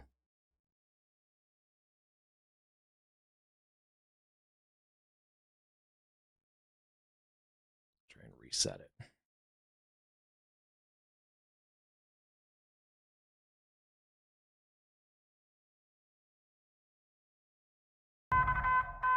New information. This severe thunderstorm warning has been There, looks like updated. it's functioning pretty good.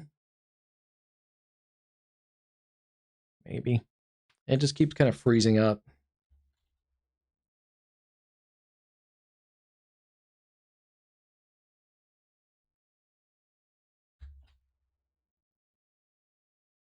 A little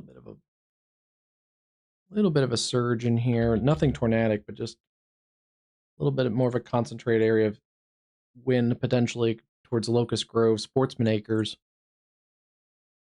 It's kind of a nasty cell.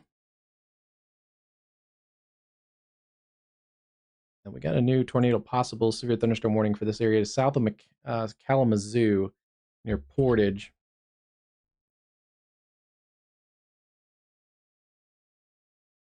Yeah, there's a little bit of a rotation of Vicksburg.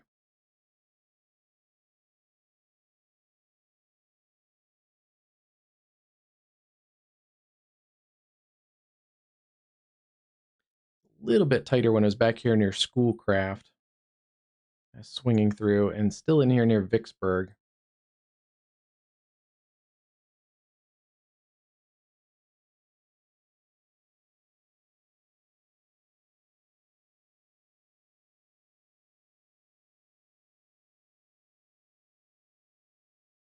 Athens about 19 minutes. And oh geez.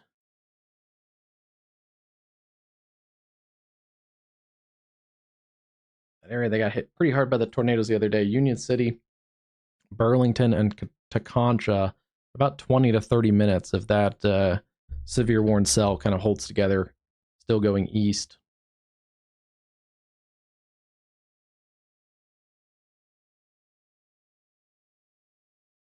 Might try to lift a little bit towards the north. And there's not as many communities north of Highway 8, I think it is, yes, or State Highway 60.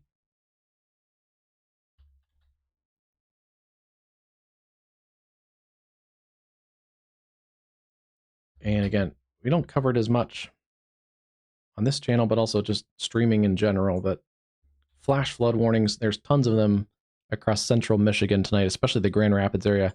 Tons of flooding reports. 6 to 12 inches of water, I think, is a bunch of these reports on the roadways and stuff. 12 inches of standing water. So please turn around, don't drown tonight. 8 inches there in Burton. Grand Rapids got some decent hail earlier, especially west of town. But since then, not a lot of severe weather, but it's mostly just a flood risk.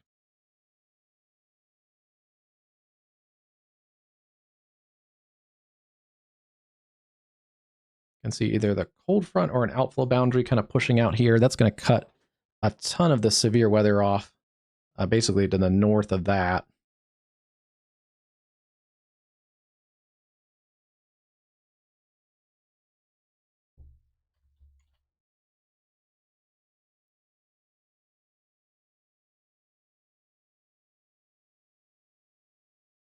Yeah, still seeing some rotation in here near Vicksburg in Michigan.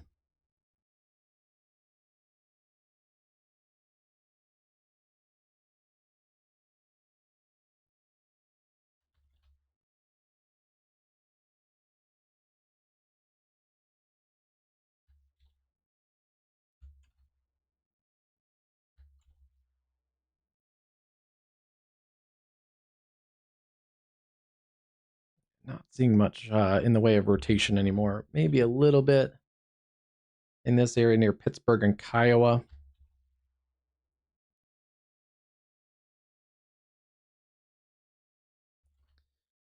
Tornado possible tag in this cell near Wagner.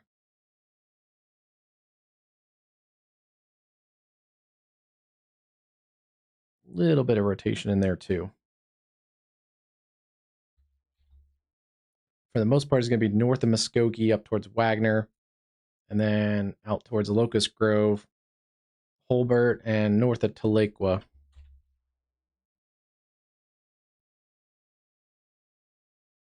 Whoa.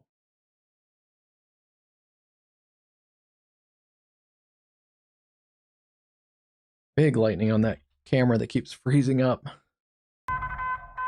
A new severe thunderstorm warning has been issued.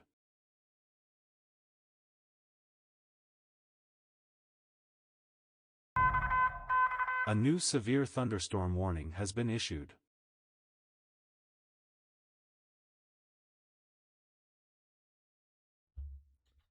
They've just extended that severe warning cell near the South Bend area.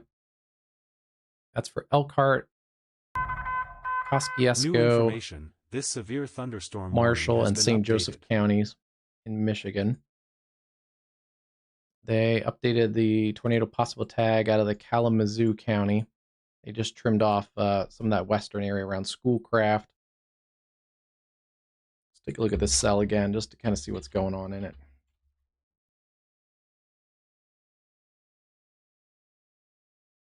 Still some rotation showing up in this area near Vicksburg and just to the east of Vicksburg. New information. This severe thunderstorm warning has been updated. Yeah, it's kind of right where that is in the reflectivity too. Good news is this might lift to just to the north of Union City. I think it might lift up kind of towards the Marshall area. So keep an eye on that one if you're out towards Marshall, south of Battle Creek. Then we got the new tornado possible tag around Wagner. Yeah, a little bit of rotation down there.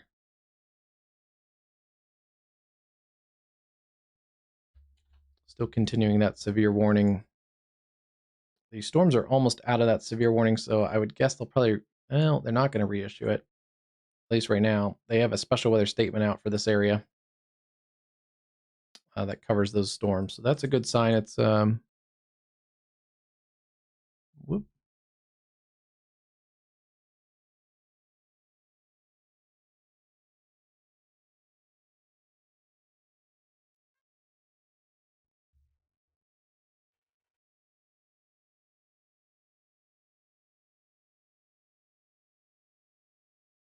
There we go. Don't know what happened there.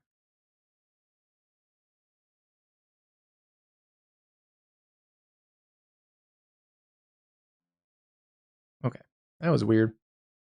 Camera just went to sleep. Warning. A new special marine warning has been issued. Okay. Nothing else failed. The camera just decided to go to sleep, I guess. It's had a lot of work the last couple of days.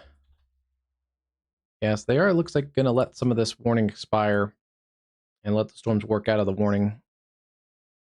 This area looks a little punchy down here, coming up towards Antlers, Yugo. Keep an eye on that area. It's kind of bulging out. New information. This severe thunderstorm warning has been updated. And yeah, new severe thunderstorm down A new here. severe thunderstorm warning has been Llano issued. and Burnett counties in central Texas. And still seeing 65-mile-an-hour winds coming towards the Paris area. I think there's probably some 60, 65-mile-an-hour winds in this line up towards Antlers too. New information. This severe considerable destructive thunderstorm warning has been updated. We're going to continue the warning for that cell around Pryor Creek. Continue it over towards J.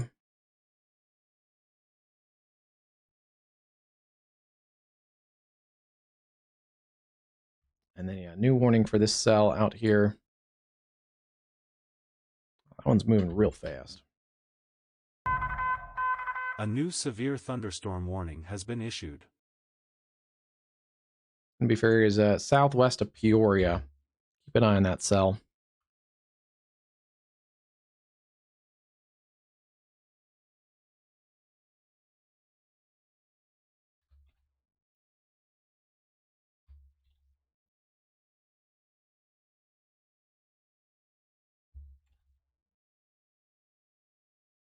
This cell is still trying to spin.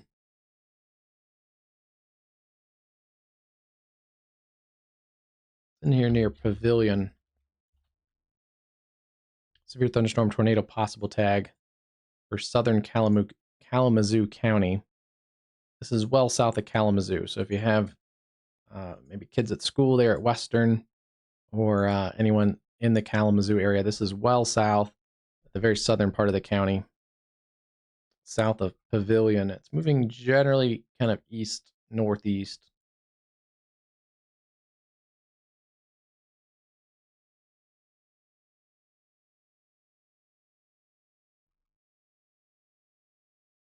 Bunch of small communities: Burlington, East Leroy, Pine Creek, Athens, and Union City. That's a storm to keep your eye on.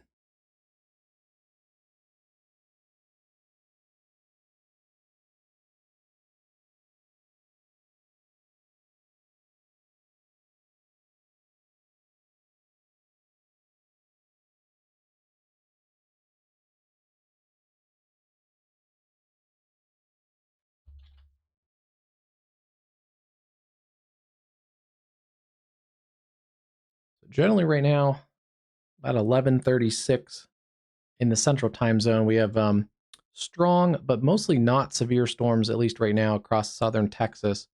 The one exception there in the hill country with some pretty strong storms around Lake Buchanan. Otherwise, strong storms. Most of these are behind the cold front outflow boundary, so not much of a tornado threat. Some pockets of hail, another pocket of hail across northern Mexico. This one has the best, I think, hail and wind threat. And then a few other stronger New storms information. This severe thunderstorm warning in has been central updated. Texas, and then across eastern Texas. Paris, 65-mile-an-hour winds. I think there's probably some of A that new in this severe cell near thunderstorm Antlers. warning has been issued. Yeah, they're going to, I think, reissue a new warning for those. Then we have a cluster of severe warned cells up here. These are interesting. There are some little circulations in here. None of them are strong enough to be tornado warned, but there are tornado possible tags for both of these storms here. There's one near OK. You can see the wind kind of funneling in here. A little bit of an outflow surge. There's another little wrinkle up here. Some pretty good winds in here near Pryor Creek. And we saw those really close to the radar site too. They're showing 60, 65-mile-an-hour winds. It's going to keep coming up towards Jay and Langley.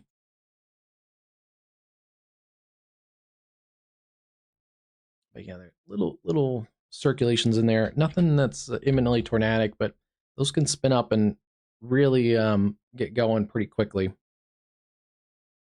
Then we work up into southeast Kansas. Storms are kind of behaving right now. Some strong storms, maybe some pockets of smaller hail. But some of these are becoming a little more outflow dominant. We're starting to see the outflow boundary. New information. This severe thunderstorm warning has been updated.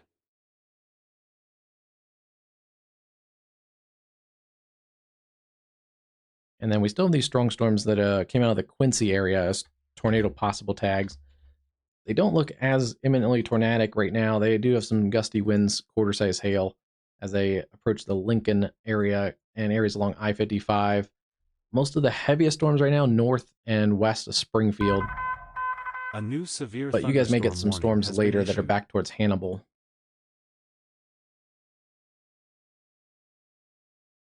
And newest warning there: Cass, Fulton, Mason, Menard, Schuyler, and Tazewell counties in Illinois, central Illinois. We have this pretty beefy line of storms still coming through parts of northern Indiana, severe warned, quarter-size hail, 60-mile-an-hour winds.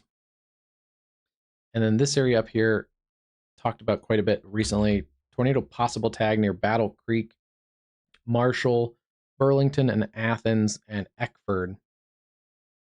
Not super tight right now, but there is rotation in here. Maybe now it's kind of two areas showing. So keep an eye on those as it comes up towards Marshall and Eckford.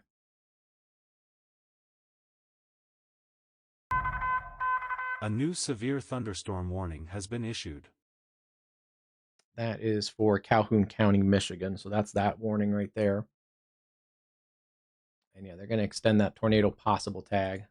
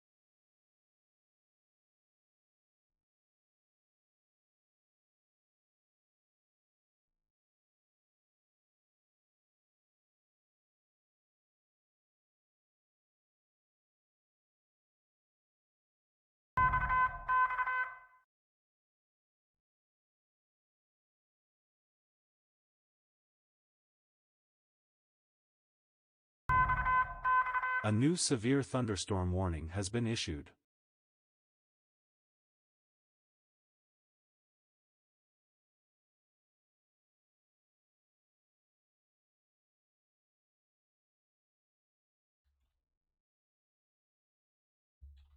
Yeah, this cell is New trying to spin a information, little this bit. severe thunderstorm warning has been updated.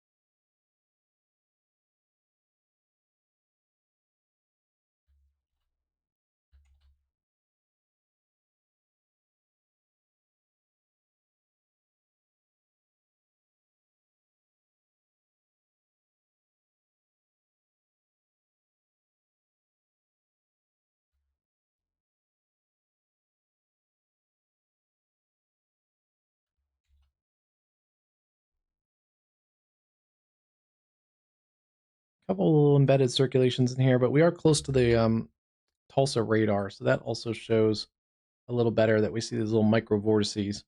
One in here near Fort Gibson, another one east of Mallard Bay, and then another one maybe right in here near Fort Gibson Lake.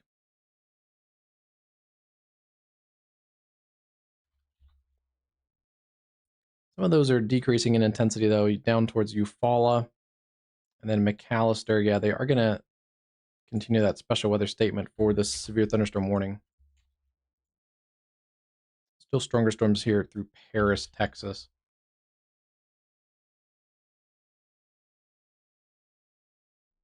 And then also some stronger storms here near Lampasas. A new severe thunderstorm warning has been issued. And this is that area that has a little bit of a surging wind field around Lometta, Lampasas, down to Burnett, New Texas. information, this severe thunderstorm warning has been updated. They've significantly dropped the hail in the Elkhart County, Indiana storm. At one point, it was ping pong ball size hail. It's now less than an inch in diameter. The wind field also seems to be coming down in that one.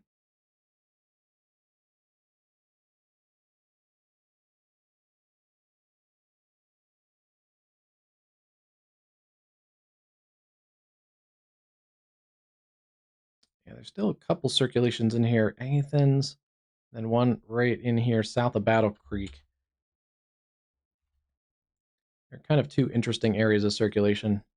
generally coming towards the Marshall area.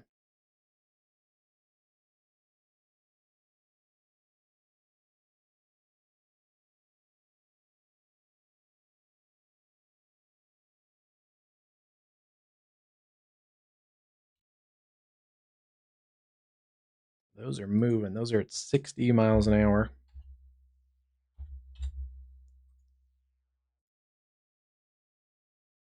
A little bit of a localized QLCS type of system in here.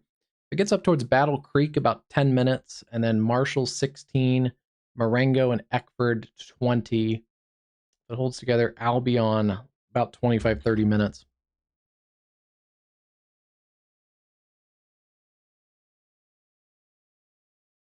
Yeah, 25. Pretty nasty little storm. And that's riding along Highway 94. I-94 is really heavily traveled interstate between the Detroit Metro, and then it goes down into the Chicago Metro. So that's a tough trip right now. Strong storms coming through that Battle Creek area and points south of Battle Creek.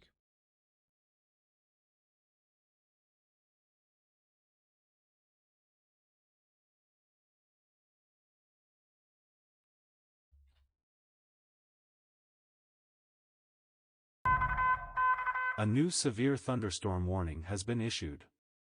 Still seeing that area around Fort Gibson. Hasn't really localized, but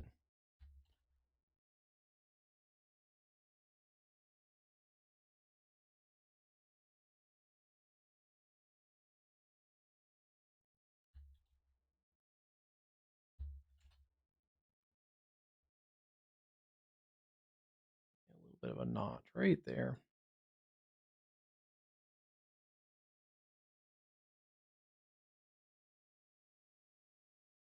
Keep an eye on those ones over towards Tahlequah.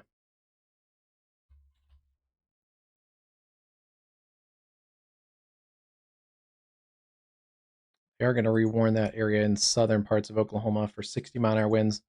That's out near Antlers, Hugo, Fort Townsend. Some pretty rugged country up here. A lot of people don't realize Oklahoma has mountains, but there are some significant ridges and mountains in here, kind of on the tail end of the Ozarks, and yeah, you can kind of see it on the map here. There are some serious hills and valleys and steep terrain, and also some really remote areas.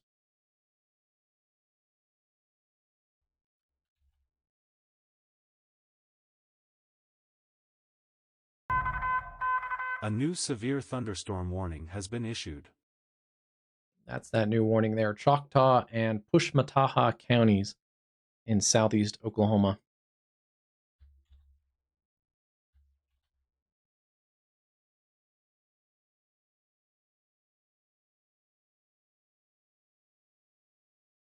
Don't think anytime soon. I think that area south of Battle Creek and this area here around Tahlequah has maybe the best chances New of tornadic information. development. This severe thunderstorm warning has been updated.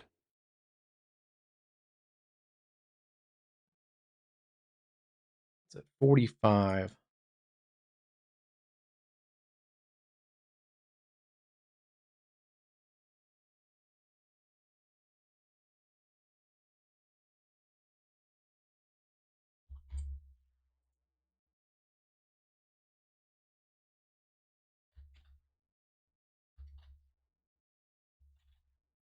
Puts it in there at about 13 minutes, and then it holds together the Arkansas border with Siloam Springs.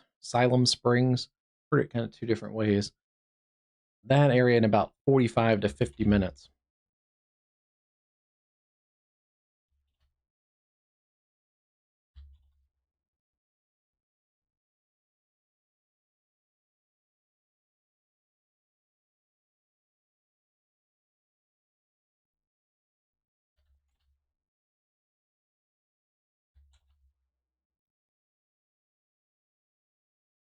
How crazy is this? There are some areas here in Michigan that are under severe thunderstorm watch and a winter weather advisory. Areas around Saginaw. freezing rain, total ice accumulations a tenth of an inch. This severe thunderstorm warning has been updated. Difficult travel. Yeah, it's going to quickly go downhill pretty quickly.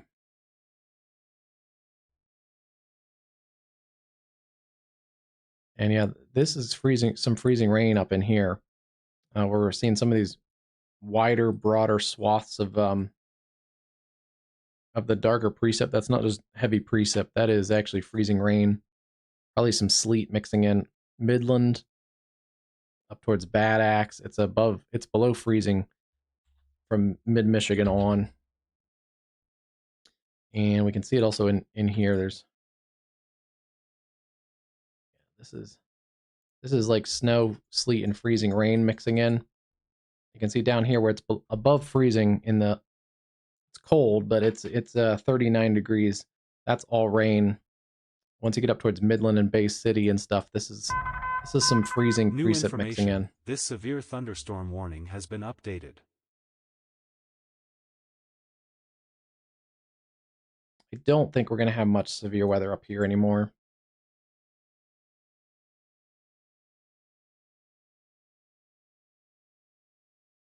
And I don't think Michigan's going to have tons of severe weather the rest of the night. If you do, it's kind of right along the Indiana line, maybe towards the Ohio line. And this is a kind of an isolated cell that has a little bit of spin still in it. But it should be into more stable air too as it gets into some 40-degree temperatures. It's probably why it hasn't tightened or strengthened much. It's still kind of here. Yeah, it's still in here. But it is getting into a cooler environment.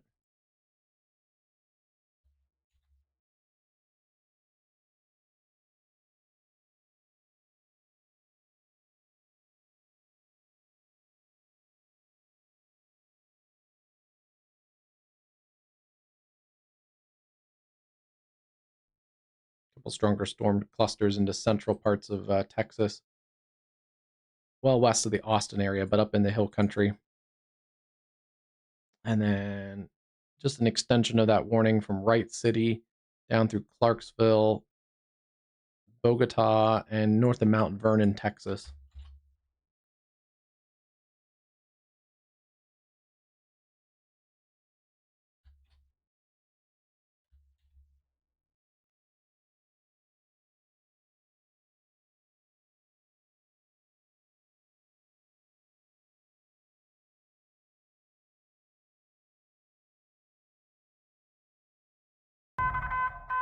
A new severe thunderstorm warning has been issued. That's that warning there. That's McCurtain County, Franklin County, Red River, and Titus counties. New information. This severe thunderstorm warning has been updated.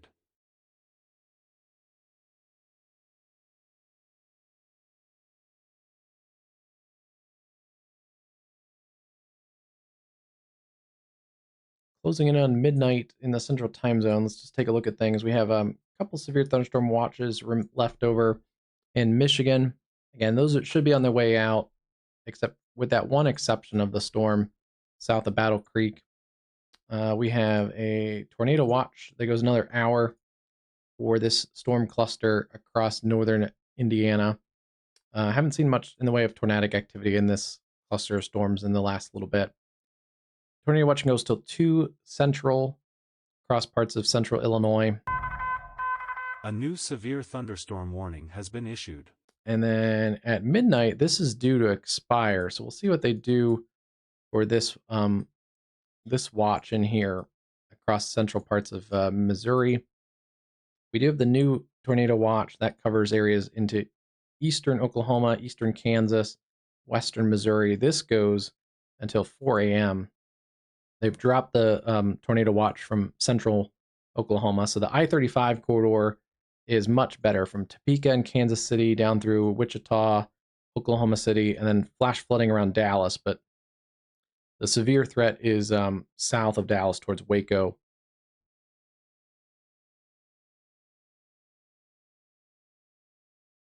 There are still storms in this watch area, but none of them have been severe in a little while.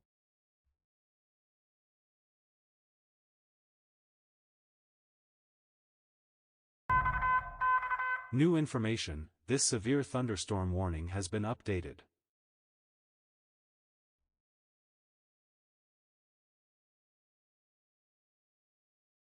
The Storm Prediction Center is noting that hail and wind are going to continue across this watch area, which goes another 2 hours. The severe thunderstorm watch across central Texas, and then a little bit of an all hazards threat does continue across southeastern Oklahoma and also the Arklatex.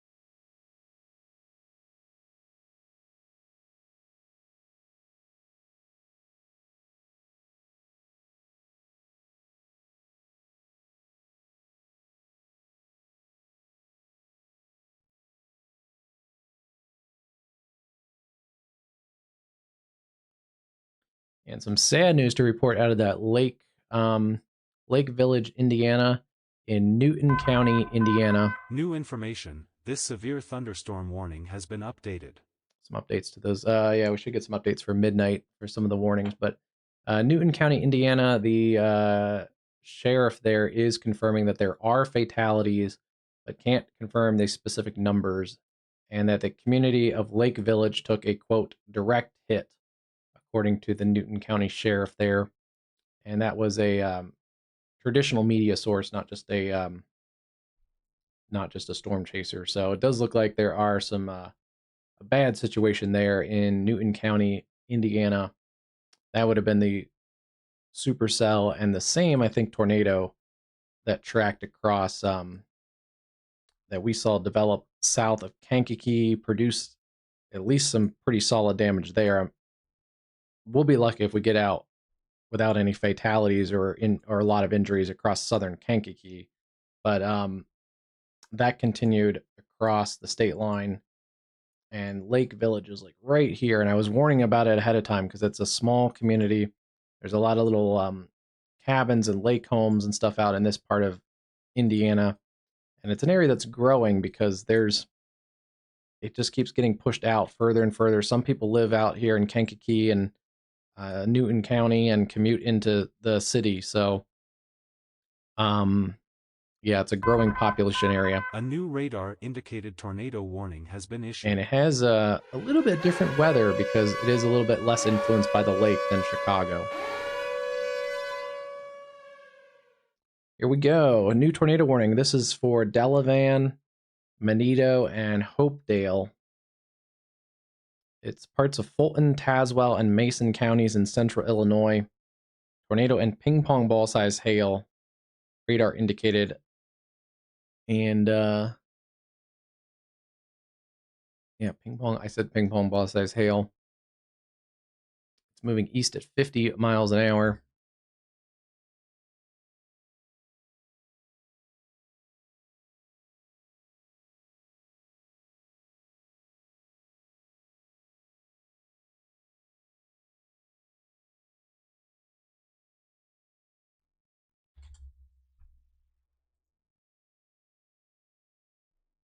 That's going to put it into Forest City and Manito, Illinois in about 11 minutes. And then Green Valley, South Pekin, about 21 minutes. Tremont and Hopedale, about 30. And yeah, right now it's riding south of the Peoria Metro. So the Peoria Metro is pretty dense north of there, but the tornado warning stops south of Groveland. Looks like right now on its current track, it would kind of split the uprights between Peoria and Lincoln down to the south if it continues on this east-northeast track. But just a little, actually, I'm going to take that out just a little bit further, just in case.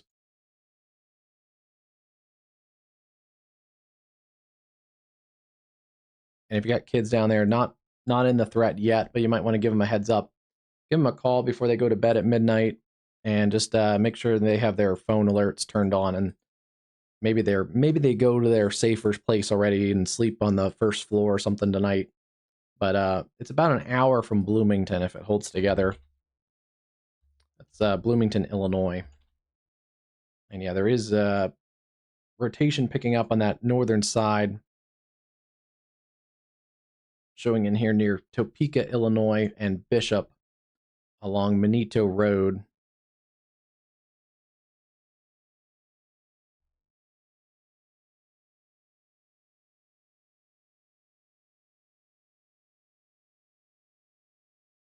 Actually tightened up pretty quickly here near Havana, Illinois. And very quickly. You can see there's not much here. A couple scans ago. There's a little bit more here. Probably starting to watch it for the local National Weather Service. And then by here, they've issued the tornado warning. So within about 3 scans, maybe 6 minutes or so, that wrapped up very quickly. And it has since broadened just a little bit, but it's working to the east pretty quickly around Forest City. Pretty heavy gusty winds along with that too. But yeah, the circulation kind of wraps in here. You have the surging outflow on this outer side. Right over Bishop and Forest City.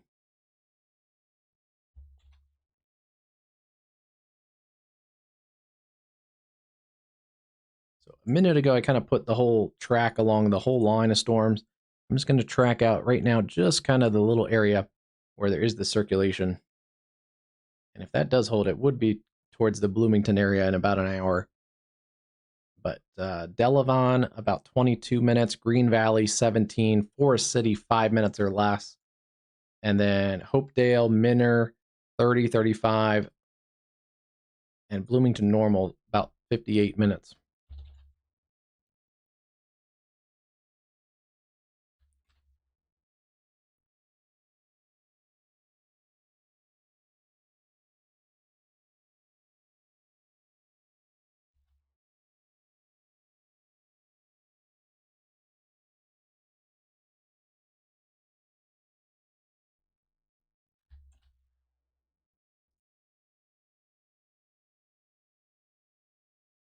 Big field of wind, 60-mile-an-hour winds. I don't see as much in the way of those little circulations in this part of this line anymore. We are moving away from the radar site, so that hurts a little bit that we can't see the little micro vortices. There's still, I think, a couple in here. Nothing super tornadic, but just something to keep your eye on. Yeah, this area does have the tornado possible tag still. New information. This severe thunderstorm warning has been updated. And then we still have the severe storms also down south. McCurtain County and areas into Clarksville in Tennessee, and then also, or not Tennessee, Texas. And then also these storms down here towards Gatesville, Hamilton, Lampasas, Texas, still well west of Austin and Round Rock, up towards New Llano. information. This severe thunderstorm warning has been updated.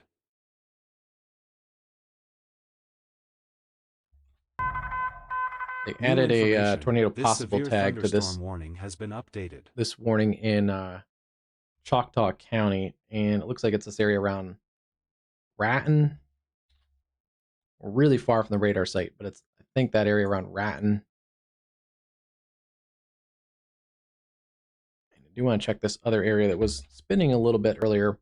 Yeah, it's still in here near Marshall, coming up near Eckford and Marengo, so keep an eye on that one. Again, it's getting into some cooler air north and east of Battle Creek, but that is a storm to watch. Yeah, there's a little bit of an embedded supercell in this. You can see how there's actually some spiraling bands in here, and then it surges out on the southern flank. It's an interesting little cell. New information. This tornado warning has been updated.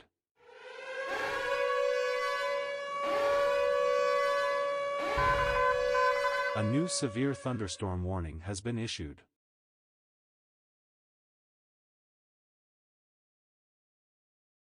Still seeing in here, it's broadened out just a little bit, but it's still in here between Bishop and Forest City. I don't see anything on the correlation coefficient that says it's on the ground right now. New information. This severe thunderstorm We'd be warning has looking been in this area updated. for non-meteorological targets, and I'm pretty much seeing all meteorological targets. This color, this pink peachy color, is a good sign. This is the radar, just scanning the radar, and it sees little objects. It sees basically raindrops, and it takes the raindrops, it analyzes their size, and they're all basically the same size. And it says those are good to go. So there's high correlation, which gives us these pink colors. The low correlation, if it saw something like trees and buildings and pieces of buildings and sheet metal and twigs and branches and stuff, then it says like these are all low correlated. They're not the same size, they're not the same shape. So it flags those as low correlation, and those show up in the blue colors and blacks. And also, New if you're not like information. super This aware of severe this thunderstorm warning has been updated. this setting, it can look really confusing. It also does, unfortunately, kind of artifact clear air as low correlation. So all this is like clear air contamination. And so you really have to kind of match it up with what you're seeing on radar here. And here we're seeing this notch. That's clear air. And so when we trace it out, you can kind of see that. This is the area that I'd be looking for the tornado. I don't see that here. It's not clear air. And then also this does show hail sometimes. So there's a hail core showing up in there. And the hail has come up a lot on this storm near Sewell Lake, Cooley Ridge, Backdrop Road, coming towards the Manito area. It's being warned for ping pongs, but it might even be more than that. It's probably larger than ping pong ball size hail. At least a part of this little dense area right in here. A severe thunderstorm warning has been issued. Generally, especially a stronger tornado will, in the correlation coefficient, show up like it did earlier, if you were on earlier, but it'll show up as kind of these blue circles, as more, and with sometimes some blacks and gray specks and stuff in it. That generally shows more of a tornadic circulation with the correlation coefficient. When we see kind of these like randomly speckled swaths of low correlation, a lot of times it comes in the yellows and greens on this color chart.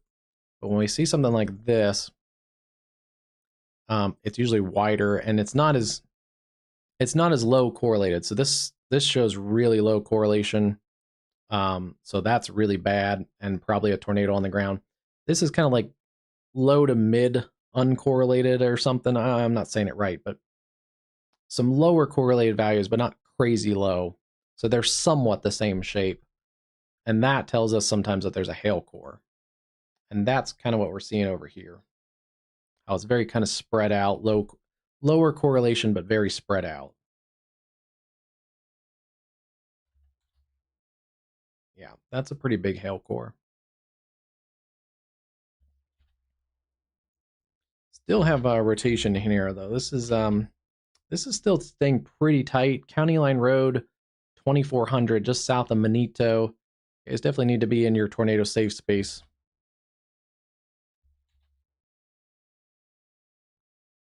And yeah, that's right where we have a surge of wind surging out on this southern flank, and there's inflow right in here. So right at that interface, that's where we're getting it to spin. And this southern face is really surging out with some strong wind.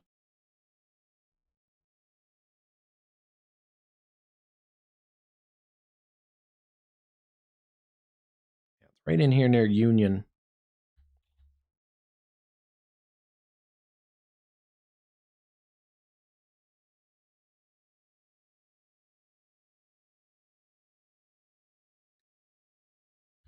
We've lost that severe thunderstorm warning up towards the Marshall area.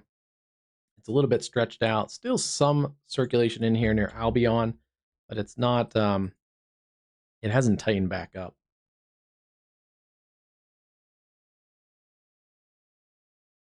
And then if we didn't say it earlier, we did lose our severe thunderstorm warning, or our watch area across southern parts of Wisconsin, eastern Iowa, and northern Illinois.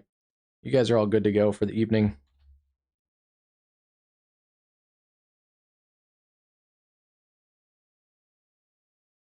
Things are calming down there. A little bit of rumbles, thunder, some brief heavy downpours from Rockford into the city, but nothing severe, and the hail has come down quite a bit.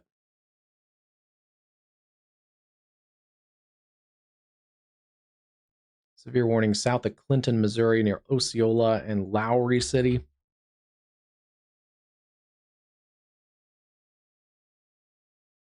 A little bit of spin in there too, near Appleton City. And I wanted to see what they were going to do with this one. They did, it looks like, let the tornado watch expire across, basically across the areas here from south of Kansas City across Missouri. So Quincy, Columbia, Kansas City. No more tornado watch. Now, that doesn't mean there couldn't be something. If you're generally out ahead of this line, even towards St. Louis early in the morning, you do kind of have to watch out. There could be a random tornado warning or severe thunderstorm warning or two. Could still be some intense storms in this corridor. They're just not looking for some widespread storms.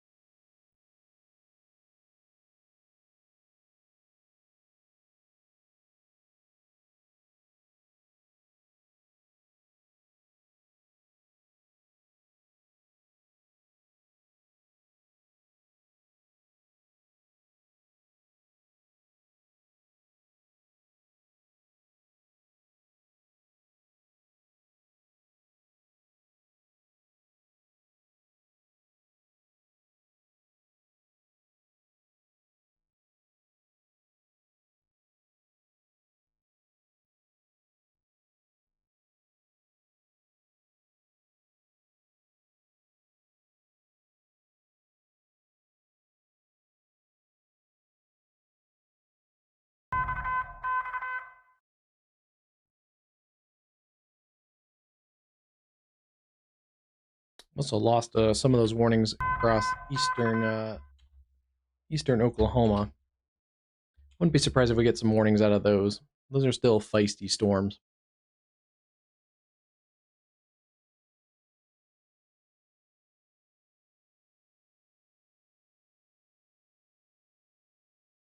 I've had this camera up like the entire afternoon. It's one of my more favorite cameras to use in Arkansas. It's at the Arkansas-Oklahoma state line. It's on a little bit of a ridge and south of Fort Smith, and it looks west-southwest, but finally starting to see some lightning on the horizon back in this area for those storms. Those will be back towards Spiro, and then certainly back towards Quinton and Wilburton. Pretty electrical still. Those are pretty electrical storms. New warning in Kansas. This is for Girard and Arma near Pittsburgh, Kansas. Some 60-mile-an-hour winds there.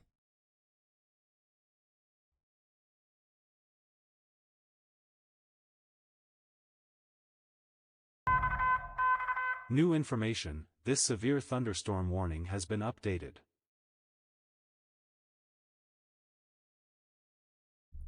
Continuing the Choctaw storm as tornado possible severe thunderstorm warning.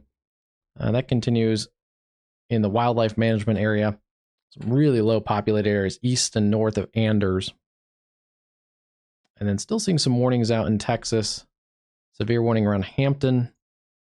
And then down towards Fredericksburg. A new severe thunderstorm warning has been issued.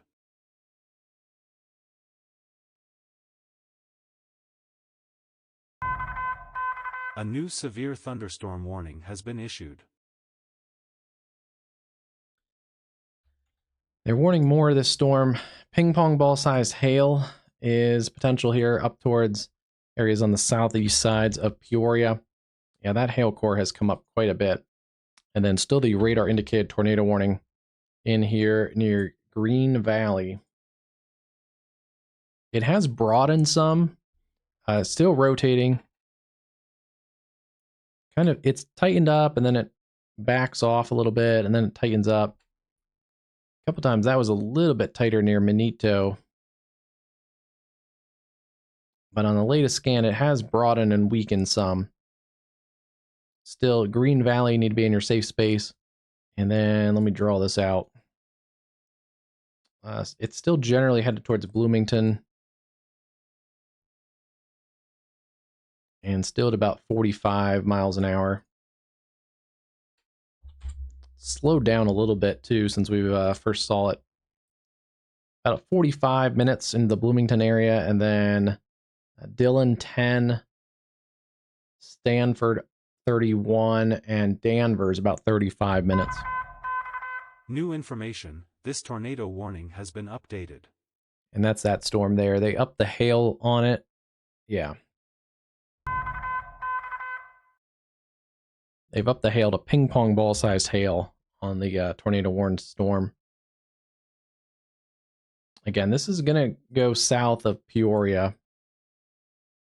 but it may clip the far southern suburbs of Peoria. Pekin, Groveland, Stores, and then Morton. Keep an eye on that one, especially towards Morton. Not so much for the tornado threat, but the hail threat may clip some of those areas. Like north of the tornado warning, or the tornadic part of the storm. Just draw that out a little bit. Too much. New information, this severe thunderstorm warning has been updated. Yeah, Morton about 15 minutes, Groveland 9, Washington 22, Eureka 31. Hey Kelly, how's it going tonight? Hope all is well there. We can check here. Things are calming down a little bit compared to earlier, so let me look and see what's tomorrow. It depends on, and I think they have actually stretched this down to the Gulf Coast. That is a little bit of a change. Probably the midnight update, because we looked at this, I think, a while ago.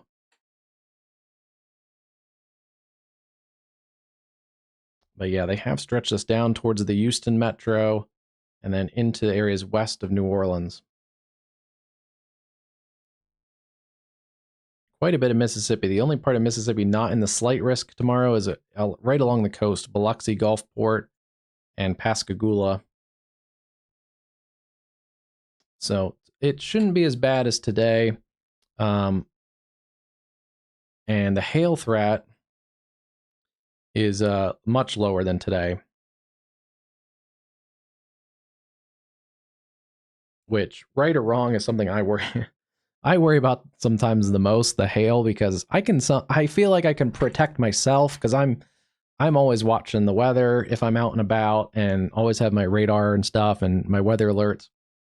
So I feel pretty confident about myself, but like if my car is sitting out in the parking lot, that's a problem.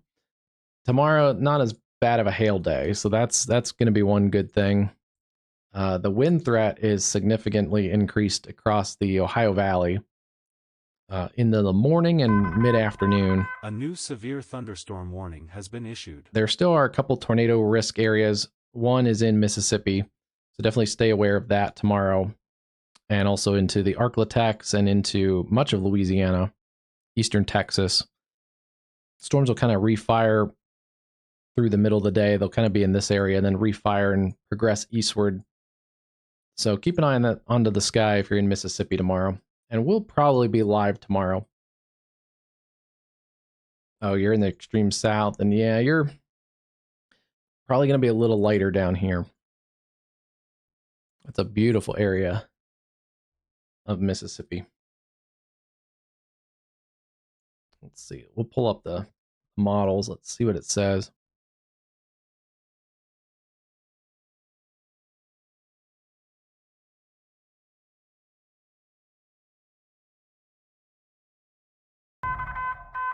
New information, this severe thunderstorm warning has been updated.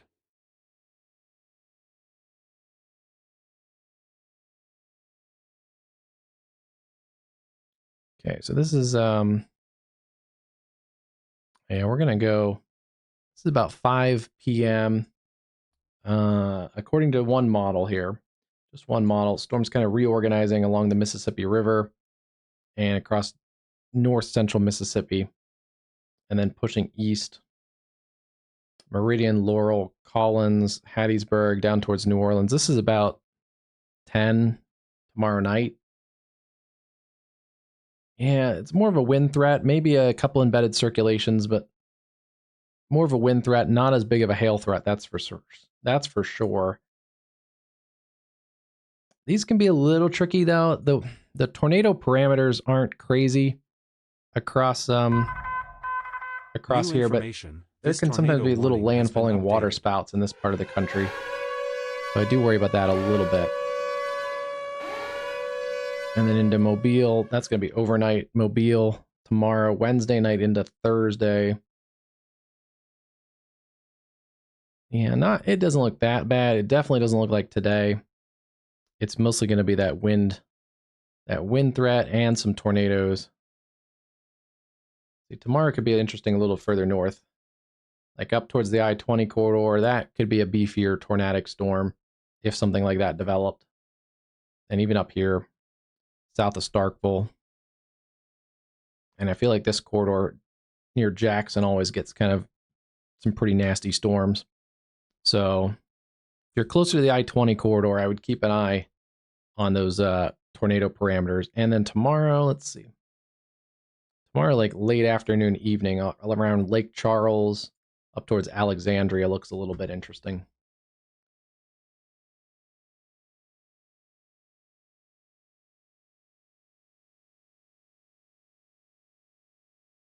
Yeah, you're in a little better situation over here.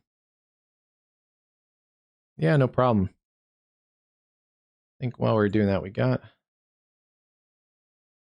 a new warning I heard. They backed down the hail a little bit.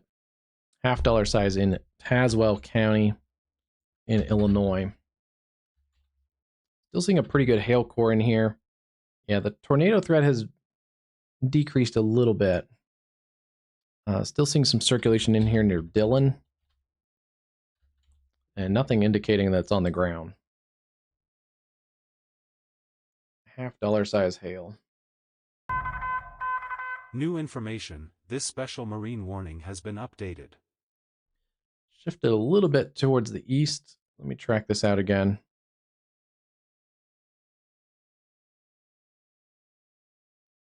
Hopedale about 11 minutes.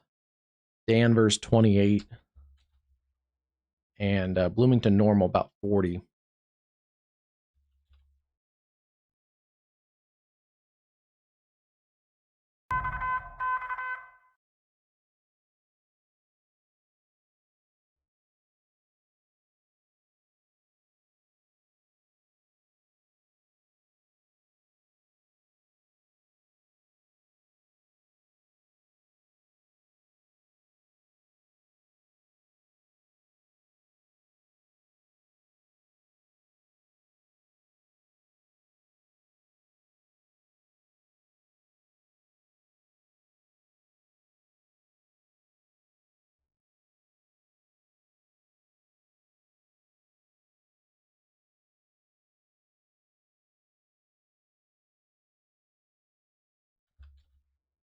I think they're going to allow that severe thunderstorm watch across the areas in Michigan to drop.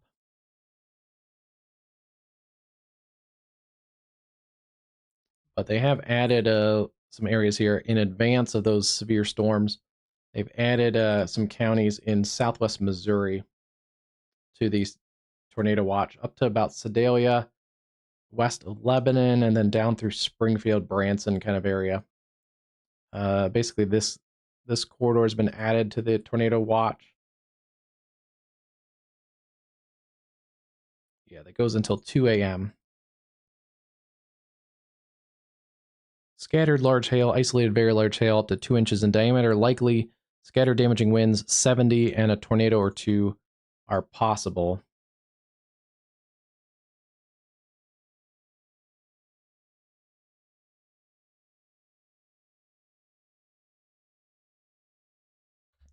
Couple severe warnings still ongoing in this. I don't see anything super tornadic right now in this complex. And the interesting thing is this is outflow driven. So these storms, at least right now, are less likely to produce tornadoes unless they catch up to that outflow boundary. The exception would be right in here where this outflow boundary hooks back into the storm. This could lead to some inflow. So watching this area, Cole Camp, Versailles, Osage Beach, Warsaw, Hermitage, and Osceola. This corridor could have a bit more of a chance at severe weather and some tornadoes.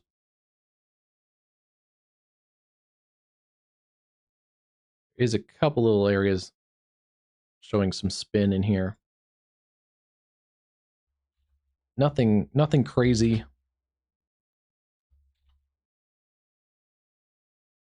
This one is probably the southern one is one to watch because that is actually where the outflow boundary hooks in.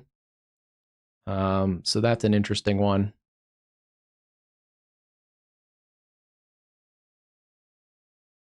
Yeah, right in there can sometimes be a little extra spin and then it surges out.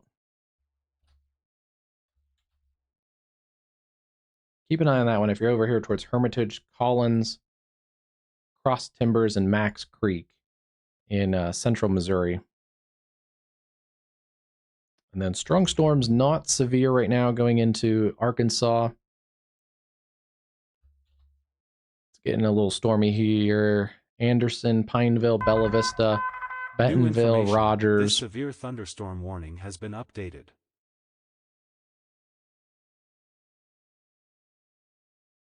And then we've expanded the severe thunderstorm warning here to cover Bloomington, Hudson, a lot of counties, because they want to cover not just the tornadic threat, but also it looks like they're going to cover this Boeing feature of wind and hail. A few trees and power lines down earlier near Havana. That's where that storm kind of intensified. New information. This severe thunderstorm warning has Good been news updated. is, yeah, the tornadic part of that storm is kind of broadened back out some. It's more of a wind and hail threat at the moment.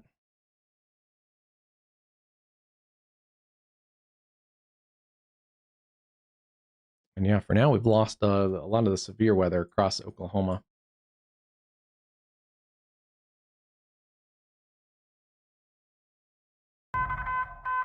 New information. This severe thunderstorm warning has been updated. Dillon and Hopedale are in that in the bear's cage there with some hail. The hail's come down a little bit.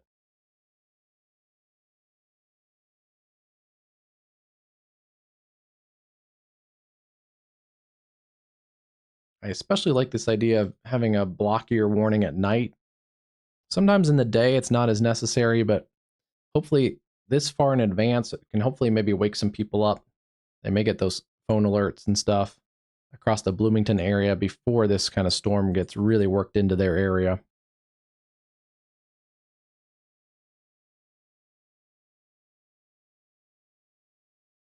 Let's go back to that storm. That was the interesting storm in Missouri that's rotating a little bit.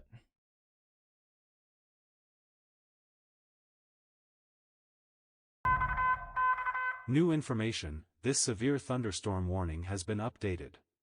They've added a special weather statement to it, but that actually has a little more rotation. There's a little bit also up towards Lowry City. Yeah, there's two areas in here that are interesting. There's one near El Dorado Springs, Collins, Wheatland, Hermitage, and then this one near Lowry City is a little interesting. Both of those not showing anything on the correlation coefficient, but they're kind of interesting. It depends. This area was actually, let me go back to the day one. And let me just close it all out. This area actually came up in intensity a little bit. This, yes and no. you'll lose the daytime heating, which is instability for a lot A of the new storms. radar-indicated tornado warning has been issued. But even into the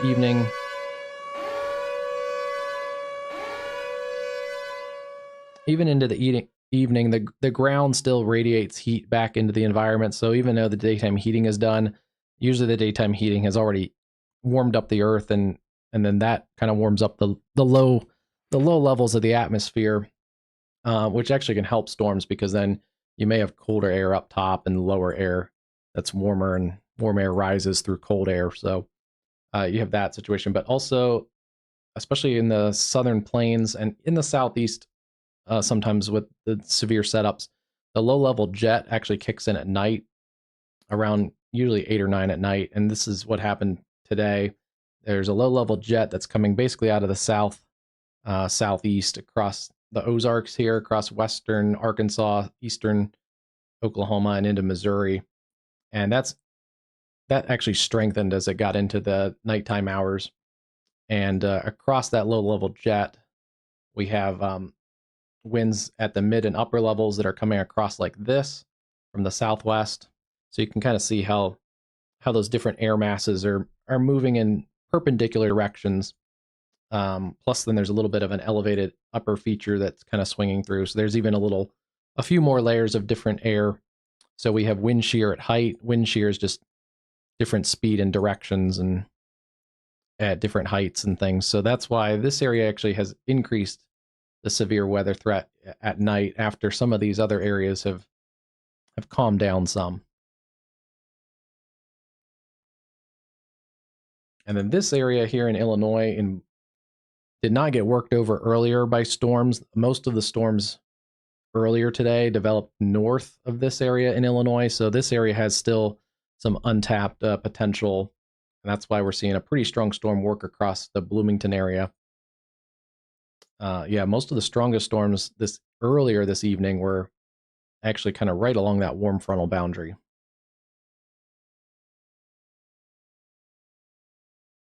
All right, we did get a new tornado warning, and it's for that cluster of storms down by Wilburton and Red Oak. Yes, that has come up a little bit.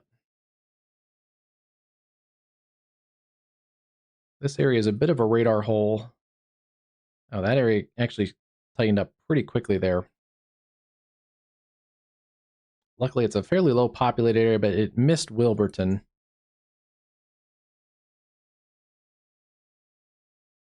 It's working up to the northeast around McCurtain and Keota. That's a pretty nasty little storm. Haskell, Latimer, and Leflore counties, 5 miles west of Red Oak, moving northeast at 45. There are some people that live out here, so let's just track this out. 45 is good. And yeah, that puts it towards McCurtain, about 20 minutes, Keota 30. And then we'll see if it holds together. It would come up towards Salishaw. I think I said that right. That would be about 52 minutes if it holds that far. I think what we're going to see now is these little more transient cells. So they may tighten up an area of circulation. We're not going to see like the long track tornadoes like we saw earlier.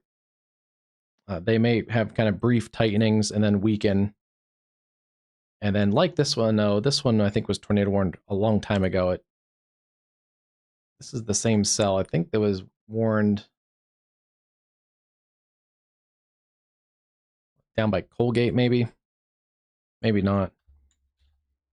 Yeah, I think it is. It's the one that came through like the Colgate area. Kind of come up like that. So yeah, it tightened up before, and then it weakened, and now it's kind of retightened. So we might see like those, where they just kind of cycle.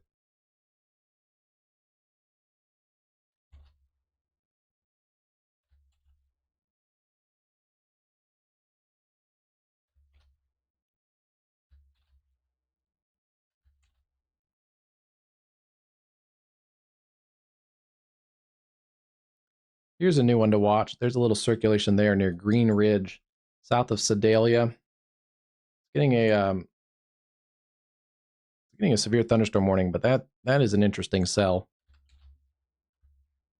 And it's another one of these little notch features.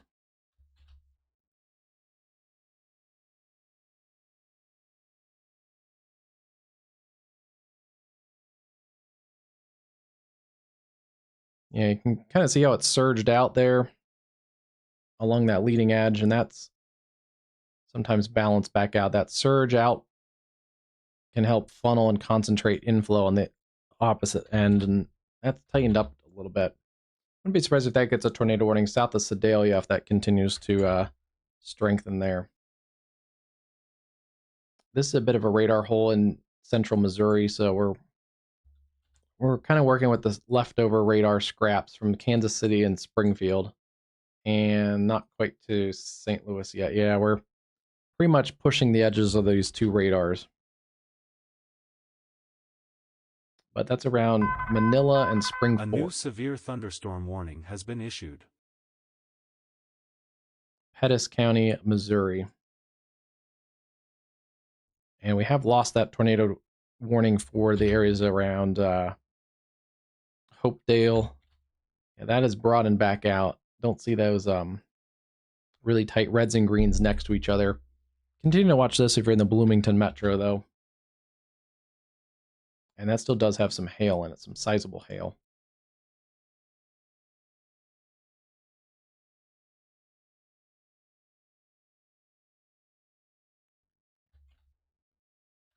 Looks like they have maybe extended that severe thunderstorm watch through the, yes, they did extend it through.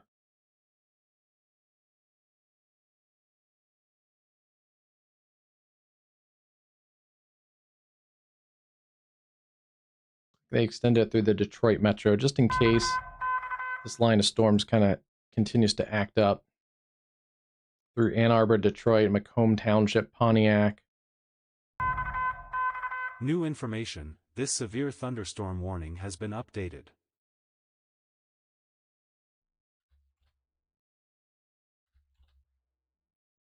All right, I'm going to grab and double check this, make sure it's not going crazy. And I'm going to grab a quick drink refill.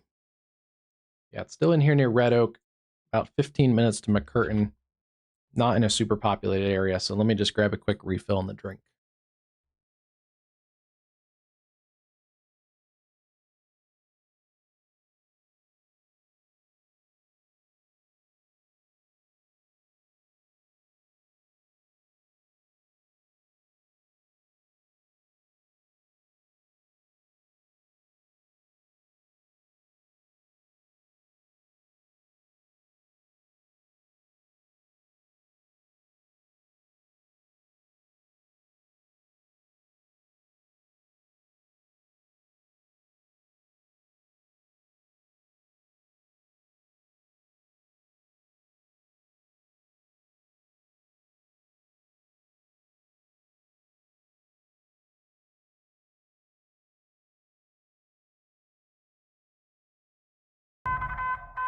A new severe thunderstorm warning has been issued.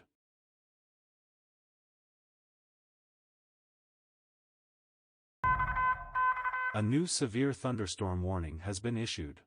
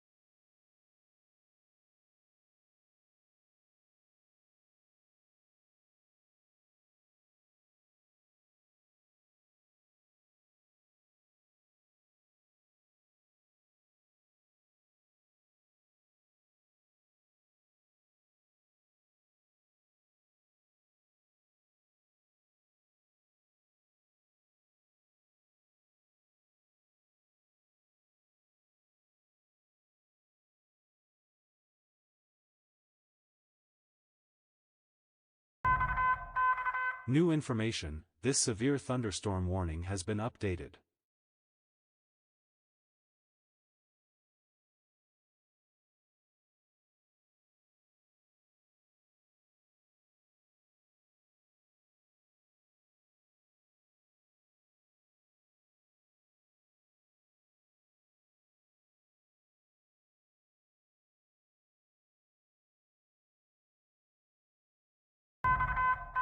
A new radar-indicated tornado warning has been issued.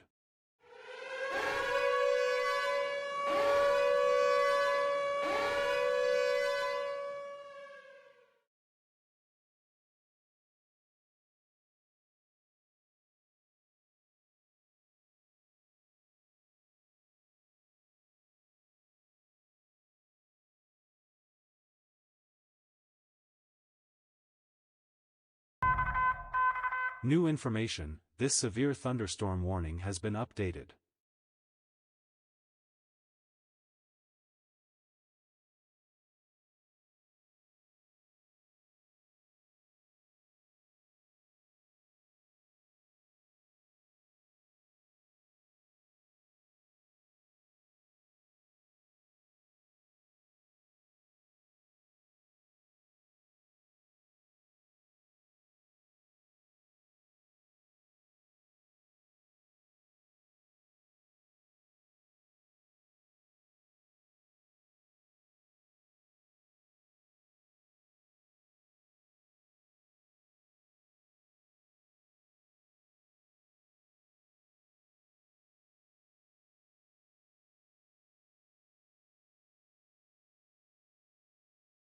Okay.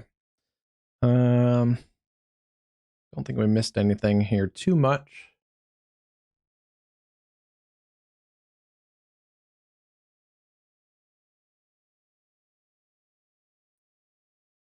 On that storm, but we do have the other storm, McCurtain and Sevier counties in Arkansas.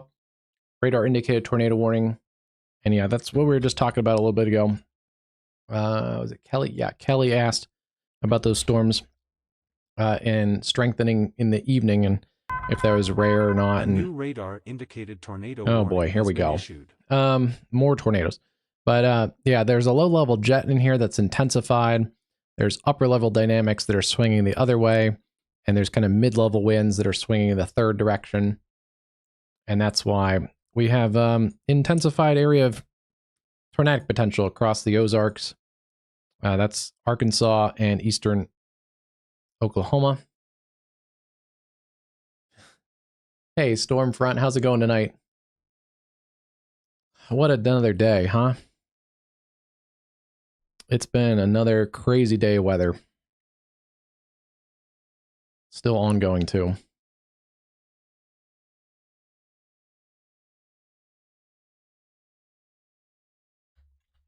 Hey, Matt, how's it going? I'm going to get Stormfront back sometimes. I'm getting you back sometimes, but I'm somehow staying on later than you, so I'm going to get you next time.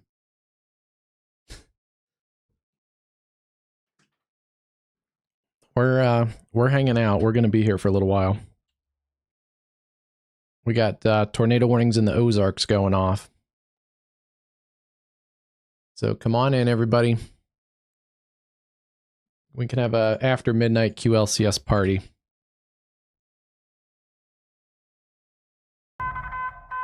New information, this flash flood Yeah, still watching this area. Warsaw, Lincoln, Cole Camp, up to about Sedalia, Missouri. Severe storms there. Those have upscaled in the last little bit, so keeping an eye on those areas. Hey, Kelsey, how's it going?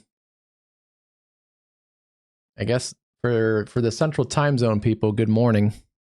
It's past midnight. Actually, well past midnight. I didn't realize how late it was.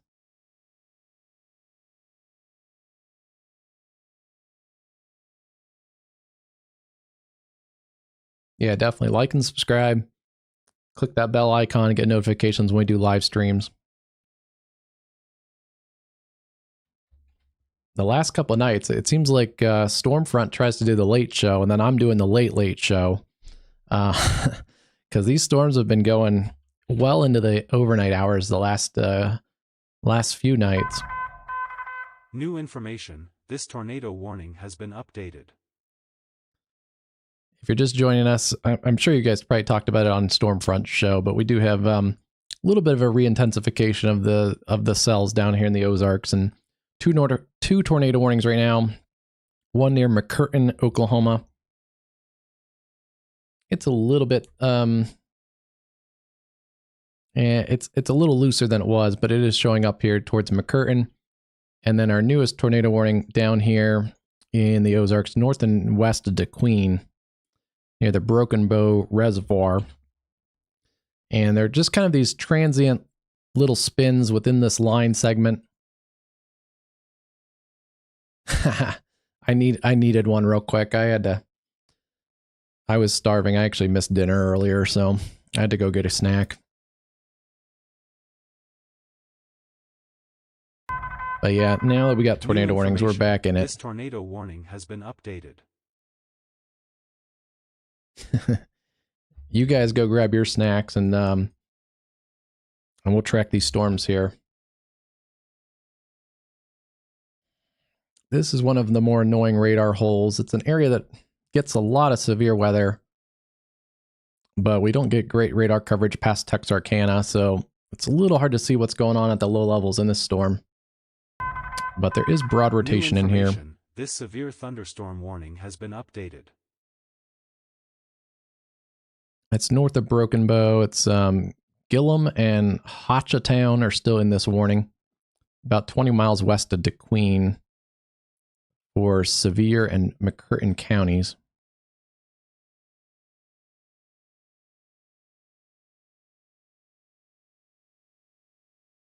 And wow, that one's moving fast too. That's at 55 miles an hour.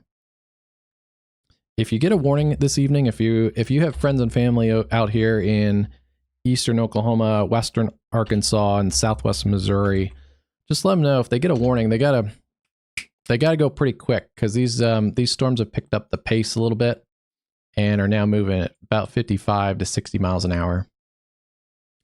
So over here towards Wicks, Gillum, Grannis, about 20 minutes.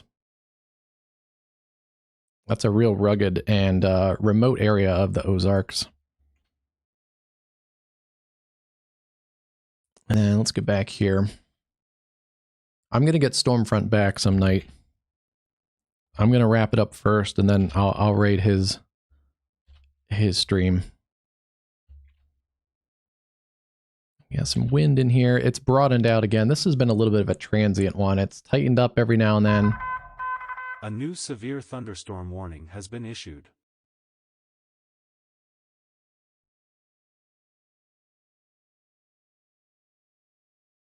Still in here, but not quite as organized as it was earlier.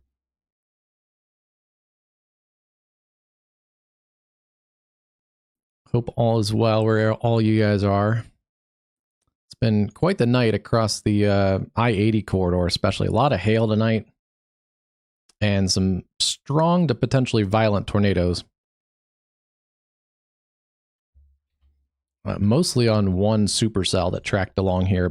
So we tracked it out about 200 miles, 190 miles. From kind of somewhere in this area all the way up. Basically just to the south of South Bend.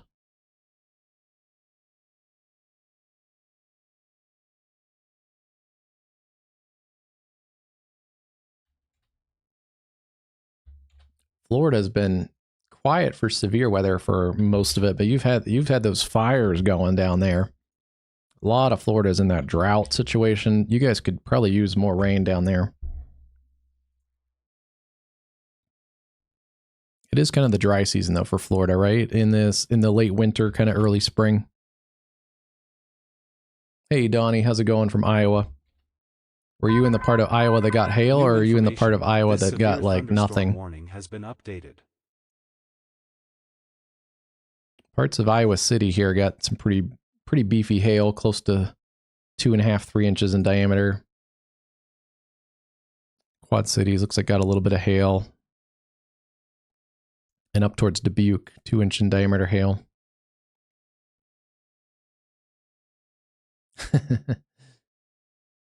Yeah, the pity drops.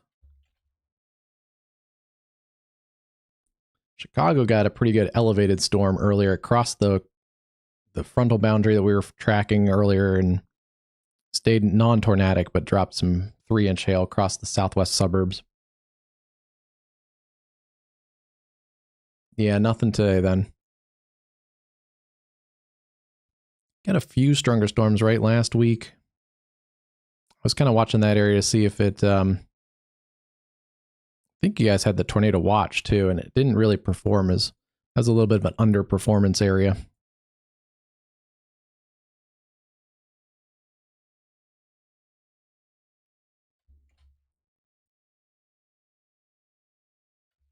Personally, I'd rather deal with tornadoes than the wind damage. I hate the hail personally, because especially if the car's like outside, it's just, there's nothing you can do. And then your roof gets damaged, and the hail is just a mess.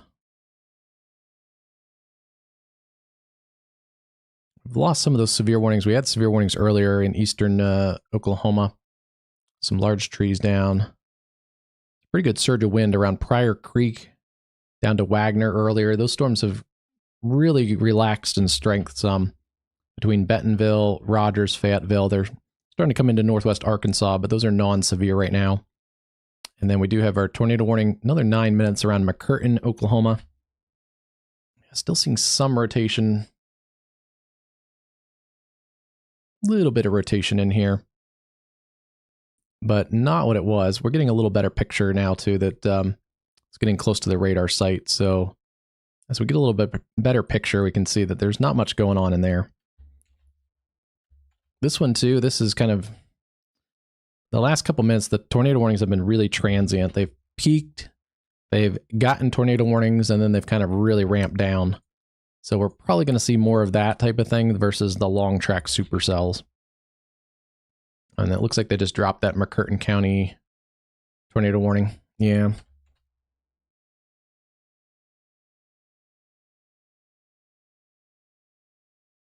A little bit still in here, but not worth the warning. Yeah, that's good. Still early in the season. I have a feeling Iowa will wake up a little bit as we get into, especially I think April.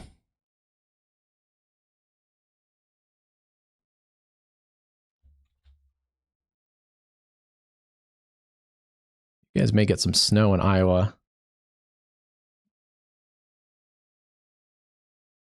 It's going to get actually pretty cold for a little bit after this kind of burst of severe weather. Wow, what did that just do?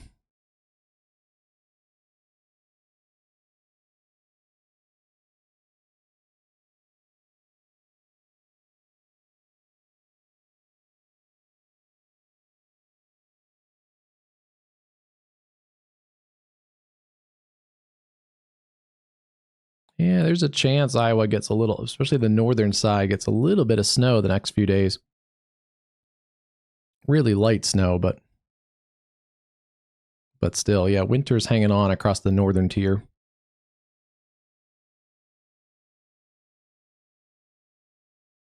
Hey, Justin, how's it going tonight? If you're in Arkansas, especially ahead of this line or cluster of storms, you do want to have multiple ways to get warnings tonight. So make sure your weather alerts are turned on. Make sure your NOAA weather radio is charged up, because this is going to work its way across Arkansas really all overnight. So into the 4 or 5 a.m. kind of time frame, it might be over here. New information. This tornado warning has been updated. Hey, Julie, how's it going? Yeah, thanks everyone for joining. We're still going at it. We've had some transient tornado warnings the last couple minutes, as we do have a strengthening low-level jet across this area, across Arkansas, and then there's mid-level winds at more of the west-southwest level. So you can see there's veering with height, there's shear in the atmosphere, and especially the low-level jet and the instability and moisture are still in place. So there's a little bit of a chance of some tornadoes still ongoing, especially in western Arkansas. And the Storm Prediction Center has another 3 hours of tornado watch across this area.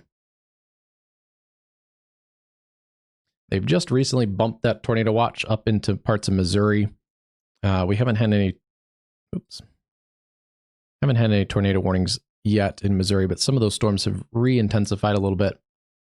But the tornado watch goes up into that area around Lake of the Ozarks, and then covers also Springfield, Branson areas.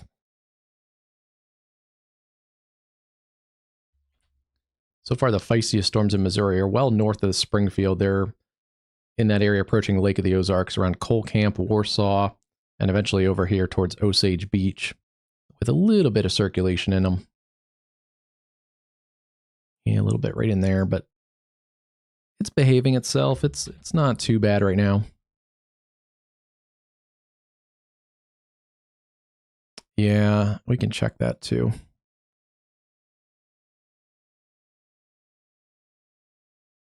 Yeah, there's still a ton of southerly winds out here.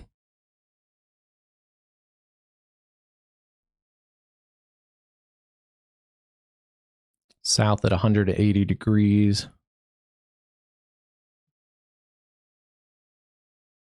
That's why the severe weather could go pretty much all night through Arkansas.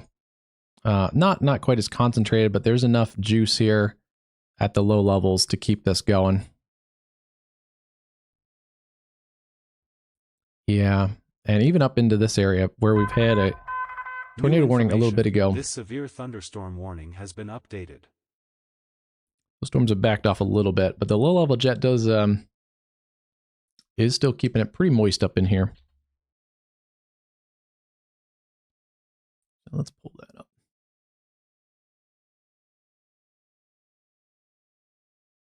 Starting to get some lightning on this camera. Let's see. This is out of the Fort Smith area, so I just want to kind of pull up this camera, see what's going on. Not quite yet, but there's a little bit of a cell kind of right over this camera. I was kind of waiting to see what these storms look like. This camera is a really nice camera. It's at basically the state line, and it's kind of on a ridge top. So it has a little bit of a perspective on it. But that little tiny cell is kind of blocking our view. We'll keep it up though. It might have some good lightning shots. That's basically right here, kind of looking towards these storms, which are super electrical. There's a ton of lightning in that storm that was tornado warned near McCurtain, down towards Worcester. Those will be coming towards that Fort Smith area in general.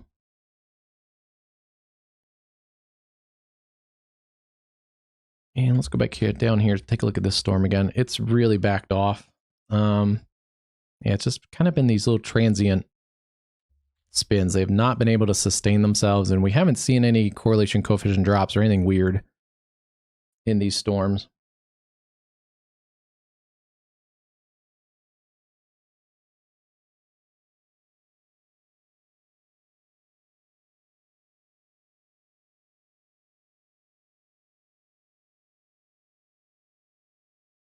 Behind those storms, it's still raining pretty good near McAllister, Oklahoma. I've seen lightning on this camera too. And it looks a bit foggy. Maybe a little bit of rain, but it looks more foggy than rain.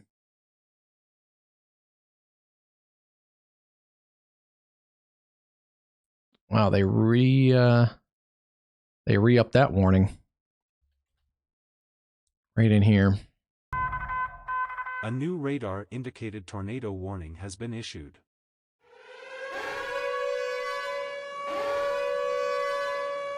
This is what we've been dealing with the last, I don't know, 40 minutes to an hour.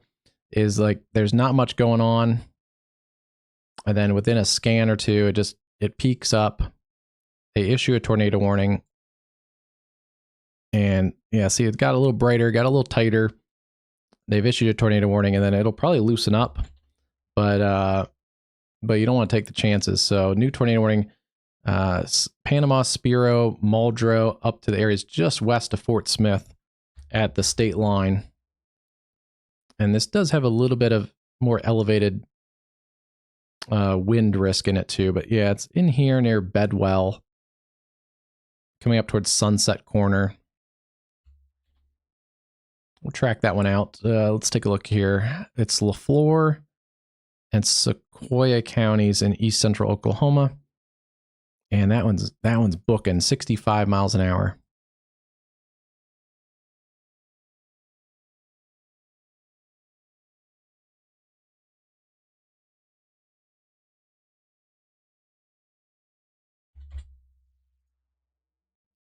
I think that's the fastest track we've had today yet. Muldrow about 19 minutes, Roland 23. A new severe thunderstorm warning has been issued. And if it goes a little bit more towards the right, 26 to Fort Smith. So keep an eye on that one. Thunderstorm warning has been issued. About 25 to 30 minutes into the Fort Smith metro. And then we'll check the storm to the north. It's getting a severe thunderstorm warning. Mostly just gusty winds in there right now, but still well up to areas into Arkansas. Pretty rugged terrain up here. Floss and Skylight. That is for Crawford and Washington counties in Arkansas, Adair and Sequoia counties in Oklahoma. So we still do have some pretty feisty weather going on.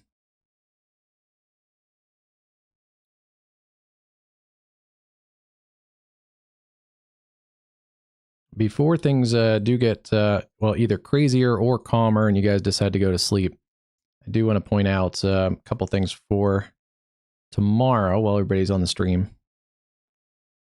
We do have a broad slight risk. Oh boy. And the new update, they just expanded it even more. I looked at this around midnight and this kind of cut off like this. This was all marginal, but now it's all slight risk too. A ton of slight risk. Most of Oklahoma, or most of, let me restart. Most of Alabama, all of Missouri, or it's getting way late. All of Mississippi, now all of Louisiana is a slight risk. Pretty much all of Kentucky, West Virginia. Wow, there's a lot of states here. Almost all of Ohio has a slight risk. Some of this is going to be more morning up here into the Ohio Valley. But in the afternoon, this was expected to kind of re-strengthen the storms down here and work through parts of the Gulf South tomorrow afternoon and tomorrow evening. Looks like it could be another long day of severe weather. Yeah, they've stretched the 5% potentially significant tornado risk with the EF2 plus tornadoes across the Gulf Coast all the way into the western Florida Panhandle. That's a big change. Wow. Yeah, this was more compact to like this area.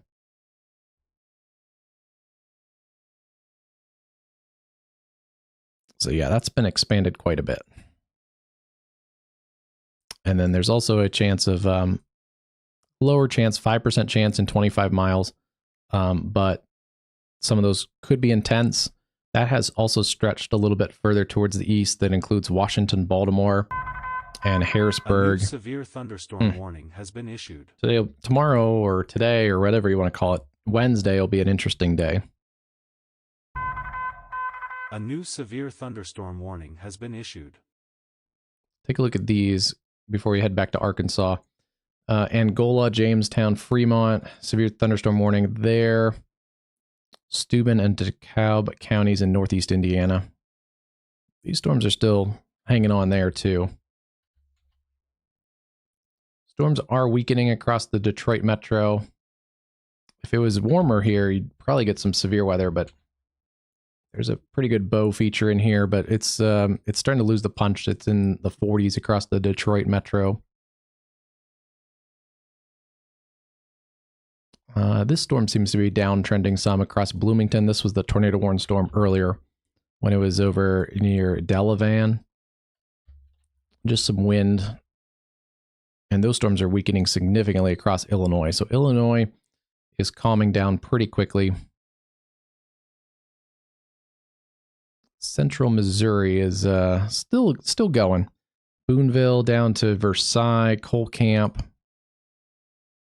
down to Warsaw. Climax Springs, that's a name right there. And Osage Beach. That's the party part of the state. New information. This severe thunderstorm warning has been updated. Yeah, this is like the resort area, Osage Beach, Four Seasons. So Lake of the Ozarks getting some pretty nasty storms right now. Strong storms down through southwest Missouri. Let's take a look here. I can see the outflow boundary in here, so these are probably less likely to be severe. Although where those tuck in, that's why this one is a little bit stronger of a cell up here. While these stay outflow dominant, that should decrease that severe threat across Lamar, Stockton, and Bolivar. All right, we did get some new warnings here into Arkansas, West Fork, Elkins, down to Cedarville. Just kind of general little pockets of hail and wind across a couple of those multi-cells. And then I do want to go back to this tornado warning. Now that we're getting a little bit closer to that Fort Smith radar, you can see it a little bit closer in here. There is some spin. Yeah, it's right in here near Ward. Coming towards Sunset Corner, Stony Point, Foreman, Baldridge, Muldrow. Let's track that back out. Well, first, let me just double check, make sure we don't see anything crazy going on in here.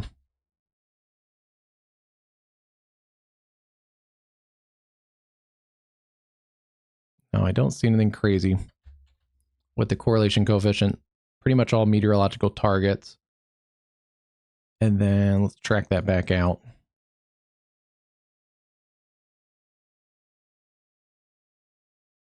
$14 minutes to Muldrow, 17 to Roland.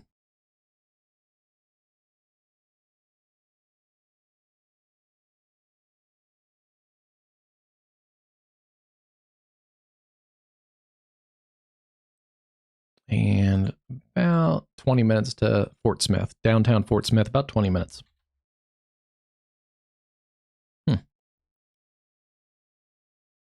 Interesting little cell there. See if that hangs on, but yeah, there is rotation picking up in there, and some pretty gusty winds. Shady Point in Panama, that'll lift up towards Spiro and Fort Coffee.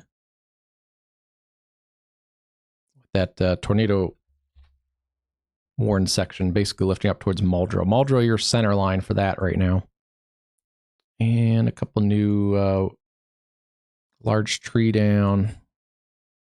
I always like to check these damage reports, not just for you, but also just for me to see what's going on in the storms. That can be pretty helpful. Like if we start to see a surge of wind and I check damage reports and there's a bunch of 65, 70, 75 mile an hour winds, then we know it's pretty consistently producing that. But if it's just minor tree damage and stuff, then we know it's been pretty consistent for the last few minutes. And I'm trying to do a little bit of nowcasting and watch trends of the different storms. Those damage reports are helpful.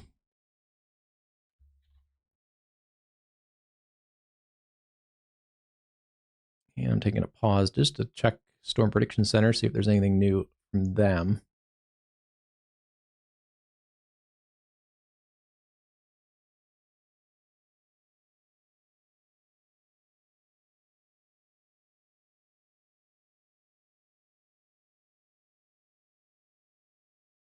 Yeah, the newest thing from them is the massive amount of slight risk.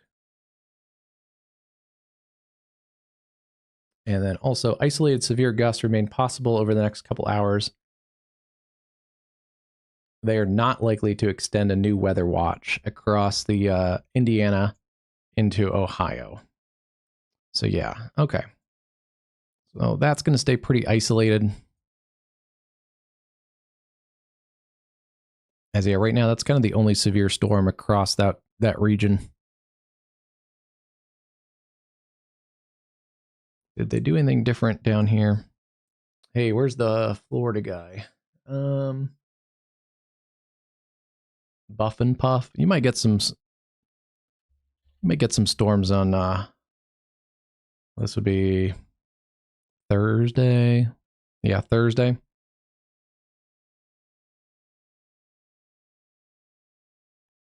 Hopefully help the drought down there in Florida.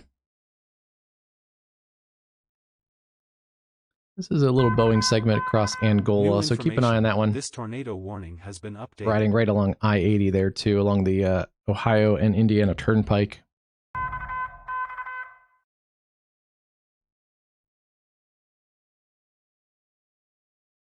Barn destroyed on Route 8. I think we've gotten even more tornado reports in this area. Tornado observed. This was earlier tornado reports that they're just kind of dumping in there, but I just wanted to make sure there's nothing totally new.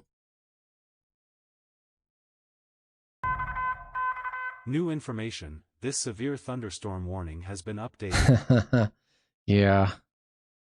I did see the other day, we were on the stream, and the other day there's quite a bit of storms right over kind of that Tampa Bay area, but they looked fairly localized.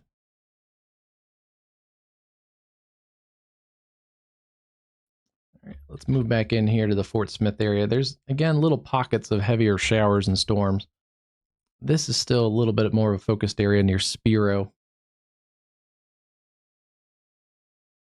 But it's not as healthy as it was a little bit ago.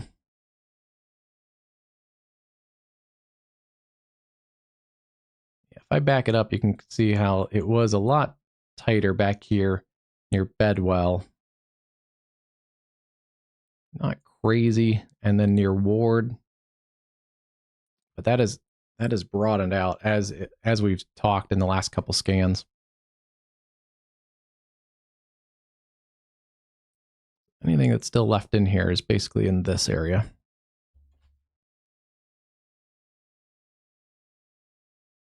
Maybe a little bit of a new area kind of popping up there, though.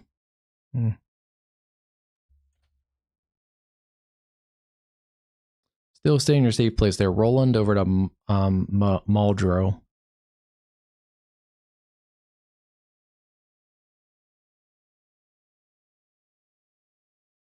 One tornado warning, 5 severe thunderstorm warnings. 2 of those are in Arkansas and Oklahoma. We've lost our severe warnings down in Texas. There still are a couple strong storms. The I-35 corridor around Waco. Those will continue to move towards the east, so keep an eye on those towards Tyler, Texas. And then we just got a new tornado warning for that area in the Arklatex. Wow, we're never going to see that. Do I have any closer radar? Yeah, a little bit of closer radar. Wind's going away, wind's going towards.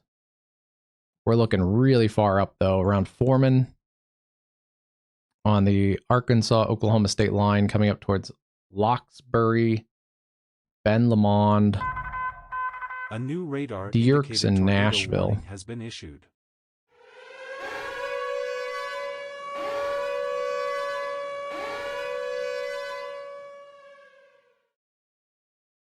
So that's for southwestern Oklahoma, Hempstead, Howard, Little River, Sevier, and McCurtain County in Oklahoma. Although that's the state line, that's the circulation. McCurtain County, you're pretty much out of it. Stay in your safe place a little bit longer south of Hayworth, and then you'll be in a good shape in a couple minutes. But this is more of an Arkansas issue. Yeah, it's basically between Foreman and Winthrop. That one is also moving at a pretty good pace, 55 miles an hour. So we'll track that out too at 55. Locksburg, 19 minutes. Ben Lamond, 17. I feel like we've had a tornado around this area before, because I remember that name. And then Nashville, Arkansas, about 36 minutes, so that holds together.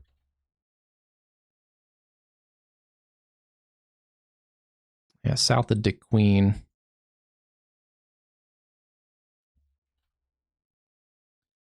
Still some rotation in here. Baldridge, Cottonwood, Muldrow, Roland. See if that holds together. What are... Oh. Today or... I don't know off the top of my head. There's definitely more radar indicated tornado warnings than there are spotter ones, especially like this when we get radar indicated tornado warnings at night in really remote areas. It'd be a real challenge to spot these. So tornado warnings and tornado confirmed tornadoes have gone up since we've gotten better radar coverage and better radar technology. So in general, there's more radar indicated, but now we can confirm tornadoes too via radar. So little things like this probably in the past would not have gotten tornado warnings, but now we can see with fair confidence that there's rotation and stuff in storms. I mean, back in the old days, and not even that long ago, pretty much a tornado warning meant someone had to see it. Now we can see, mid and upper level rotation in the clouds, and if it's tight enough, call tornado warning on it. Storm warning has been updated.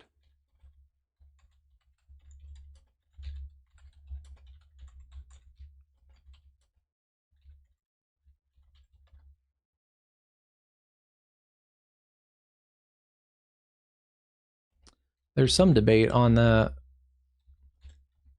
and different National Weather Service offices do it a little bit differently. Some Weather Service offices are more conservative at warning tornadoes that are radar indicated than others. Others will slap a tornado possible tag on a severe thunderstorm warning, especially if it's a weak area rotation. Similar to this one right now, like a lot of National Weather Service offices may just keep that a tornado possible severe thunderstorm warning. And then other offices, this one at night, it's moving fast. It's in rough terrain. So I see why they're also warning these ones. This severe thunderstorm warning probably not a right or wrong. You just kind of have to, well, one, I think the local population also gets to know it, but like the Birmingham office tends to be a little bit conservative. They could have warned a tornado warning the other day and kept it a tornado possible considerable threat severe thunderstorm warning. So that also helps, is we do have those warning tags now for severe thunderstorms.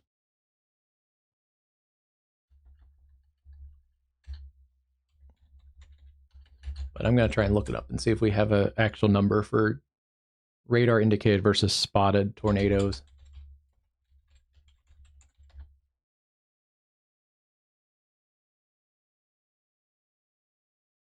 I'm not sure we do.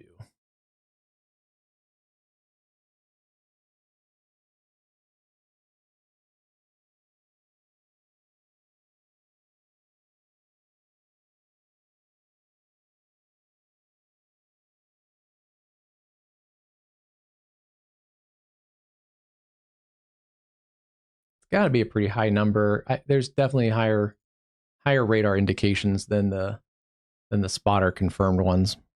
But I can't find a number real quick.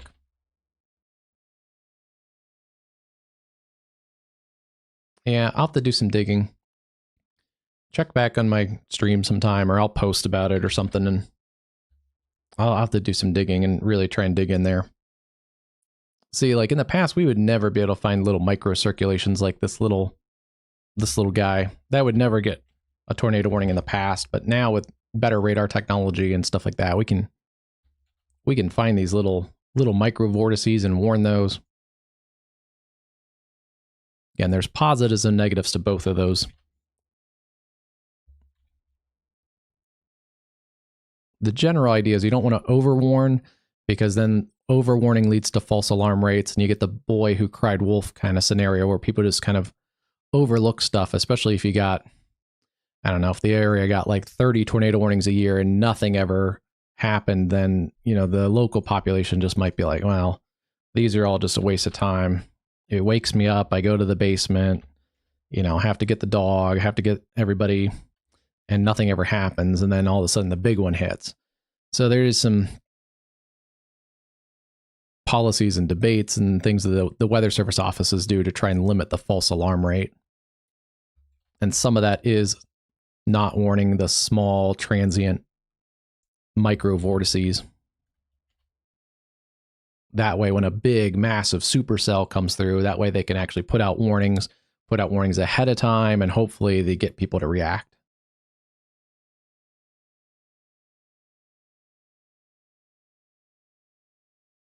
If you really wanted to, you could warn for all kinds of stuff, and especially with getting close to the radar site, you can sometimes see little micro vortices, little gust nados.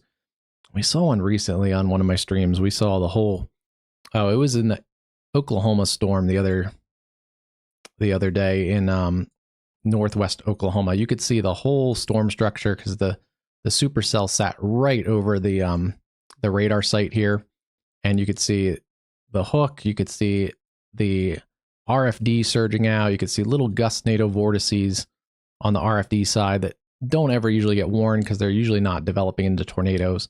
But if you really wanted to, I mean, you could warn that just because we were so close to the radar and could see all the little details.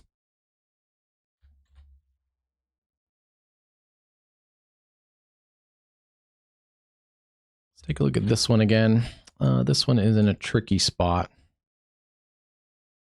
Let me get the Shreveport radar, and we'll see if this still in here near Winthrop and still southwest of Ben Lomond. I feel like that one might have slowed down a little bit. They said it was 55 miles an hour, but I feel like it's still right in that same area. Still about a half hour to Nashville, Arkansas, 10 minutes to Ben Lomond, and 13 to Locksburg.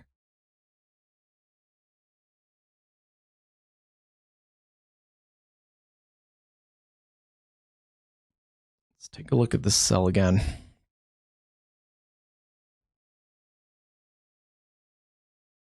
See, this one has significantly weakened and broadened. There still is a little hint of a rotation in there.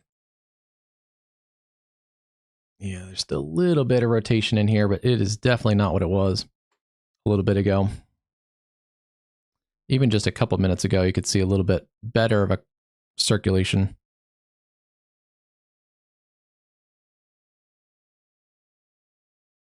Yeah.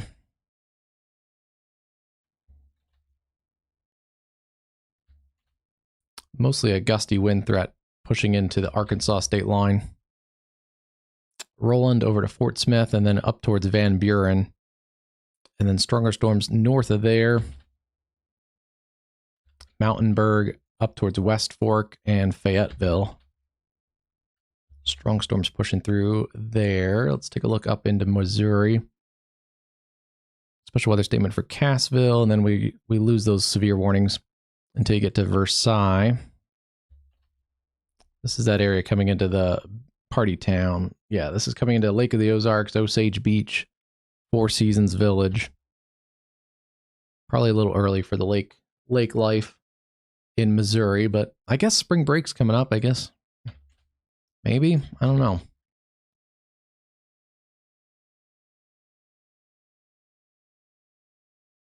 Not much going on in Illinois right now. They've calmed down quite a bit in Illinois.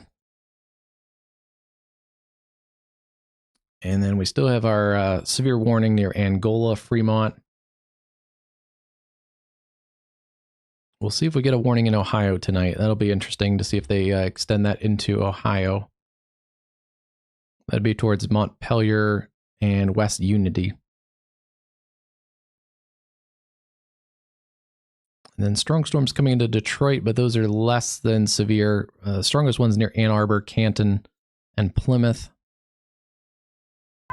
And I just want to check behind everything. This severe thunderstorm warning has been updated.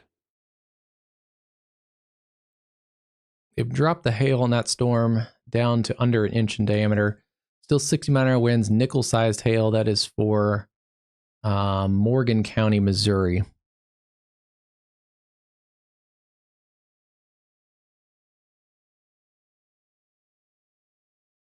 I feel like we haven't covered Florida that much.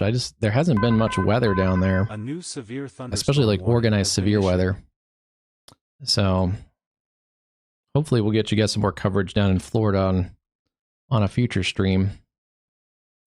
They're warning this tornado possible tag. Pretty good winds pushing into the Fort Smith area. And there still is a little bit of a transient circulation in there. So it's probably a good call. See, that's a better warning. We're really close to the radar site, so we can keep a really close eye on it.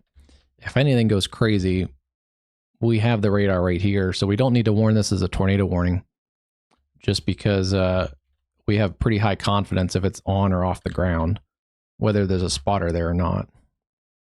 This is pretty much, where is it? Pretty much at the camera. Where is that camera?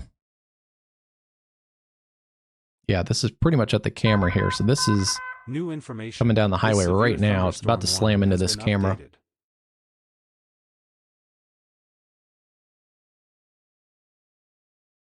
Yeah, there's pretty good winds in there.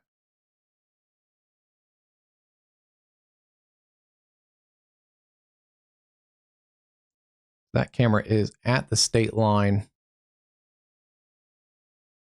And yeah, it's going to get smacked around by those winds right now. That's probably some decent winds in here. A severe thunderstorm warning has been issued.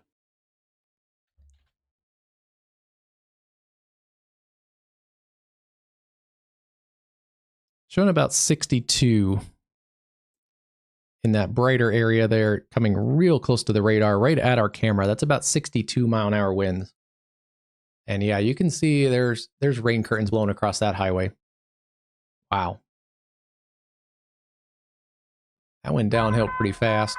A new severe thunderstorm warning has been issued.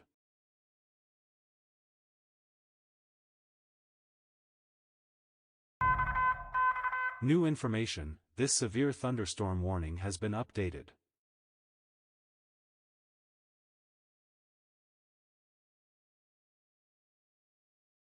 That was a pretty good gust there. If you guys saw that on the side of the highway, you could see the trees blowing.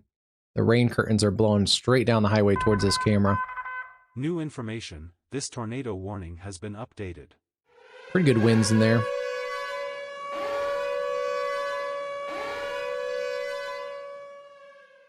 We'll put that camera back for a second. We had a camera earlier on the stream that got not hurt, but it got hit by a pretty chunky hailstone. The camera was pretty focused, and there was hail falling all around, and all of a sudden, the camera just shook, but not like a wind. Sometimes the cameras wobble in the wind and stuff, and you can see them kind of bobbling. This one, the camera was real steady, and then all of a sudden, boom, and you can see little pieces of hail. It got hit really hard by a large piece of hail, but it stayed running, so props to those DOT cameras. I think they must make them a little different down in Texas. Let's go check this warning. This is that storm coming up towards Ben Lomond, Nashville, Arkansas, Mineral Springs area. A new severe thunderstorm warning. And I got to keep changing the radar there. It doesn't look quite as punchy as it did earlier. There still is rotation in here near Winthrop. And approaching Ben Lomond, Mineral Springs, Nashville, Arkansas. That's another transient cell. The rotation kind of picked up, and then it's kind of slacked off since.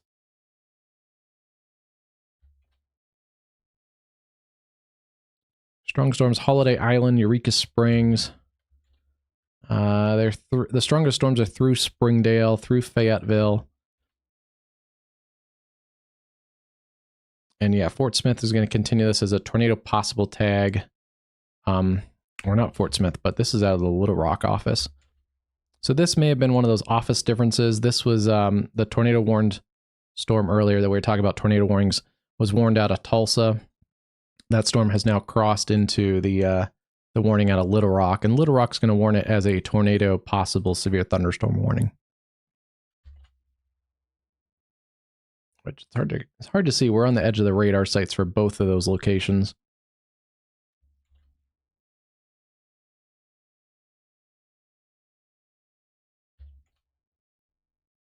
And yeah, the heaviest part of the storm is directly over the radar. You can see the winds have calmed down just a little bit on that highway.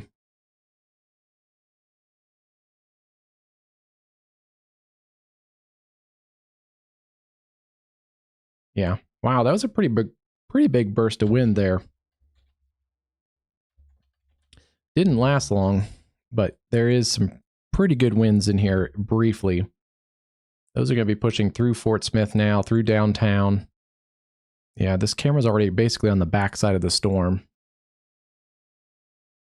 So these aren't going to last extremely long, but they're going to be feisty while they're in your neighborhood.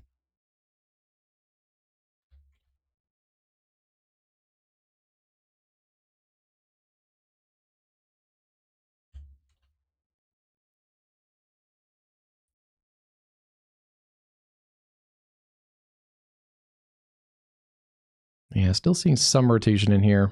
Continue to stay in your tornado safe space.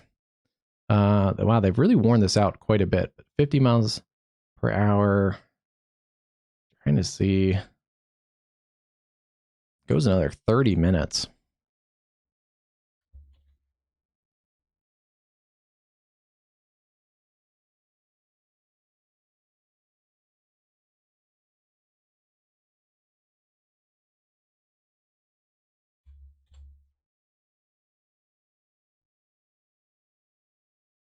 Mineral Springs, 20 minutes or so. Ben Lamond, 6 minutes.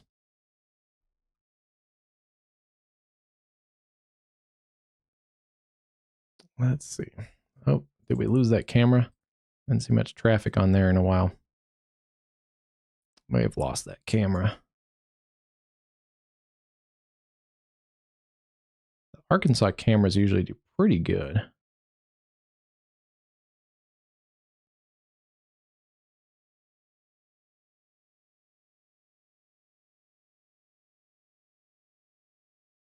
See if we can get out ahead of that storm and catch that surge again.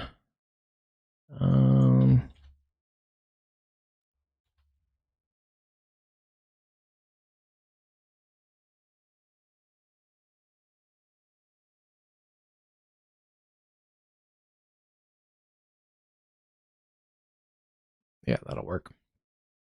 All right, this is just ahead of that surging line again, so we'll see if we can get it. Sample some more of that wind that's looking across the river from Fort Smith. So this should be maybe 2 minutes from getting slammed by the wind and rain again.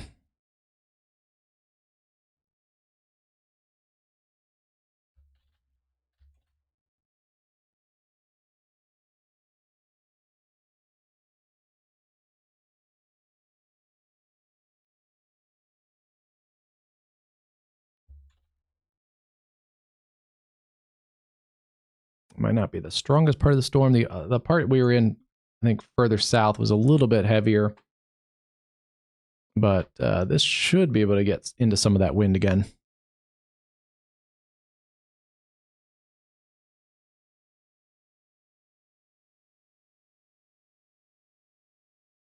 I think we'll probably lose that severe warning in Missouri. Most of the heaviest part of that storm is basically exiting the warning polygon.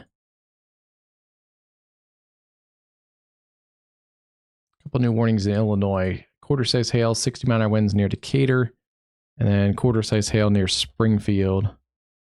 Yeah, the wind is not a super big factor there. Here comes the wind in this camera again.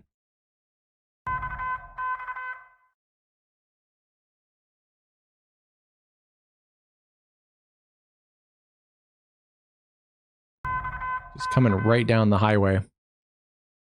That could freak someone out if they weren't prepared for it and they were driving into that. That is probably 50 to 60.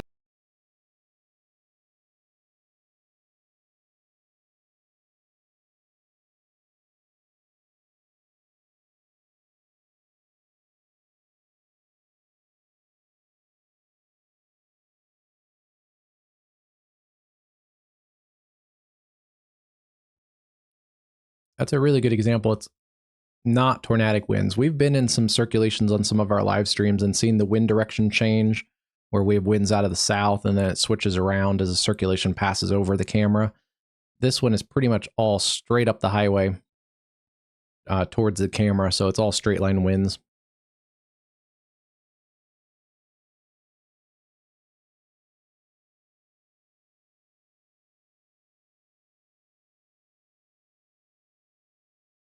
That guy's just powering through.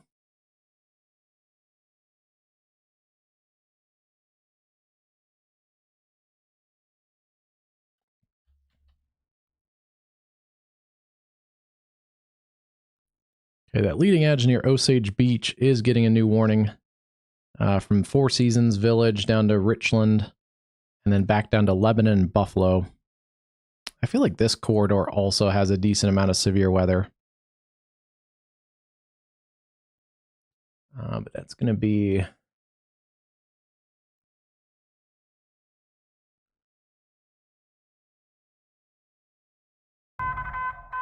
There it is. A new severe thunderstorm warning has been issued.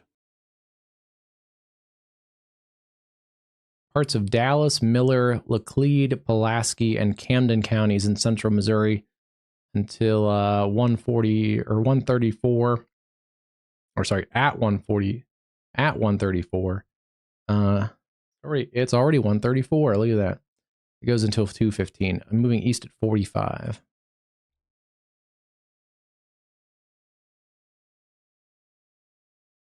Time flies here. I thought it was like just past midnight. It was actually like almost 1. Rolla, St. James, Waynesville, about 40 to 70 minutes. Lebanon, 23. So about a half hour to get to the end of the warning polygon.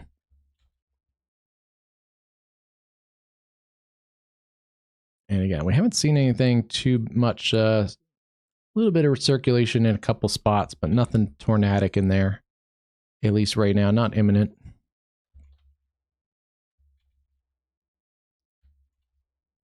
I would guess probably in that 2 o'clock hour that they might cut some of these tornado watch areas across Kansas and parts of Missouri. Newest warning for ping pong ball size hail. Mount Auburn and Mechanicsburg, Illinois. A severe thunderstorm warning has been issued. Yeah, there's your hail core. A new severe thunderstorm warning has been issued.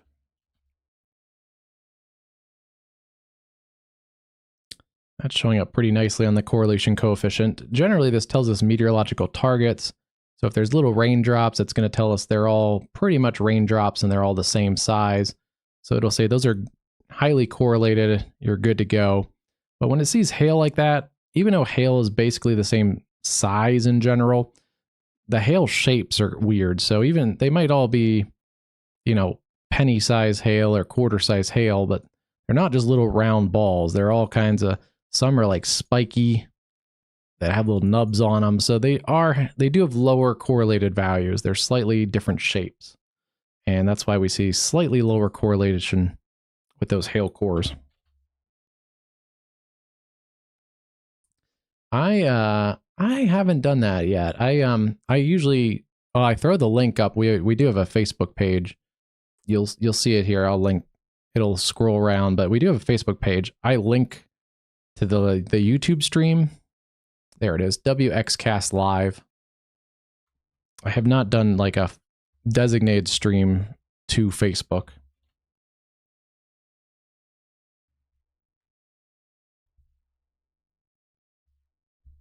Which I can probably experiment with, but probably should experiment with it.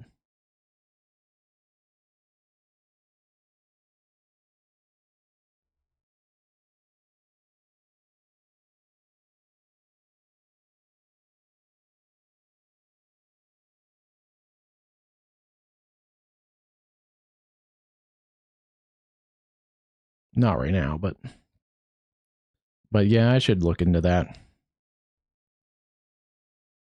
I'm pretty happy on YouTube though. Like YouTube does pretty good job. I've never had major issues on the stream or anything, so I'm fairly comfortable here. So I don't know. I guess I should look into it just to look into it. A new radar indicated tornado warning has been issued.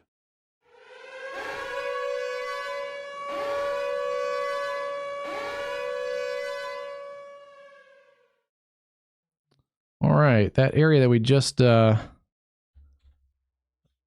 sampled has spun up a little bit better. Not by much, but a little bit in here. A new severe thunderstorm warning has been issued.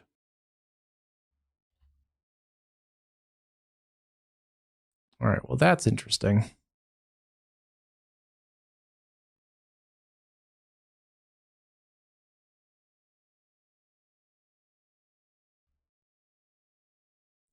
So new tornado warning. It's going to be, oh yeah, it's popping up just to the, that's it. That's so crazy.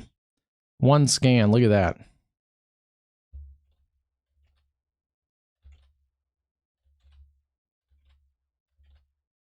Maybe close to producing. Up towards Ball, Rudy, State Highway 282, and Dean's Market, Dean Springs. That's how crazy this transient tornado risk is. There was nothing there like a minute or two ago, and now there's a possible tornado. This severe thunderstorm warning has been updated. All right, this is going to be right in front of this on basically right here at State Highway 282. So this camera is generally looking southbound, so towards the storm. The problem is there's a bunch of mountains in here. So this, if there is a tornado, it's going to come over the mountain and basically kind of broadside this camera from the right. Yeah, so if there is a circulation, it's going to be coming from the RDOT logo. But we may be able to see if there is a circulation versus to see how the rain is. Like earlier, you could see it was definitely straight line winds. They were all blowing in the same direction. This, you may be able to see the rain change direction here. This severe thunderstorm warning has been updated.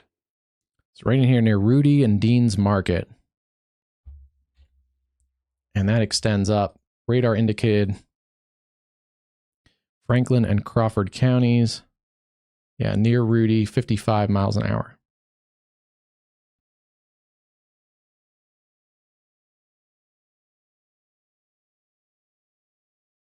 Mountainburg, 11 minutes or a little less than that. And then it gets into some really rugged terrain. Mountain Crest, 31.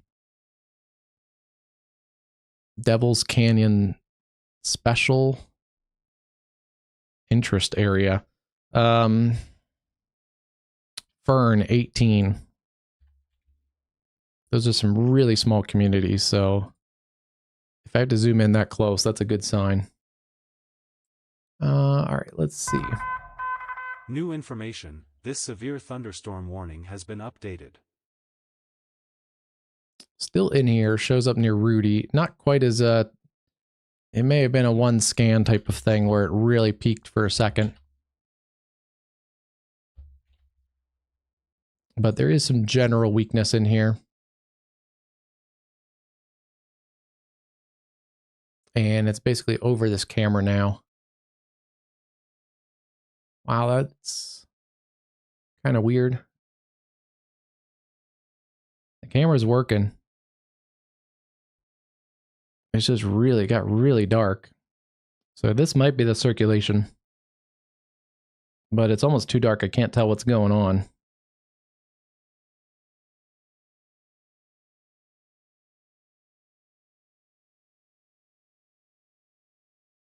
Yeah, this must be in it because it's really crazy to look at. All right, let's see. There's a car light. That's helping a little bit.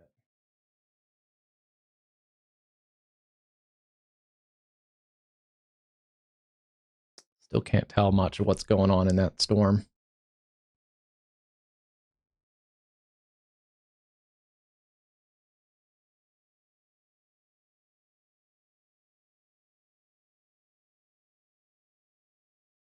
Yeah, I just can't tell which way the winds are blowing on the camera, but New tell you the visibility is significantly decreased. Warning has been updated. Pretty strong winds now showing west or east of Fort Smith. Yeah, they're still in that 50 to 60 mile an hour range. These brighter colors, Kibler, Central City, Diamond Grove. Severe thunderstorm warning, tornado possible tag continues there. And have to watch, it's not really rotating much yet, but there's a little notch right there. And then just a general line of pretty good winds coming out to the east of Fort Smith. All right, I don't think we're going to see much on that camera just because of how dark it is. That's up there in some pretty rugged terrain north of Fort Smith.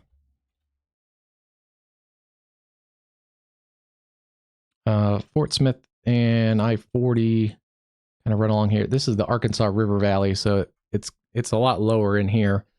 And then these are the Boston Mountains in here, part of the Ozarks, and they get really rugged. And then down here, there's more mountains. The Wachitas, I think that is. And they get pretty rugged too. So Fort Smith is kind of in this little river valley.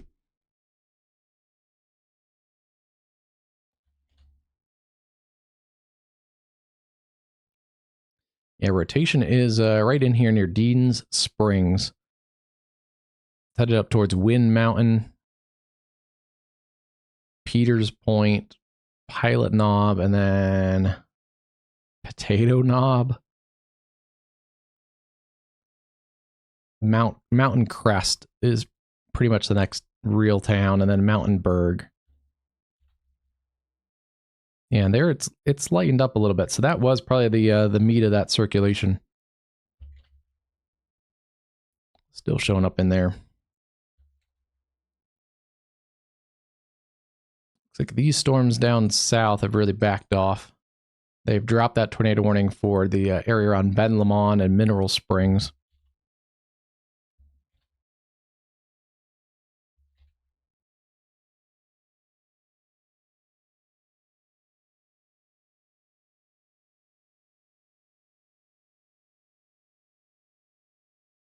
Is that, are you down in this area? If you're south of that, then it's moving away from you. That is, what is that? Franklin and Crawford counties.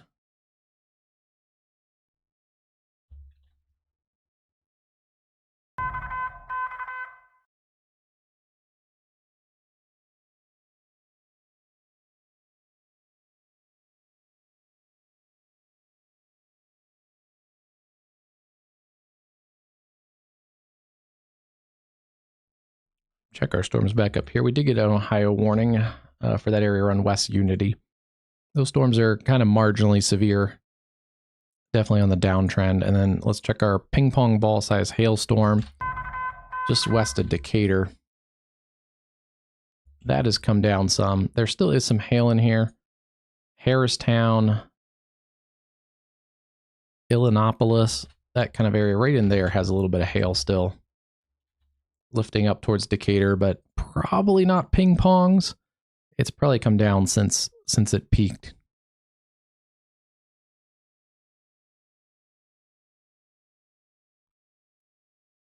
Okay, 56. That's a pretty good report there. That's severe criteria pretty much. 57 is the severe criteria, but so we do have some gusty winds in here. They don't look as healthy, these storms. And yeah, further south, they're outflow dominant through Springfield.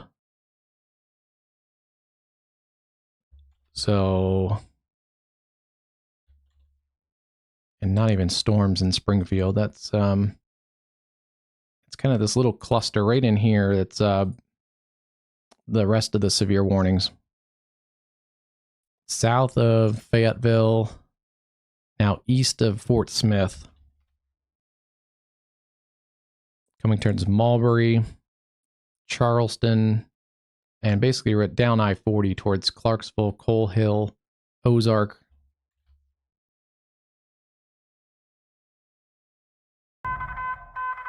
New information. This tornado warning has been updated. Are you in Missouri? I thought you were in Arkansas when you're saying the county above you. Missouri, you're going to be... These are severe warned from Lebanon up to Osage Beach, but mostly just a damaging wind threat. The hail has come down. There's not a tornado threat. Okay, yeah, so you're in that area. mostly a hail or mostly a damaging wind threat, but it's marginally damaging winds. It's 50 to 60 miles an hour. Doesn't look very hail oriented, and especially if you're on the southern flank of this, it's outflow dominant. So you're going to get a big burst of wind, and then you're going to get some heavy rain and lightning back in here, but you'll be okay. I don't see much going on. There's wind. You can see the wind actually up in here in the radar of the Springfield radar. This is really in the middle of the radar, so it's going to be hard to see exactly. Like the Jefferson City area is hard to see. There may be a little more hail up towards Eldon. Not really. I mean, by liking and subscribing is probably the easiest way, because yeah, the follower count's good, and then also liking and subscribing is great because then the YouTube algorithm sends us out to more people who need it. You could also, there's the super chat feature, but it's kind of like a little way to tip. But let's see. But liking and subscribing is the easiest way. And sending it out to your friends and family. Like if there's a day we're streaming and you're on a sunny day, but you have, you know, friends and family, I don't know, on the Gulf Coast, and we're covering a hurricane, yeah, send them the stream. That helps too. Okay, yeah, Eldon's, you're good. You're gonna be, if you're in like that Eldon area, the storm is to the south and east of you, the strongest part of it. So you're already past the worst of it.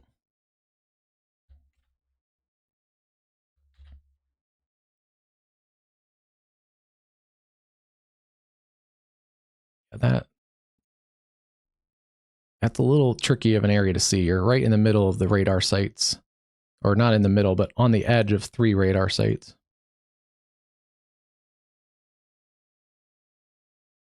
Christina, talk to your congressperson and demand them to get a weather radio or a weather radar. I'm surprised an area like in here does not have a weather radar. There's the Mizzou like research one, but it's hardly ever on. So yeah, it's hard to see surface level details of storms right in that particular area.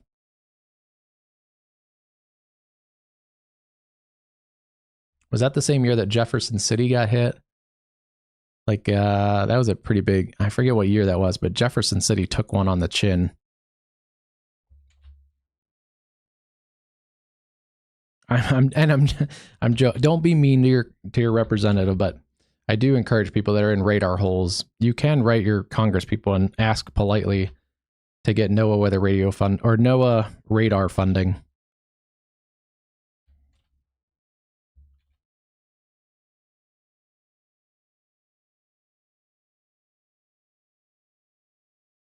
Yeah, and then it's going to be like 40s. A lot of the Midwest, it's going to be cold a couple days from now. I think into the weekend, maybe Sunday, Monday, it's probably going to be back into the 40s for you. Check our tornado warning down here. Mountainburg, it has diminished. Yeah, we're not getting long track tornadoes here tonight. We're just getting transient tornadoes. They tapped that low level jet that we saw earlier. Adjustments to that thunderstorm watch. So we have low level winds that are coming up from the south-southeast. We have upper level winds that are coming from the southwest. And we have a little bit of a crossing kind of upper level wind pattern too. So there's a couple different layers of wind with height that creates vertical shear. There's speed shear as well as directional shear. And the storms are trying to tap that just a little bit, but they haven't been able to hold it on for too long. So they create a little area of rotation. It gets tornado warned and then it dissipates fairly quickly. But these are still strong storms in Arkansas. Huntsville, Elkins, down to Mulberry and Charleston.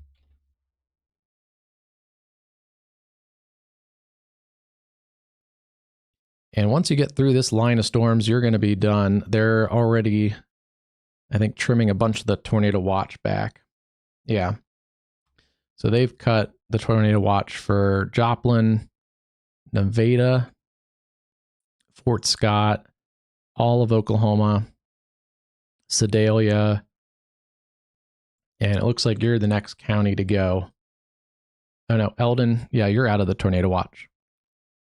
So as long as those storms have cleared you, your severe threat's pretty much done.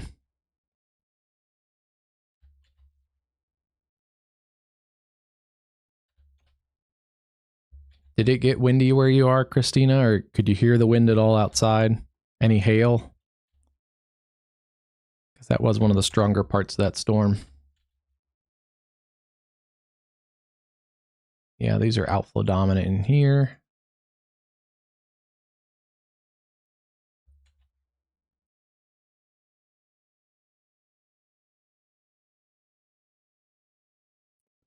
Looks like the Arkansas River Valley is going to be the focal point for the next couple hours, kind of in this corridor.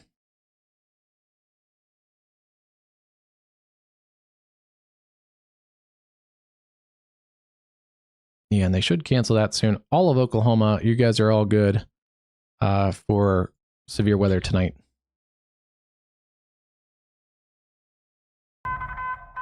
A new severe thunderstorm warning has been issued. Okay, yeah, that's about right.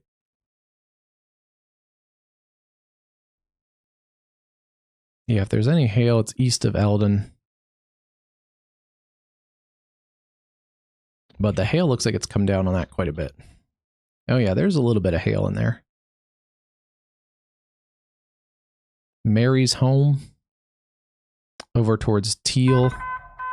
New information. This severe thunderstorm warning has been updated.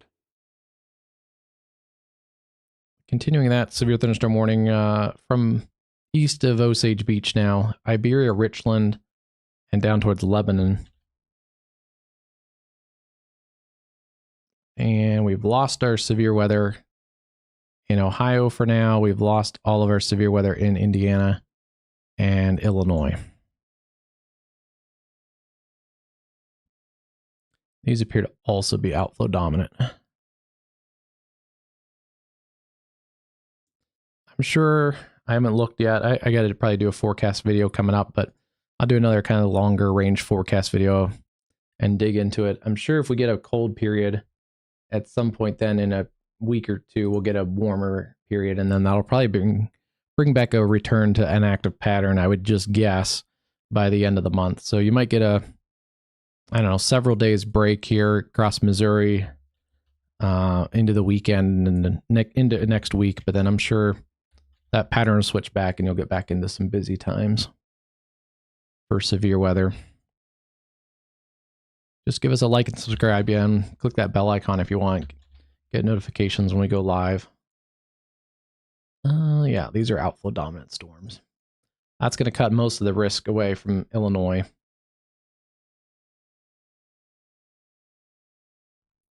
All right, back down here, let's see what's going on.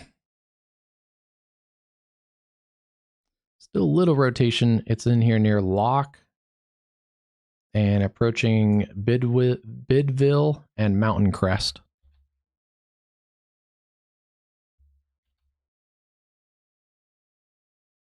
A little bit of rotation also in that cell near Mulberry. Yeah, a little bit in here too. New information. This severe thunderstorm warning has been updated. This is going away from the radar. This is actually coming towards the radar. Our radar out of Fort Smith. Oh, and right here too. See, these are one of those, someone asked about it earlier. We can see some of these micro vortices. They're very small. They're probably not producing tornadoes, but we can see them just because of how close we are to a nice, powerful radar.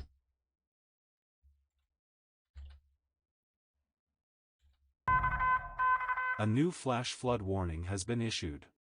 Yeah, but they're not producing tornadoes. Thanks. That's helpful. Ozark, Arkansas, Mulberry, Coal Hill. Strong storms coming your way. And maybe a quick spin up. But that's That's moving through pretty quick. Still some broad rotation on this cell. This is in really rugged terrain. I don't even know what Cedar Creek. These are in some really high mountains out here in Arkansas and western Arkansas. A little bit of rotation in that cell.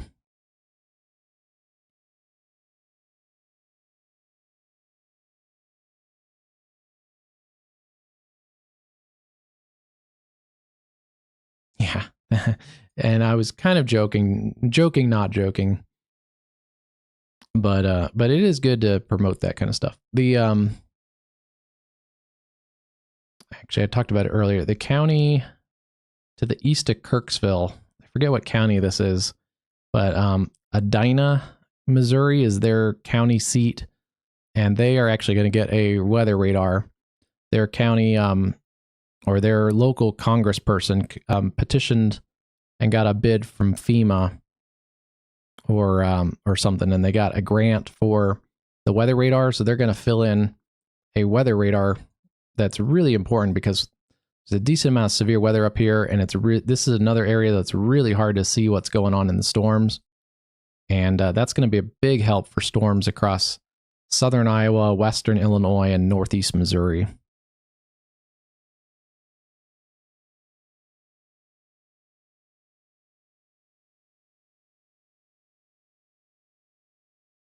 Yeah,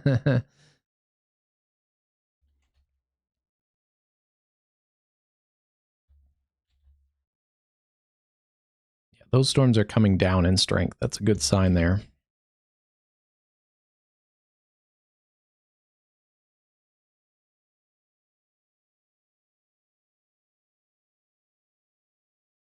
Yeah, and sometimes that can help. You might be able to get some, I mean, if you really wanted to go, you could probably, because your community has had some severe weather before, you can probably get some people that can sign a petition and are probably interested in a similar thing. It would be good to have more radar coverage.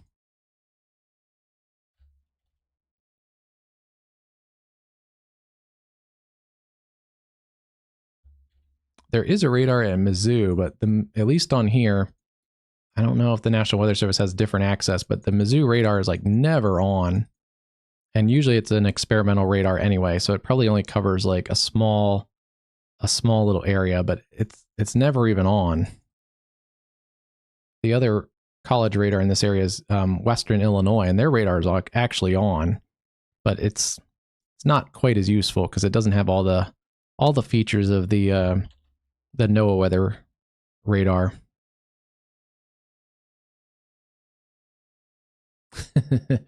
No worries. I think we're going to wrap it up for now anyway, because I'm getting kind of blind looking at the screen too. And right now we don't have any tornado warnings. I feel pretty confident we're not going to have many more warnings, if any, in this area. Still keep your NOAA weather radios on, but most of this looks to be outflow dominant. And the hail cores come down. There's no really individual supercells. I feel pretty good that the Missouri storms are behaving themselves, at least until morning.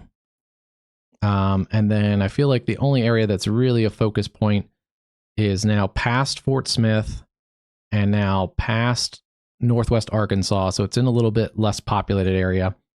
I'd still be cautious about getting weather radios and getting your warnings and stuff if you're up here in the Boston Mountains.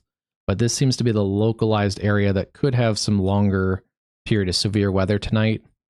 It appears like southeast Oklahoma and the Texarkana area seems to be very quiet.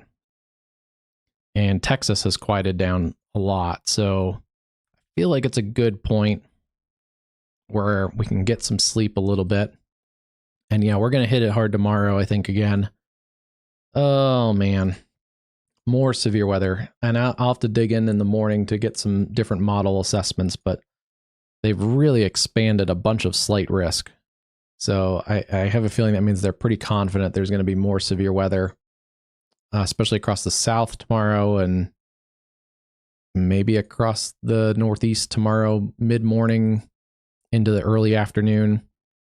So it's going to be a weird setup tomorrow, but thanks everyone for joining in. Hope you guys had a good night. Hope you learned a little something. I'm a little tired, so my personality has probably been a little drier than it normally is, but it's been a little bit of a long day. And unfortunately, we've had more, it looks like, fatalities from tornadoes today, so that's also been a bit of a bummer.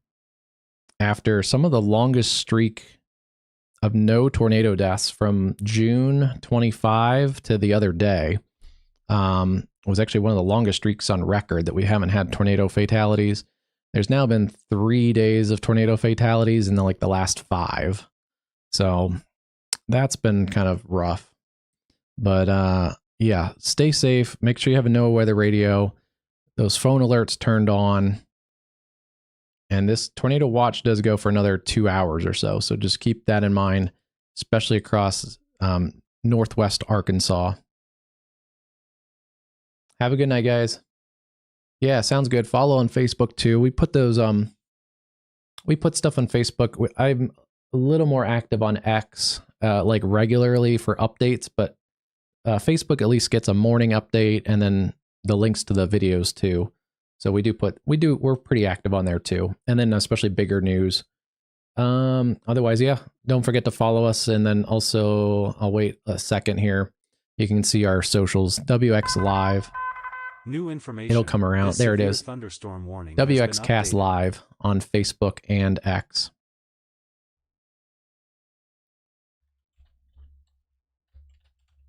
I guess it's the same as our...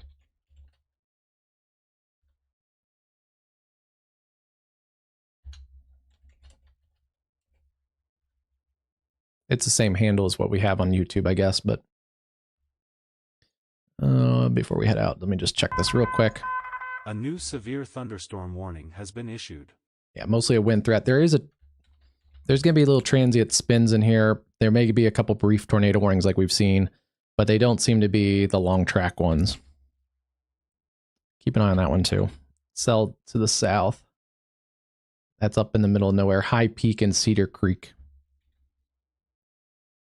Yeah, that's the easiest way to do it. It helps with branding for me, and it just helps to keep everybody consistent. And then I don't have to have different names and stuff. But yeah, that's the way to go. Yeah, still severe weather ongoing in Arkansas, but I think we've gone from a really widespread severe weather day to a fairly condensed region. So have a great night, everyone. Stay safe, and thanks for joining us.